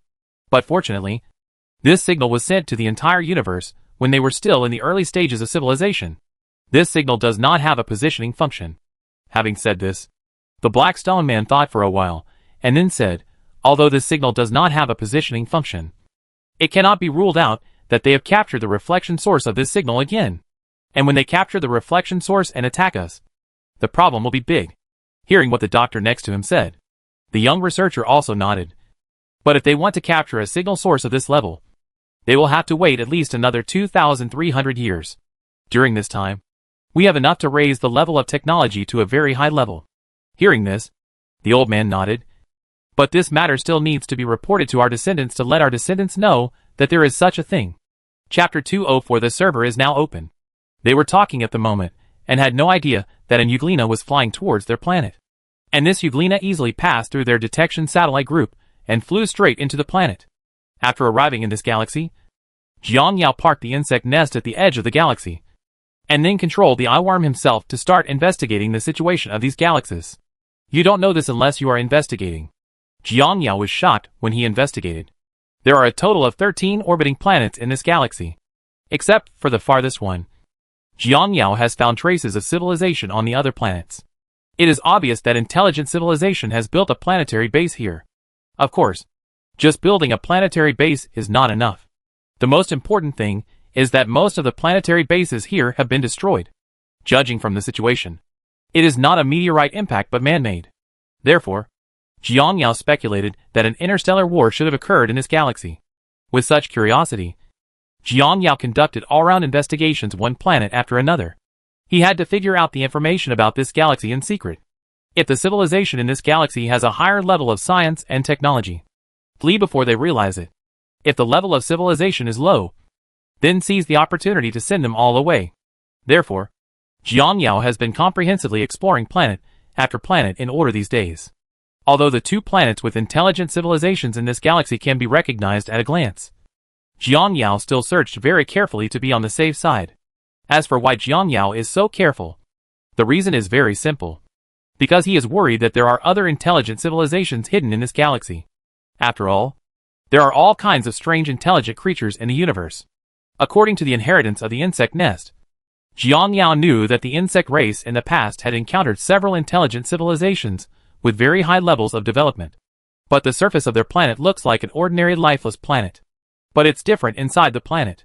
It's filled with all kinds of luminous plants, as well as various crypt creatures that shuttle inside. Therefore, the birth of life is very strange. And some lives will subvert your three views and cognition. In order to survive safely in this universe, you must be careful every step you take. After determining the basic situation of this galaxy, Jiang Yao also began to edit the data of this galaxy. First of all, according to his investigation, he was surprised to find that there were actually two civilizations in this galaxy. And these two civilizations should be opposed. Moreover, their technological development level is not high. And the fastest spacecraft so far is only 1/4 of the speed of light. Moreover, the material hardness on the surface of this spacecraft is not as high as I imagined. Apart from this aspect, there are also some technological weapons. The technological weapons in these two parts are not very strong. Although they have their own space battleships, they are not many in number. A civilization only has about 800 to 1,000 ships. Moreover, the weapon technologies used are relatively backward. To put it simply, dealing with these two civilizations does not require too much operation. Just crush them directly. After Jiang Yao finished editing all this information, he began to let players settle in. Jiang Yao's only regret about these two planets is that there are no ores on them. Fortunately, at his current stage, he is not particularly lacking in ores. What he lacks most now is evolution. If these two devour all the creatures inside, then if nothing else happens, the insect nest in the 4th stage of evolution will be enough. Thinking of this, Jiang Yao looked behind him and saw thousands of black insects. In that case, it's time for you to take the field. Regarding the 2 planets this time, it will be decided to give one planet to the players to destroy, while I will accept the other planet. Of course, what he needs to do before that is to capture one intelligent creature from each of the 2 planets, and come back to see which planet's intelligent creature gives more evolution points. After comparison, Jiang Yao found that Vaisong civilization gave him more evolution points, giving him a total of 110 points, while Rock and Earth civilization only gave him 100 points. So after thinking about it, Vaisong civilization became Jiang Yao's attack target, while Rock and Soil civilization was left to the players. Just like that, after confirming everything, the game was launched again. Different from the past, this time a large number of players settled in, making the entire insect nest suddenly lively. The players who had discussed before began to trade troops. There are also many players who have found guilds they have negotiated and joined. Brothers, a new guild has been established. Do you want to join the guild? Ordinary hydralisks are sold cheaply with 40,000 evolution points. If you want it, please contact the boss as soon as possible. Mingxin asks the boss to take her away from the guild. Is there any boss who wants to sell second-hand armored beasts? I'll charge a high price. What's the high price upstairs? Is it something like the one I bought for 100,000 yuan and gave you 120,000 yuan? You're thinking shit. Ming Xian finds a suitable guild and asks me to give me a subsidy of 10,000 evolution points every month and give me a second stage hydralisk. Are you looking for a guild or making a wish upstairs? If you want to make a wish, I suggest you go to the desert and pick up an Aladdin's lamp. It's very useful when you test it yourself. If I really want to make a wish, I think the Dragon Balls are better. I personally tested them, and they are particularly useful. At this moment, the players who were watching the excitement, Jiang Yao, also put the planet situation of Rock and Soil civilization in the announcement. As the announcement appeared, players' attention was attracted by this announcement. Different from the previous ones, this planet is ultimately a planet that can gain evolutionary points. Although the technological level of this planet is a little bit low, but it was completely unable to cause harm to the Zerg. So Jiang Yao did not issue any mission for the invasion of this planet, because on this kind of planet, players can play freely, and there is nothing to pay attention to. In addition, Jiang Yao also smoothly revealed the situation of the king insect, and also started the evolution activities of the king insect. Brothers, there are actually no missions this time. It's unusual. The technological level of this planet is only a few hundred years higher than that of Blue Star at most. And there are various levels of civilizations. No weapons can cause harm to us. And according to the system prompts, this civilization has not had any contact with any other civilization. To put it simply, this is a planet that gives us resources. I guess the official reason for setting up such a planet is because we have more new players in this wave, and it allows new people to get familiar with the game. According to what you said, this planet is purely a welfare given to us by the official. It's such a good relationship. The officials will give us benefits as soon as they come. Giving benefits. Do you really think that this is a benefit for you newcomers? The young man is so serious. The efficiency of killing monsters is only that of us old people. So the newbies must be trembling under our efficiency of killing monsters. As the players talked, the insect nest was also flying towards the rock civilization planet at the speed of light. The Zerg warriors are still 5 hours away from arriving at the planet of rock and soil civilization. In 5 hours, the insect nest will land on the planet of rock and soil civilization. After landing, it will be time for the warriors to collect resources. Unlike before, this time the insect nest will not stay on this planet, and players need to store the resources they have collected. The insect nest will return to this planet once a week, and the return time is 1 day. And this day is the time for everyone to hand over resources. Listening to Jiang Yao's introduction, although the players were a little confused about the operation of this wave of insect nests. After all, the game had official settings, so the players did not pay too much attention. Of course, the main reason why Jiang Yao did this was because he needed to harvest another civilized planet. In addition, Jiang Yao also needs to train the player's ability to develop on the planet alone. Because as time goes by, there will be more and more players, and the number of unions will also increase. At that time, there may be a situation where a planet can only support one guild at most. At that time, one group of players may be responsible for taking care of one planet, and another group of players will be responsible for another planet. Most likely, it will not be like now, where all players will take care of one planet. When it reaches that stage of development, the player's independence will be particularly important. They need to plan how to invade the planet, how to start a war, and many other details. This thing cannot be learned in a short while. It takes time and planetary practice. Therefore, this planet is undoubtedly the best training object. But something embarrassing happened at this moment. There was nothing wrong with Jiang Yao's idea at first. But as the players chatted, something became more and more wrong. Brothers, this is not right. What's wrong? At first, the leader said that the insect nest would come back once a week to collect resources. I didn't pay much attention to it. But when I saw another announcement, I finally understood. This official operation is really outrageous. This king insect is specifically responsible for transportation. Since there is no insect nest, our requirements for loading and transportation will be higher. Damn it. It's okay if you didn't say this. But now that you say it, I feel that something is wrong. It just so happens that the insect nest comes back once a week and the official launches the king insect as a transport unit. This is a dream collaboration. Chun Chun is forcing us to buy king insects. What's going on with this king insect? Let me take a look. With that said, the players clicked on the attribute list of the king insect. The king insect has 30,000 HP, 0 attack, 600 defense, 1,000 agility points, 1,000 energy reserve points, skills, detection, and jump speed of $2.50, 200,000 evolution points. Holy crap. Is this crap worth 200,000? Let me go. This price is really unacceptable. By the way, I suddenly remembered that a player had drawn a redemption coupon for the king insect before. According to the official explanation, as long as the arms are activated, they can be redeemed. Which brother has drawn to redeem one? Let us take a look at what this thing is. Brother, I got it. Wait a minute. I'll exchange it for one right away. At this moment, a player said, Chapter 205 arriving at the destination and preparing to attack.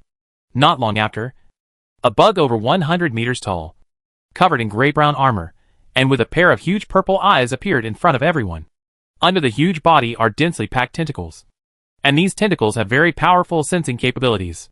In addition, the king insect has a ferocious mouth under the huge eyes that is particularly penetrating.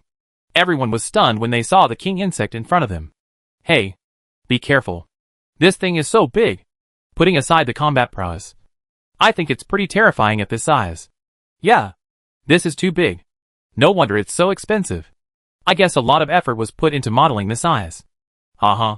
Aside from talking about combat power, what are we talking about? Talking about slaps?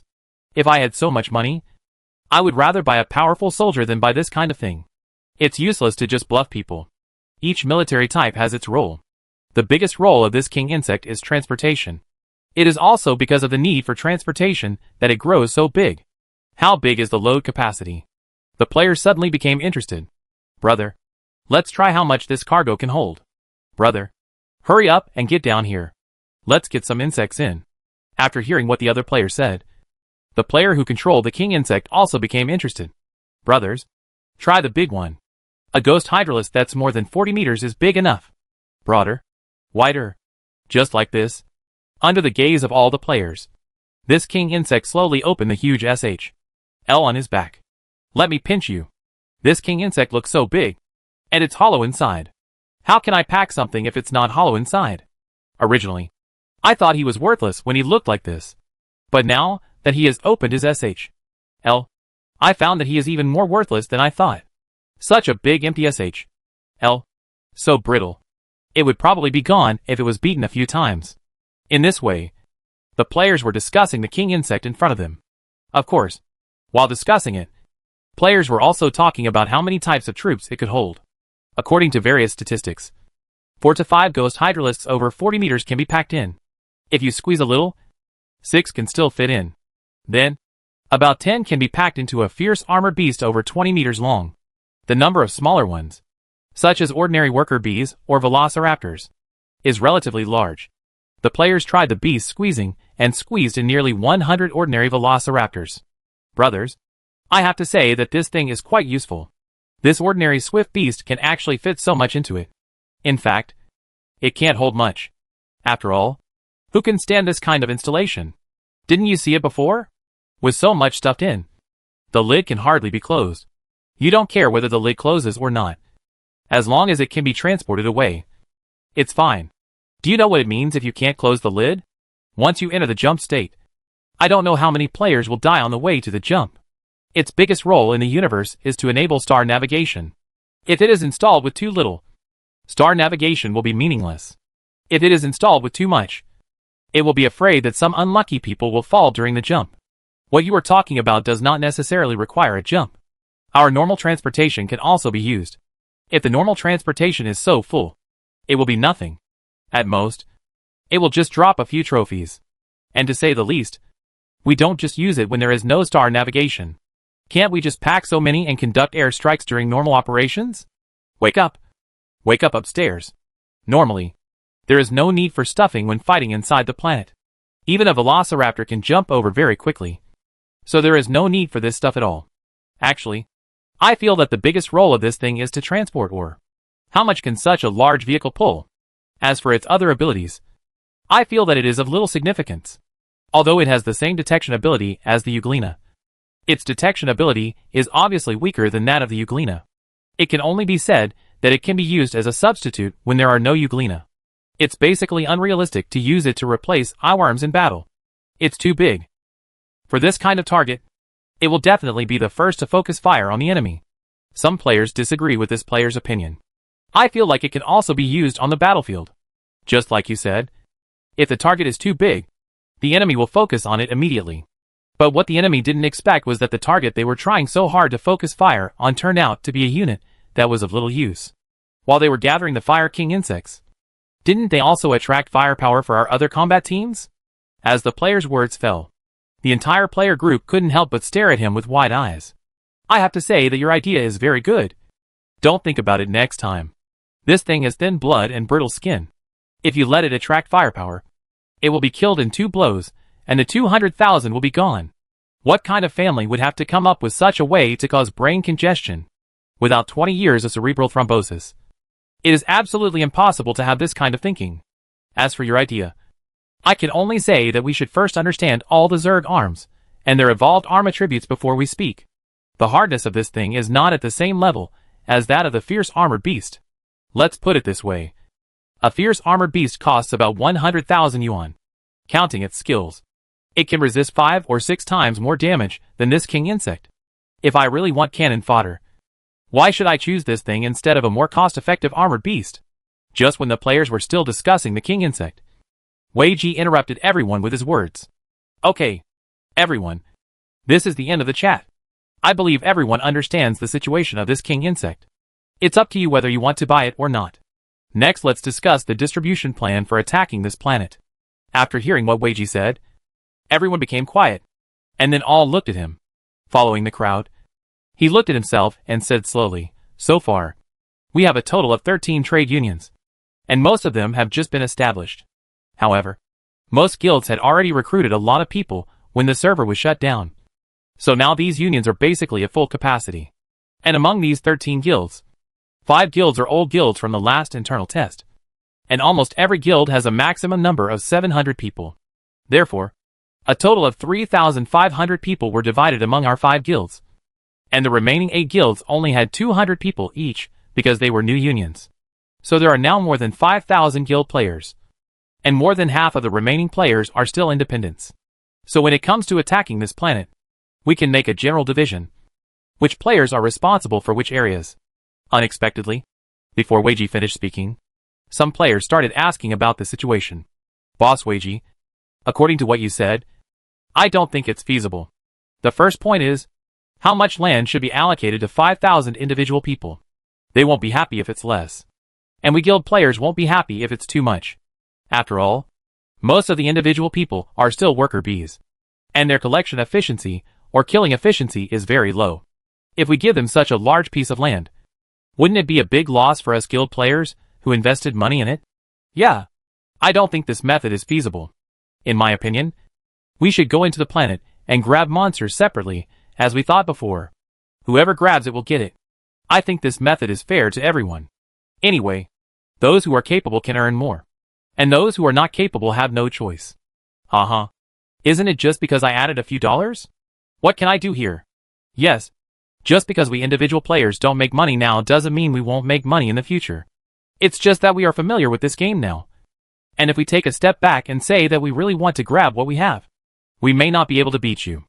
According to the data, there are only one pincer for every creature on this planet. It's just that we suffer a little loss in transportation. And just when the players were discussing this matter, Weiji spoke up. Everyone, please listen to me first. First of all, I know everyone's situation and thoughts very well. And the reason why I set up the plan just now. This was also taken into consideration. The first point is that we have a large number of people. If we don't plan the swarm, a large number of players may crowd into one area. And in the end no one will make much money. Another point is to consider the gap between newcomers and old people. As the newcomer said before, many people come in to get familiar with the game first. And it is impossible to make money immediately. So I took this into consideration before coming up with this plan. Of course, as some old players said, this plan is very unfriendly to them. So, this plan still has a follow-up. And the follow-up, I think, is after 5 days of development in the respective areas. Then others can go to your area to snatch monsters. And you can also go to other people's areas to snatch monsters. 5 days is enough time for everyone to get familiar with the game. By this time, those who are willing to spend money have probably already bought the units, and the collection efficiency has increased. After hearing what Weiji said, everyone thought about it, and found out that this method is more feasible.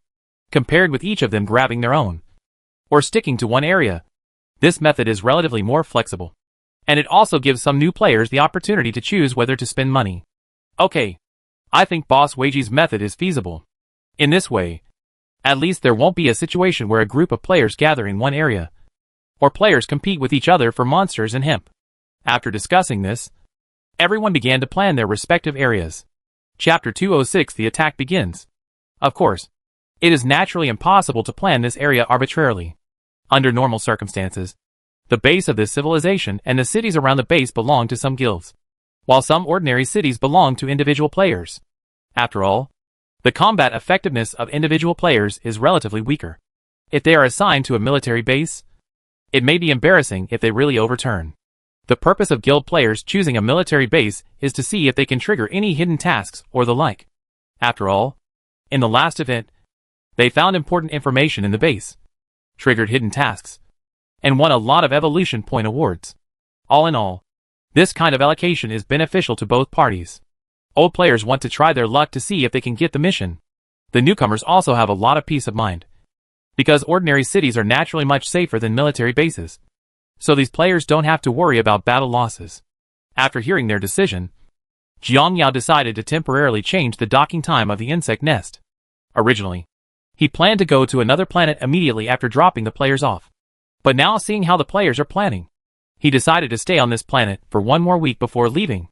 After planning the stay, Jiang Yao also told everyone about the situation. The delayed departure of the insect nest is also a good thing for many new players, because they can work hard in these few days to improve their progress, and then buy good units. But at this moment, compared to the players who are discussing how to carve up this planet, the rock and soil civilization has already exploded inside. Reporting to Commander, a huge object has been detected 370,000 kilometers away from us and is moving towards us. At this moment, looking at the prompts from the satellite radar, a base staff member of the geotechnical civilization looked serious. Said, "A huge object? A meteorite?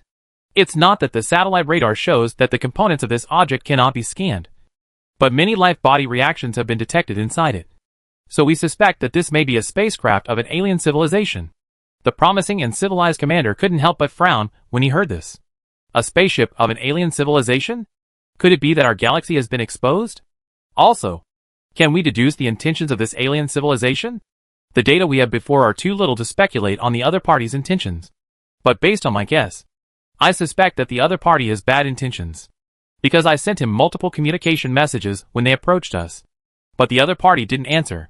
Hearing this and looking at the images from the satellite, the commander of the rock and soil civilization could not help but fall into deep thought. The huge insect nest in the picture was approaching the planet at a speed of 5,000 kilometers per second. The commander at this time knew very well that it would not be long before this strange spacecraft would enter his planet. So he is now facing a difficult decision. To fight or not to fight. Because he was unable to determine what the intentions of this alien civilization were. If the other party came with a friendly attitude and they attacked rashly, the consequences would be self-evident. Although such a possibility is basically impossible according to their civilization's concept. He still has a glimmer of hope in his heart for this civilization. Some intelligent creatures are like this. They still think that others can do things that they clearly cannot do. Of course, they can have such thoughts and understand them. Because for them, a civilization that can travel across vast distances to their planet is definitely something they cannot defeat at this stage. Because their current level of technology can only support activities within their own galaxy at best. If they want to move across galaxies, their level of technology is far from being able to achieve it. Therefore, if such a technology level far exceeds theirs, if it comes with malicious intentions, then he knows very well what will be waiting for them.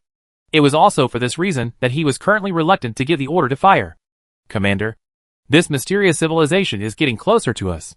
Is there still no response from the other party to our communication request? Still not. But as soon as the staff member finished speaking, their communication request suddenly received a response. Yes, Commander. They have responded to us. At this time, the players are ready to go. Seeing the planet getting closer and closer to them, the players started to gear up one after another.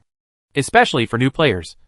They are all excited at the moment, dreaming of earning enough evolution points on this planet to purchase powerful troops. At this moment, a communication message was intercepted by them. Brothers, have you sensed a communication wave? I know it. It seems to be from this civilization. The message is that this is their territory. Let us not get closer. If we get closer, they will open fire. Huh? If you get closer, they will open fire. Ha ha ha. I'm so scared. So, brothers, should we reply to them? Reply? This is definitely a reply. However, the rock and earth civilization side was dumbfounded at this moment. Because various noisy voices from the players came over. It contains all kinds of messy content. For example, please open fire. Please kill us. Another example is, I am so scared. I beg to be beaten. Or, come on. Let's fencing. Whoever is a coward is the grandson. Stupid NPC. Dare to open fire? Later I will have you kneel down and sing conquer. Listening to these pieces of information, the commander of Rock and Earth civilization panicked. Although they have also negotiated with civilizations outside this planet. That is, their neighbor Vashan civilization. Before the negotiations, the two sides were in a civilized manner. But it is undeniable that when they sat down to communicate, they communicated in a more serious manner. There is absolutely no way the information is as messy as it is now. And most of the information is ridiculing and provoking. Although it is unclear why this civilization communicates in this way. The commander at this moment knows very well that this civilization comes with malicious intent. Through this incident, our Dark Forest law has been confirmed once again. Sure enough, kindness does not exist in the universe. When two civilizations meet, the final result is either the fish dies or the net breaks. At this point, the last hope in the commander's heart has been shattered. Open fire. Prevent them from approaching our planet at all costs. And notify all ground combat units to prepare for battle. This time our civilization will face an unprecedented disaster. We must pay any cost to prevent this disaster. As the commander's order was issued, the entire civilization began to take action. Countless retired soldiers from the rock and soil civilization were recalled. And a large number of ordinary people from the rock and soil civilization hid in underground shelters. Countless combat vehicles drove out from the base and headed towards the calculated foothold of the insect nest. At this moment, many laser weapons loaded on ground bases were also aimed at their targets. And many satellite weapons were also aimed at the insect nest that was approaching them. The battle begins with the first shot of the light speed weapon. Then I saw dense lasers in the planet shooting towards the insect nest. At the same time, many missile wells were opened, and countless missiles flew out from the ground. Looking up for a moment, the entire area was filled with the tail fins of missiles and laser beams. At this moment, the entire rock-civilized planet is filled with a strange sense of beauty. But all the rock-civilized people are not in the mood to appreciate the scene, because just now, they received terrible news that a mysterious unknown civilization was about to invade their planet. Although it is unclear what the strength of this civilization is, the fact that this civilization can reach this galaxy across the sea of stars is enough to show that their technological level is far above our own. Now all the people in the geotechnical civilization have made preparations, including some poor people hiding in underground bases, who have also begun to select reserve troops. All in all, the entire rock and soil civilization has entered a state of battle for all civilizations. In less than an hour, rock and earth civilization accomplished all of this. This kind of execution and efficiency would be impossible if anyone from Blue Star saw it. But because of centuries-long wars, rock and soil civilizations can make this seemingly impossible thing possible. At this moment, the first batch of missiles launched by the rock and soil civilization had already flown in front of the insect nest. With the explosion of the missile, the entire sky seemed to be illuminated. And then the sound of rumbling spread to everyone's ears. The rocker civilization, which has experienced the baptism of war for many years, knows that when fighting these advanced foreign civilizations, it must be killed with one blow. Because if you want to defeat your powerful target, you must attack without reservation. And you absolutely cannot squeeze it out slowly like toothpaste. So as soon as it took action, rock and earth civilization directly released more than 95% of the weapons of the entire civilization. Whether it was missiles, nuclear bombs, or beam weapons.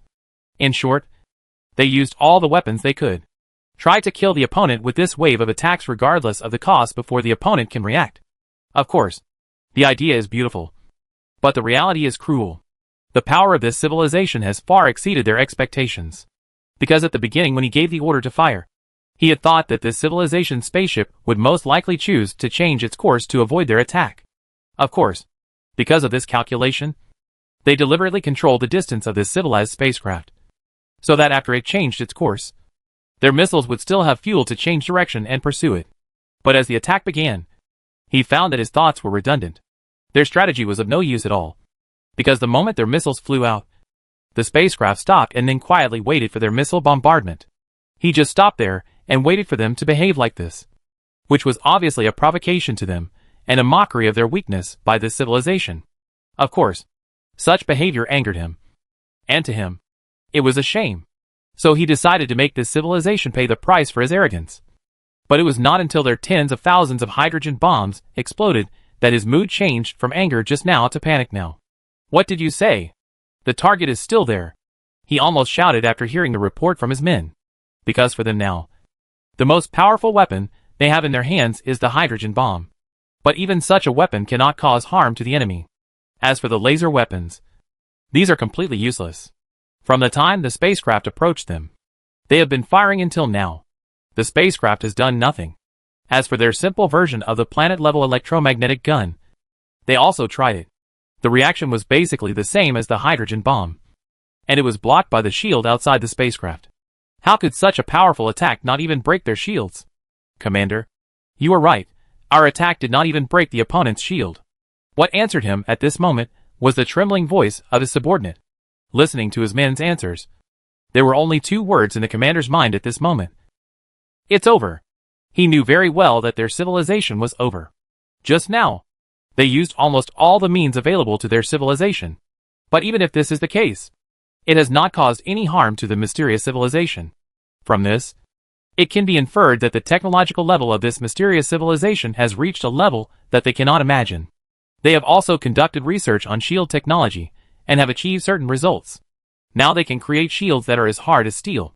But comparing such a shield with that spaceship, the gap is at least 1,000 miles away. They could not imagine that a civilization could develop shield technology to such an extent, because in their research, the maximum hardness of the shield is only a little higher than steel. It can play a role in resisting damage, but this effect will not be too great. After all, the level of technology determines the vision. Although they once imagined that the shield could be very hard, as the research deepened, they found that the shield also had an upper limit. Of course, Their current concept will be replaced by the next stage of discovery. When they develop a higher tech shield in the next stage, they will deny the research results of the previous stage. But unfortunately, they are still a long way from the next stage, and they have no chance to reach the next stage, because at this moment, as their attack ended, only small black dots densely packed on the spacecraft jumped out from inside. And when they saw the images from the nearby reconnaissance aircraft, they were dumbfounded. What jumped out was not the airplanes or mechas they imagined, but strange-looking bugs jumping down to the ground at an altitude of tens of thousands of meters. What on earth is this?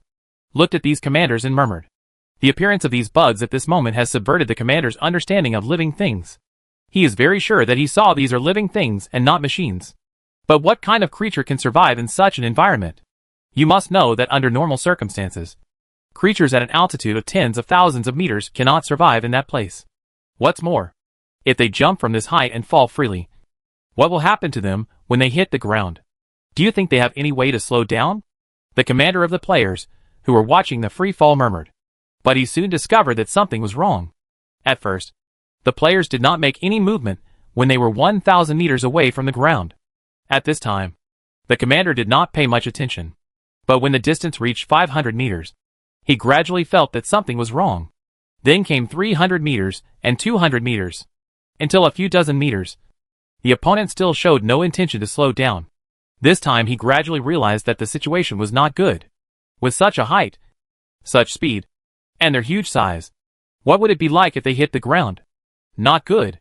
It wasn't until this moment that he understood the players' intentions. But it was already too late. Even if he knew it in advance, there was nothing the players could do to stop them from doing this.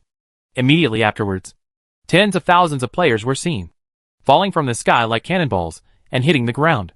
Such a high distance, coupled with the players deliberately accelerating in the air, maximizes the power of their hits on the ground. Cities were smashed to pieces by the players. This was just the beginning. When the smoke dissipated and worker bees and raptors walked out of the smoke, the nightmare of rock and soil civilization came. The commander at this moment also saw an unforgettable scene. Falling from such a height, these creatures did not suffer any damage, and their attack power is also quite amazing. Their civilization's powerful mecha tanks were easily torn apart like toys in front of these creatures. As for the skin, they thought was very hard.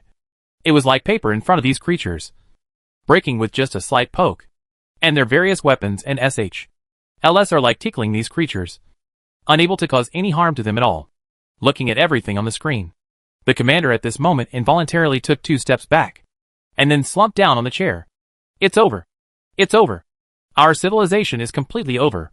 Looking at the scene in front of him, the commander murmured. He has also experienced many wars, large and small. For these people, he has encountered advantages and disadvantages. At that time, when he encountered a disadvantage, he would always try his best to seize the opportunity to win the war. At this moment when he was facing these creatures, he had no choice. None of their methods have any effect on these creatures. And the answer he gave to this war is that there is no solution.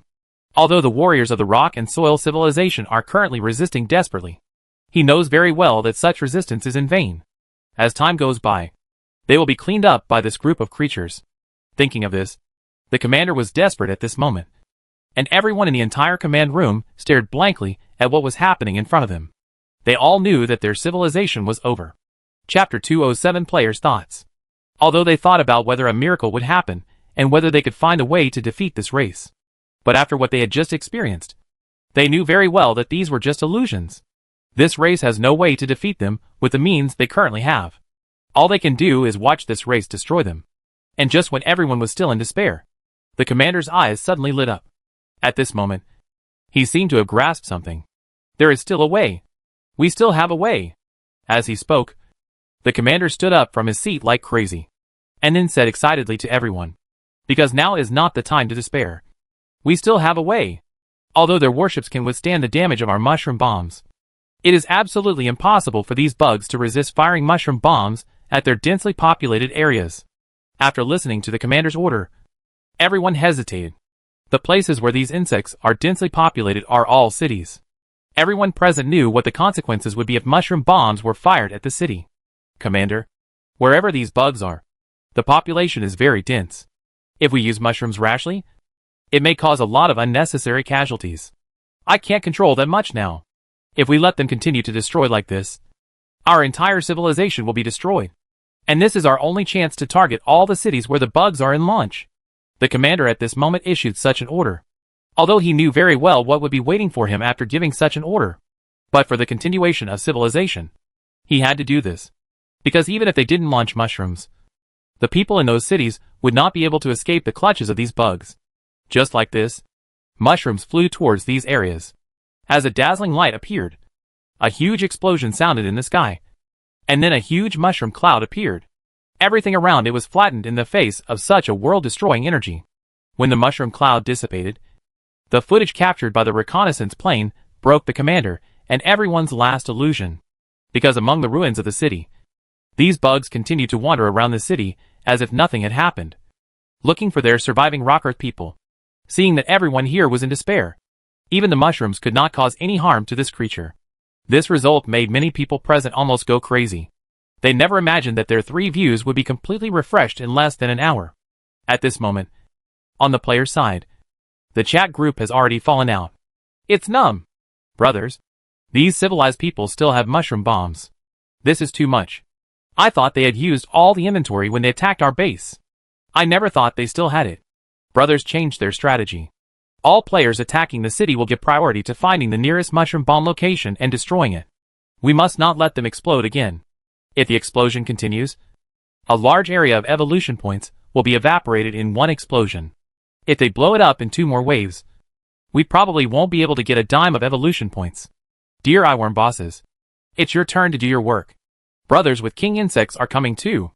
We must clear all their mushroom bombs in the shortest possible time. You have to move fast. I just took one of these pieces of shit to hand in. It only has 10 evolution points. It's not worth anything in the first place. It would be embarrassing if I gave it to them and blew it up twice. Holy crap. Is this thing so cheap? Maid, the crocodiles we killed in the swamp were probably worth more than this thing. These stone men all look so powerful and domineering. Why are they so unworthy of evolution points? You ask me. Who should I ask? All in all, this thing can only be taken in quantity. I was still thinking that no matter how cheap this thing is, it will at least start with 100 evolution points. Now it seems that I am overestimating them. It's over now. My plan to buy new soldiers is going to be ruined. Immediately afterwards, countless eyeworms began to investigate the planet as quickly as possible. With the cooperation of the Euglena and the Overlord, the locations of all the mushroom eggs on this planet were soon marked. After being marked, nearby players immediately started taking action. Brother, I went to the hill over there. You guys go to the hill next door. Lao Tai. There are 7 of them 2 kilometers underground. Let's go down and help them. The Pomelo mine next door. My brother next door went with me to take care of it. Leave it to me at sea. There are several submarines equipped with this stuff. Next, in the clear division of labor among the players, the few mushroom bombs in the rock and soil civilization were cleared away. Although the rock and soil civilization was still resisting desperately during the cleanup process, it even did not hesitate to detonate mushroom bombs immediately. But what they don't know is that as long as they don't detonate in a crowded place, it doesn't matter to the players if they detonate anywhere else. As time went by, under the attack of the players, the rock and soil civilization was defeated step by step. They were allowed to resist desperately, but it was useless in the face of this absolute strength. In order to deal with the players' rock and soil civilization, they tried various methods, whether they used poison or other weird substances. In short, they tried every possible method. But the final result was the same as 4 words. Totally useless. Although the number of players is very large, this planet is also relatively large, and even a crushing cleanup will take a very long time. Of course, for players, time is not important. What is important is that these goods are so worthless. So most players have to increase their online time. This is very worrying. Originally, many players only spent 12 or 3 hours online every day. But because these monsters were so worthless, many players directly extended their time to 15 or 16 hours. I feel bad about mushrooms. I have to work hard for more than 10 hours now. I can't make as much as I did in 1 or 2 hours before. Yes, especially when I was collecting or on the last planet. I would be like 7 or 8 stone men if I clamped down like this. This planet is really uncomfortable. Not to mention the stone people on the planet are worthless. The most annoying thing is that this planet has no wars. This is ridiculous. I recall that when I watched the live broadcast before, the big guys were so lenient in making money from various evolutionary points. I had finally obtained a spot for the closed beta test and could make a lot of money. But the result gave me a slap in the face. I think this whole bunch of people have been fooled. Brothers, to be honest, when encountering such a situation, I seriously doubt that it is something officially done. I'm also wondering whether the officials saw that we were making too much money, so they chose to weaken our ability to make money. Yes. Otherwise, why would there be so few evolution points? Come on. Don't make any guesses. The Stone Man itself is very weak. If the wild monster we attacked before, and the cockroach man we attacked were level 100, then these stone men are at least level 5 or 6. If you want the income of level 5 or 6 wild monsters to be the same as that of level 100 monsters, you are probably not thinking too much. After hearing the opinions of many players, some of them seem to have figured out the reason. Brothers, I'm thinking I must have guessed the reason for the whole thing. As this player finished speaking, everyone was curiously waiting for his next words. After playing for so long, I found that we may be bound by traditional games, and we can't change our thinking in this game. How do you say that? Brothers, haven't you understood? From the beginning, our marching route and offensive route have been led by the leader. There are big problems in the arrangement and marching route. You have to know that the gameplay of this game is very different from how we think of it. For example, the route arranged by the leader can be understood as a guaranteed route. To put it simply, even if we can't find other planets ourselves, if we follow the leader's route, at least we will have income. After all, a game cannot be cultivated for a long time. In order to ensure the online rate and popularity of the game, the official must find ways to create new gameplay for players. Obviously, we can consider the leader's route as the main mission, although the main mission gives a lot of rewards. The rewards given by some special side missions will definitely not be worse than the main mission. But this main task is publicly owned by everyone, which leads to a very embarrassing problem. That is, there are too many people, and if it is divided into one brain. In fact, each person will not be able to divide many evolution points. Although there are not many evolution points, it can ensure that everyone can earn and have fun. This is the official purpose. And if we want to earn more evolution points, I think our focus should be on side tasks. Hearing what this player said, other players suddenly felt as if they had grasped something. Brother, when I heard what you said, I immediately reacted. We still retain the previous game modes, but it is obvious that these previous game ideas are not suitable for the current game. We treat the route the leader takes us as a main task line, and then everything will be clear. The main tasks and side tasks of this game are separate, and the boss only takes us along the main line. As for some subsequent side tasks, we need to find and develop them ourselves. Just like playing those standalone games. When you go to a certain city and talk to a certain person, a certain task is suddenly triggered. A game of this type will not give you any prompts, except for the main mission. It will give you a prompt. The remaining more important side missions are all left to the player to discover. Simply put, if we want to get more tasks and get more rewards, then we need to develop side tasks. And the official updates of the game during this period just prove the correctness of this point of view. At this point, everyone seemed to react immediately. Damn it. It's okay if you don't tell me. But now that you do, it suddenly occurred to me that the troops released during this period seem to be space troops. Especially Eyeworms and Kingworms. These two arms are purely designed for space warfare and long-distance combat. After working on it for a long time, the official purpose of creating these two arms is this. It seems like this. The King Insect transports, and the Eye Insect finds the target. When I think about it, I can instantly understand the official intention of creating these two units. Brothers, don't forget that there are also alien dragons. I'm thinking that in the official mind, the alien dragons should play a protective role. Because in order to safely transport our troops across galaxies such as King Insect, we need a certain amount of escort troops. Then we can consider waiting until the alien dragon comes out, and then prepare to cross the galaxy to find other civilizations? At this moment, a player asked curiously, I'm thinking that things may not be that simple. Because all civilizations or creatures in this game are our enemies. Although our cross-system troops can fly everywhere, we also have to consider one issue. And that is safety. After all, after playing it for so long, you must have noticed that the NPCs in this game are very intelligent. It is not ruled out that we send ordinary bugs out to look for prey, but other NPCs will target us, and then classify us as their prey. Hearing what this player said, Other players seem to think so. According to what you said, if you want to be safe, it is best to use the third stage of Eyeworm. Damn it. It's okay if you don't say this. But when you say it, I suddenly feel that our threshold for starting side missions is too high. Is the threshold high? To destroy a civilization that requires at least hundreds of millions, or even billions of evolutionary points. Do you think it is possible for this kind of income to have no threshold? Yes. Although the third stage of the Eyeworm is very expensive to buy. You must use the Eyeworm if you want to start a side mission. While the players were still talking about it, an announcement caught their attention. Congratulations to the players for completing the hidden conditions, starting a new mission in the game, and looking for civilization. Introduction to searching for civilization. If the insect swarm wants to develop rapidly, it needs a lot of resources. If the alien star map alone cannot meet the needs of the leader Jiangyao, players can send their own troops to find some civilizations hidden in the depths of the universe. If the player finds a civilization by himself, he will have priority, except those on the alien star map. Whether players want to attack by themselves or sell to other players, they can decide for themselves. If you want to attack, please refer to the civilized attack regulations and sign a contract with the corresponding company. Considering that some players may not have a guild, if such players discover a civilization, they need to make a decision within a week, choosing whether to sell the civilization or attack it themselves. The guild has collectively found a civilization, and the guild needs to make a decision within a month. Seeing these contents, the players' eyes couldn't help but light up. It was obvious that they had inadvertently triggered another important task. Of course, this is for them.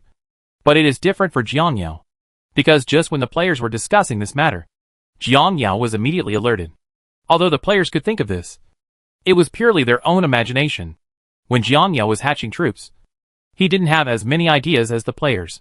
Of course, Jiangyao is also familiar with this situation, because he is also a planner for a game planning company. I have also encountered a similar situation. I was self-defeating about some plots, causing players to misunderstand and infer a bunch of unfounded routines or plots. He vaguely remembered that when he first entered the industry, an elder mentioned this matter, and he asked out of curiosity. After such a thing happened, when the official should come out to clarify, the old man shook his head. In the final analysis, this game operation is to cater to the market and our players. So when something like this happens, just follow the player's thinking, and that's fine. Don't be too hard on the player, as that can lead to trouble. And to take a step back, they help you think of these high-level plots that we didn't expect. So why don't we follow his plot? It can also be used to show that our game is not as simple as it seems on the surface, but also has connotations. Obviously, the words of this old senior are very useful to Jiangyao, who is now at home. So he followed the player's thoughts and started going down. Anyway, the player's current thoughts coincided with his future plans. After all, I plan to let players invade or develop planets as a guild in the future. Later, when there are more people and more guilds are established by players, it will still fall on them to find planets. It is impossible for me to search for them one by one. So now that they have thought of this level, they can just follow the trend.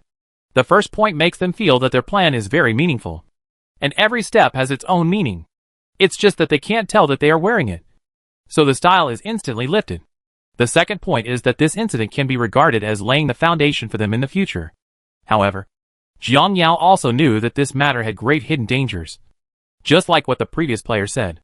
In this universe, sometimes you are not just a hunter, but you may also become someone else's prey unintentionally. Therefore, Jiangyao must be cautious when it comes to galaxy exploration.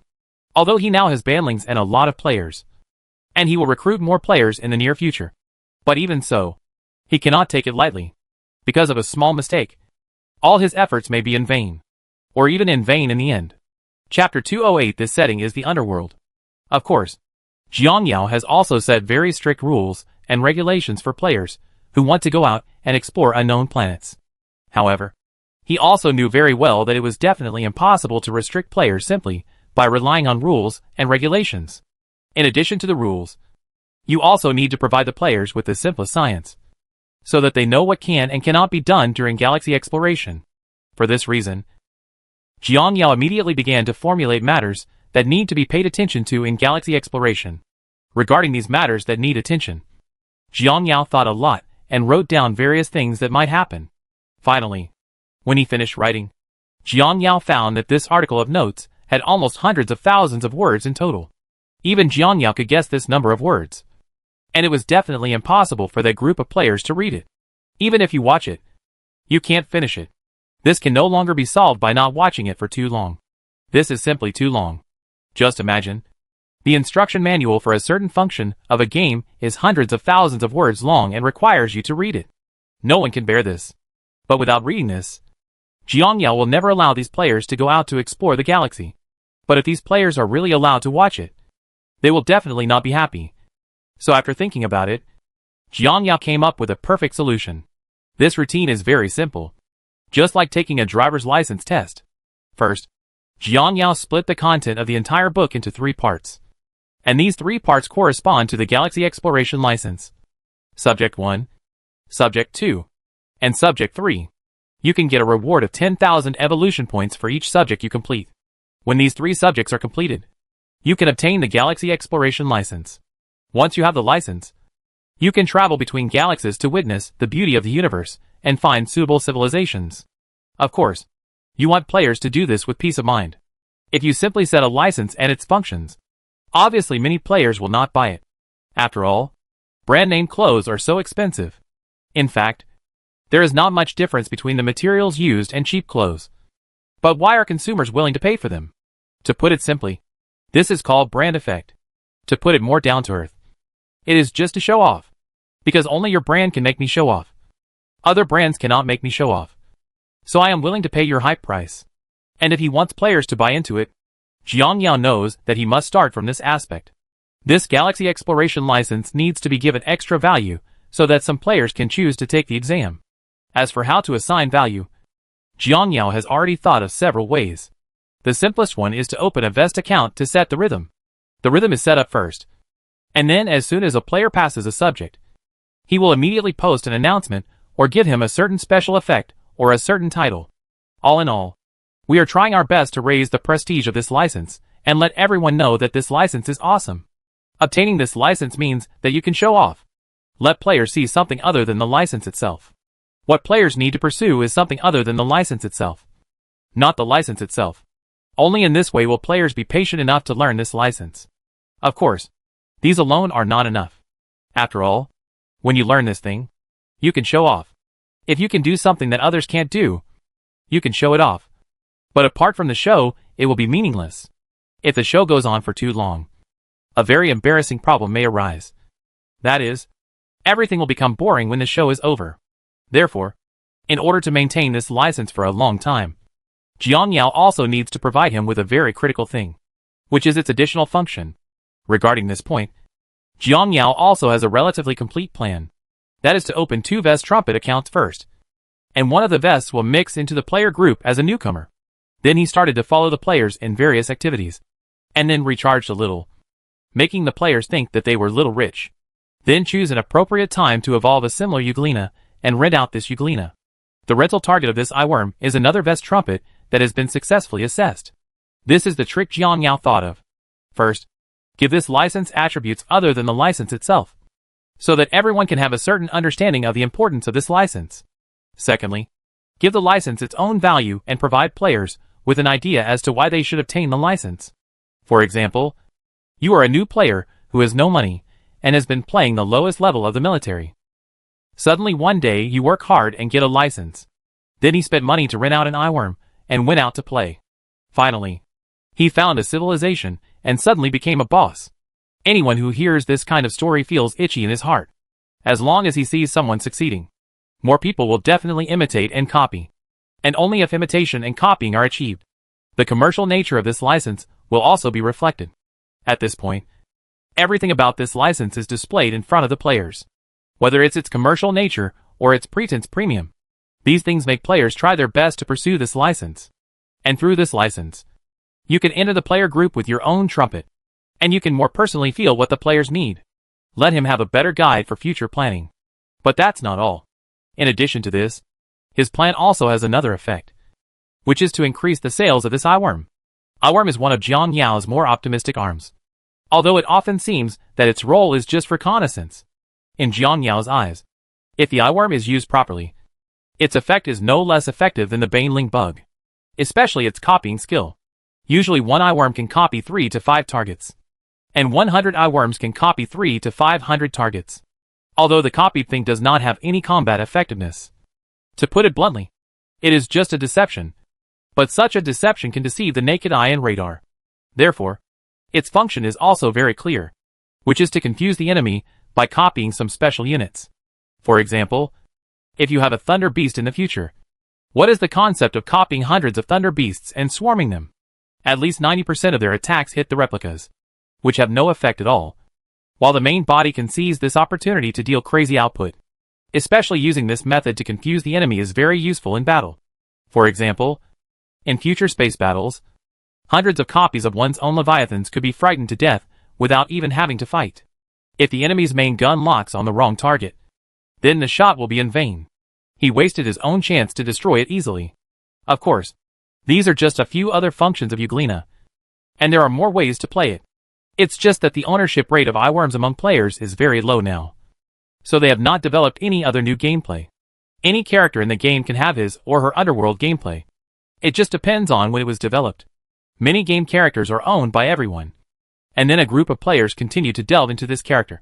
And finally suddenly discovered a bunch of cool operations in a flash of inspiration. The prerequisite for doing all this is to have enough holdings. With only a few people holding it. He never imagined that there would never be all kinds of cool tricks. So now Jiangyao needs to find a way to release the units that he likes to the players, so that the players can develop the gameplay of these units. At this moment, on the other side, when the players saw that they needed to obtain a license if they wanted to explore the stars, they didn't pay much attention at first. Then when a player entered the Chong community and downloaded a data sheet, he was dumbfounded. Brothers, let me tell you some bad news. If you want to explore the stars, you need to take a license test which is similar to a driving school test.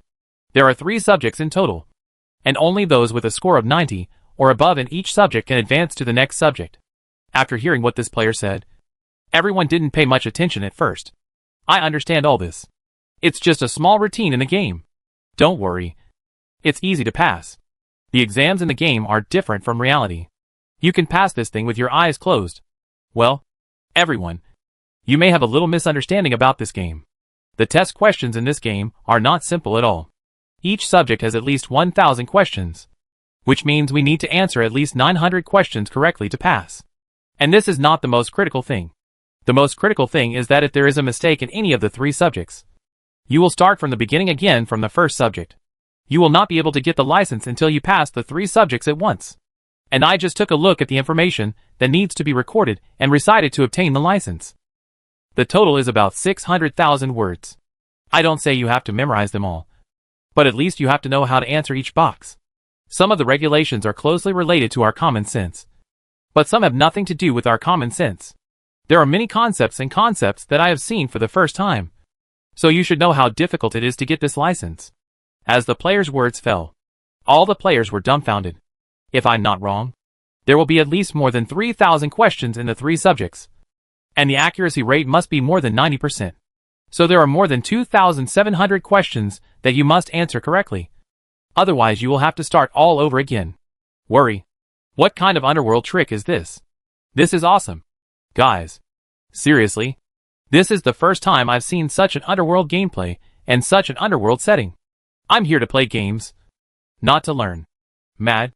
Your setting method is too much. This setting is not too much, but it is even more outrageous. You said that this license is like us little hardworking people. It doesn't matter if we don't take the exam or not, but the reward for this mission is the HL of HL. You can get an evolution rate of 10,000 by passing 1 subject. It may not be a big deal to rich people, but for us little salty fishes, this 10,000 is really a starting capital. Brothers, this is outrageous. The rewards given are so huge. At this point, a player raised his tongs and looked at them. That means that as long as I pass the test, I will never have to see him again. The pliers are broken, and I can see sharp claws from now on. Brother, wake up. Even subject 1 is 200,000 words. Do you think you can finish it? You are overthinking it. Who said you are required to memorize 200,000 words? We only need to memorize each question, and we will have the answer. For example, what should we do first when entering an unknown galaxy? We only need to remember what to do.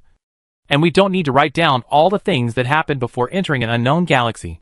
This exam is a multiple choice question. We only need to remember the correct answer. When choosing, we will naturally choose the answer that we are familiar with. Then it is basically correct. But there is a premise here. You must read the first 200,000 words several times. Only in this way can we have a chance to pass the level. Brother, wake up. Do you know how long it will take to read 200,000 words several times? And even those with poor memory may not be able to remember it after reading it several times. After listening to this player's persuasion, other players scolded him for being too young. Just because you can't do it doesn't mean others can't do it. And Kryptonian gold buying parties, like you will never understand the perseverance of us civilian players. Let's put it this way.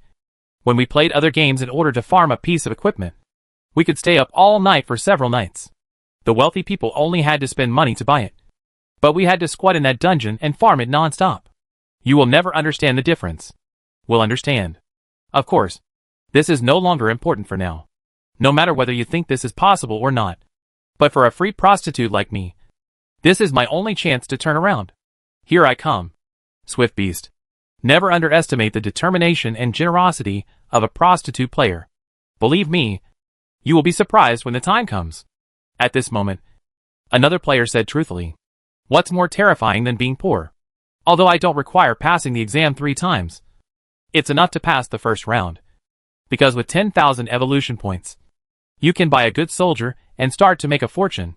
Unlike them, I am a little Kryptonian. Originally, I wanted to go up to the beast. But after seeing this mission, I thought I could work hard and add some money and go directly to the Hydralisk. By the way, am I the only one who cares about the issue of exploration arms? What's there to be concerned about?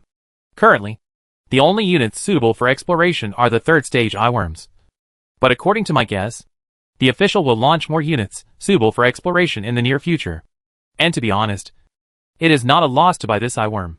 Although it is an auxiliary unit and cannot make you happy on the battlefield, it can make you make money. Because there are many people who have made a fortune through its ability. I still prefer the offensive arms. After all, the offensive arms are what makes me feel good when I play with them. For the auxiliary arms, you can only watch other players' cool moves on the field. And some of them don't even go on the battlefield. So I feel like this game is boring to play. Emperor Penguin was the first to disagree with this player's words. Young man, it's very shallow to say this. It's obvious that you haven't been playing games for a long time. Let's put it this way. Before playing this game, I played other games for at least 5 years. Basically all kinds of games. And finally I concluded an iron rule. And this iron rule is that the main player, who has an ironclad auxiliary flow, is definitely such a loser in any game. Taking martial arts games as an example. Martial arts games are like wet nurses. Can these auxiliaries be able to help with nursing? Besides, other games are basically useless. You can even use the auxiliary from the beginning of the game to the end of the game. Can you output it? Sorry. The output is really bad. The so-called version is a god. Many players who heard Emperor Penguin say this thought about it, and realized that it really makes sense. In most of the games they play, the auxiliaries are capable of both fighting and fighting. And the most important thing is that the output of the auxiliary is not lower than the output of your main C. After all, every game has 2 genres, normal milk and poisonous milk.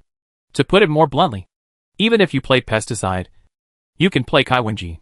You can play AD, and you can kill a lot of output with A. Not to mention other types of games.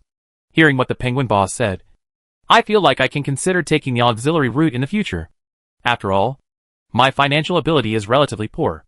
So I can just buy all the basic Euglena and explore. You know what, you are up there. Support is good, but don't forget that it will never experience the feeling of fighting. If you don't even experience the feeling of combat in a war game, I feel that half of the joy of the game has been lost. I think it's okay. After all, commanding your teammates to fight in battle. Isn't it a comfortable feeling to strategize? Quite comfortable. What you said is meaningless. Why is it comfortable? If you commanded well in winning the battle, then you should be. Because you are the commander. But if there is a command error, you have to take over the responsibility to make up for the damage. If you don't have some financial foundation, I think it's better to forget it. You can practice your commanding skills slowly. There's no need to rush this. Practice slowly. There must be something wrong with your brain. Old Tai. You have to figure out how we, ordinary civilian players, can afford to practice slowly. This thing is a process from scratch. As the saying goes, everything is difficult at the beginning, but as long as you can command, you will play a very important role in the battle. Just then a player said, and then he continued to add, and after buying it, you can still go to find resource points when you have nothing to do. Anyway, I think it's not a loss to buy this eyeworm. And don't forget that the last stage of evolution of Euglena has super combat capabilities. I feel that this is a unit that can support an output. If we get tired of supporting, we can switch to output. The player named Xiao Laolu analyzed calmly. Chapter 209 Bilateral Combat. I'm afraid you haven't thought too much. Have you ever thought about how much the last stage of evolution of this Euglena will cost? Is this something that ordinary people can afford? There is no money to evolve in the last stage. We can evolve to the third stage first, and then wait for the event to see if there will be an evolution plus 1 volume in the future. Evolve plus 1 volume? Do you think you, an ordinary player, can get this thing? It is very difficult for many big players to get this thing, let alone ordinary players like us. Upstairs, haven't you seen it yet? This guy just wants to encourage us to buy eyeworms, and then let us help him avoid minefields, because he doesn't know what our future income will be after buying the eyeworm. This grandson probably wants to buy it himself, but he was worried that if he didn't make any money after buying it, he would lose money. So he said he wanted to encourage us to buy this eyeworm to put a damper on him. If our data is good, then he will definitely buy one. But if our data is not good, he will most likely switch to other arms. Hearing what this player said, the player who was chatting with him before was suddenly enlightened. Thank you, brother, for reminding me. If you didn't tell me, I really wouldn't have thought of this. It's about why this guy started crazily recommending eyeworm and bragging about his awesomeness as soon as he came on board. He was here waiting for me for half the day. Good guy. I just call him good guy. Xiao Laolu. You are really as your name suggests. You are indeed Laolu. This guy is going too far. He actually uses such underworld methods to use us to provide him with the data he wants. To put it simply, he wants to prostitute other players for free and spend tens of thousands or hundreds of thousands to get it. The data. It's too much. The player who reminded me just now, please stand up. I'm going to give you 2 big fights. Yes, the player who reminded me is really too much. And he can't understand it all. Right. He knows everything. And you are the only one here who understands it. Right. It's okay if you understand these things in your heart. Don't say it out loud. You have to say it out. What do you want to express? It's good now. No one is willing to test the waters. This is very embarrassing. Actually, this is nothing. A lot of players have bought eyeworms before. Wouldn't it be okay to let them give us the data? That's all it can do now. This is the only way. I'm afraid you're not thinking too much. If you want us to give you the data, you can pay for it. We have already marked the price for the Chong Chong community to pay to watch. Everyone. Of course, these are just some episodes on the way players attack. At this time, the players' attack on the rock and soil civilization is still continuing. The technological level of the rock and soil civilization determines that they have no ability to resist the players' attack. At this moment, they have even used their last resort. But it still has no effect, which makes them basically give up. Their civilization can only support them in short-distance galactic navigation, and long-distance galactic navigation is impossible. Therefore, it is impossible to escape. And the most worrying thing now is that they cannot fly out of this planet at all. Any spacecraft that wants to escape will be destroyed by these evil bugs. Simply put, they have been trapped and died on this planet. All in all, they had tried every method they could during this period, and some even hid hundreds of meters underground. But these bugs still could not escape their detection. And these bugs are different from any battle in their history. Wherever these bugs go, there is literally no grass growing. Nor do these bugs show any mercy to their civilized stone men. It's obvious that the purpose of these bugs coming here is just to destroy their civilization. This is really ironic. At this moment, the supreme commander of the rock and soil civilization slumped in his seat, looking at the bugs that were constantly advancing on the screen. His eyes full of complexity. The dark law of the universe is recognized by most people in their civilization. But nothing is absolute. There are still some people on their planet who believe that the universe is a paradise of truth, goodness and beauty, and that civilizations can recognize and integrate with each other through communication, thereby making progress together. For this statement, people who believe in the law of the dark forest of the universe naturally disagree. So the two schools have also produced various differences and oppositions. It is even said that even in the later period, Their first alliance with the Vashan civilization was facilitated by a group of people who did not believe in the laws of the Dark Forest. But it was obvious that during that cooperation, these people saw the cruelty of the universe. It was also because of that cooperation that more and more people believe that the universe is a harmonious and beautiful family. The number of people is getting smaller and smaller. But there are still some. It is even said that for that group of people, they urgently need a civilization to communicate with them and prove the correctness of their remarks through this matter. Obviously, this civilization is here now. But this civilization doesn't seem to intend to communicate with them. This civilization has used its actions to tell them what the laws of survival of the universe are. Therefore, in this debate that has lasted for thousands of years, the person who believes in the laws of the Dark Forest has won the final victory. But this victory is meaningless because his price is too heavy. If we can't run away, maybe they still have a chance to run away. At this moment, the commander of the Rock and Soil civilization seemed to have thought of something. Although they have been fighting with the Vashan civilization for many years, no one on either side can tolerate the other.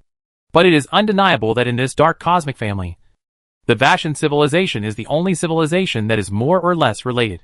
Since our own destruction is irreversible, why not leave them the opportunity to continue civilization? At this moment, the commander of the Rock and Earth civilization didn't know why he suddenly had such a weird idea. But he felt that this might be the last thing he could do for the two civilizations. Tell your neighbors about the Zerg attack on them, and let them escape in advance, so that maybe their civilization can retain some fire. Thinking of this, he immediately posted this message to Vaisong Wenlin. What is very worrying at this moment is that Vaisong civilization did not reply. It's not that the Vashan civilization has not responded, but that they are also struggling on the edge of death at this moment. The players attacked the Rock and Soil civilization, while Jiang Yao drove the insect nest to attack the Vaisong civilization.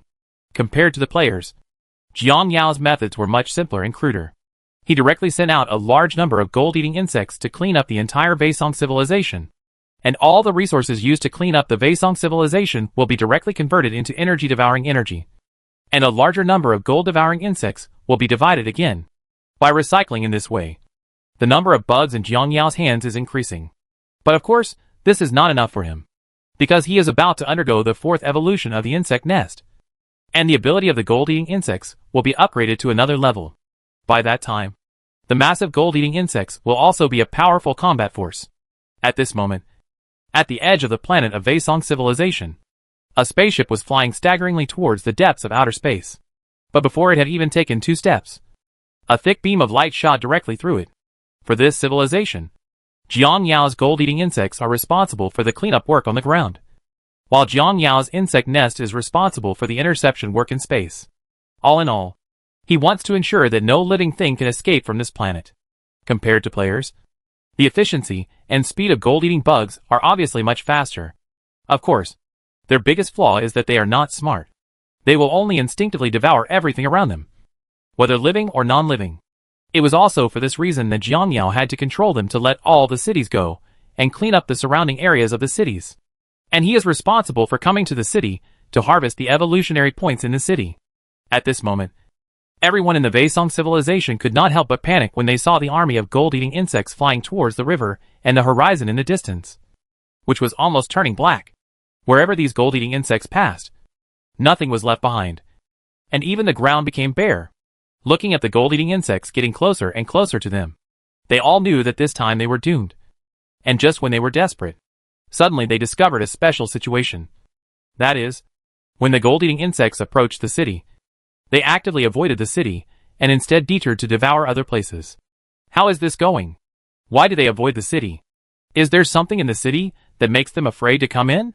Seeing the strange behavior of the gold-eating insect, people hiding in the city also made speculations one after another.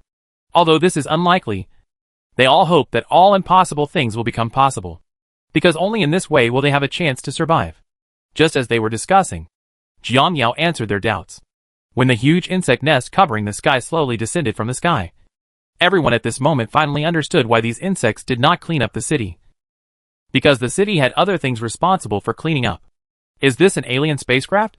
At this moment, everyone in the city was staring blankly at the insect nest that was getting closer and closer to them. It was really too big, beyond imagination. They were sure that this was the first time in their lives that they had seen such a terrifying behemoth. Even if something of this level doesn't have any offensive capabilities, just pressing down from above is enough to destroy them. Only when they face the insect nest directly can they understand how big the technological gap is, and how insignificant they are in front of this race. This universe is so cruel. All civilizations are at different starting lines without any reference. The entire universe is unknown and mysterious to you. If you want to develop yourself and become strong, you can only do it through yourself. But the sad reality is that you don't know whether you are strong or not, because you have no comparison, no reference. In your eyes, you can only compare with some people inside your own planet, and you can never compare with some civilizations outside the planet. But comparison with the same planet is one-sided, and the role they play is really too small. Comparison with the same planet can never let you determine whether you are strong or weak. The only way to determine whether one is strong or weak is to judge by other civilizations. But this method of judgment is too cruel. If this civilization proves your strength, then this civilization will also be destroyed. If this civilization proves your weakness, then it will be the fate of destruction.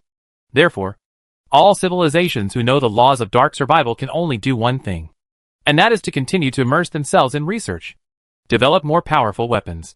Because only by running like this, when one day a certain civilization wants to verify whether you are strong or weak, you can prove to him that you are strong. Although these two civilizations are very special, they are all competing and struggling with each other, so their development progress is almost the same. The comparison between the two sides has led to technological progress.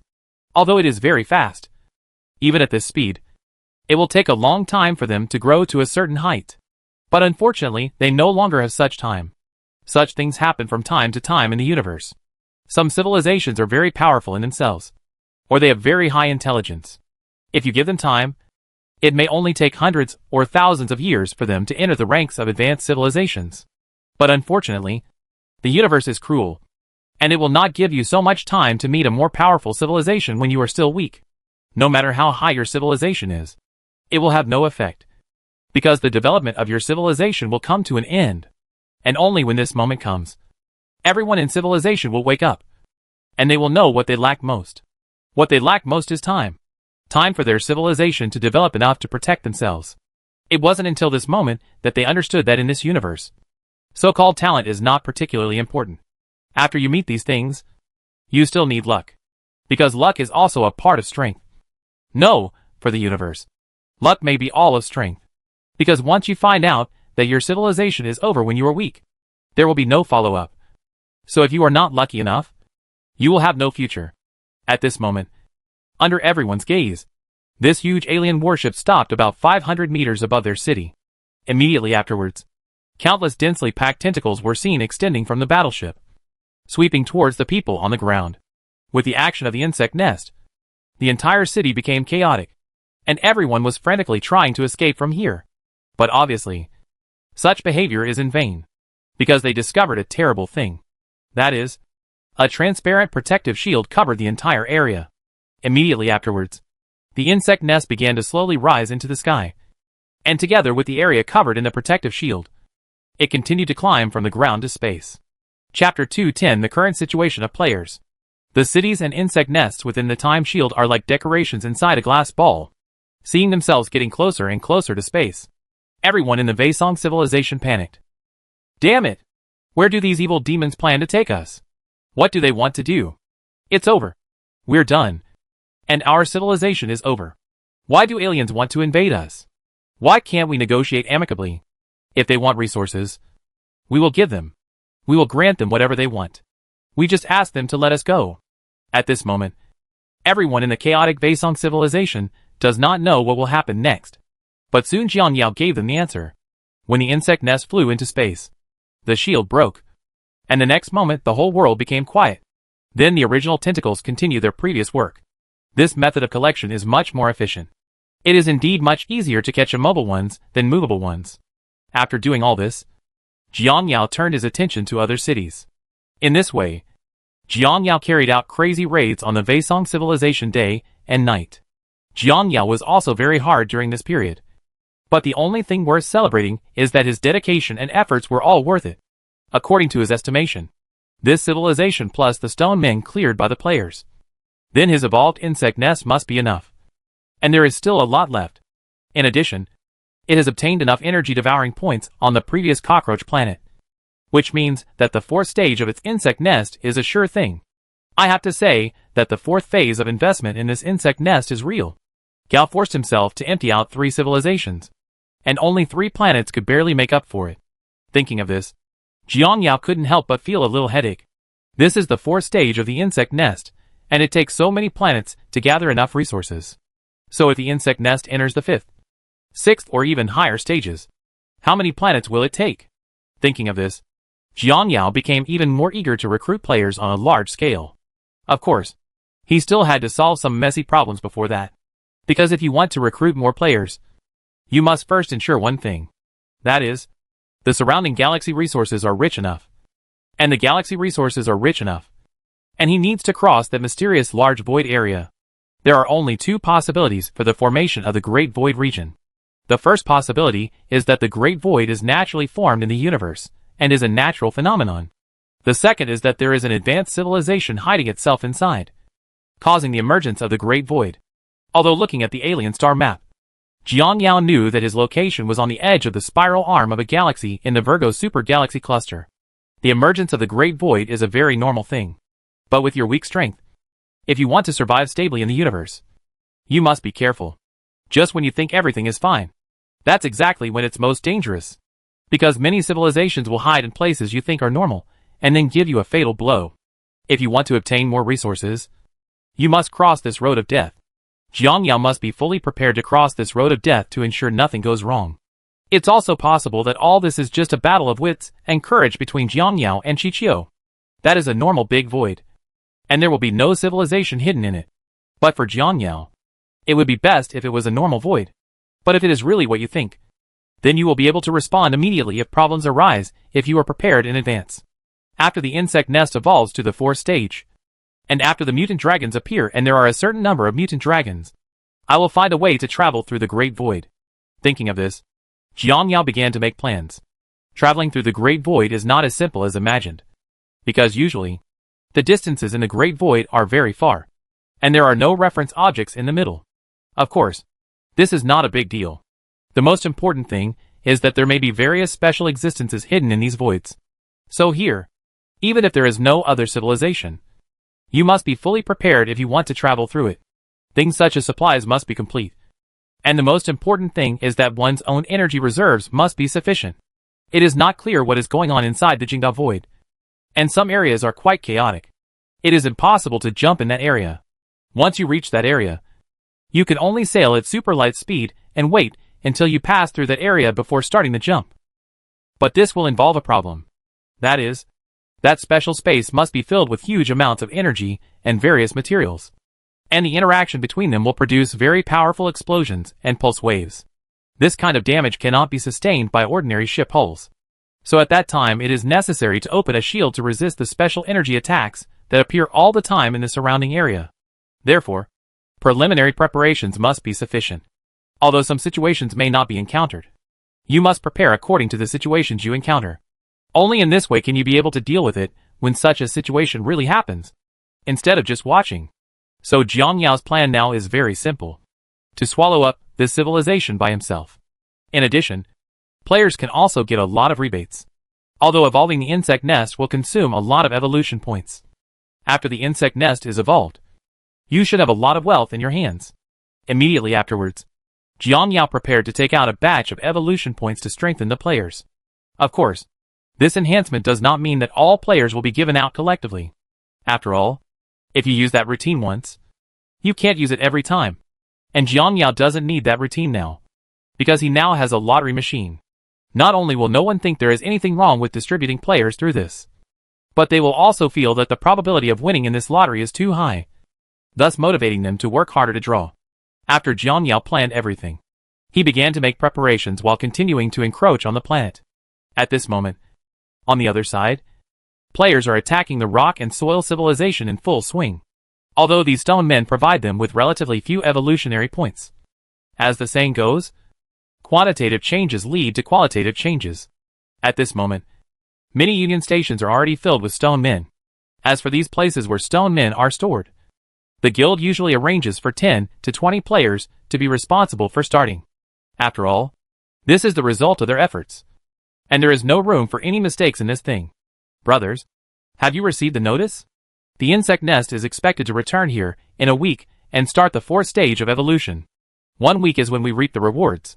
Hey, I can just buy the Velociraptor then. I have also been working on my progress non-stop during this period. I have calculated that I have almost enough evolution points for a Velociraptor. By the way, brothers, one of my grandsons actually drew a Hydralisk in the lottery today. And I heard that he is still a newcomer to the game. This wave just took off. There's nothing we can do about this luck. We non-chiefs can't compete with the European Emperor in any game. Anyway, I don't plan to touch this lottery machine. I've watched so many live broadcasts of the lottery machine. I concluded that the probability of winning with this thing is too low. I estimated that the probability of winning with lottery tickets is probably higher than this. There are too many uncertain factors in the lottery. I think it is safer to proceed with the liver removal honestly like we do. The players who are talking about it now are also aware of a problem. Even though they made a lot of evolutions in the past. But after this time, they also discovered that this evolutionary point is an uncertain factor. You may be lucky, and you may earn more during this period. You may be unlucky, so you may not earn many evolution points at this stage. Therefore, they are now more cautious in choosing military units. Because if they don't like the chosen military unit, they will also suffer a certain loss if they change hands. Therefore, they are now more strict in selecting military units than before, and they will consider more things. Of course, there are also many players who want to change their fate based on luck. These players have a gambling mentality and use it to draw a few points of evolution in order to suddenly turn around one day in the future. Anyway, for them, they use what they draw. In short, the current players are working hard towards their respective goals. Under the players' offensive, the rock and soil civilization's attack has basically entered the final stage. All their buildings, base defenses, etc., have basically been destroyed. At this moment, the stone people of the rock and soil civilization have never thought about fighting against the players again. The only thing they want to do now is to hide somewhere where the players can't find them, and wait for this disaster to pass. However, because of the presence of eyeworms, players can find them no matter where they hide. Of course, players who can afford eyeworms don't actually care much about those lonely stone men. Sometimes, even if they find them, they don't bother to pay attention to them. Their target is a larger group, not a single lone stone man. Of course, it is difficult for a single stone man to survive. Even if they escape the search of Euglena, they cannot escape the search of some worker bees. After all, for individual players, the lone stone man who is looked down upon by the big guild is their best target, transporting 40 or 50 animals back in one trip, and then doing a second trip. This is how most individual players play, compared to large guild players who have a mature transportation system. Although their efficiency is very low, it is enough for them, because at the end of the day, the average income of most individual players is basically 600 to 700 evolution points. In other words, they only need to work hard for 10 days and a half to get a Velociraptor. Of course, this is only theoretical data. The prerequisite for achieving this data is that you spend enough time online every day. There is another most critical point. That is, don't touch the lottery machine when you have nothing to do. Otherwise you will never get enough. Brothers, I feel like I can no longer do it. At this moment, several worker bees were wandering around in an abandoned city. Yeah, I feel like I'm almost out of it. I've been having sex for 20 hours straight. If I keep playing like this, I'm worried that I'll die suddenly. So far, each of us has found an average of more than 30 rocks, which amounts to more than 300 evolution points. I feel that if we don't be more ruthless during this period, if we wait for a while, we may not even be able to collect 100 or 200 a day. It's so tragic. In just a short time, this planet of resources has been wiped out. There's no way. Don't even think about how many people we have here now. The first is that we have too many people. And the second is a very critical problem. That is, those big guild players have purchased professional transportation equipment.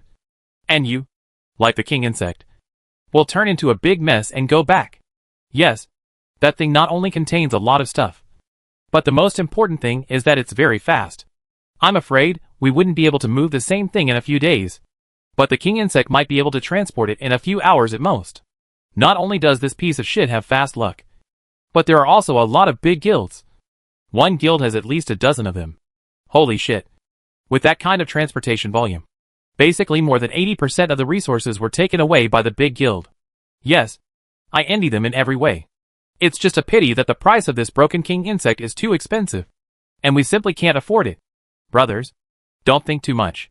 Let's find a way to get a few velociraptors first. And then evolve to find a similar guild to join. This way we can earn more.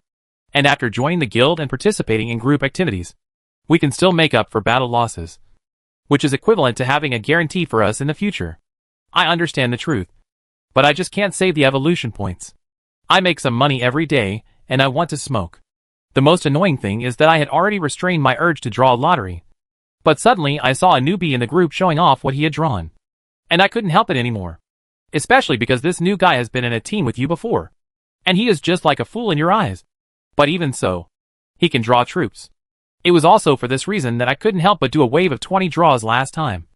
And then my progress in purchasing Velociraptor dropped from 50% to 0. After hearing what this player said, several people next to him also agreed. Indeed, during this period, people often draw things out of the lottery machines. Which also makes many players like them feel itchy. Brother, I'm holding back. I get angry whenever the lottery is mentioned. At this moment, the player said, and did not forget to add, brothers, actually the only thing I didn't understand is that I have done some research on lottery in the past when I played games. When the lottery mechanism of many games releases cards, a batch of cards will be released almost at the same time. At that time, I usually dived in the group, and then waited to see other people's lottery information. When I found out that these people had drawn good things, I immediately went to draw. Basically, I could draw what I wanted without spending much money. Come out. But this game feels completely different. Before, I had been watching the people in our group draw. For this reason, I also joined several lottery groups. But even so, I couldn't find a pattern.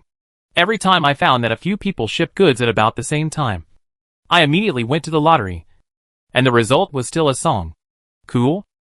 Chapter 211 discovered the Stone Man's routine. Speaking of this player was also a little aggrieved. Before, I was still thinking whether my draws were too few, which led to this situation. But later I discovered that no matter how I played, his card placement was purely random, and there was no pattern to be found. While this player was still complaining, another player picked up a steel bar from the ground. Then he clamped it on the pliers, and then threw it out with all his strength. The next moment, a stone man not far away was knocked away on the spot. The player who had done all this said to the person next to him, "Let's put it this way. You are not professional enough. I used to smoke on behalf of a certain treasure. It's the kind of thing where I will guarantee you how much money you have to pay. If you don't pay, I will spend my own money." Repair? You heard me right. That's what I was doing at the time. I know the card lottery mechanism of the game very well, including what has the highest probability of winning in each time period. I have also made detailed statistics. But in the end, I discovered that this game has no so-called rules at all. This is a bit outrageous. Normally, lottery machines will operate according to some regular rules, because these rules perfectly grasp the gambler mentality of lottery players. By constantly luring players, they will keep making money. Gold. Actually, this is also the routine played in most games, especially in mini games. When you reach a certain stage, you don't want to draw anymore.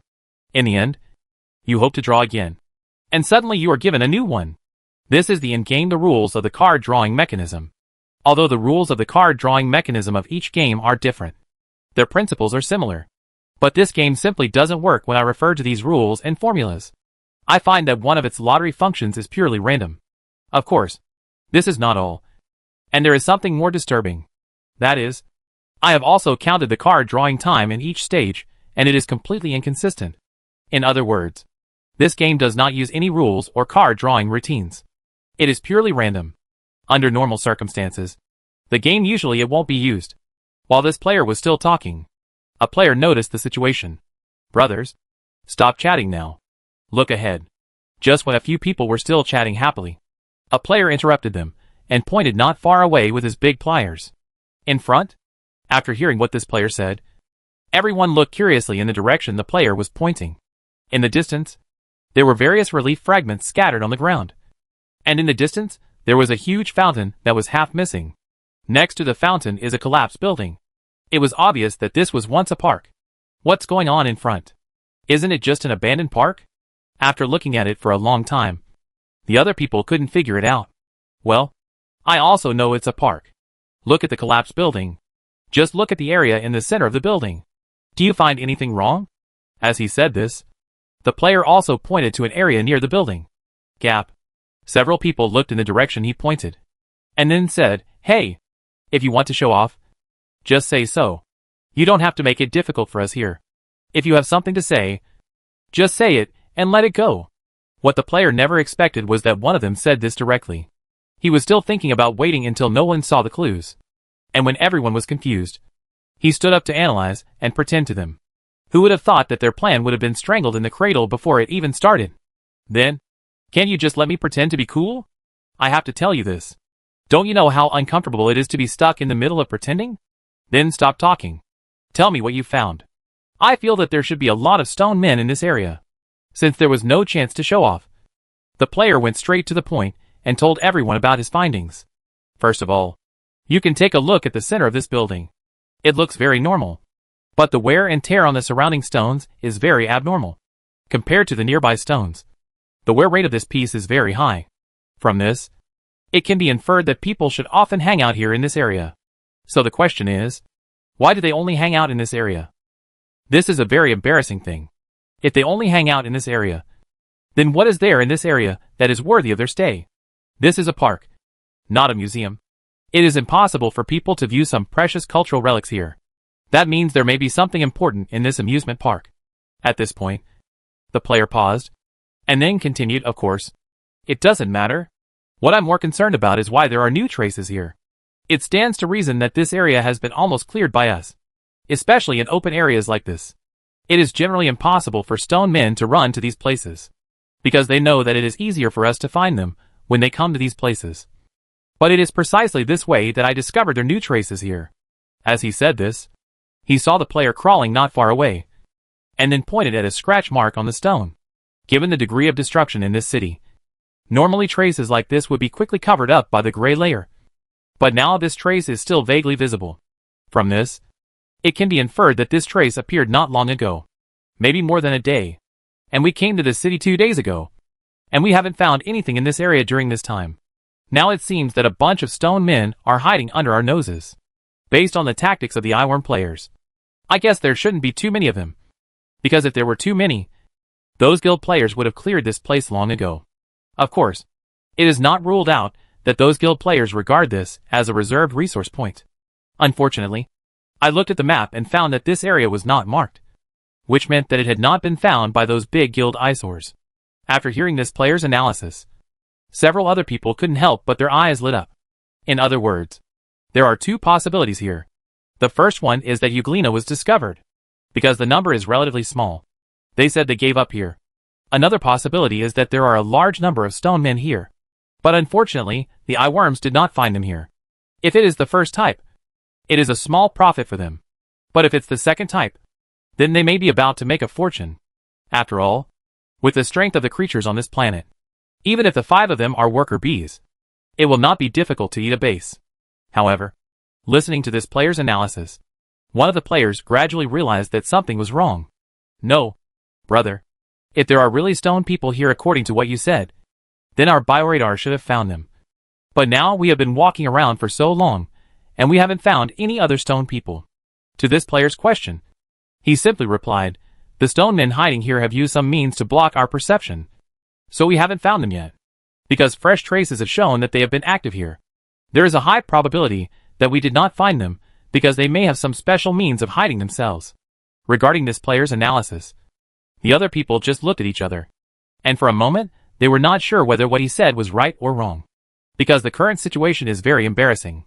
This trace is fresh, but no trace of these stone men has been found. This is a very painful thing.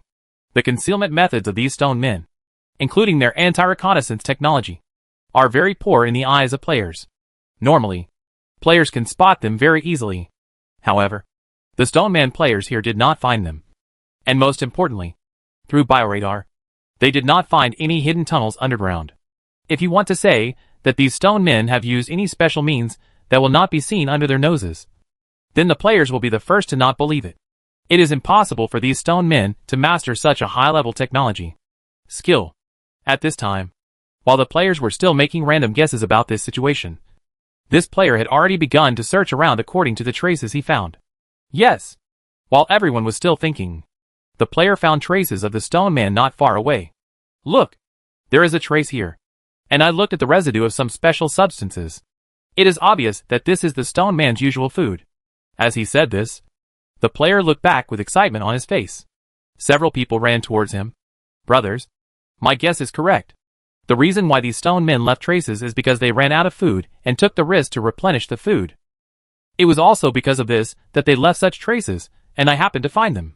After listening to his words, several people also looked in the direction he pointed. But for a long time, no one could see why. Of course, this is understandable. After all, he is the only one among the few who majored in this area, and the others are completely unrelated to this aspect. Okay, don't be too loud and just tell me the result. Whether you can find them. Act immediately if you can find them. Although we are the only ones who have seen them so far, we do not rule out that others will come. We must race against time to grab these stone men. It shouldn't be a big problem to find it. But it will take time. Now I'm looking around to see if they left any other traces. After hearing what this player said, he himself wanted to show off again. But as this player said, just because they discovered this place doesn't mean that no one will come here. So they must race against time to get the resources. There was not much nonsense. He moved forward cautiously while searching for clues. Soon he found another trace. In this way, several people followed him and followed the traces left behind. Soon they discovered an area in the center of the building where the soil had clearly been tampered with. Seeing this, the player thought for a long time. And suddenly, he seemed to think of something. Brothers, if I guess correctly, that group of stone men should be down there. No, the biological radar doesn't seem to have found anything strange. As his voice fell, one of them reminded, "Of course I know what you said. But I'm not sure. Do you think I would say that? You mean?" And just when the player was about to speak, he seemed to have thought of something. So he quickly said to several people, "I can tell you your reasons. This is the next thing. You must not spread it. Just know it for yourself. Okay. Because I feel that this discovery of mine can make our income much higher in the future. If it is used as a side story, and everyone knows this routine, then we will not be able to earn evolution points." Hearing what this player said, the others nodded quickly. Don't worry. We are all veteran players who understand. It's like this. These wild monsters didn't know what was going on, but they were able to guess our investigation methods. So they play tricks on our investigation methods. I don't know when these wild monsters started. They may have discovered that our detection distance is limited. And they also know that we can detect some situations underground. In response to our routine, their response was to bury themselves deep underground and then fill the tunnel with soil. If we go to investigate in this way, then this is a normal area. And as long as they make the hole deeper, they can easily avoid the detection of us worker bees or swift beasts. It is possible that this method of evading our search has been spread throughout the entire clan. Now there is a high probability that a large number of stone people on this planet are using this method to evade our search. However, the reburied soil will show a slight difference from other soil on our bioradar. But if you don't observe carefully, you won't notice it. Even before I knew about this matter, I watched the bioradar so many times and didn't find any problems. Now I can vaguely see a passage in the mud. It's because I knew they had this trick. So I chose to find it carefully and found it. After hearing what this player said, several other people couldn't help but look at each other and understood instantly. That is to say, if your hypothesis is true, then we can use this method to find those stone men hidden deep underground. If we are lucky, we may be able to pick up big fish. Yes, that's probably the case. Other people don't know the tricks of these stone men now. And we, the only ones who know the tricks of the stone men, have the upper hand? And now it's time to verify my guess. Chapter 2:12 Destroy the Vaison civilization and prepare to return. If the guess is correct, then congratulations. We will eat meat and drink soup later. If the guess is wrong, just pretend that nothing happened. As the player's words fell, several people immediately took action. They waved their large pliers and began to dig downwards. Although the progress of the worker bees' excavation was not as fast as expected, the speed was not much slower. In a short time, several people had dug a pit dozens of meters deep. Brothers, it seems that my guess is correct. Look, the soil quality here is obviously different from the surrounding soil. It is obvious that they have just filled it in. I also found that the soil quality in this passage-like area is obviously different. It seems that you were right. These stone men actually found our bug. But I'm curious how they know our detection range. I guess we found out a lot of their stone men hiding in the ground. Then these stone men told other stone men what they had experienced before they died. And they guessed this through speculation. A little? It's outrageous that you can even guess this. It would be really weird if you didn't guess. When your life may be threatened by various threats at any time. I guess you will try every method to survive just like them. But I have to say that their routine actually made us successful. Because they did this. I was thinking that other people would not be able to discover their routine as carefully as we did. We can make a lot of money by taking advantage of other people's ignorance. A wave. Don't think too much. Their routine is only for us individual players. The sensing range of our worker bee bioradar is too close. If we encounter soldiers like those Kryptonians, we can easily spot them hiding underground as long as we pass by. It's embarrassing. I have to say that this game is full of deep malice towards us civilian players. Okay. Don't even talk about it. Speed up the progress a few times and get out the stone man underneath. And then we can go to other areas. In this way, the players were discussing and digging wildly. At this moment, compared to the players above, the stone people below were in a panic. Because just now they discovered that the sensors on their road had been triggered. The triggering of the sensor means that their location is exposed. They deployed a total of 3 sensors along the way, 2 of which have been triggered, respectively 5 kilometers and 10 kilometers above the ground. There is another sensor 30 kilometers above the ground. According to this progress, they estimate that the last sensor will be triggered soon. Needless to say, these evil bugs are digging towards their underground base at an extremely fast speed. And when these bugs dig out, their doom will come. What should we do? Leader? We were still discovered. At this moment, a stone man looked anxiously at the person next to him and asked, "There is no other way. I didn't expect that even 200 kilometers underground could not escape their detection range." As he said this, the stone man sighed, and then looked at the other stone men present. There are about 20 stone men in the entire area, and they are all high-level leaders of rock and soil civilization. This base is also one of the most important bases for rock and soil civilization, and it stores a lot of relevant information about rock and soil civilization inside. Of course, as one of the deepest underground bases of rock-soil civilization, it is also a refuge for these people. Some supplies are stored here to allow them to survive safely for a long time. But the supplies in this base are only enough for 10 people to live here for a month. At this time, there were a total of about 20 people hiding here, so their supplies had been exhausted a long time ago. After the supplies were exhausted, they had no choice but to take risks and risk finding supplies on the ground. Although they were extremely careful during the search. And during the search, they were not discovered by the alien insects. And just when they thought they were safe, they didn't expect this crisis to come. Although this underground base is extremely strong, it cannot be destroyed by normal means. But they know very well that metal that is extremely hard in their eyes is as fragile as paper to these bugs. Maybe this is our fate. At this moment, the leader of the rock and earth civilization was already in despair. In fact, he was desperate from the beginning. Because when they saw the powerful strength of this race, they knew that they would never follow up. Their civilization has experienced too much during this period. And the leaders of the rock and soil civilization are also tired at this time. From the first time they invaded them, they launched a planetary defense war. Later, when they discovered how powerful the enemy was, they began to change their strategy, focusing on continuing civilization and supplementing resistance. For this reason, during this period of time, they were constantly thinking about how to continue civilization. They tried many methods, but all failed without exception. At this moment, their last resort was to hide underground. But it was obvious that this approach also failed. The greatest sorrow for us is to watch our own planet and our civilization being wiped out by the enemy's invasion. Although the subsequent resistance is meaningless. As members of the rock and soil civilization, we cannot sit still and wait for death. Although we all know it. Even resistance will have no effect. But we must use our actual actions to tell them that although our rock and soil civilization has failed, our spirit is still there. Listening to the leader's words at this moment, all the Intu people present looked serious. Just as their leader said, although civilization has failed, their firm belief has not failed. They will use their actions to bring the final end to rock and soil civilization.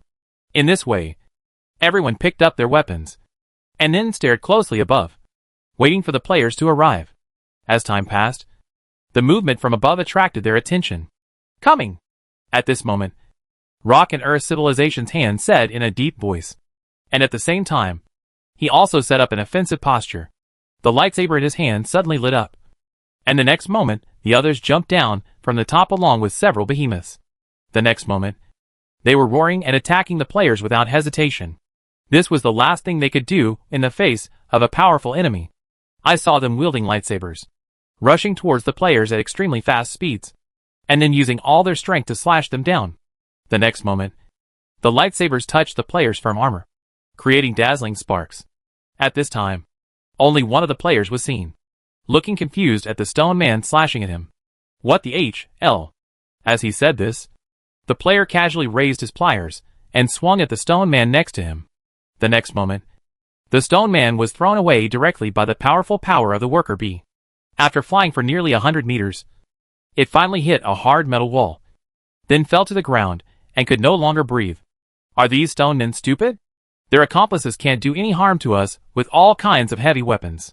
How can they expect to injure us with just such a lightsaber? Yes, but I have to admit that this group of people is really a bit different. The other stone people saw us and ran away in a panic. Only these few didn't run away when they saw us. They rushed up and fought with us. We are tough. Courage is commendable, but it is of no use. At this time, while the players were still talking about it, one of the players was attracted by everything around him. What I saw here was a square open space, surrounded by bookshelves, and not far away there was a huge corridor leading to who knows where. But through the players' perceptions, they discovered that there should be something like a computer at the end of this corridor. Brothers, this copy is too easy. By the way, at the end of that corridor, I just discovered through biometric radar sensing that there seems to be the civilization's computer. Should we move these things back? Maybe we can trigger a hidden mission. This is possible. Although it is difficult for such a low-level civilization to trigger the hidden mission, I think we still need to try it, just in case we are lucky and it happens to be triggered.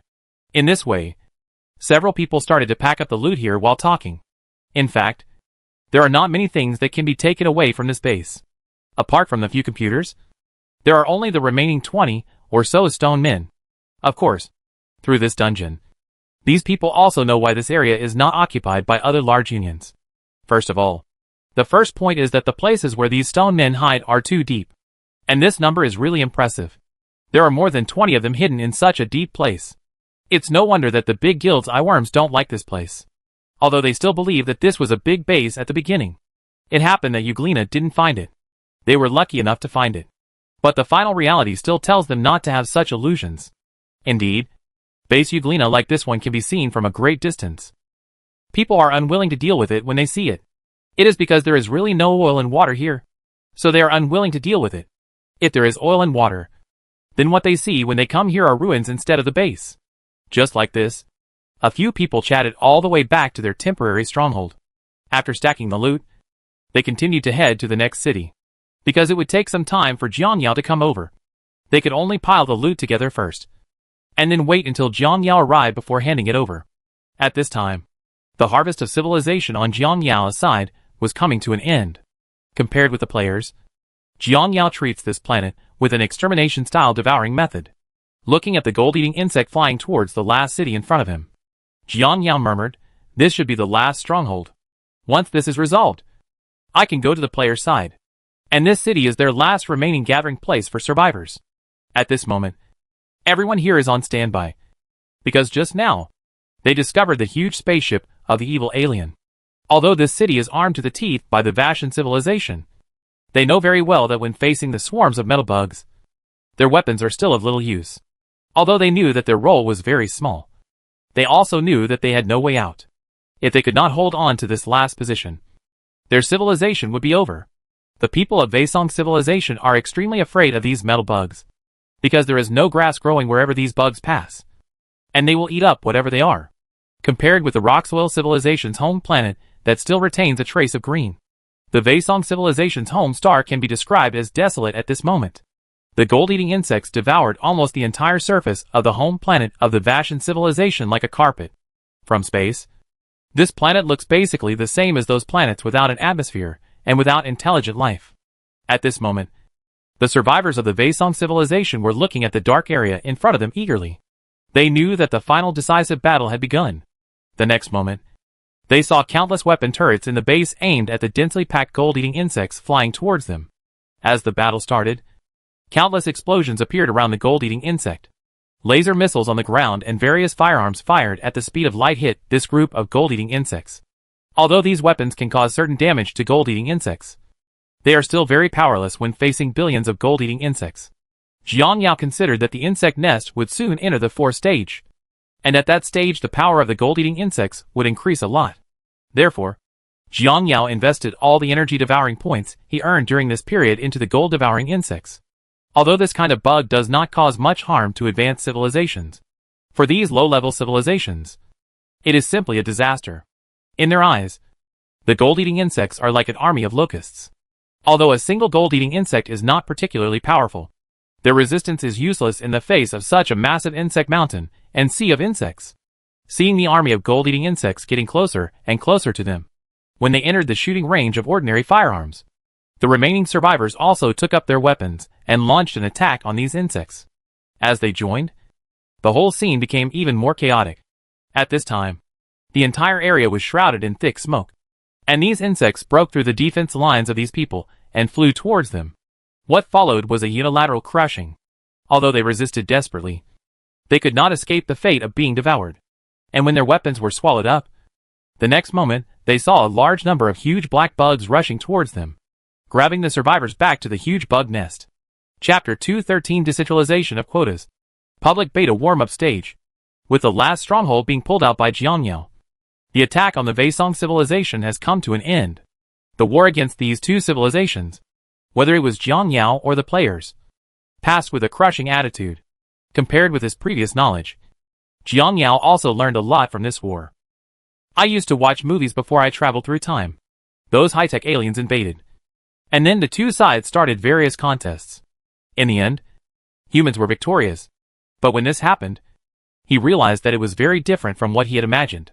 When the technological gap is too large, the invading party will basically assume a crushing posture. The so-called guerrilla warfare or other routines do not exist at all. Jiang Yao would not give them any chance to fight guerrillas or anything else. It is not feasible for them to use weapons of mass destruction to sneak attack Jiang Yao's insect swarm, because long before these weapons were launched, Jiang Yao easily locked their positions and then cleaned up these things. Jiang Yao would only do this if their weapons could cause a certain amount of damage to the gold-eating insects. If they couldn't cause any damage, he might just crush them all the way without even looking for them. And a situation like the one in the movie where there is a huge gap in technological strength and there is still a stalemate is absolutely impossible to happen. From the moment he first entered here, Jiang Yao has been crushing him all the way.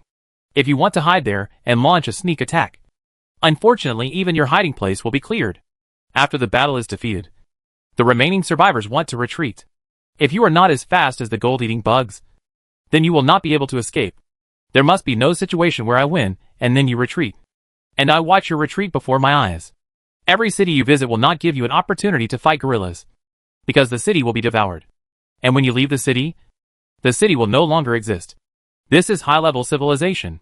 Regarding the situation of low-level civilization, there is no so-called stalemate. Only no grass can grow after being crushed all the way. Under such circumstances, you have no way to organize any counterattack and can only watch your civilization being destroyed. Although the Vaisong civilization also put up a lot of resistance during this process, these situations were of no use in the face of absolute strength. It's almost time to go back. Calculating the time and the progress learned in the group, the players should have cleared about 70% of the rock and soil civilization. It just so happened that during this time, I was able to start the fourth stage of the hive's evolution. In addition, the education on the black worm side still needs to keep up, especially in terms of combat. Although the black bears performed fairly well in this battle, their coordination skills were really poor and needed to be strengthened. As he spoke, Jiang Yao began to summarize the earnings this time and some of the problems encountered during the war. And this time, Jiang Yao felt that the final result of the battle was somewhat beyond his expectation. Although before arriving, Jiang Yao knew very well that the environment of this planet was harsh. So the total number of intelligent creatures was actually not many, and the evolution it could provide for him was not particularly large. So at that time, he thought that the two planets combined would be enough. But when he finished cleaning this one planet, he found that the number was enough. The fourth stage of the insect nest requires 20 million energy devouring points and 3 billion evolution points. He has enough energy devouring points at the beginning, but he lacks a lot of evolution points. However, after solving this planet, he has a total of 40 billions of evolutionary points. In other words, after evolving the insect nest, it still has a lot of reserves to prepare for the next stage of the insect nest. And there are also many evolution points on the player's side. Therefore, it is not a big problem if he wants to rush troops in the near future. And the most important thing is that the evolution on the player's side will definitely be more than the evolution points he gets. After all, the players are searching in person, and these creatures are directly related to their income. So these players will try to preserve their integrity as much as possible. He would definitely not be like Jiang Yao, who used gold-eating insects to devour them as quickly as possible. Sometimes when swallowing areas outside the city, Jiang Yao basically doesn't interfere, which leads to the loss of a lot of evolution points. But he doesn't have time to interfere in such things. After all, his workload is quite large. So the plan he adopted is to outflank the city from the market and force those people to gather in the city. If during the outflanking, some people failed to outrun the gold-eating insects or were unwilling to enter the city and still chose to hide in place, then these evolutionary points would undoubtedly be wasted. All in all, attacking this planet will cost Jiang Yao a lot of evolution points. Of course, the reason why he is so anxious to solve this planet is mainly to get this thing done before the players solve the rock and soil civilization. Considering that the current situation at this stage is very special, he originally planned to start the public beta directly after the test. But because there were so many players, there were a lot of problems, some of which were even very serious. So after thinking about it, he decided to conduct one last test. Of course, the number of people tested this time was also relatively large. After this test is over, his game will be officially announced to enter the public beta stage. Of course, entering the public beta stage is not as easy as imagined, because after entering the public beta stage, he needs to continue to provide players with different gameplay methods. So what he will face next is the biggest obstacle before entering the public beta stage, which is the Great Void. And this time this is his plan, because 70% of the resources in geotechnical civilization have been obtained by the first batch of players to enter. So at this time, he is delegating a large number of quotas. Under normal circumstances, these players will not say anything. Although the remaining 30% of resources are very small, they can also be used as the first batch of starting funds for new players. And with the entry of new players, there is a high probability that a layer of skin will be peeled off from this planet. While these players are getting familiar with the game, Jiang Yao can choose to incubate the insect nest. Originally, he wanted to decentralize the quota through the end of the closed beta, and use this as an excuse to close the server again to complete the evolution of the insect nest. But later, after thinking about it, he decided to give up this idea, solve the problem of Wuzhou civilization as quickly as possible, and then return to the rock and soil civilization to start the insect nest evolution. In this way, when people clean up the rock and soil civilization, his insect nest will almost complete its evolution. And the insect nest that has mastered the ability to jump can consider traveling through the Great Void. But now he needs to change his strategy, which is to not close the server and let some players in while there are still 30% resources left, and then start to get familiar with the game and clean up the remaining stone men, while he is holding on to the insect nest during this time. Evolution. Although the entire rock and soil civilization may be cleared before the insect nest is evolved, and players will have a period of time to plant grass, there is nothing that can be done, because if you want to not shut down the server, the simplest and most intuitive way is this. And another reason why he did this is to allow people who are decentralized this time to experience the game as soon as possible. The main reason why he wants players to experience this game as soon as possible is because this time his helmet will be charged. Although on the surface, the game is still in the internal testing stage, he thinks that for this batch of helmets, he will need to charge a little money, because there will be more players in the future. So he must pay attention to all aspects in advance. Get ready. And this time, the quota he transferred is in units of tens of thousands. So if you want to not charge a penny, it is definitely impossible. Of course, Jiang Yao also gave a very nice name to the decentralized quota this time, which is called the public beta warm-up stage, and 40,000 quotas were decentralized. Although it is called the public beta warm-up stage, the official explanation given by Jiang Yao is that it has entered the public beta stage. It's just that considering that there are too many people and the server is under too much pressure, It is necessary to send a group of players in advance to test the server's ability to withstand pressure. Now that it has entered the public beta stage, although the number of people online is limited, what should be charged must be charged. The charge item for this game is naturally the helmet. Jiang Yao's previous idea was to set the selling price of the helmet at 20,000. And he might do some activities to lower the price to increase helmet sales. But after such a period of time, Jiang Yao immediately changed his mind. First of all, he has certain requirements for the players who settle in. Because there were so many people, it was impossible for him to screen them one by one. So he set a threshold for purchasing helmets. The price of 19,999 remains unchanged. But there are certain conditions to purchase a helmet at this price. The condition is to answer questions. Jiang Yao has set up a discount interface for answering questions on the official website. This answer requires you to explain your own situation and your understanding. Of course, Jiang Yao cannot ask these questions directly. The questions he sets will ask these questions very cleverly. When you finish answering all the questions, there will be a score. And people with a score higher than 80 can enjoy this price to buy a helmet. But considering that this is a game after all, your behavior is obviously shutting out players. So Jiang Yao also set a price that allows you to purchase the helmet without answering questions. You only need to spend 100,000 soft girl coins to purchase this helmet without answering the questions. There is a reason why he set it up like this. It is very simple to even answer these questions incorrectly. These players may have relatively big problems, or relatively large hidden dangers in some aspects. So for the sake of their own safety, these people should still be kept away. Setting the threshold of 100,000 is also a special need of some wealthy people. In addition to the special needs of the rich, there is another point, that you spent so much money to buy such a helmet. If you want to mess around, Jiang Yao probably won't let anyone else part with it. If you can spend so much money to buy a helmet, at least you won't mess it up. And you won't buy the helmet and stop playing it for a day or two.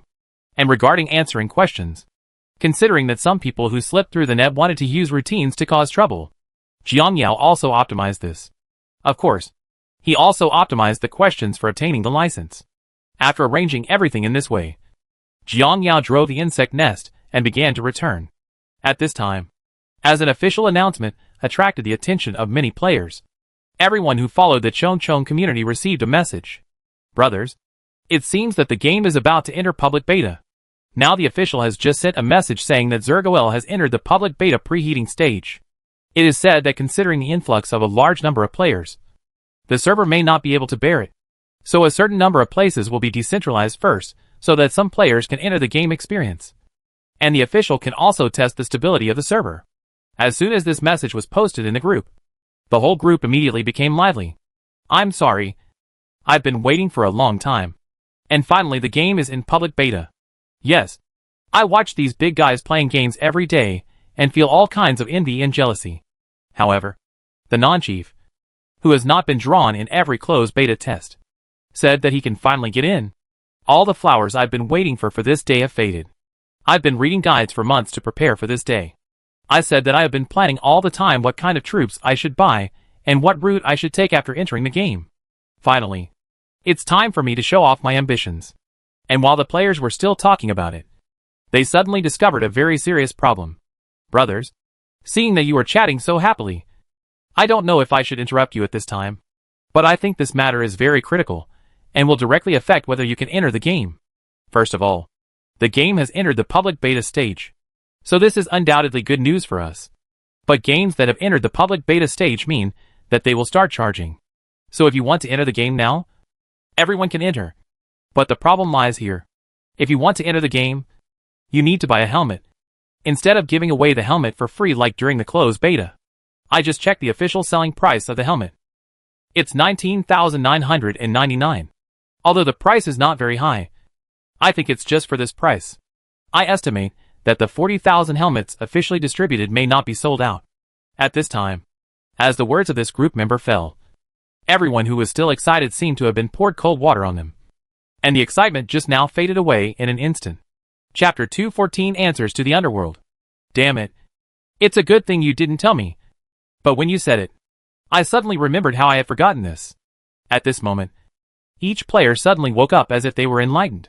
Yes, if you didn't tell me, I would have forgotten that the price of this helmet is quite high. Oh my god. Too many closed beta players got the helmet for free. So during the public beta, I actually forgot that this gaming helmet also costs money. And the price is not cheap. While the players were still discussing this matter, they suddenly noticed an official helmet purchase instruction. Well, brothers, have you noticed the official helmet purchase instructions? There is a threshold for purchasing a helmet at a price of 19,999. There is an official question answering function built into the game, with a total of 200 questions. We need to answer 80% of the questions correctly to buy it at this price. As the saying goes, there is punishment.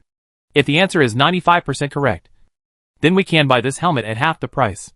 After hearing what this player said, everyone was obviously unhappy. Holy crap. This is the official setting of the underworld. Yes, this official planner is crazy. He can think of such a lish plan after making money. What on earth is going on with this plan? Isn't this simply preventing the company from making money? It's like saying you can't buy this helmet even if you can't answer the questions correctly. The layout is small. You can still buy a helmet without answering the questions. But it only costs 100,000. So you must not say that this official plan will not make money. This kind of money-making method in the underworld is simply unheard of. That's right. I just went to the official website to check it out. You can buy it if you don't answer the questions. It just costs 5 times the original price. Holy crap. You can save 80,000 yuan by answering 80% of the 200 questions correctly. This price/performance ratio is too high. Let's not talk about this. I will download a copy of the answer material and take a look at it first. According to the official pricing, these 200 questions are quite valuable. Xianyu players wait for the boss to finish answering the questions and post the strategy on the post. Is there any technical leader who is willing to sacrifice his life for it? Even if it is a paid post. As long as the price is not too outrageous. We are willing to read it. In that case, then I'll give it a try. But I have to tell everyone in advance. Because I just downloaded this information and briefly looked at it. A lot of the knowledge in it is unfamiliar to me, and it takes time to explore. Once I figure out the routines, I will answer the questions and then post a strategy post. Thank you for your hard work, boss. Thank you, boss. Sit back and wait for the good news from the boss. I have followed the boss. I will follow him 3 times for every post he posts from now on. At this moment, Jiang Yao couldn't help but sneered as he looked at the players in the group talking about it. Young men, do you really think I didn't think of copying homework? When I was playing games by myself. When I encountered some treasure chests or puzzles to solve, I would look for guides and copy homework. So I had already taken this into consideration before setting the questions. If you want to buy a helmet at a low price without reading the information, I'm afraid you are thinking too much. As he spoke, Jiang Yao continued to dive in the group, looking forward to their follow-up. Just like this, in the discussion among the players, many strategy experts read the entire information, and some with relatively strong memories started answering the questions directly. In fact, these questions are not difficult to answer. For example, if you meet a creature from another civilization, and the behavior or other things displayed by this creature make you feel that it is pitiful, what should you do at this time? Answer A. Let him go. Answer B is to destroy it directly. Answer C is to leave it alone. In situations like this, you usually choose answer B and you're done. If you answer this question correctly, the next question will be an extension of this question. All in all, every time you answer a question correctly, this question is equivalent to a subject. Following this main line, more than a dozen different questions will be randomly extended. And if you answer these questions correctly, it will have different extensions. In short, you want to answer these questions completely correctly. Unless you carefully read all Jiang Yao's information, then you have a chance to pass. Otherwise, there are at least hundreds of millions, or even billions of combinations between different questions. It is absolutely impossible to write such a strategy. For Jiang Yao, such a setting is indeed very underworld. After all, as a game, players will be disgusted by anything that is too complicated. But this game is different. In this game, Jiang Yao has never thought about making money. The people he targets are always such a small group of people, and it is impossible to consider the majority of people. This game has 1 million or even 10 million people paying attention to it. As long as tens of thousands of people can play the game stably for a long time, it will be okay. He doesn't care about the other people. After all, he doesn't rely on games to make money, but wants players to work for him. That's all. Just like that. While Jiang Yao was still thinking wildly, some players in the group had already discovered the problem. The general situation is like this. As we all know, no matter what game there are all kinds of players. Some players are money hungry. Some players are handicapped. Some players are European emperors. And some players are non-chiefs. There is a group of players who prefer to study game routines and make strategy videos. In the past, when there were fewer people, there would be fewer players like this. But now there are more people. And everyone has a chance to get a helmet. So this is also the best time for strategy players to enter. Because I watched so many live broadcasts in the early stage, and the information provided by some old players who are currently playing the game. These guide players already have a relatively deep understanding of this game. The reason why they did not publish guides before was because the number of people at that time was not too large. Even if they published guides, the attention would not be too high. But now it's different. Now that the number of people has been very large as the quotas have been issued, this is the best time for them to take action. Publishing some detailed strategies at this time will attract a large number of people to pay attention to them. As a game guide, they need to catch these newcomers and get them to pay attention to them. And then keep sending guide videos. Let their attention get higher and higher. And as time goes by, their account will easily have enough fans. Then the original accumulation of popularity is completed. And they will have no problem relying on this to have a meal in the future. Blue Star is one of the masters of strategy up. In fact, he is not really a strategy up.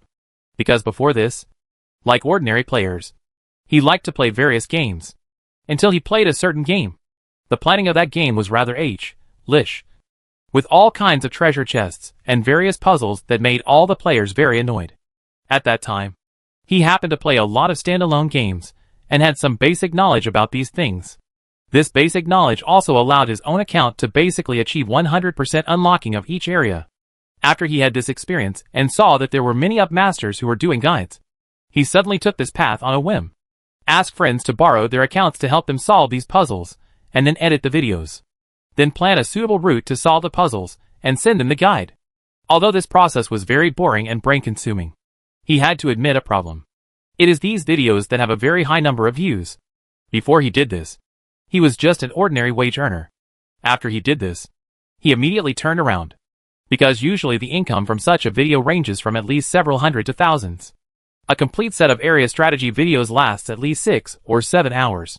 If these 6 or 7 hours are divided into short segments of 10 minutes and 20 minutes, then through the strategy of this area, you can earn a lot of soft money. Although making these strategy videos is tiring. His hobby is solving puzzles. So he took advantage of this and generated profits. But compared to some old strategy ups, a strategy up like him that became a monk halfway still had many shortcomings. However, as he made more and more game strategies, he became more and more skilled at it. When he entered this game, he thought about developing here. In those watching games, compared to the old ups who have completed primitive accumulation from the beginning, the newcomers who became monks halfway, even if they work hard, the achievements they can achieve are not as good as those old ups.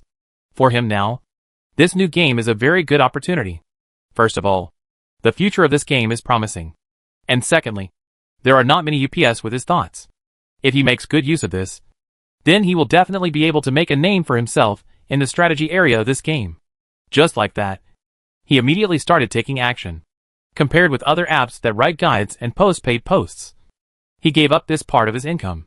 But he knew very well that, as the saying goes, if you can't let go of your children, you can't trap the wolf. If you let them go whoring for nothing, your attention will increase very quickly. Hello, my friends. I am the anchor Lan Xingyao Renyan, a newbie who aspires to become the leader of Raiders Up. The live broadcast I bring to you today is a live broadcast of answering questions. Many players want to know how to quickly answer questions and get a low-priced helmet. So after I read the information diligently several times, I started the live broadcast non-stop. Although I can't guarantee 100% accuracy. If you follow my rhythm, you can easily pass the level. Okay, without further ado, brothers, please open your answer webpage. Please look at question 1. What should we do if we encounter an unknown civilization that shows friendly kindness to us and decides to cooperate with us? We choose B for the answer to this question. Promise him. Then find an opportunity to get close to them and kill them.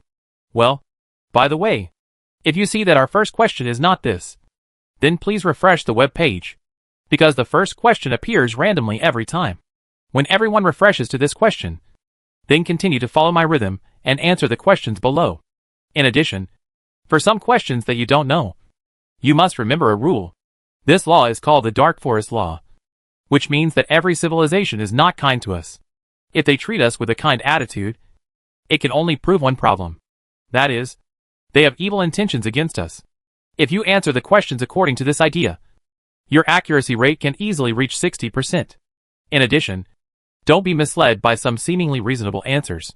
You just need to remember that the first option when encountering civilization is to kill him. At this point, he paused, and then continued, the first question is over. Let's move on to the second question. The second question is very simple. Which of the following principles need to be remembered when invading a civilization? Wrong. The answer to this question is A. The three-like principle. Following the third question. What is the top priority when we want to attack civilization? Please pay attention. This question is a multiple choice question. The answers are B and D. You need to detect the situation on the other side and prioritize the destruction or interference of civilized communication facilities to make them mute. Just like that, Lan Xing took the water friends to answer the questions. But soon, they discovered something was wrong. Because these questions may be the same for everyone at the beginning. But when there are multiple forks in the road later, the problem becomes big. Anchor. Anchor. Please stop for a moment. Anchor. Why is my question 5 different from your question 5? Your question 5 is different. But my question 2 is different.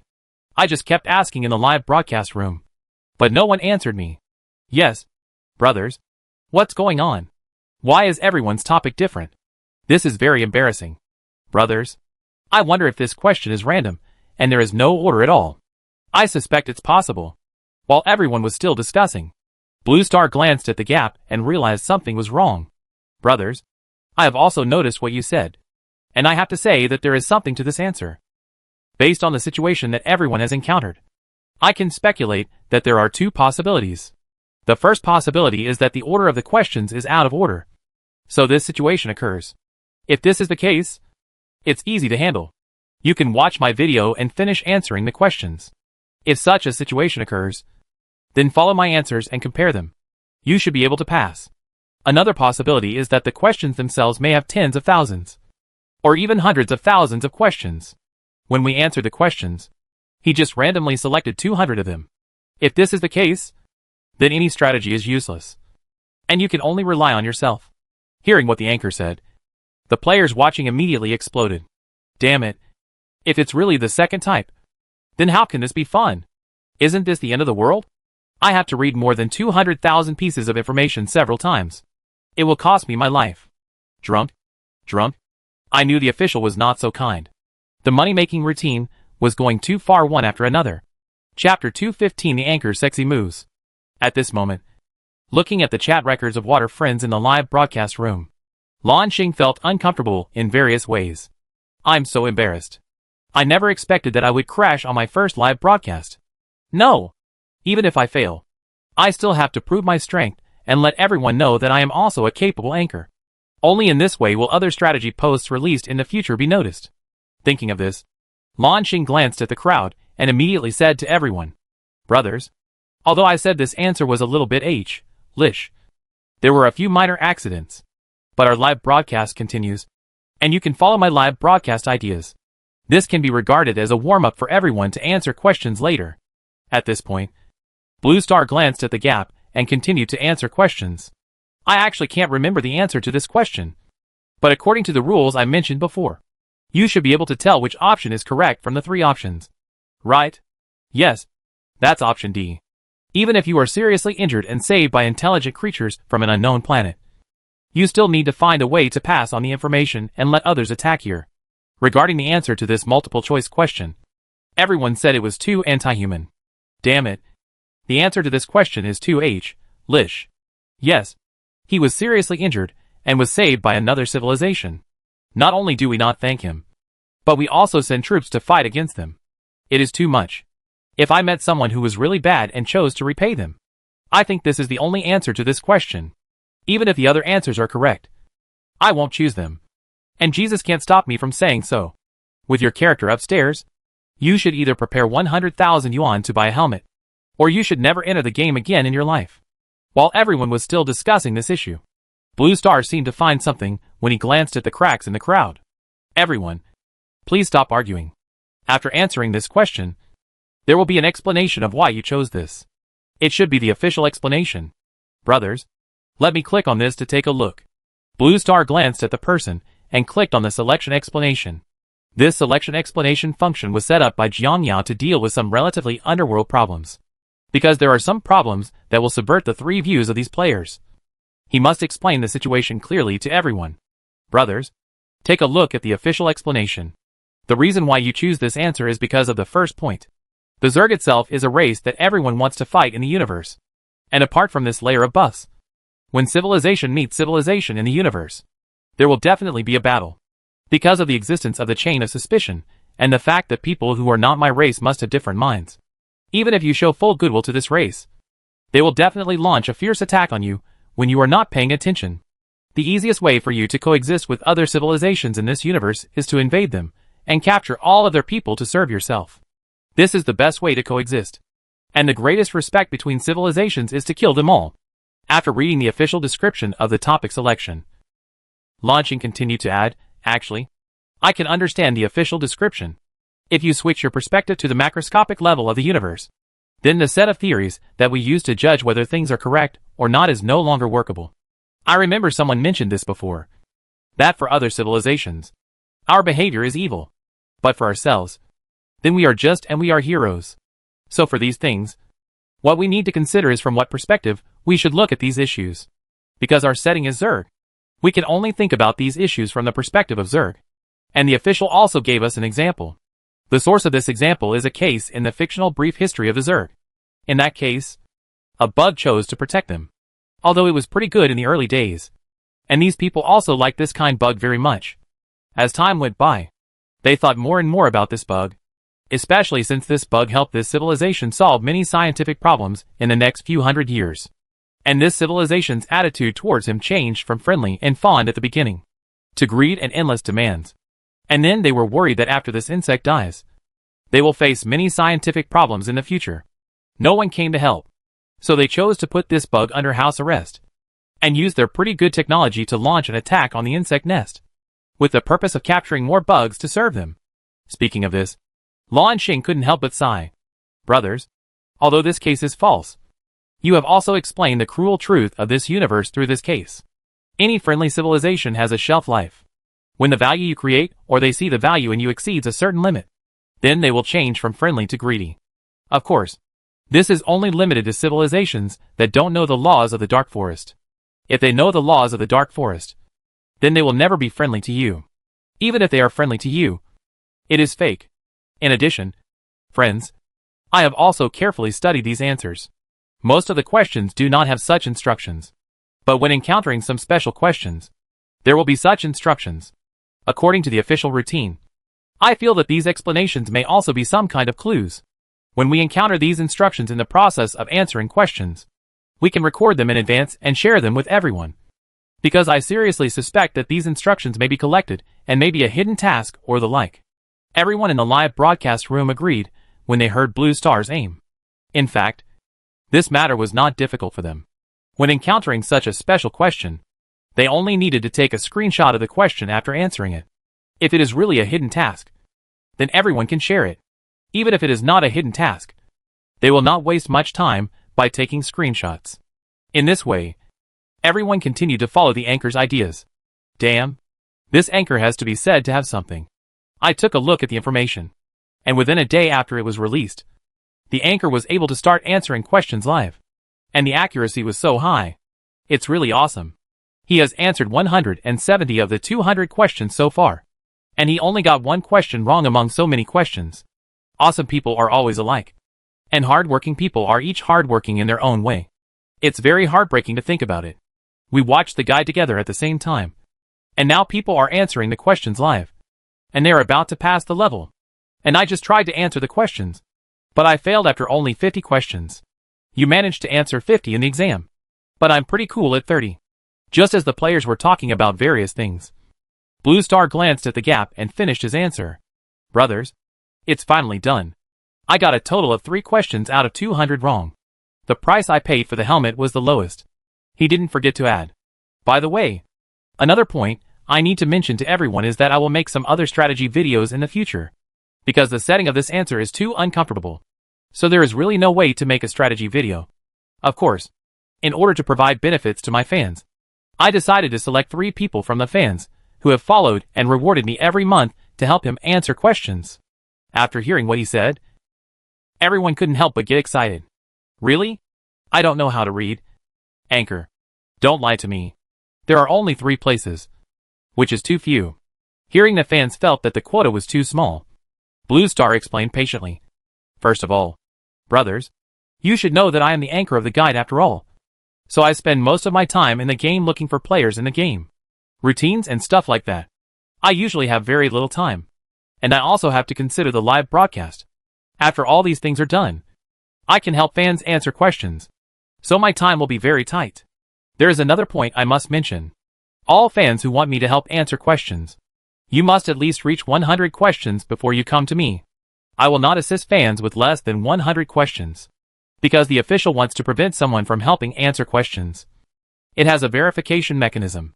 After you enter the game and play for a period of time, a pop-up window may suddenly appear at a certain period, requiring you to answer questions for verification. If you didn't read the information, and then I helped you answer the questions, and you played in the game for a while, and you couldn't answer the questions after being verified, you would be embarrassed and your account might be banned.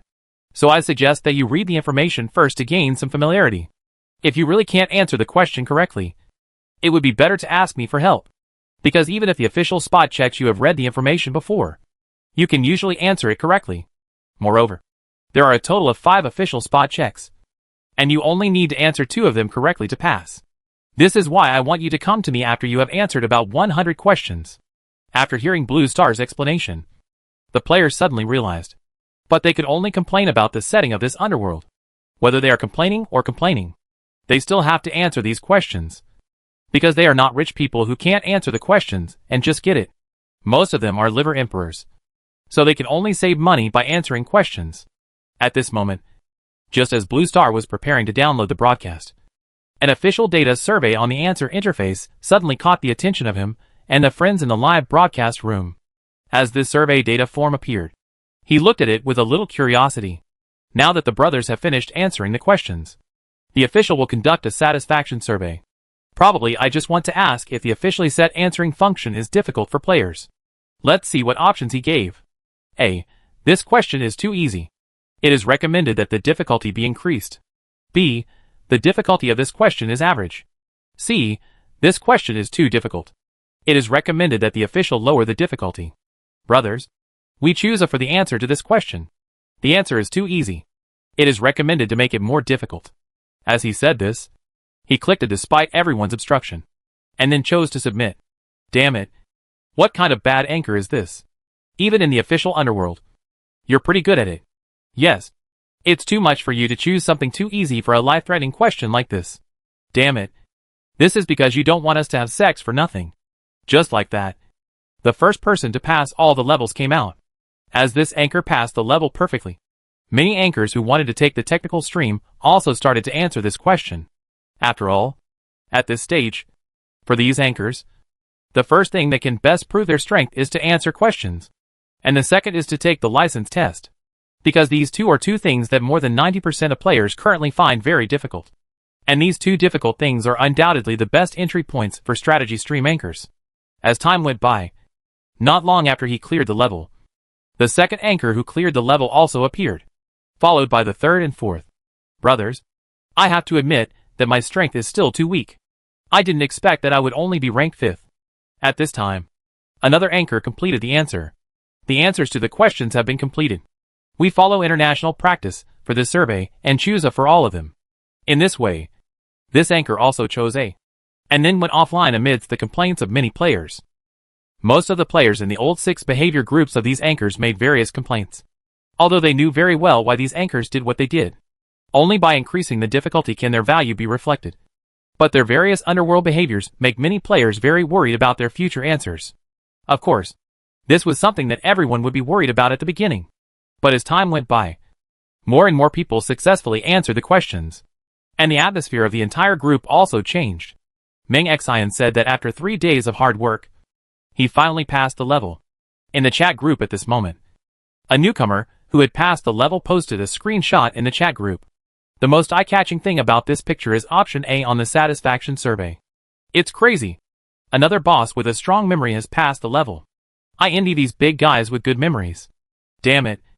Brothers, I don't think this is right. Haven't you seen it? At present, a total of more than 730 people have passed the level. But here's the problem. These 730 people all chose A. Are they planning to kill us? And just as the player finished speaking, another picture appeared in the group. The new student said that he was a little slower than the previous one. But this question was still quite easy. So I decisively chose A. Damn it! You guys are really poisonous. You can all show off here. If you have the ability, go and get the license in one go. And then show off to me. Chapter 216. The Golden Legend is revealed. In this way, the player's complaints about answering questions have turned from all kinds of complaints at the beginning to the Versailles now. Those who failed to pass the level complained about the official difficulty in the group, which was 2H, Lish. Then after they passed the level, they immediately chose A and ran to the group to show off. Jiang Yaoran was happy to see their behavior, because after they mess with it like this, they will come out with something more difficult. So it won't cause any adverse reactions. After all, what you said is too simple. This is what you said. Our official attitude is to consider everything for the players. Listen to your opinions and make corrections. This is simply the behavior of a model official. I will do whatever the players say. I am so upright. During this period, as more and more players joined, the entire game became extremely lively at this moment. And as Jiang Yao's insect nest returned, players successively handed in the spoils of war. In the middle of a huge desert in the rock and soil civilization, there are winds and sand flying during the day, and heat waves are rolling.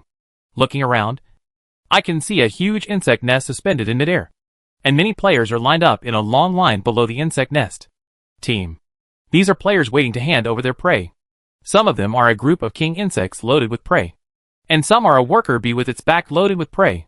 Hey, brothers, I haven't seen you for a long time. Where have you made a fortune recently?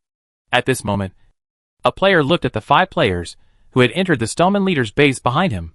We have been wandering around the A3 area now. It has been almost cleared there. We may have to change areas during this time. One of the players sighed as he spoke. You have hunted a lot of prey during this time. The player who asked the question looked at a large basket filled with stone men that they were dragging behind them. I guess there must be at least 1,000 or 2,000 of them. It's almost the same. But the 5 of us can't divide it much. You know, this is what we have gained in a week or two. At this point, the player also had a sad look on his face. In the past, we only needed this amount for 1 day. But now we may not be able to get enough in 2 or 3 days. Hey, I see you brought a computer back. Have you found the base of these stone men? The player who asked the question seemed to have noticed something else. We found a base. But there are too few stone men inside. Only about 20. I just looked at the players from the big guilds, who attack bases with thousands of stone men. Or even bases with tens of thousands of stone men. The computers brought back from bases of this level did not have any useful information. Like ours, the computers in the small base are basically cold. What's the point? This computer is like a lottery machine. If you win, you're lucky. If you don't, it's normal. At this point, the player who asked the question turned around and said, Okay, it will be my turn soon. I'll hand in the prey first and then go back to the liver. After saying hello, he hurriedly moved the prey towards the insect nest. Climbed over. After a while, I saw this player crawling back again, and then looked at a few people. Unfortunate batch. I only earned more than 500 evolution points in this wave. Brothers, don't talk about it. I will continue to go back to the liver. After saying that, the player flew out in a certain direction without looking back. In fact, the performance of this player at this stage is also a reflection of the current situation of most players. Because as the number of players' occupancy increases, the planet's already few resources become even more scarce, which also makes players who want to make money have to seize the time to improve their progress. Because as resources become less and less, if we can't even catch the last train, we will enter the real grassroots period. Of course, the reason that allows them to do this is not only the upcoming grass period, but also the most important reason, which is the official rumor. In the near future, the official will release the new unit Alien Dragon. and also open the advanced functions of the units. Many players may consider changing to new types of troops, so they will sell veteran types. At this time, they usually sell at low prices. So this is why some players are so desperate, because they want to catch up with the old players selling their units, and be able to buy their favorite unit at a low price. At this time, the 5 players who had previously attacked the base were also lined up. Hey, look! Another little group is holding a computer. Hey, which one is it today? Probably the 27th person. But it's a pity that all these people are on the street. It would be strange not to rush into the street. There are a few people holding civilian computers, hoping that there will be important information inside. I am afraid they are not thinking too much. If you look at the computers of the 5 of them, they should be for military use. The military ones are of no use. After all, a few big guys from the guild came back with a few military computers, but no useful information was found. Don't even think about having any hidden missions for this civilization. You must know that they have never had contact with other civilizations at all. It is basically impossible to obtain information about other civilizations. At this moment, not far from where the supplies were handed over, a group of people eating melons were also gathered. After all, there are all kinds of players among the players, and some liver emperors want to desperately remove the liver progress. However, this is not the case for some well-off players. Most of them are usually very lazy, and they can just add a little money to the weakest military type, and it will be fine. Therefore, they do not need to work day and night to remove the liver like those liver emperors. So some of these players choose to travel around the planet, while others are counting everyone's income. Of course, there are also many players, just like these people, who choose to be a crowd and laugh at those people who hold computers and want to trigger hidden tasks. Actually, I think compared to this computer, if you look at the team next door, they are holding a large piece of purple crystal. I feel that the purple crystal can be sold for a lot of money. Are you thinking too much? We bugs don't need decoration. So what's the use of these things? It's really hard to say. After all, there are big guilds that have purchased guild bases inside the insect nest. Everyone knows the environment inside the insect nest.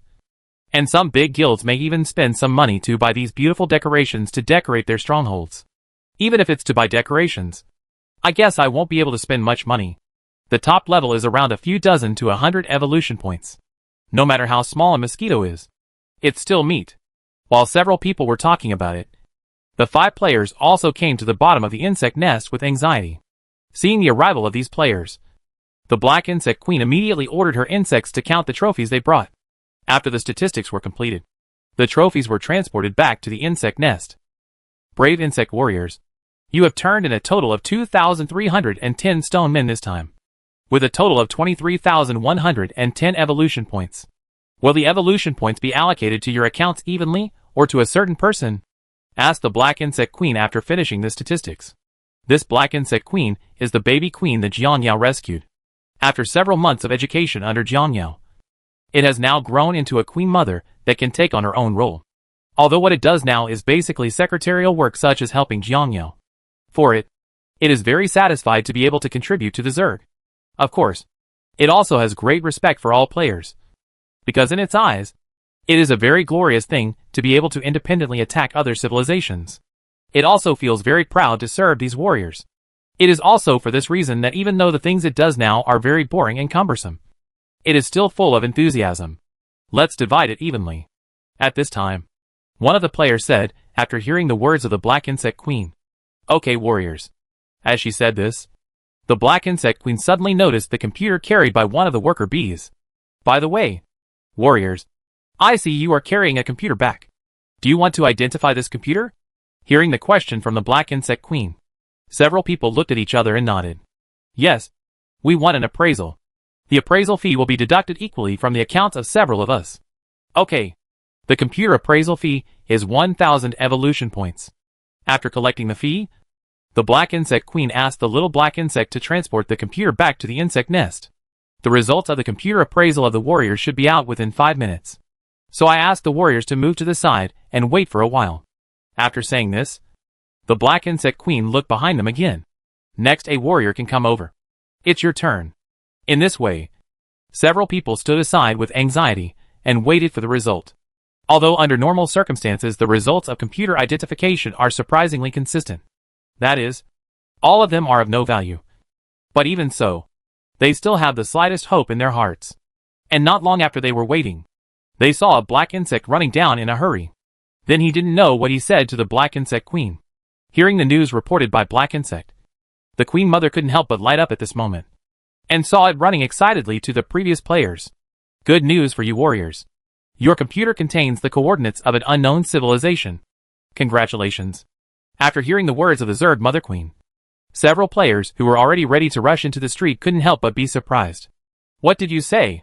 Our computer contains the coordinates of an unknown civilization? Holy crap. Is it really true? Damn it. Aren't we rich? At this time, several players immediately became excited. Originally, they did not have high hopes for this matter. Passing the computer appraisal is just to make them give up and let them dash their last hope. But who would have thought that they would receive such a big surprise? You must know that this is an unknown civilization. In any case, the price of a civilization cannot be cheap at all. So at this moment they know that they have taken off. At this time, Blackworm's words also reached the ears of the players queuing around. Holy shit. What the hell? The golden legend actually came out. I'll try to make them identify the coordinates of the civilization. Can you believe this? Those things that even the big guilds with eye worms didn't find were found by these individual people. And I just heard them say that the base they attacked was a small base with only 10 to 20 stone men in it. Such a broken base actually contains such important information. This is outrageous. A civilization, brothers, is worth at least hundreds of millions. And there are only 5 of them. How many evolutionary points does one person have to share? Damn it. If I'm not mistaken, I know one of them. And he's not the little old man who persuaded us to buy eye worms before. It's unscientific. This kind of cheating thing actually has such luck. I felt very uncomfortable. Why did I leave that team in the first place? You know I was on the same team as them. Why? Damn. Why don't you have any points in mind? You looked down on your good teammates after you drew a Hydralisk. And then you abandoned them and joined the guild. Unexpectedly. Young man. An evolutionary point worth tens of millions of dollars would pass you by just because of your one decision. This is very heartbreaking. If you have to leave a few days later, I think you can get a share of these tens of millions. In fact, the situation like this player also happens in many individual groups. Most of the individual people are mainly worker bees. They stick together to keep each other warm for efficiency. But occasionally 1 or 2 European emperors will draw good units. And they will most likely join other big guilds. So this kind of thing is not uncommon in the individual community. But it is the first time that this player is so unlucky. He had only been on the front foot for a few days when his old club on the back foot made a fortune. And it was a huge windfall. I think it's impossible to buy tens of millions. You must know that the acquisition price of civilization fluctuates.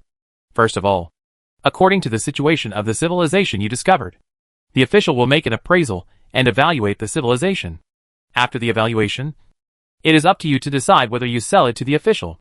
So the current situation is that the official and accurate identification results of the specific conditions of this civilization have not yet been released.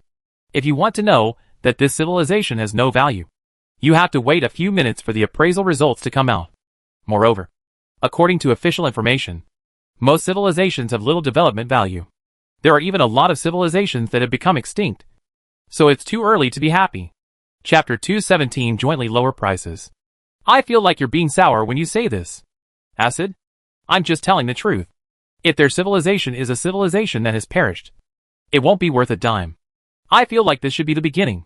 After all, they can be considered as triggering a hidden mission. The results will be available in a few minutes. Let's wait and see. As he said this player and other players began to bring the identification results of this civilization. And now on Jiang Yao's side. Jiang Yao was also very surprised to be able to find the coordinates of another civilization in such a low-level civilization. His original idea was to wait until the insect nest evolution was completed and then prepare to cross the Great Void. But Jiang Yao also knew very well that crossing the Great Void was still very risky with his current strength. At this moment, the coordinates of a civilization appeared in front of him, which made Jiang Yao suddenly excited. And this civilization is not far from his current location. Only more than 2,300 light-years away. More than 2,300 light-years is very close to an insect nest that can jump. But now Jiang Yao also has a lot of worries. That is, the technological level of this civilization. After all, the data he extracted shows The reason why the rock and soil civilization knows the coordinates of that civilization is because they intercepted a broadcast message sent by this civilization 2,300 years ago. This stage happens to be the stage when this civilization began to explore the universe. So as of now, it has been 2,300 years since they sent broadcast messages. And they don't know to what extent this civilization has developed during these 2,300 years. And this is also the biggest hidden danger. Because 2,300 years is really a long time. In such a long time, anything can happen. It is possible that this civilization has entered the middle level, or even the advanced level of the universe. Or it is possible that this civilization has been destroyed in the long history of the universe. Although he knew the coordinates of this civilization, Jiang Yao knew very little about this civilization.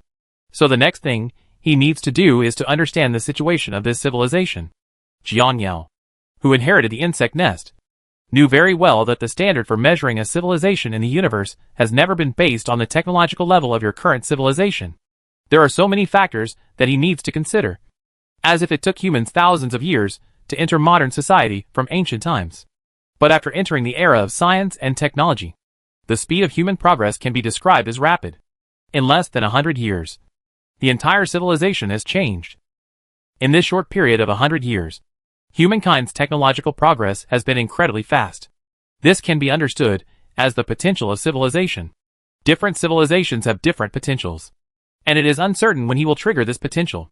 Some civilizations need hundreds or even thousands of years to go through such a journey, while some civilizations need just a few decades to complete their transformation. So when attacking a civilization, what you need to understand is not how much their current technological level is worse than yours, but their potential, which is the most critical. Suppose you go to attack a civilization, and it will take your fleet 200 years to arrive. It only took 10 years for this civilization to move from the steam age to the electrical age. And it only took 5 years to move from the electrical age to the information age. For a civilization like this, when you arrive on its planet in 200 years, it may not be you who beat it, but it may chase you and beat it. Therefore, the most important thing in the battle between civilizations is to understand the potential of this civilization. The civilization Jiang Yao is facing now has a time span of 2,300 years. In such a long time span, Jiang Yao knew that there were too many uncertain factors in this civilization. It is possible that they have been stuck at a certain stage for thousands of years and have been unable to break through. It is possible that their development speed is astonishing, and they have already entered the ranks of advanced civilization. All this is unknown to Jiang Yao.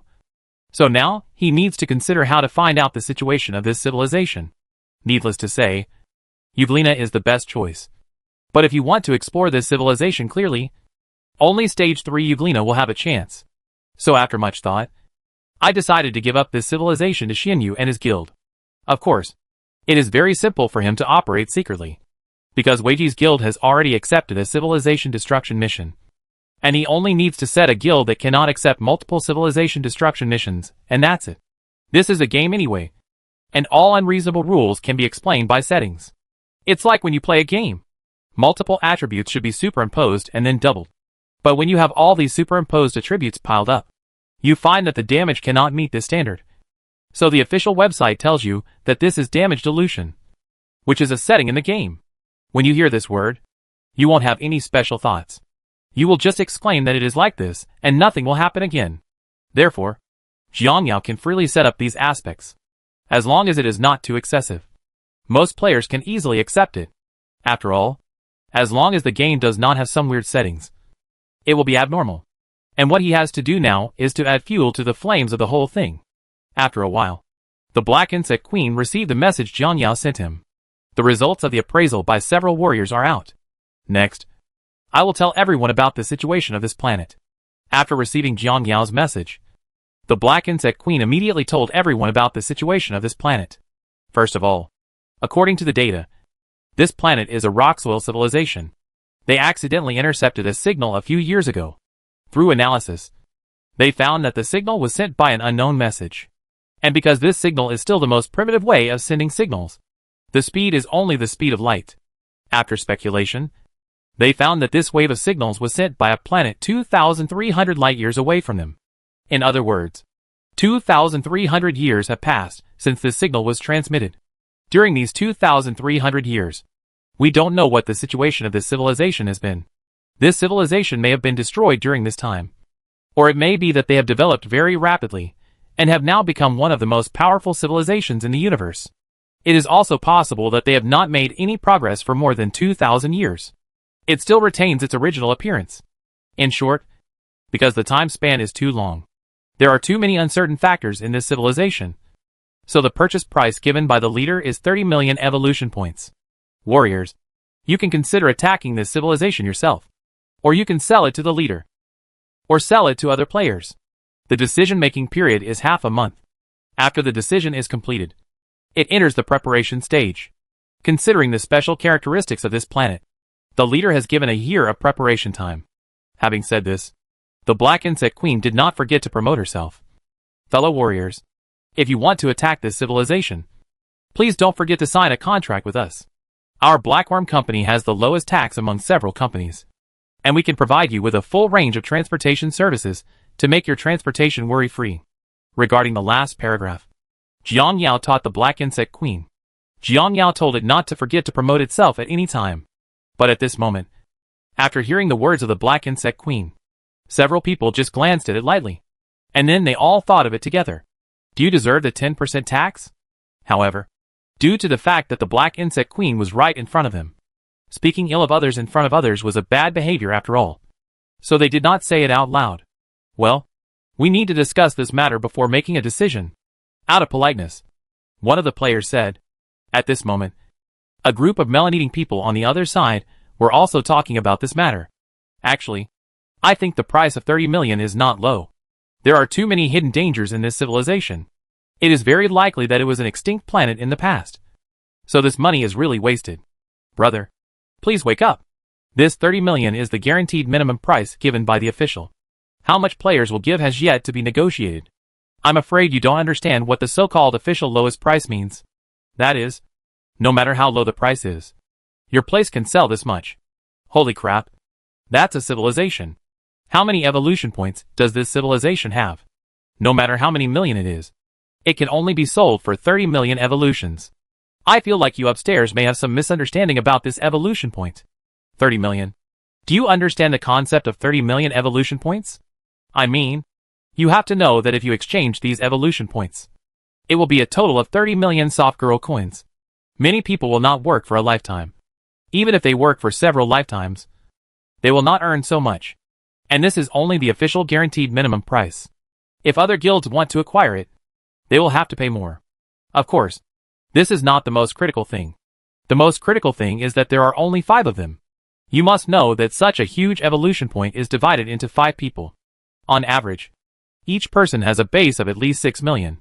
If it is sold to other guilds, the price will be higher. And if the price is higher, then each of them will get more. Wouldn't it be nice to use part of it to buy a better unit? And use the rest to cash out, and then buy a house or something? This is the real deal. I once thought that a certain guild made tens of millions or hundreds of millions. But I never thought that the biggest money-making event that has happened since the launch of the game was actually completed by a few individual players. This time, they made more money than that time when there was a boss who singled out the alien nest. And the most important thing is that these people are all worker bees of 648. Why should he be a worker bee of 648? Most players are very envious of these few people's comeback this time. In particular, many of his fellow players were newcomers who came in at the same time as him, while he was still playing the role of worker bee, trying his best to get a velociraptor. Others had already taken off. Of course, this is not the most important thing. The most important thing is that if you say that these people are Kryptonians, then the players will feel better when encountering such a situation. But these people are just as hard-working as them. Liver Emperor. Like them, they didn't make a penny from playing this game. But they got such a great opportunity. This is a typical example of making a net profit without investing a penny. Of course, things about this planet have also reached the ears of the major guilds. At this moment, they are also very concerned about this planet, and have sent people to talk to these players about the acquisition. Everyone, although the official data evaluation of this planet is not very good, you must understand that after a civilization enters the technological era, its probability of being destroyed will be infinitely reduced. After all, as the advancement of science and technology continues to transform the planet, the living environment will become better and better. Of course, We do not rule out the possibility of transforming an overturned civilization in the early stage. But it does not matter even if it overturns. Because this planet is a planet that can breathe life. It is nothing more than the destruction of one generation of civilization and the replacement of the next generation. And the level of civilization does not matter. What matters is how many evolution points they can sell. At this moment, looking at the people surrounding him, Xiao Laolu expressed his opinion. Among the few people, only Xiao Laolu had experience in negotiation. So they gave Xiao Laolu full responsibility for a matter. Brother, what you said is correct. But you have to know that if we acquire this civilization, we will also bear a very large risk. First of all, you have to determine what this civilization is like. If it has developed to a relatively high level, then it is impossible to eat it with the strength of a single guild. Then there is a high probability that we will only choose to cooperate with other people and choose when we cooperate with others. Our income will naturally decline. And apart from this, it is also possible that, as everyone said, this civilization was overtransformed and the entire civilization was destroyed. All species on the entire planet were also destroyed. And no other species could be reborn. Although the change of civilization you mentioned may also occur. After entering the technological era, we cannot control some special viruses and the like. It is not impossible for the entire civilization to be completely destroyed. It is even possible to encounter a meteorite impact at a certain stage. At this point, the Emperor Penguin looked at a few people and said, "Let's put it this way. We can offer up to 40 million evolution points to acquire this civilization. Yes, several of our unions have discussed it. This civilization is too risky. So we can only give you 40 million at most. No matter how much we have. We won't sell them out. As for our several guilds, it's up to you to whom you want to sell them to." Leakbox also echoed at this time. Listening to the discussion of these people, Xiao Laolu finally thought about it for a long time, and then said, "Let's do this. You guys, we will discuss it again." After hearing his words, several people nodded, and then they all left after chatting for a while. It's crazy.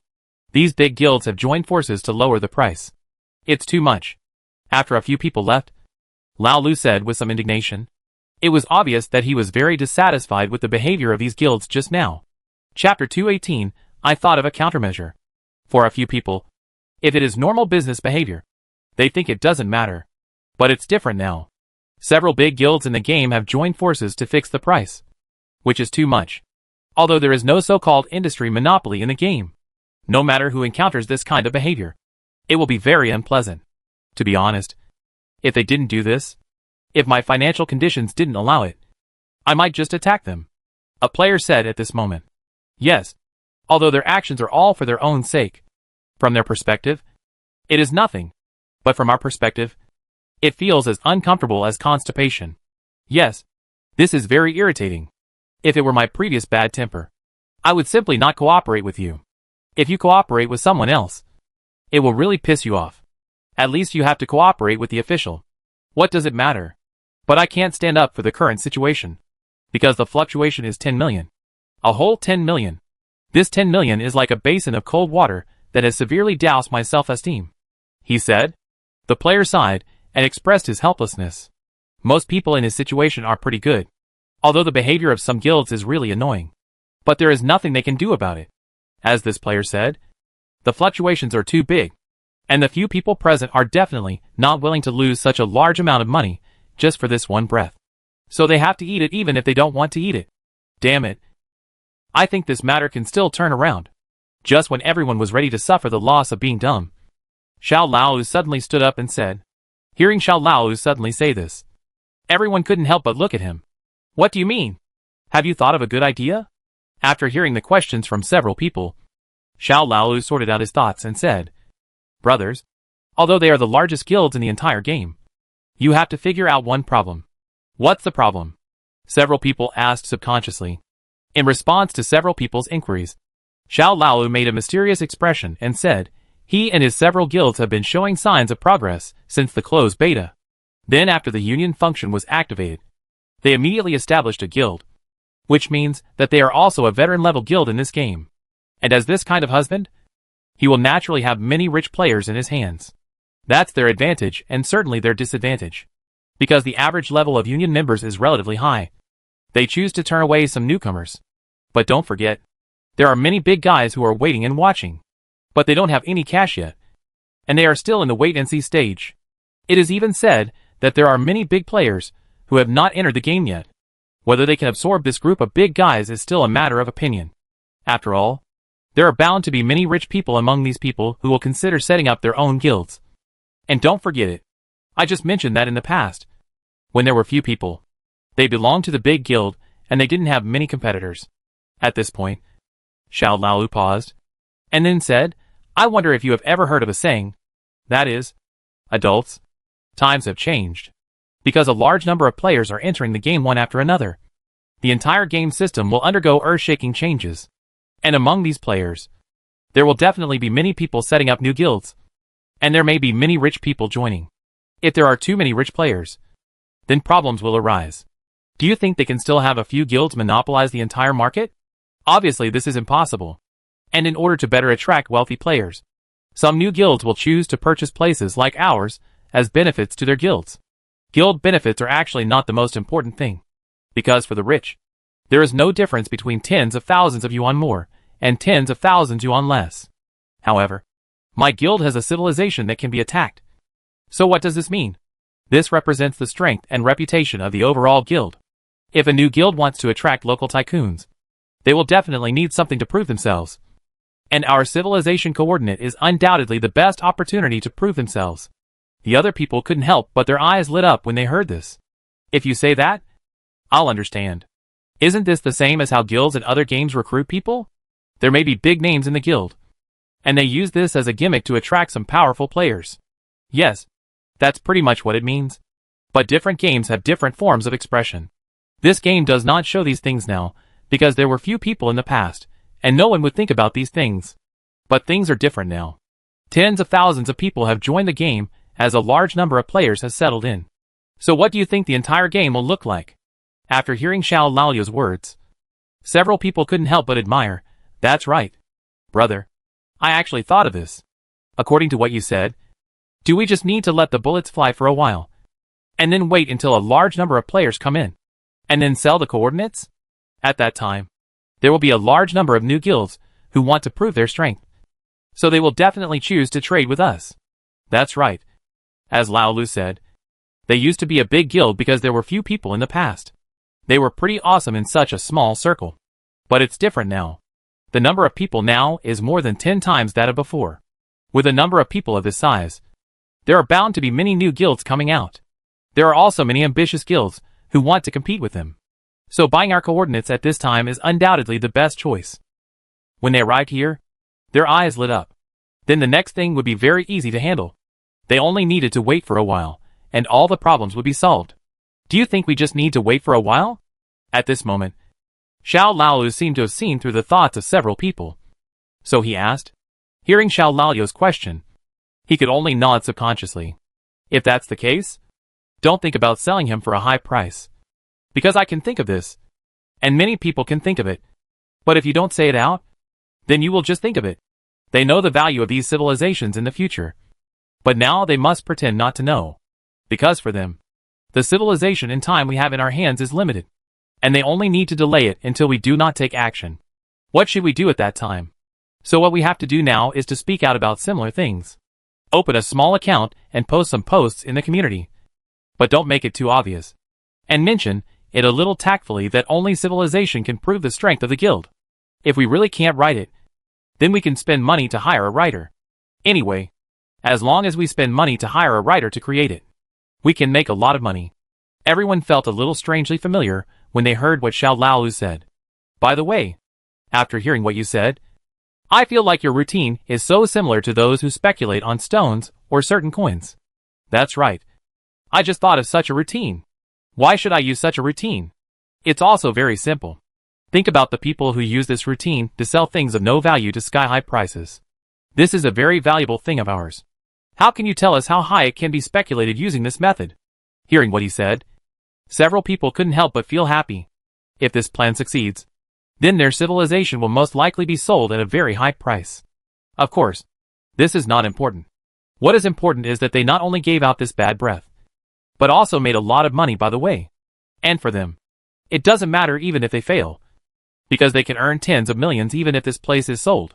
If they can make tens of millions, then they don't need to care about the tens of thousands or hundreds of thousands they lose if they fail. Thinking of this, these people immediately started taking action. Since it is building momentum, there are more things to consider. The first point is that you need to write a better copy. And of course you need to put this copy at the top. If you want to pin this copy to the top, you need to invite someone to watch it. To put it simply, you need to hire a spammer. After preliminary communication with several people about writing copywriting, it is basically certain that they are all bad students. It is obviously impossible to write good copywriting. Therefore, we can only invite foreign aid. And secondly, the Navy. But this is easy to handle, because they have a way. After all, we are all old gamers, and have a lot of game groups in our hands. All we need to do is call out in the group how much money we can give per message. And then the Navy will arrive. With the Navy and copywriting, the next thing they have to consider is very simple. That's asking influential people to help. And when influential people come to help, they've already thought of it. In this game, there are two veteran anchors. The first one is Weiji, and the other one is a small transparent one that turns the wind and welcomes the night. The first anchor had already offended them, so naturally they set their sights on the second anchor. Although this little transparent anchor is not as popular as the big brother Weiji, it has to be said that over such a long period of time, she has also gained a lot of popularity through various live broadcasts. In addition, she looks quite good, and many LSPs among the newcomers are paying attention to her, and they can just use this to add fuel to their momentum. But Lao Lu, I think the biggest problem now is that although your method is feasible, why does that anchor want to help us? He doesn't have to help us, but it's impossible for him to have trouble with money. Our current behavior is like a moneymaker dad who hires those sponsors to advertise for us. As long as the funds are in place, we don't have to worry about these people not cooperating with us. And don't forget, the entire game now has not only two anchors, but also many strategy anchors and entertainment anchors. So we just need to contact all these people and give them a price that they are satisfied with. Trust me, they will definitely work hard. And I noticed that many of their anchors are new anchors. Of course, there are also old anchors who have accumulated a certain number of fans. But this is not important. The important thing is that the fees we want to hire new anchors like these are very low. They may be able to give you tens of millions of dollars to do it. Because for them, they are very happy just to receive advertisements. As for whether it is more or less, it is not particularly important. As for old anchors who have accumulated a certain degree of popularity, although their fees will be higher, they will only fluctuate between 10,000 and 20,000 at most. Because I have paid attention to these old anchors now, and their popularity is not as high as some phenomenal anchors on other websites. So the cost will naturally not be too high. Just like this, a few people discussed this matter all morning, and after their discussions, the entire plan was initially planned, and the next step was to implement it. Today, I am preparing to log into the game and start the live broadcast as usual. What was different from before was that when he signed in to the Chong community, he suddenly found an email. Out of curiosity, he clicked on the email. Hey, what is this? Do you want me to advertise for them live? He muttered in a low voice while continuing to read. It needs to be mentioned whether the guild is strong or not, which can be proven by whether it has purchased civilization. After all, only guilds with strong financial strength can afford civilization. Then what I need to do is start a debate with water friends in the live broadcast room. Just by saying this, you can get 10,000 yuan in advertising fees? Looking at the last remuneration figure, I felt a little incredible. She really couldn't imagine that such a simple thing could give such a high reward. If that was the case, she would definitely take the job. And even without such a high remuneration, she would still accept the order, because she has forgotten how long it has been since her live broadcast. But she has never received an advertisement. And now she actually received an advertisement. For her, the income is far less than its meaning. It seems that I am one step closer to becoming a big anchor.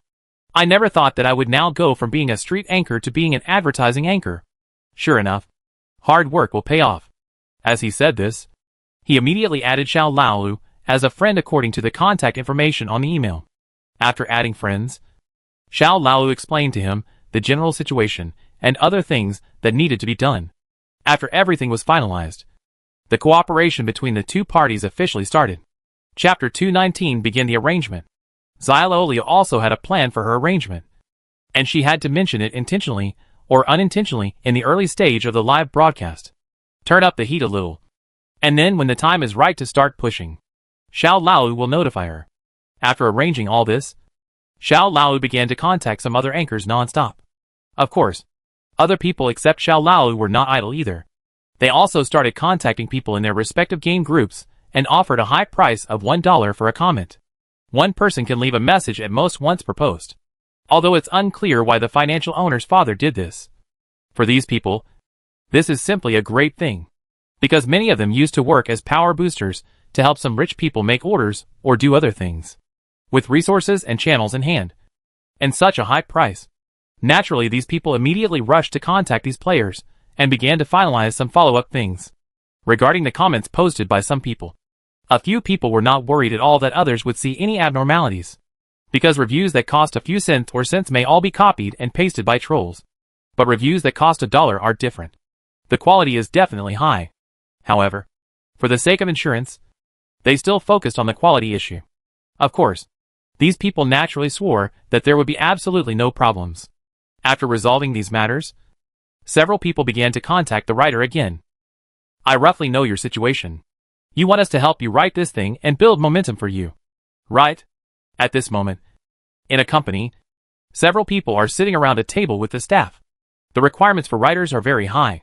They need experienced ones and have certain channels. So after discussion, a few people chose to go to a media company that specializes in this aspect to negotiate this matter. For a few people, it doesn't matter whether they are online at their current level or not, because their top priority now is to get this matter resolved as soon as possible. Yes, I have explained the situation to you, and our request is actually very simple. First of all, what you write should not let others see that someone is operating in the dark. To put it simply, you should write a little more normally. Besides this, we have also hired trolls to divert traffic. With your own traffic, we should be able to keep this series of articles at the top of the community. At this point, several people stopped. Oh, by the way, what else did the sixth man tell me? Do you still remember it? I forgot. I remember he mentioned something important like this. Damn it. The old man is not here at such a critical time. He has to leave it to us to handle this matter. I have forgotten what he said.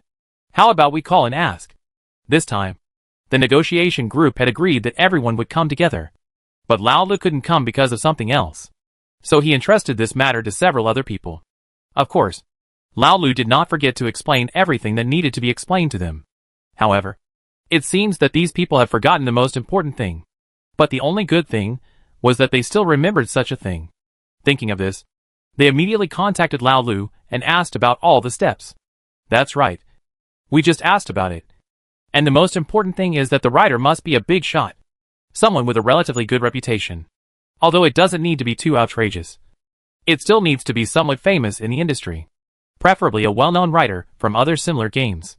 Several staff members couldn't help but frown when they heard this. As for your requests, we can agree to the first few points, but we may not be able to agree to this last step. First of all, we are actually paying attention to the game you mentioned, and several of our writers are also preparing to enter that game. We want to see if we can make a comparison in the community of that game. Good IP. When entering this unfamiliar game, we usually choose some well-known writers to enter. If these writers go in and publish their first article as you said, it will definitely have a greater impact on his reputation. So if you want to ask a famous writer to complete this thing, I can tell you clearly that this is impossible. Of course, we also have some less popular writers here. We can ask them to complete this matter, and the effect will definitely not be bad. After hearing what the staff member said, they could only look at each other. If we follow your process, how much will it cost for us? We charge 2,000 per article here. If we follow your requirements for traffic, then the fee will be calculated separately. Let's do this. I will publish 5,000 articles and write them for 10 days in a row. But I require that a well-known writer be hired to write them. You guys should know this request. It's absolutely impossible for us to agree to your request. 7,000 articles. Guys, I think I've made my words very clear. 15,000. Seriously? You don't need to be obsessed with the company anymore. We have the company's bottom line. 20,000. I've said it before. No matter what conditions you offer, we can't agree to it. So stubborn? Brothers, let's find another company and ask. I also said, let's go. Let's find another one. I said absolutely, If not, what are you going to do to these big guys? No! Don't go! The 20,000 I just pretended to be is just 20,000. We'll invite the most awesome people to write for you. Don't go. In this way. 15,000. 15,000 okay. Our bottom line is down. Hearing the voices of the previous staff begging Grandpa and Grandma from behind. A few people stopped and glanced at him lightly. Why are you pretending that you are fine and fine? You have such principles and reputation. Why are you pretending to be in front of us? Yeah. Don't even look at our status standing in front of you. To tell you the truth, for us in this world, anything we can do with money is nothing. So if it's okay, don't show off in front of the rest of us. Yes. Several gods taught yes. Although the staff member at this moment did not know how rich these people were. But with the way they were asking for 2,500,000 to 80,000 yuan, it was not difficult for the staff member to guess that these people were probably rich. The Lord who is not short of money. In this way, the few people sat back at the negotiation table and began to discuss the future matters. At this moment in the game, Xian Yu and others are still discussing the purchase of this civilization. Boss Penguin, I'm thinking about who they will choose to sell to if all our guilds offer the same price. At this moment, Xian Yu said as he began to think about this matter. For the currently powerful guilds, first of all, the Workers' Bee Protection Association will be passed first. According to the rules, they already have a civilization there, so they cannot purchase the civilization. And because they are applying for a civilized attack, there will still be a lot of subsequent income that will be drawn by the leader. So they are really frustrated now. If they can spend their own money to buy a civilization, it is definitely worth more than taking a commission. Of course, the most important thing is that they can't buy the civilization if they don't get rid of it now. So this is very comfortable, because it has eliminated one of our biggest competitors in disguise. Speaking of this, Xian Yu then added, after getting rid of this biggest competitor, the next step is for several of our unions to compete. First, our own Yunziduan. Secondly, Jiucai's elite combat team and Quangbu's intelligence strategy group. As for other small guilds, there is nothing to worry about. So even if they want to sell them, they can only choose one of three. However, we have discussed it and the price has reached a consensus, which means that in the end, he will only choose one at random. Guild. But this is very embarrassing. How to randomly select a guild to increase our probability is what I care about most. I kind of want to secretly chat with him privately, and then raise the price and let them sell it to me. But in this case, I always feel like I'm backstabbing other guilds. To do this kind of thing, it is impossible to put money in based on our own financial strength. We definitely need to inform other guild members. If more people know about it, then the problem will be big. After all, there is no airtight wall in the world. If anyone tells this matter, it will be very troublesome. After hearing what Xian Yu said, the Emperor Penguin shook his head. You think of this matter too simply. And you also think of those players too simply. Usually, when someone sells something of huge value in the game, the first thought of most civilian players is to sell it. Except for the wealthy. At this time, as long as someone bids and the price is relatively reasonable, they will still be willing to sell this thing even if they sell it for a little less. This is the mentality of most players. And when such a big pie falls, look at the performance of those few people. Although they rejected us at the beginning, under normal circumstances, they would have come to our door at this time and selected a buyer. But they are still unmoved until now. From this, we can infer that they probably have their own tricks. Otherwise, it is absolutely impossible for them to behave like this. After hearing what Emperor Penguin said, Xian Yu looked at him with confusion, and then asked, You mean they might be planning to cause trouble? It's not possible. It's absolute. If they don't make any move after a day or two at most, then I can be 100% sure that they are definitely up to something. So what if we cause trouble? Anyway, we are the only guilds that have the highest funding in the entire game. Although some other small guilds also want to buy it, they will never be able to afford so much money without our accumulation. At this moment, while Xian Yu and his guild were still discussing this matter, a few people who had arranged everything outside also started to take action. Hello everyone. I'm meeting you all again. The content of the live broadcast is the same as usual. After all, a handicapped person like me is more suitable to take you to see the scenery, he said, turning the wind and welcoming the night, and started today's live broadcast. Anchor. I mean, this planet is full of yellow sand. What's so interesting about it? Yes, The most important thing is that watching this sand every day makes me no longer interested in watching your live broadcast. Brothers, please understand. Didn't you encourage her to fight before? Even against the stone men. She had to fight the stone men for more than half an hour. If the attributes of the worker bees hadn't been high enough, I think she would have been out cold. I have to admit that this anchor's operation is really a noob. To be honest, her operation is better than her even if I put all the rice on the keyboard and peck at it. To be honest, if I put this helmet on a dog's head, I think the dog can beat her better than her. What you guys above said is a little disrespectful to chickens and dogs. It hurts my heart. I'm very curious about how this anchor survives in the game, especially during battles. With her level of operation, isn't it a waste as soon as she gets up there? The one upstairs looks like a newbie. I probably haven't seen this anchor's live broadcast before. Normally during a battle, that's when we contribute our efforts. At that time, we will direct the anchor where to run. But a few times she reversed the direction. And then she was in vain. Holy crap. You can still do this. This is outrageous. People are charging forward in a battle. But she is trying her best to escape. To be honest, with her technical level, I think the live broadcast industry is not suitable for her. She can choose to find a factory to work in the factory to make screws. I also think this suggestion is feasible. Anchor, please listen to our advice. While many factories are still recruiting people, you still have a chance to go in and drive screws. Yes, once this period is over, there will be no way to go in and screw in the screws. At this moment, watching everyone's ridicule turn the tide and welcome the night. His mind is full of black threads. These hateful water friends. Do you need to have technical skills to play games? Can't I be a landscape exploration anchor? Wouldn't it be great to take everyone to follow my perspective? Travel across the sea of stars and appreciate the endless beauty of the sea of stars? Why are you complaining about my operation every day? Although Wang Fengying felt all kinds of dissatisfaction in her heart at this moment. When she thought of another thing, the dissatisfaction in her heart was immediately swept away. Although you all complain about me, and although my gaming skills are very good, you may never know that I have received advertisements. I am no longer the kind of anchor who pounces on the street. You have to know that in the anchor industry, you can receive advertisements. If you are not popular, people will not come to you. So from this incident, you can see that I still have a certain influence. But at this moment, she didn't know that Xiao Laolu and the others didn't want to choose her. But he was the only old anchor left. Did they have any choice? Chapter 220 Business routines are really easy to use. Of course, she didn't know what Xiao Laolu and the others were thinking about turning the wind around and welcoming the night. But she didn't have the time to think about it now. Because after these few days of preparation, she received the news that Xiao Laolu asked him to discuss this matter. In this way, she took her water friends for a stroll, and then began to talk about this matter intentionally or unintentionally.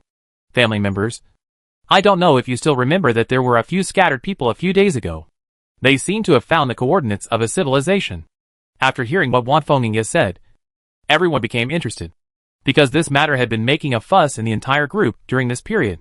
Of course we know about this. We have to admit that these people are really lucky.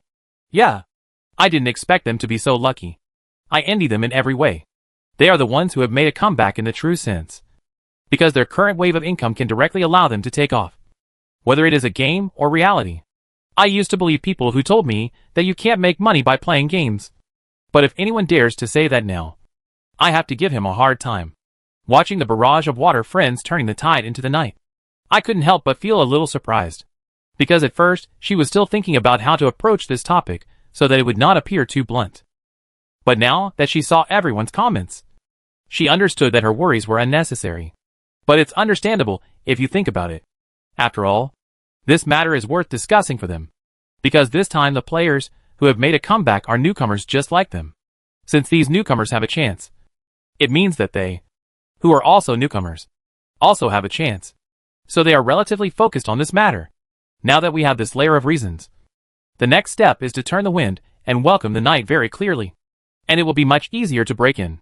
I'm very curious for the sake of my family. Several guilds have joined forces to lower the price to 40 million. Do you think they will sell it? After finding an entry point, he continued to ask. It's hard to say. At present, there are only a few guilds that can pay the price in this game. If they want to unite, then no one can do anything about it. Yes, this is a typical big guild bullying people. They set the price at a certain stage, and they have to sell it even if they don't sell it. If I encountered such a situation, I would not sell it. I would rather contract it out, or find a group of people to help me fight this civilization.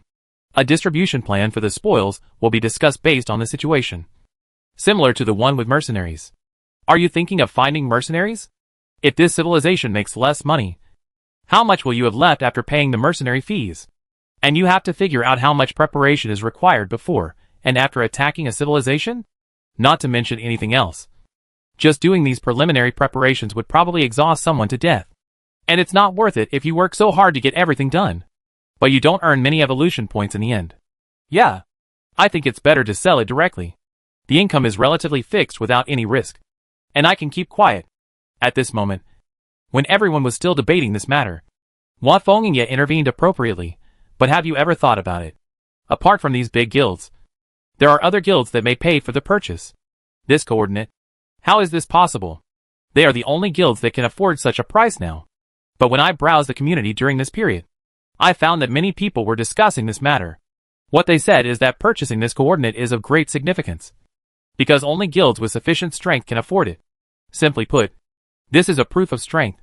Having said this, he continued to add, do you think there is a possibility that some wealthy newcomers will form a wealthy guild? And after forming this guild, they will choose to purchase such a coordinate. But now when everyone heard what Hua Fengye said, everyone felt that it was really possible. Brothers, please don't say anything. I think what the anchor said is really possible. At this point, the water friend recounted what he had seen and heard before. The thing is like this.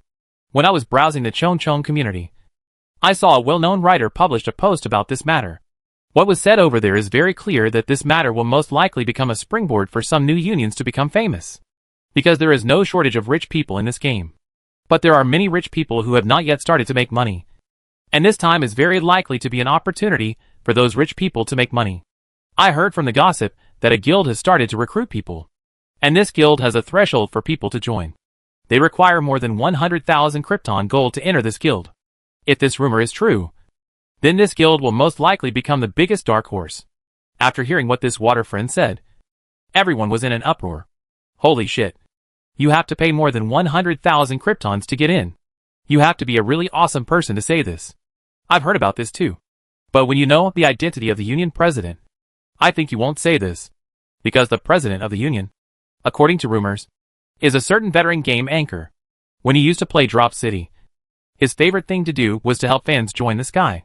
If he can join the sky within the prescribed price, come out and make up for the shortcomings. Later on, this guy got even more ruthless and started to help water friends to enhance their abilities. How many wallets are Red 13? You know, this is the most deceptive enhancement.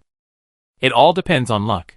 Many people spend tens of thousands or hundreds of thousands to predict that this weapon will not be able to rush forward.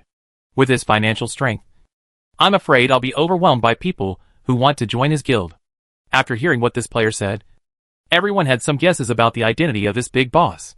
If it's really what they think, then even Weiji's guild won't be able to compete with him. You must know the appeal of this big boss. He is called a strong one. Not only is his appeal strong, but his strength is also powerful. Because when he usually broadcasts live, the red envelopes he gives out every night start at least 4 figures.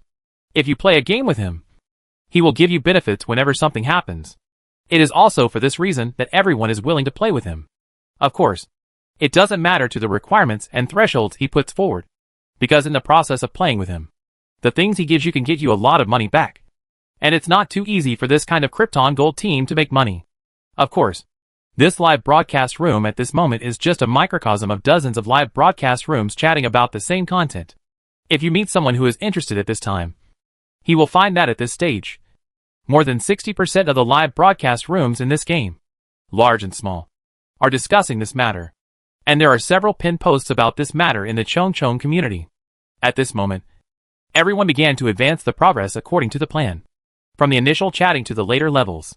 At this moment, no one noticed that as their chat deepened, their thoughts gradually changed. To be honest, I feel that these old guilds may not be able to win the civilization this time. Yes, I used to think that with this amount of investment, only a few husbands would be able to do it. But now I feel like it's hard to say. Yes, to know whether a guild is strong or not, you first need to look at its economic strength. After all, in this game, economic strength represents the number of evolutions. Although there are many people in the old guilds, there are also many people in the newly established guilds. And I heard that there are many rich people in several guilds. This kind of guild will most likely buy a civilization. After all, buying a civilization not only allows you to earn evolution points, it also has a deeper meaning, which is to prove the strength of your guild in disguise. Yes, actually I think saying that this guild is great was just talk. If a guild is really powerful, then it must first be seen whether it can afford civilization and whether it has bought it. This is the key to measuring the strength and weakness of a guild. At this moment, the above content has become a matter of discussion among the players in the group. At this time, looking at the content discussed by the players in the group, Lao Lu and the others couldn't help but smile in victory. Because at this moment, they knew very well that their plan was successful. Ha ha ha. You can't think of it. These great people can't think of it. They originally thought they could monopolize the entire market. But they never imagined that if our routine continued, their plan would come to nothing. Humph. Just $40 million to take away this precious coordinate of ours. I'm afraid they are just trying to get away with it. Using business models to reduce dimensionality to attack games is simply a brilliant idea. Do you think they are just looking for trouble? If they raise the price a little at first, wouldn't we have nothing to worry about if we sell it to them? We have to lower the price. We have to force us to use special tactics. Now that we are ready, given the popularity, I estimate that even 50 million yuan will be difficult for them to win. But at this moment, the weird people didn't know that their operation had brought down several major guilds. Holy shit. Brothers, something is wrong now. A player from the Xianyu Guild said at this moment. Hurry up and take a look at what these people in the group are talking about. I don't know why this group of people are saying that civilization is needed to prove the strength of a guild. The ranking list can only prove how many liver emperors your guild has. And it is meaningless other than that. And they also said that if you need to hire a few boosters to improve your liver, everything will be solved. They will give you liver progress 24 hours a day. And your ranking will rise immediately. Oh, you're talking about this. I guess you didn't watch the live broadcast. A big anchor was discussing this matter before. After thinking about it, everyone felt that to prove the strength of a guild, simply looking at the rankings is not feasible. Because as long as your guild has a lot of people, you will definitely kill monsters. There will be more. At this stage, if you want to get a lot of merit points, you can only kill monsters. But can the amount of monsters killed prove the strength of a guild? They think it's definitely not possible. After all, if they hire a few boosters and work 24 hours a day, the amount of monsters they can spawn will increase. So they feel that the real way to judge a guild's strength now is whether there are many rich people in their guild. Because if there are more rich people, the overall evolution level will definitely not be low. The strength will naturally be stronger. And if you want to judge whether a union is rich or not, it is very simple. Just go and see if they have money to buy civilization. That's it. And if you say that your guild is awesome, but it can't even afford a civilization, it always feels a little unreliable. At this moment, Emperor Penguin couldn't help but frown while looking at the chat records of everyone in his guild group. He seemed to have thought of something and immediately logged off. The salted fish next to him was confused by his operation. What's the situation? Our situation is very urgent now. We must discuss a plan immediately. Why is Penguin offline at such a critical moment? Xianyu said, a little confused. I guess I noticed something. So I wanted to go offline to confirm. Feng Kaiyunyang said with some uncertainty at this moment. And while a few people were still speculating, Emperor Penguin came online again. Good guys. I have to admit that I underestimated them. Emperor Penguin said this as soon as it came online. What happened? At first, I thought that they would definitely do something after they delayed it for so long. So I was wondering what they were doing. But I never expected that they would actually do something like this. Originally, I thought that they would contact us guilds privately and ask us to raise the price. And then we would discuss it secretly. And finally sell it at the original price on the surface. But I never expected that they would find another way to use hype. I just browsed the recent posts and live broadcast records. Although everyone was mentioning the link between guild strength and civilization. Intentionally or unintentionally. But the timing was too much of a coincidence. If I guessed correctly, they probably spent a lot of money to hire a bunch of Navy soldiers to help them hype this thing up. I have to admit, it's really a good idea. These people are quite clever in using real-life business hype routines in the game. After hearing what Emperor Penguin said, Xianyu and the others immediately realized that the situation was not good. Because they all know that after such a hype, it is definitely impossible to win the price of this civilization at their previous price. Because they have also heard about several Dark Horse guilds.